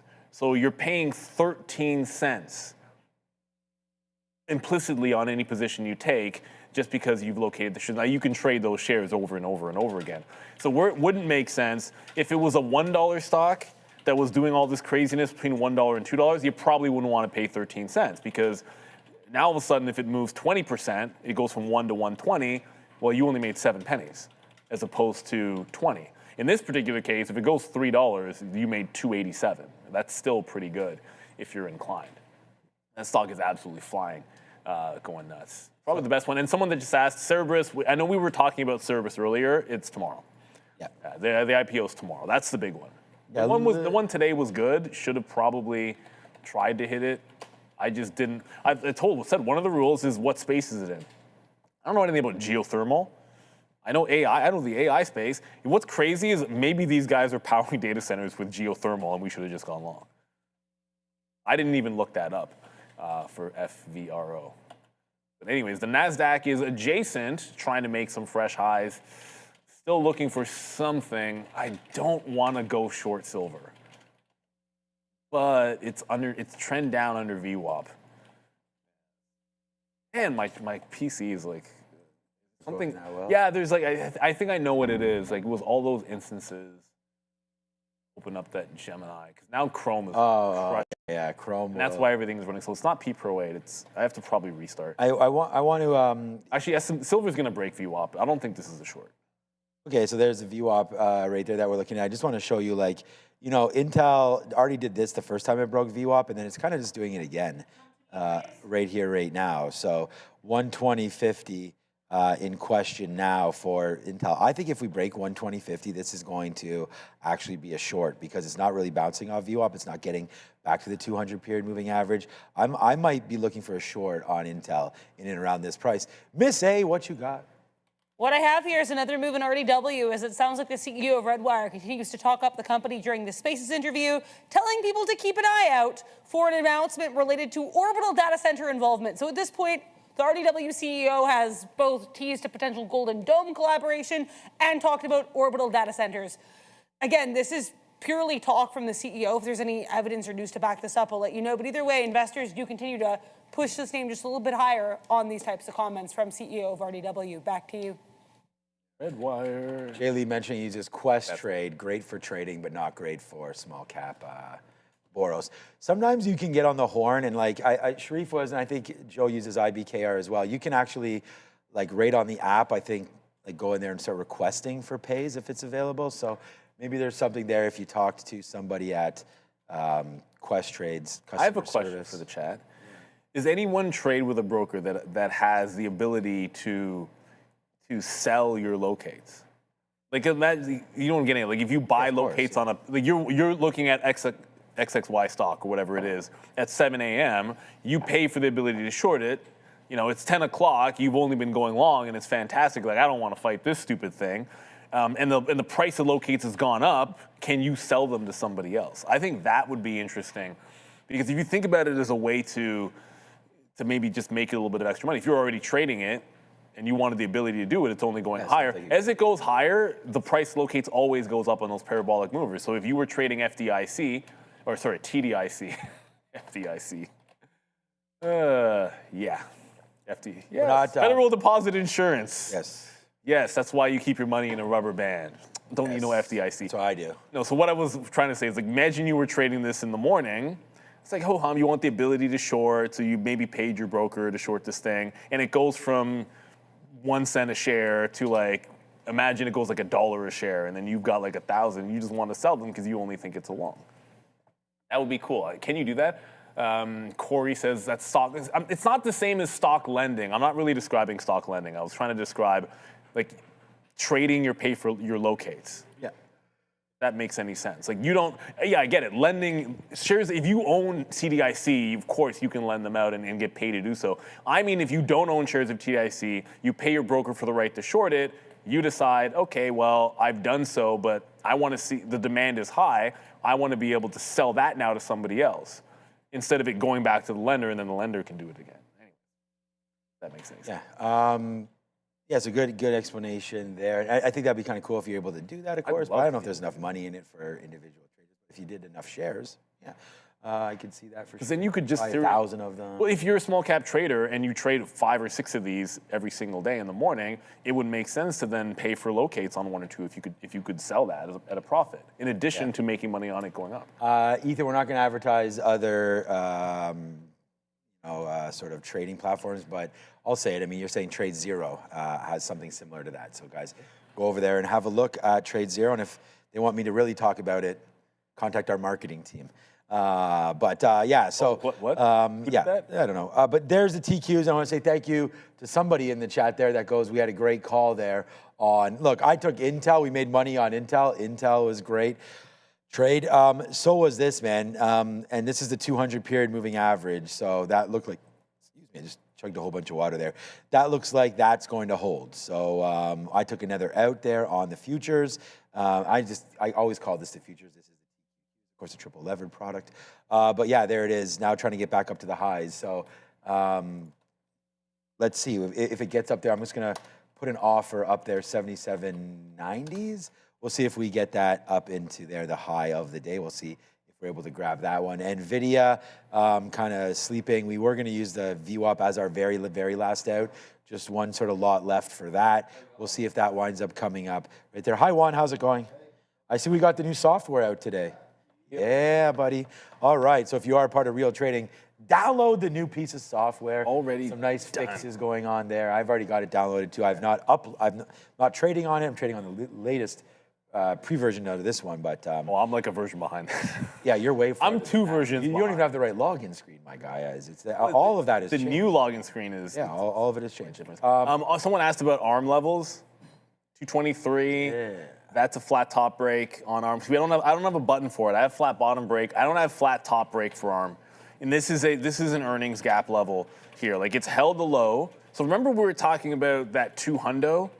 So it's reported, pulled back, held the 200 level, and is now just coming back into. See how this is? Remember the problem I was having before? I literally just closed Gemini, which I was using before in a browser. That's all I did, and all of a sudden, everything is working so much better. Come on, Gemini. So this is 223-ish, right? On earnings day, you've got some morning support. Prior to the next day resistance. It's also resistance here today. This looks like a pretty classic breakout trade tomorrow. I don't know if it's going to be able to break it today. The market's gone a little bit. The market's at the highs, but it's really slowed down volume-wise. So I'm not really sure ARM is going to do this now. But I like this break for tomorrow on ARM. This is also the reason there's no perfect entries when you're buying the dip. Like, I don't know. Like, the actual low was $194 from this high. So I just guessed. To me, I was just like 200 first, so I picked 200. Where is it now? Not to interrupt. Well, yes, to interrupt. Actually, TDIC is now $19. So some people talking, and I just double check shorts. This is why you want to come into the midday show. We got Joe here. Obviously, Sharif's gone, and you guys were like, credit to Sharif. I just looked. He made one trade in and out for flat. Okay, but the idea behind looking at these stocks is exactly that reason. If Sharif was here, he'd tell you that, right? There's so many of these trades where you can get in and out. Maybe you get stopped out immediately, but sticking with them and finding them, that's the thing. Like, you know, that's why you want to make sure that you're there on the midday. You're here with us in the morning. We try to look at the halt levels. We try to figure it all out. And then we hope that you guys are able to, you know, take some of the lessons that Luis gives you, Sharif gives you, Joe, myself, Neil, all that, and you're able to turn, you know, whatever trade into something. I have no idea where he went. I was just double checking to see if he had like 50 trades on it or something. The P&L doesn't really matter. It's just in and out quickly. It looked like he had done there. So I think he made a little bit of money, but not like this whole halting situation. It's about drawing the attention to the name. Like, obviously, it was starting to halt right there at right when the midday left us. 145, then halting again there, and then boom to the upside. So that's probably why I didn't trade it. Just started happening right there near the end of the day. And, you know, we always talk about scanning barcodes. Well, that looks like a great little level. You know, we all talk about it being above VWAP and everything like that. And I think this fits Sharif's profile, above VWAP, above $1, so on and so forth. So we give mad props to the professor there on the midday. I'm just saying, because if you look at it from about 140, like these moves in here, that's 30 cents. Like, it's 390 to like 430. Like, it's a 10% move on a $4 stock, but it didn't go insane until the afternoon. Like, it was moving, but if you were looking at some of these consolidations, they're like in the 10% range. I'm also going to confirm this. I'm not sure why this is true. That's the second time that I've seen the halt band limit down twice as far as I expect it to be. It just did it again. Like, it was at $19. Are you saying the math isn't right? No, it was at 19 bucks. I watched it at 19. I saw the band. It was at 14.20. $5 from 19 bucks is where the limit down halt was. Look at this halt up. 1260 to 5. Okay, so that's 20%. That was more in the 30 to 35% range down. That doesn't actually add up to me. So it looks like it's not something about this. It's not halting down when you think it should, which is good for the longs. Like, it's not. That's twice now that it is not halted down on this thing. So, anyways, back over to. I talked myself out of an SLV short there, and I'm starting to think it Why don't you talk through it? Yeah, so basically, here the reason why is I looked at it this way. Oh, I didn't have my drawing. I took my drawing tool off when I was having those issues. I looked at it this way. From this dump into VWAP, it was breaking the trend. So I was like, yeah, I don't want it. But if I look at it only as a VWAP trade, like you come in to the volume weighted average price, right? Like, you turn from long to short at some point. Like, here it broke an all-day trend line, so you can think of it as a short from there if you want to. And then it goes into VWAP, attempts to break out, fails to break out, and then pushes lower. And now it's consolidating under VWAP. So suddenly there's now a level up here at 79.64 or 65 or wherever you like it that you can short into, where you're not just using the line of the volume weighted average price. Going into it, it didn't look so good, but now coming out of it, it looks a little bit better. So I talked myself out, just sitting on the level on the way up, but now I like it a little bit better on the way to the downside. And by the way, I still think silver is in an uptrend. On the daily chart, I don't mind buying it. and every single other time frame, I think this is an upward trend. All that being said, for right now, I like it short here to there to get to there, right? Like, it's about 50. I'm sitting at 50 to risk to 65, which is 15 pennies, and then try to play it down into 79. Like, take some out here in the quarters, which would still actually be about 20 cents, and then down here at 79. Like, to play that range to risk that much underneath the volume weighted average price. That's where I'm at for SLV. Still pretty bullish on it overall. I want to move to the mid 40s. Here, because that's where I can catch a fill. That way, instead of waiting exactly at 50, get 56s. If it goes to 53, then add there, and it's still the same price at 50. So SLV, love the instrument, love the trend. There's nothing about it that looks like it's done. Maybe tomorrow you're breaking out above 80 and it can actually push into that 85. If it gets to 85, I think you got to be a little bit concerned. And of course, the US dollar can have a lot to say about that move right quick. Coming tomorrow, there could be some crazy move in the Dixie and I completely flip what I think about SLV. Hasn't happened yet. It's been able to brush off a lot of what's been going on with inflation and the Dixie for now. Oh, NFL Thanksgiving. Okay, so the Packers are part of the very first ever. And the NFL is getting crazy right now. I mean, this is how much streaming is all part of it. I don't know if it's on Netflix. This just came from the Score app. It's Rams-Packers the night before Thanksgiving. This is the Thanksgiving Eve game. Wednesday night game. Because the NFL doesn't own enough. Let me see what. There it is. $22. Netflix. So there you go. We talked about why we like a little bit of Netflix. So they're going to get all the love. Like, what else are you going to watch on Wednesday night? Well, you don't have to go to work. Law and Order? You can stay up late. Where's Adara? Oh, she didn't hear that one. Packers Rams. That's a good game. That's a good game, man. I'm glad I have Kraft. Kraft. Because I don't have anybody. Laura Croft, yeah. I want the Bills to play on Thanksgiving. Come on, man. Not enough. Don't hate. TV. No. It's not about the team. It's the about history. the revenue. It's always plus Pittsburgh, Dallas, Detroit. But also I think for Netflix. Oh, they get LA and then they get Green Bay. LA, it's Green like Bay. It's two big names. They're gonna want just for viewership, right? So there it is, man. I mean, that's the thing about Netflix again. Just real quickly here. Well, it doesn't have to be quick, but if this breaks, I'm out. So right now, Nvidia. I don't need it to go to VWAP. If it goes to VWAP, like what would be the point of that? Losing basically 40 more cents or even more than that. I'm going to stop out at 25. If it breaks it, that low is 30. We just tested it. We didn't get stopped out there, but I'm here to tell you that's what I'm doing, sitting there, because if it breaks there, I could see it coming back in, and maybe I'd like to reload instead of punching out of that position on a break. We talked about, maybe not punching out on VWAPs instead of potentially reloading it in and around that area. So definitely something to look out for there on a potential breakthrough on NVIDIA. So I'm going to be doing that. And then one last position, because this hasn't worked out for me holding.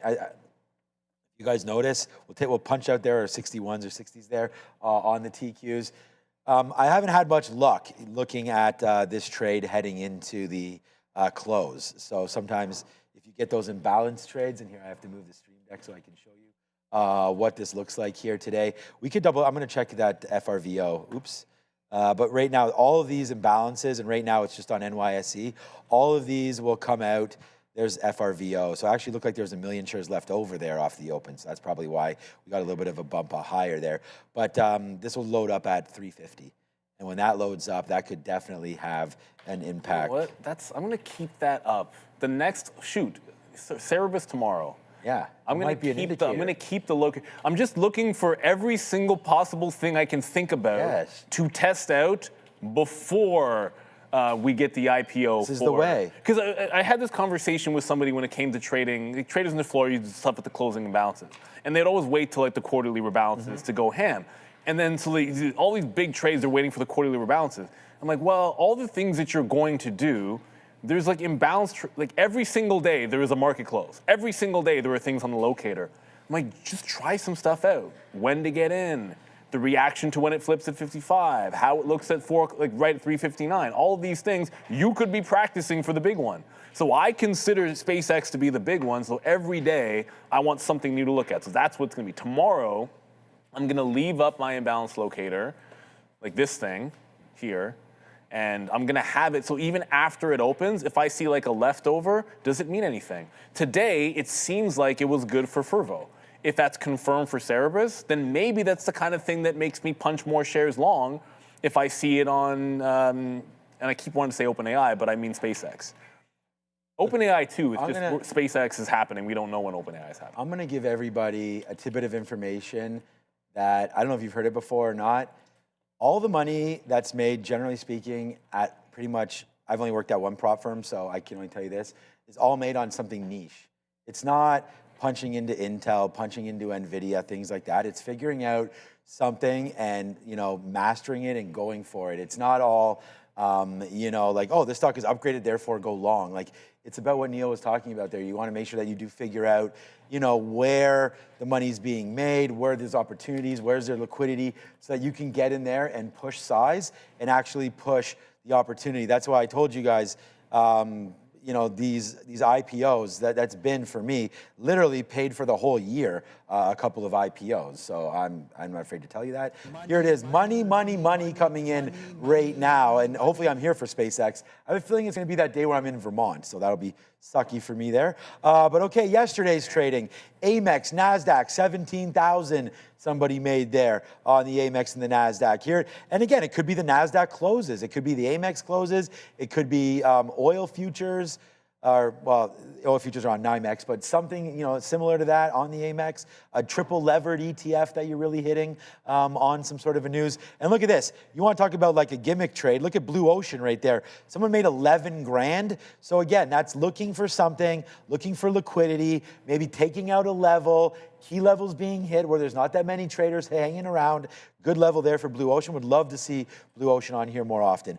Amex, NASDAQ, New York, Amex. And look, I mean, I'm talking like that, but I didn't know Blue Ocean was on there again. There it is. We didn't even have major earnings or anything, right? That could have maybe created this, but there must have been a trade there, and a couple traders looking at Blue Ocean hit it. So that's what I'm talking about. It's not, has nothing to do with like, oh, you know, I'm going short SanDisk here or there. Those are great ways to make a lot of money. There's no doubt about that. But generally speaking, a lot of these ridiculous numbers are made. Like, I bet you this is one break of huge size that went somewhere. What was the biggest thing overnight? What was moving overnight? Nobody reported, so that's what I was saying. Like, it must have been, could have been Tesla on a move overnight. The guy that I know trades something Blue Ocean. I asked him, and he's like, he didn't trade it yesterday. So, and I only say that because when I see a list with Blue Ocean, sometimes it's him, and usually it's Tesla had a report, or Nvidia had a report, or there was news in one of the big caps that made it an overnight play. I can't think of what would have been big last night on Blue Ocean. I want to call up the charts and think about it, but yeah, it doesn't really matter. Dog in this fight. Sean, have you gotten FSD yet? Have you? No. No? Still no? I thought you were going to try it out. I am going to. But you did say you were going to try it out. I was kind of waiting for like that next little thing to, like next kind of trip or something, but I know it's only $100 a month. I don't know why I'm not doing it. I just love driving the car. I don't even know if I want to. I drive 11 kilometers to and from work. It's like, not even a thing, but that's a good point. It's not. You wouldn't use it on that trip. Plus, I'd get frustrated. I'm like one of those guys where it's like, if someone's in my way, like, I'm not like FSD. Like, it needs that like kind of like FU mode. You know, like if it could have that, then now I find myself I'd be disengaging that thing a lot. That's why I was waiting for it. That's not bad. You go in and out. That's part of the thing, isn't it? I don't know if FSD does that. No, but I'm saying like if I'm rolling up to someone and it's 40 kilometers, I'm probably trying to go 50 or something. So I don't know what FSD will do. But that's to your point. I think we should definitely be trying that out. Yeah. We have a trip to Ottawa later on this summer, and I'll probably get it soon. So. I want to take the train. I want to do that. Yeah, we have a baseball tournament there. So I want to go to Ottawa this summer. Well, it's in Canada actually. So. Canada. It does have Mad Max mode. I just have a Model 3 though. I don't know if but how do you? Okay, so you can actually put in that mode, or is that like a hack that I have to do into the system there? But yeah, Canada, Ontario, where the Ottawa Senators play, just outside of Ottawa proper. Boo Senators. Yeah, boo Senators. And yay Canadians, although they lost yesterday. We'll see if the Montreal Canadiens can keep that hope alive that a Canadian team may once again at some point in the next 50 years win a Stanley Cup. I mean, the Canadian team hasn't won a Stanley Cup in 30-something years. Bruh. Anyways, a lot of that has to do, you don't have to get me started, but the taxes and everything like that. Like Florida basically has represented the Eastern Conference the last 6 years. Well, where would you want to play? So, yeah, so that just goes with it. Like, I'll be, like, if I was a professional athlete and you could play in Florida, why would you not want to play in Florida? Because then you have to live there.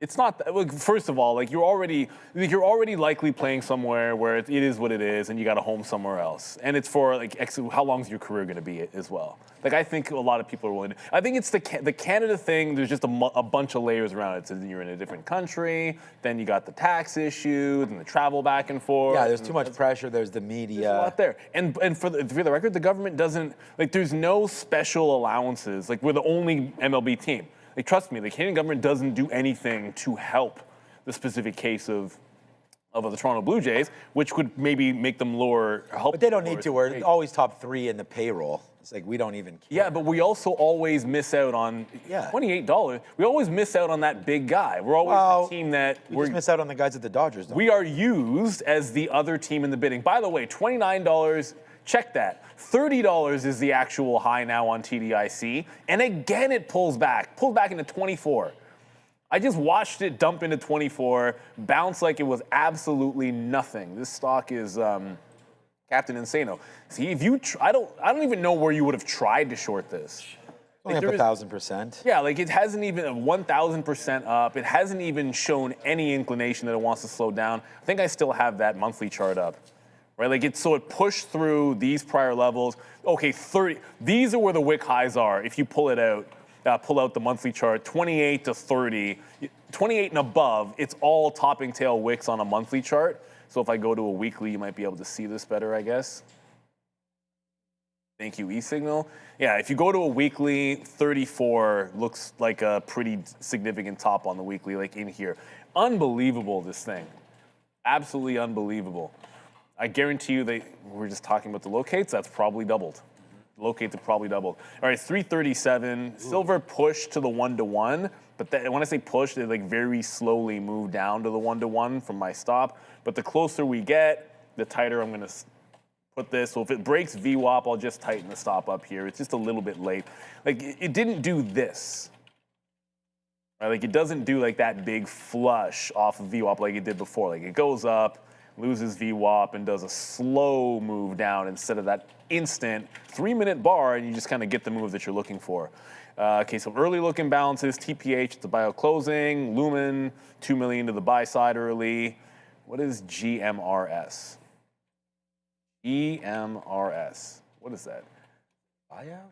No, I think, oh, wait a minute. Oh, shoot, that's the other IPO. Whatever, that's the other IPO. Oh, was there one? Okay. Right. Oh, NVIDIA just came out. Well, that was bad. See, that one was bad. Yeah, I mean. You would have lost money. If you take the opening print on this, you're probably losing money. Why didn't it move? Look how tight the range is. That's weird. Huh, Isn't it funny how May is just like the same as April again? Like we were talking about how April was going ham and and how it was like basically a record month for the NASDAQ. And then now we look over and it's kind of like rinsing and repeating. Yeah. Right now, the NASDAQ's up another 1.25%. And someone in the chat just said, funny, Trump said buy stocks and then everybody goes off to Beijing. Like, what do you think they're going to come up with there in Beijing? Like maybe buy more stocks. Hey, maybe we should buy some more stocks. Like this is, so it's just, to me, it's just crazy to look at this. Like this is April and we were like, oh my God, this can't happen again, can it? Like, there's no way it can happen again. Well, and then this is May 1st, right here. Like it was 667. Oh God. And then now it's all the way to 715 right there. We have 2 red days in the month.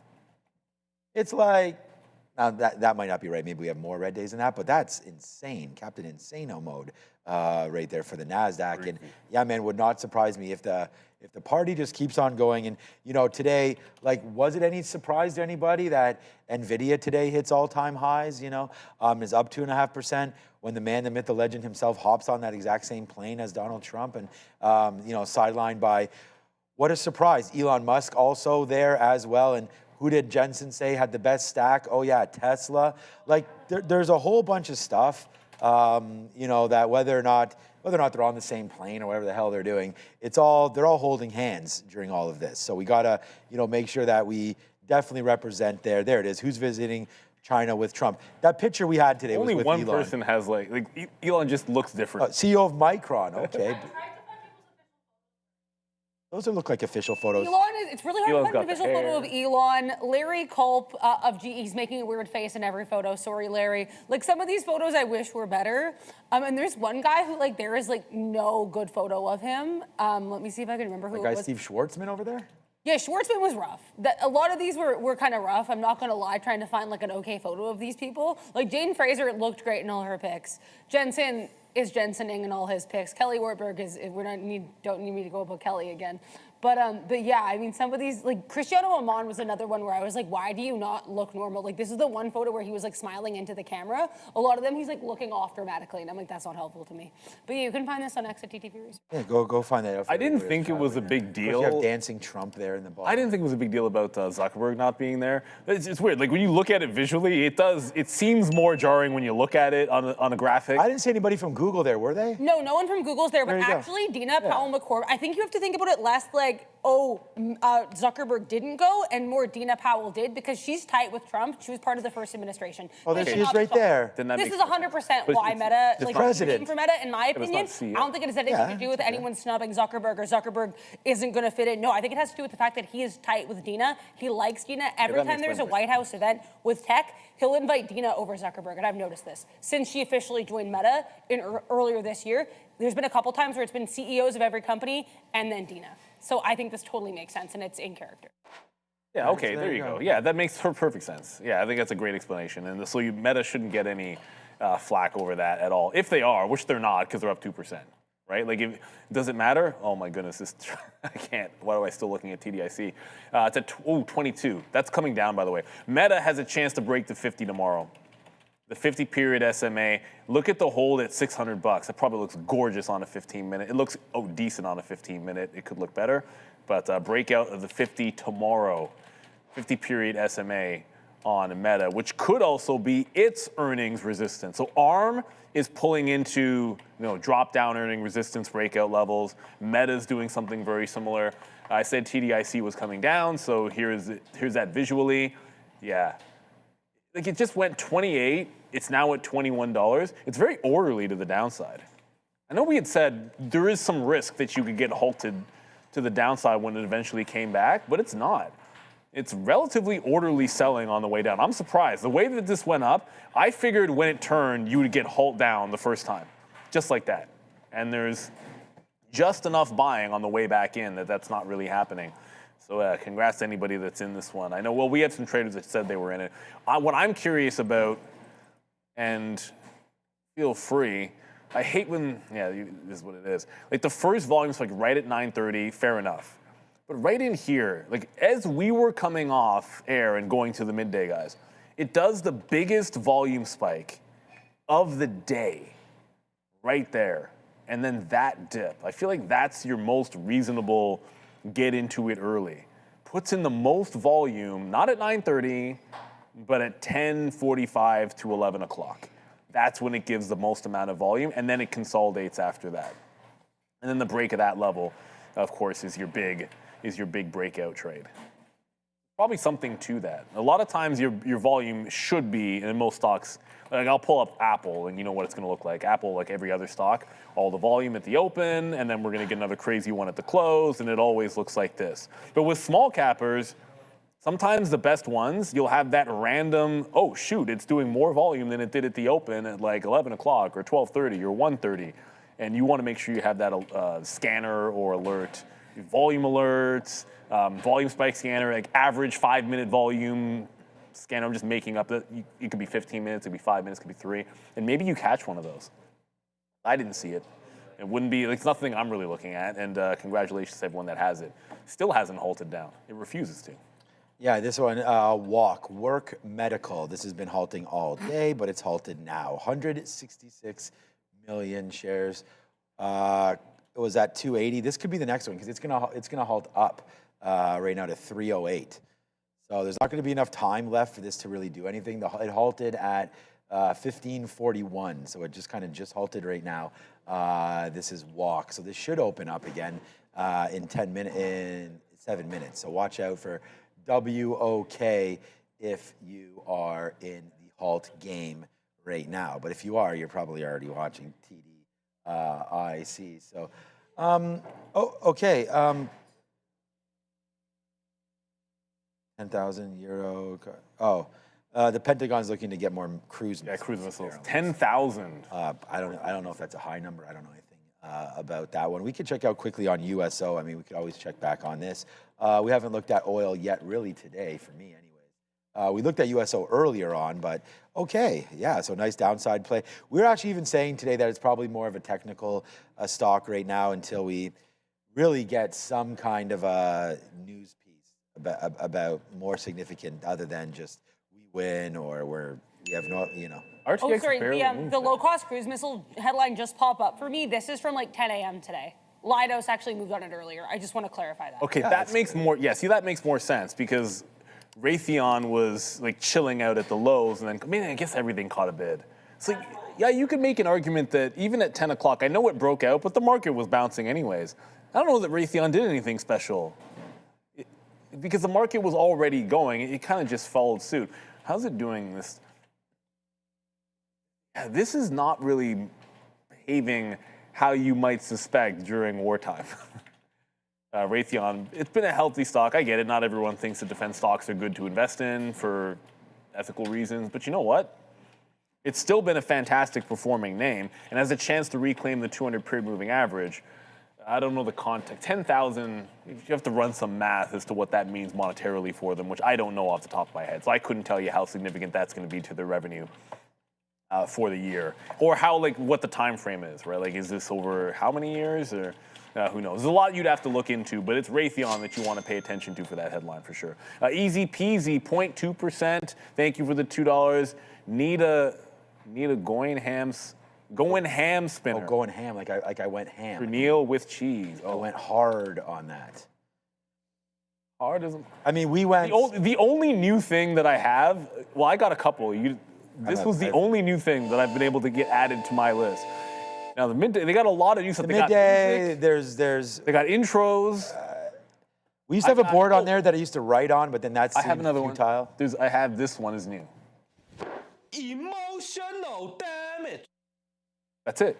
I've got that, and I've got the train horn of the request that I've made. There's a lot going on here right now, that's for sure. So we have to mine. You got other things. We got to mine Fabian's time right now, of course.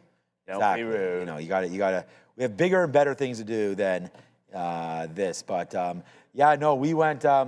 Like I said, we were down today, and we went pretty hard on the Qs, on Nvidia there today as well at some of these lows. So those were really good levels right there.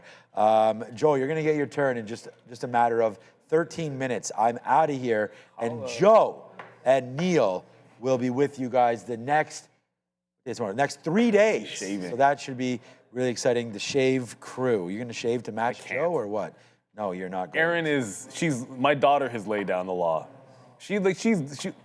I look at her. She likes the grays. I'm like, really? Because even with the gray and even with the balding, she's like, I'd like you with hair, Daddy. Okay, fair enough. Then that's how it's going to be. Well, Joe doesn't have any kids. So yeah. He doesn't have to, Freedom. You got the TQ short. Let me see. Where is that? Okay. Hey, Joe, man, I've called you mini-me many times, my guy. So there it is, man. Congratulations on that one. The TQs is, well, actually, NVIDIA is my number one stock, then the TQs, and then we still are down on Intel. So we wait for that on an update today, which is nice to finally see. Right there, the market's up 1.25%. That's still going. We do have momentarily the imbalances will be flying through. So we're going to get ready for those. Check on FRVO quickly, see what's going on with that one. 36.50. It came out at 36. Look at this. That's a good. See, this is the thing about IPO trading. It's many ways to trade this, and comes right back in, and holds 36 again. That's a pretty easy trade, right? There's probably some huge size sitting there. We'll have to. It's too many levels now, but as it zooms down, we'll be able to check out those levels for you. As now we have 30 seconds. These will all open up. All right, so Joe's short the TQs. We're still in this one as well. Let's wait to see what happens. 77.50. I'm going to put that stop in right now. 77.49 with moments to go. If that hits, we gone like Donkey Kong, and we will be out of that one in just 15 seconds. This will all update, and then you'll see everything starting to sort of go, as Easy Peasy puts it, ham very, very soon. So, what's up, Ozen? The market's going to be flying with or without me trust on that one right there. There it is. So the market's out right now, and we will get, we'll move this up, almost stopped out right there. Wow, APLS, what's up with that? That's a big sell, APLS. Right here on the NASDAQ. That's a buyout deal. That's a buyout deal. Okay, so that makes sense there. NVIDIA coming with a sell as well. So there's a push down on NVIDIA. We talked about how hard that can be to trade these imbalances, and there it goes. And it's not hard if you got the algo and you hit it quick, but if you're in a position, it's tough because all of a sudden it's moving one way or the other. Yes, we should put this up every single day, Adara. Yeah, that's way, way better than messaging me that because I won't see it. Yes. So there it is, man. 1.8 billion to sell. NASDAQ the same, and the Dow right there, 180. So it looks like this is very heavily weighted to NASDAQ names. Ford had themselves a day, and it's a sell a little bit off that 14. And this is the thing about Ford. We talked about this $14 level a couple of times, and that's why I sort of just kid to Neil that we were just kind of right back to where we were. And we were already at $13 back in April, I guess late April. So that's nice to see Ford there on a little bit of a, look, it's not a change of business model. It's nothing like that. It's just getting into the energy storage business. I don't know how long that will take them or what's going on there. I have to read more about it because I was not aware that this would be such a monster move there for Ford. So unfortunately now, because I've clicked on it, this is part of the new system. There was a bug, so now it just goes .NY. It doesn't show me the percentage, but Ford up today about 13%. Yeah, and that's now fixed. Well, yeah, I guess Well, I got to yeah. get the. I'm going to, before I leave today, I'm going to upload it so Joe has the new version over here. The new version. tomorrow. I just downloaded it myself. I'm going to jump out. I didn't see a buy and balance. Rob's been sell running balance around on here SLB, today, but it just, boy. Rob Rob with has been VWAP, it just didn't go busy. very far. So we'll jump in, we'll jump out. I'll remain bullish on this in the general sense, even though in the afternoon took a small scalp out of it to the south side. As we said, most of those big imbalances are those deals. I think ALHC, what do I have that as? That's being added to the S&P 600, ALHC, a 6 million buy. So whatever it is that they do, somebody's coming. Probably one of the deals that's closing is like these guys are replacing them in the S&P 600. But that's actually going the other way. So 6 million buy and it's going down. It's not always that simple. Sometimes you don't actually get it going the way that you want to. None of the big names outside of that NVIDIA sell, which is helping the market to pull back a little bit here. But tomorrow is going to be Cerberus Day. Yep. Or is it? Yeah, Cerberus Systems. An AI play, an upweighted, let me refresh it, see if they've moved it again. Because this has been moving all week long. It was 115 to 120, and then they popped it to 120 to 125, and now the range is 150 to 160. You could see, we could come in tomorrow, and it's like a 175.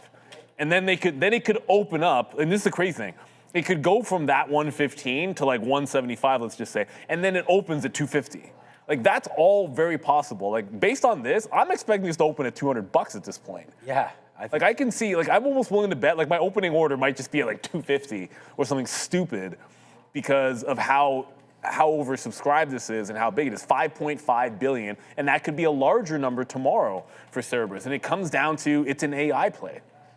Which is I'm going to be checking my phone tomorrow, man. That's when in vogue. Well, I mean, it's either going to be a big hit or it's going to be fantastic. I just can't. I don't think there's an in between on this one. I don't see any way. It's not going to do nothing. Let's leave it at that. No, most IPOs do nothing. Do something, right? So. Yeah, there was like some smaller ones might not move. Like whatever that second one was today that had a 20-cent range on a $13 IPO. Ain't none of that going to happen. If it opens at 200, it's going $40 one way or the other. The market is going down right now. And so hopefully it's not down, otherwise. So there's our out on NVIDIA. I mean, bang. That's why I don't want to wait for that VWAP again, heading into the close. And a lot of this is just timing based, right? If we had a little bit more time, we'd be looking at that. But there's TQ's out again right there. I didn't realize Cisco reported tonight. Let me check. I'm going to go over and get Adara's research note on. Do you have the thing out for who's reporting tonight, Adara? There it is. I got it. It's literally just Cisco. So I don't have anything for tonight. For tomorrow morning, it's actually spicier. So I do have one for tomorrow morning. I got it. Implied moves. I got it right here. You have the implied moves too? Okay, well, here we go. This is who's reporting tomorrow. Ride or die with Cisco. We'll look at that before it goes so we can, talk about it quickly here with you guys on Cisco. But, yeah, it looks like tomorrow should be a good one. Are we bullish or bearish? Bullish coming out tomorrow. We'll see what's going on right there. That's bullish. That's not Weeble. Of course, bullish was a recent IPO, similar to that Gemini and all that. Klarna should be good. I actually am starting to feel a little bit better about a firm. I'm not in a firm, but that's been doing good. They have a deal with Visa there. Applied Materials, Figma.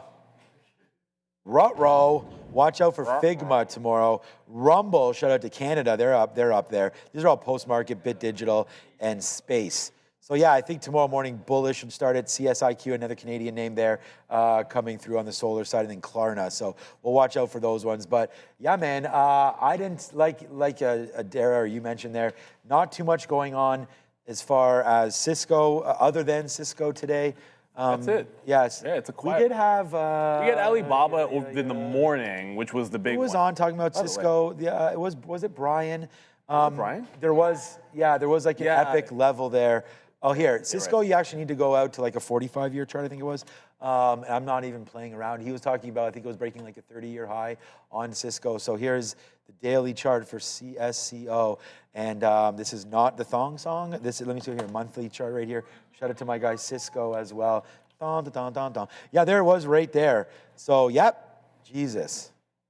Yeah, I should never say that. Right into there. Yeah, wow. There's that break level there, and it's just like, wow, you nailed that one, Brian A. All. That one, yes. Breakout, man, make out to breakout right there. Huge move, $77, up through 80. Kablam, 101. Oh boy, so you want to ask my opinion on this stock? Don't short, but Cisco's into networking, of course. They're into data security. I mean, that sounds like a nice little spot to be in, considering where we're going here with the AI trade. So on a daily chart, yeah, man, I really like Cisco. I wonder what that implied move is, Adara, on Cisco, but yeah, take as much time as you need. Yeah, go ahead.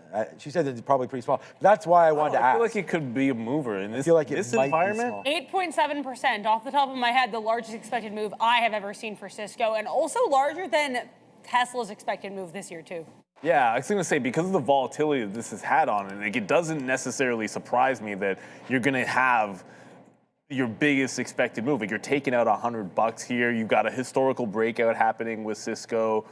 And this is like an oldie but a goodie, right? There has to be other stocks like that.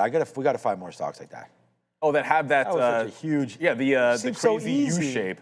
Well, seems so easy breaking a 30-year high. But that was Intel. Oh, Intel was bouncing off of a 40-year VWAP. But it also did. Here, where's the INTC 3-minute? It's not. Look, it's not exactly the same, but it's not that different. Look at Intel at the $70 level. And look at what happened. Yeah, exactly. It's pretty much, more or less the same thing. So that's everybody's homework, including, mine too. Yep. Why not?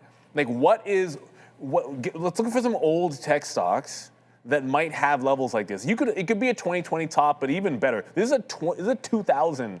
You're talking about the .com tops when you're breaking this one out. So I want to see some stuff like this. Like, what else looks like that for us here? And maybe there isn't anything. I don't know. I just know that it's worth a shot. Yep. Right? If you can find something breaking a level like this, there's also, it doesn't have to be that kind of a name. It could also be, let me go to, Robinhood has this, so I know, so I can quickly just go to maybe a month in Robinhood. It could be like a recent IPO, right? So something recent that had an IPO high, does the U shape, and then breaks out the IPO top, or I guess you could call it breaking out there. That's the other way that it could be making you're in a bull market. You're looking for new things to go parabolic. That's all you got to think about. New things that are going to go parabolic, and that's one of those setups that is tried and true. Old school one, man. Get that all-time high, like big-time U-shaped breakout. Someone said Silver did this. I know someone said CRM. They're reporting in 2 weeks today, reporting the 27th. So I was like, oh man, did we miss Salesforce? But no, that would be another big one that we'd love to talk to you guys about when that does happen. So the NASDAQ today is going to close up 1% despite a recent little pullback right there. All good. Cisco shares are popping into the close up to 102 there. But yeah, the ES down, or up, sorry, today, up 0.6. So yeah, man, good day overall, I feel like, in this market, and a good day to check that old long-term account, especially you if you're better believe that. Hey, Eli Lilly broke above $1,000 as well, so that one's on fire. Lots of there. winners, man. 3, 2, and 1. There we go. So we are now closed. I mean, what a good day, man. NASDAQ up 1%. Let's check out the diamonds. We don't talk about the Dow enough. The Dow was actually red yesterday because of financials. They're probably not up anywhere near. There it is, red again today. Dow Jones red. Joe talked about XLF and how bad that's been as well. So, you know, we'll hold on that one. Cisco, I don't know what the timing of Cisco is if it comes out in the next 5 seconds or so. Maybe we'll have it for you. But right now, Cisco over at 102 and change, waiting for that. I'd expect a 3 or 4% move on this name, and probably not much else there. So we'll see. Although with an extension, maybe it is there. But yeah, Eli Lilly here today. This is what we're talking about. Big movements over the last little while, up another 3%. I said the largest holding in the account outside of tech names, although Eli Lilly, and I've always liked it. I mean, I've talked about this too, XBI. I think this is an awesome ETF to be into, holding. It hasn't performed as well as Eli Lilly has as an individual stock, but there's the XBI. You know, we were really this is one of the first ETFs that I sort of thought about. It was back when we were doing the podcast, which I feel like is years and years and years ago. This might almost be a double at this point. This continues to grow higher as good companies are involved in that ETF, of course. So there it is, man. Google's up 4% now, all-time highs on Google.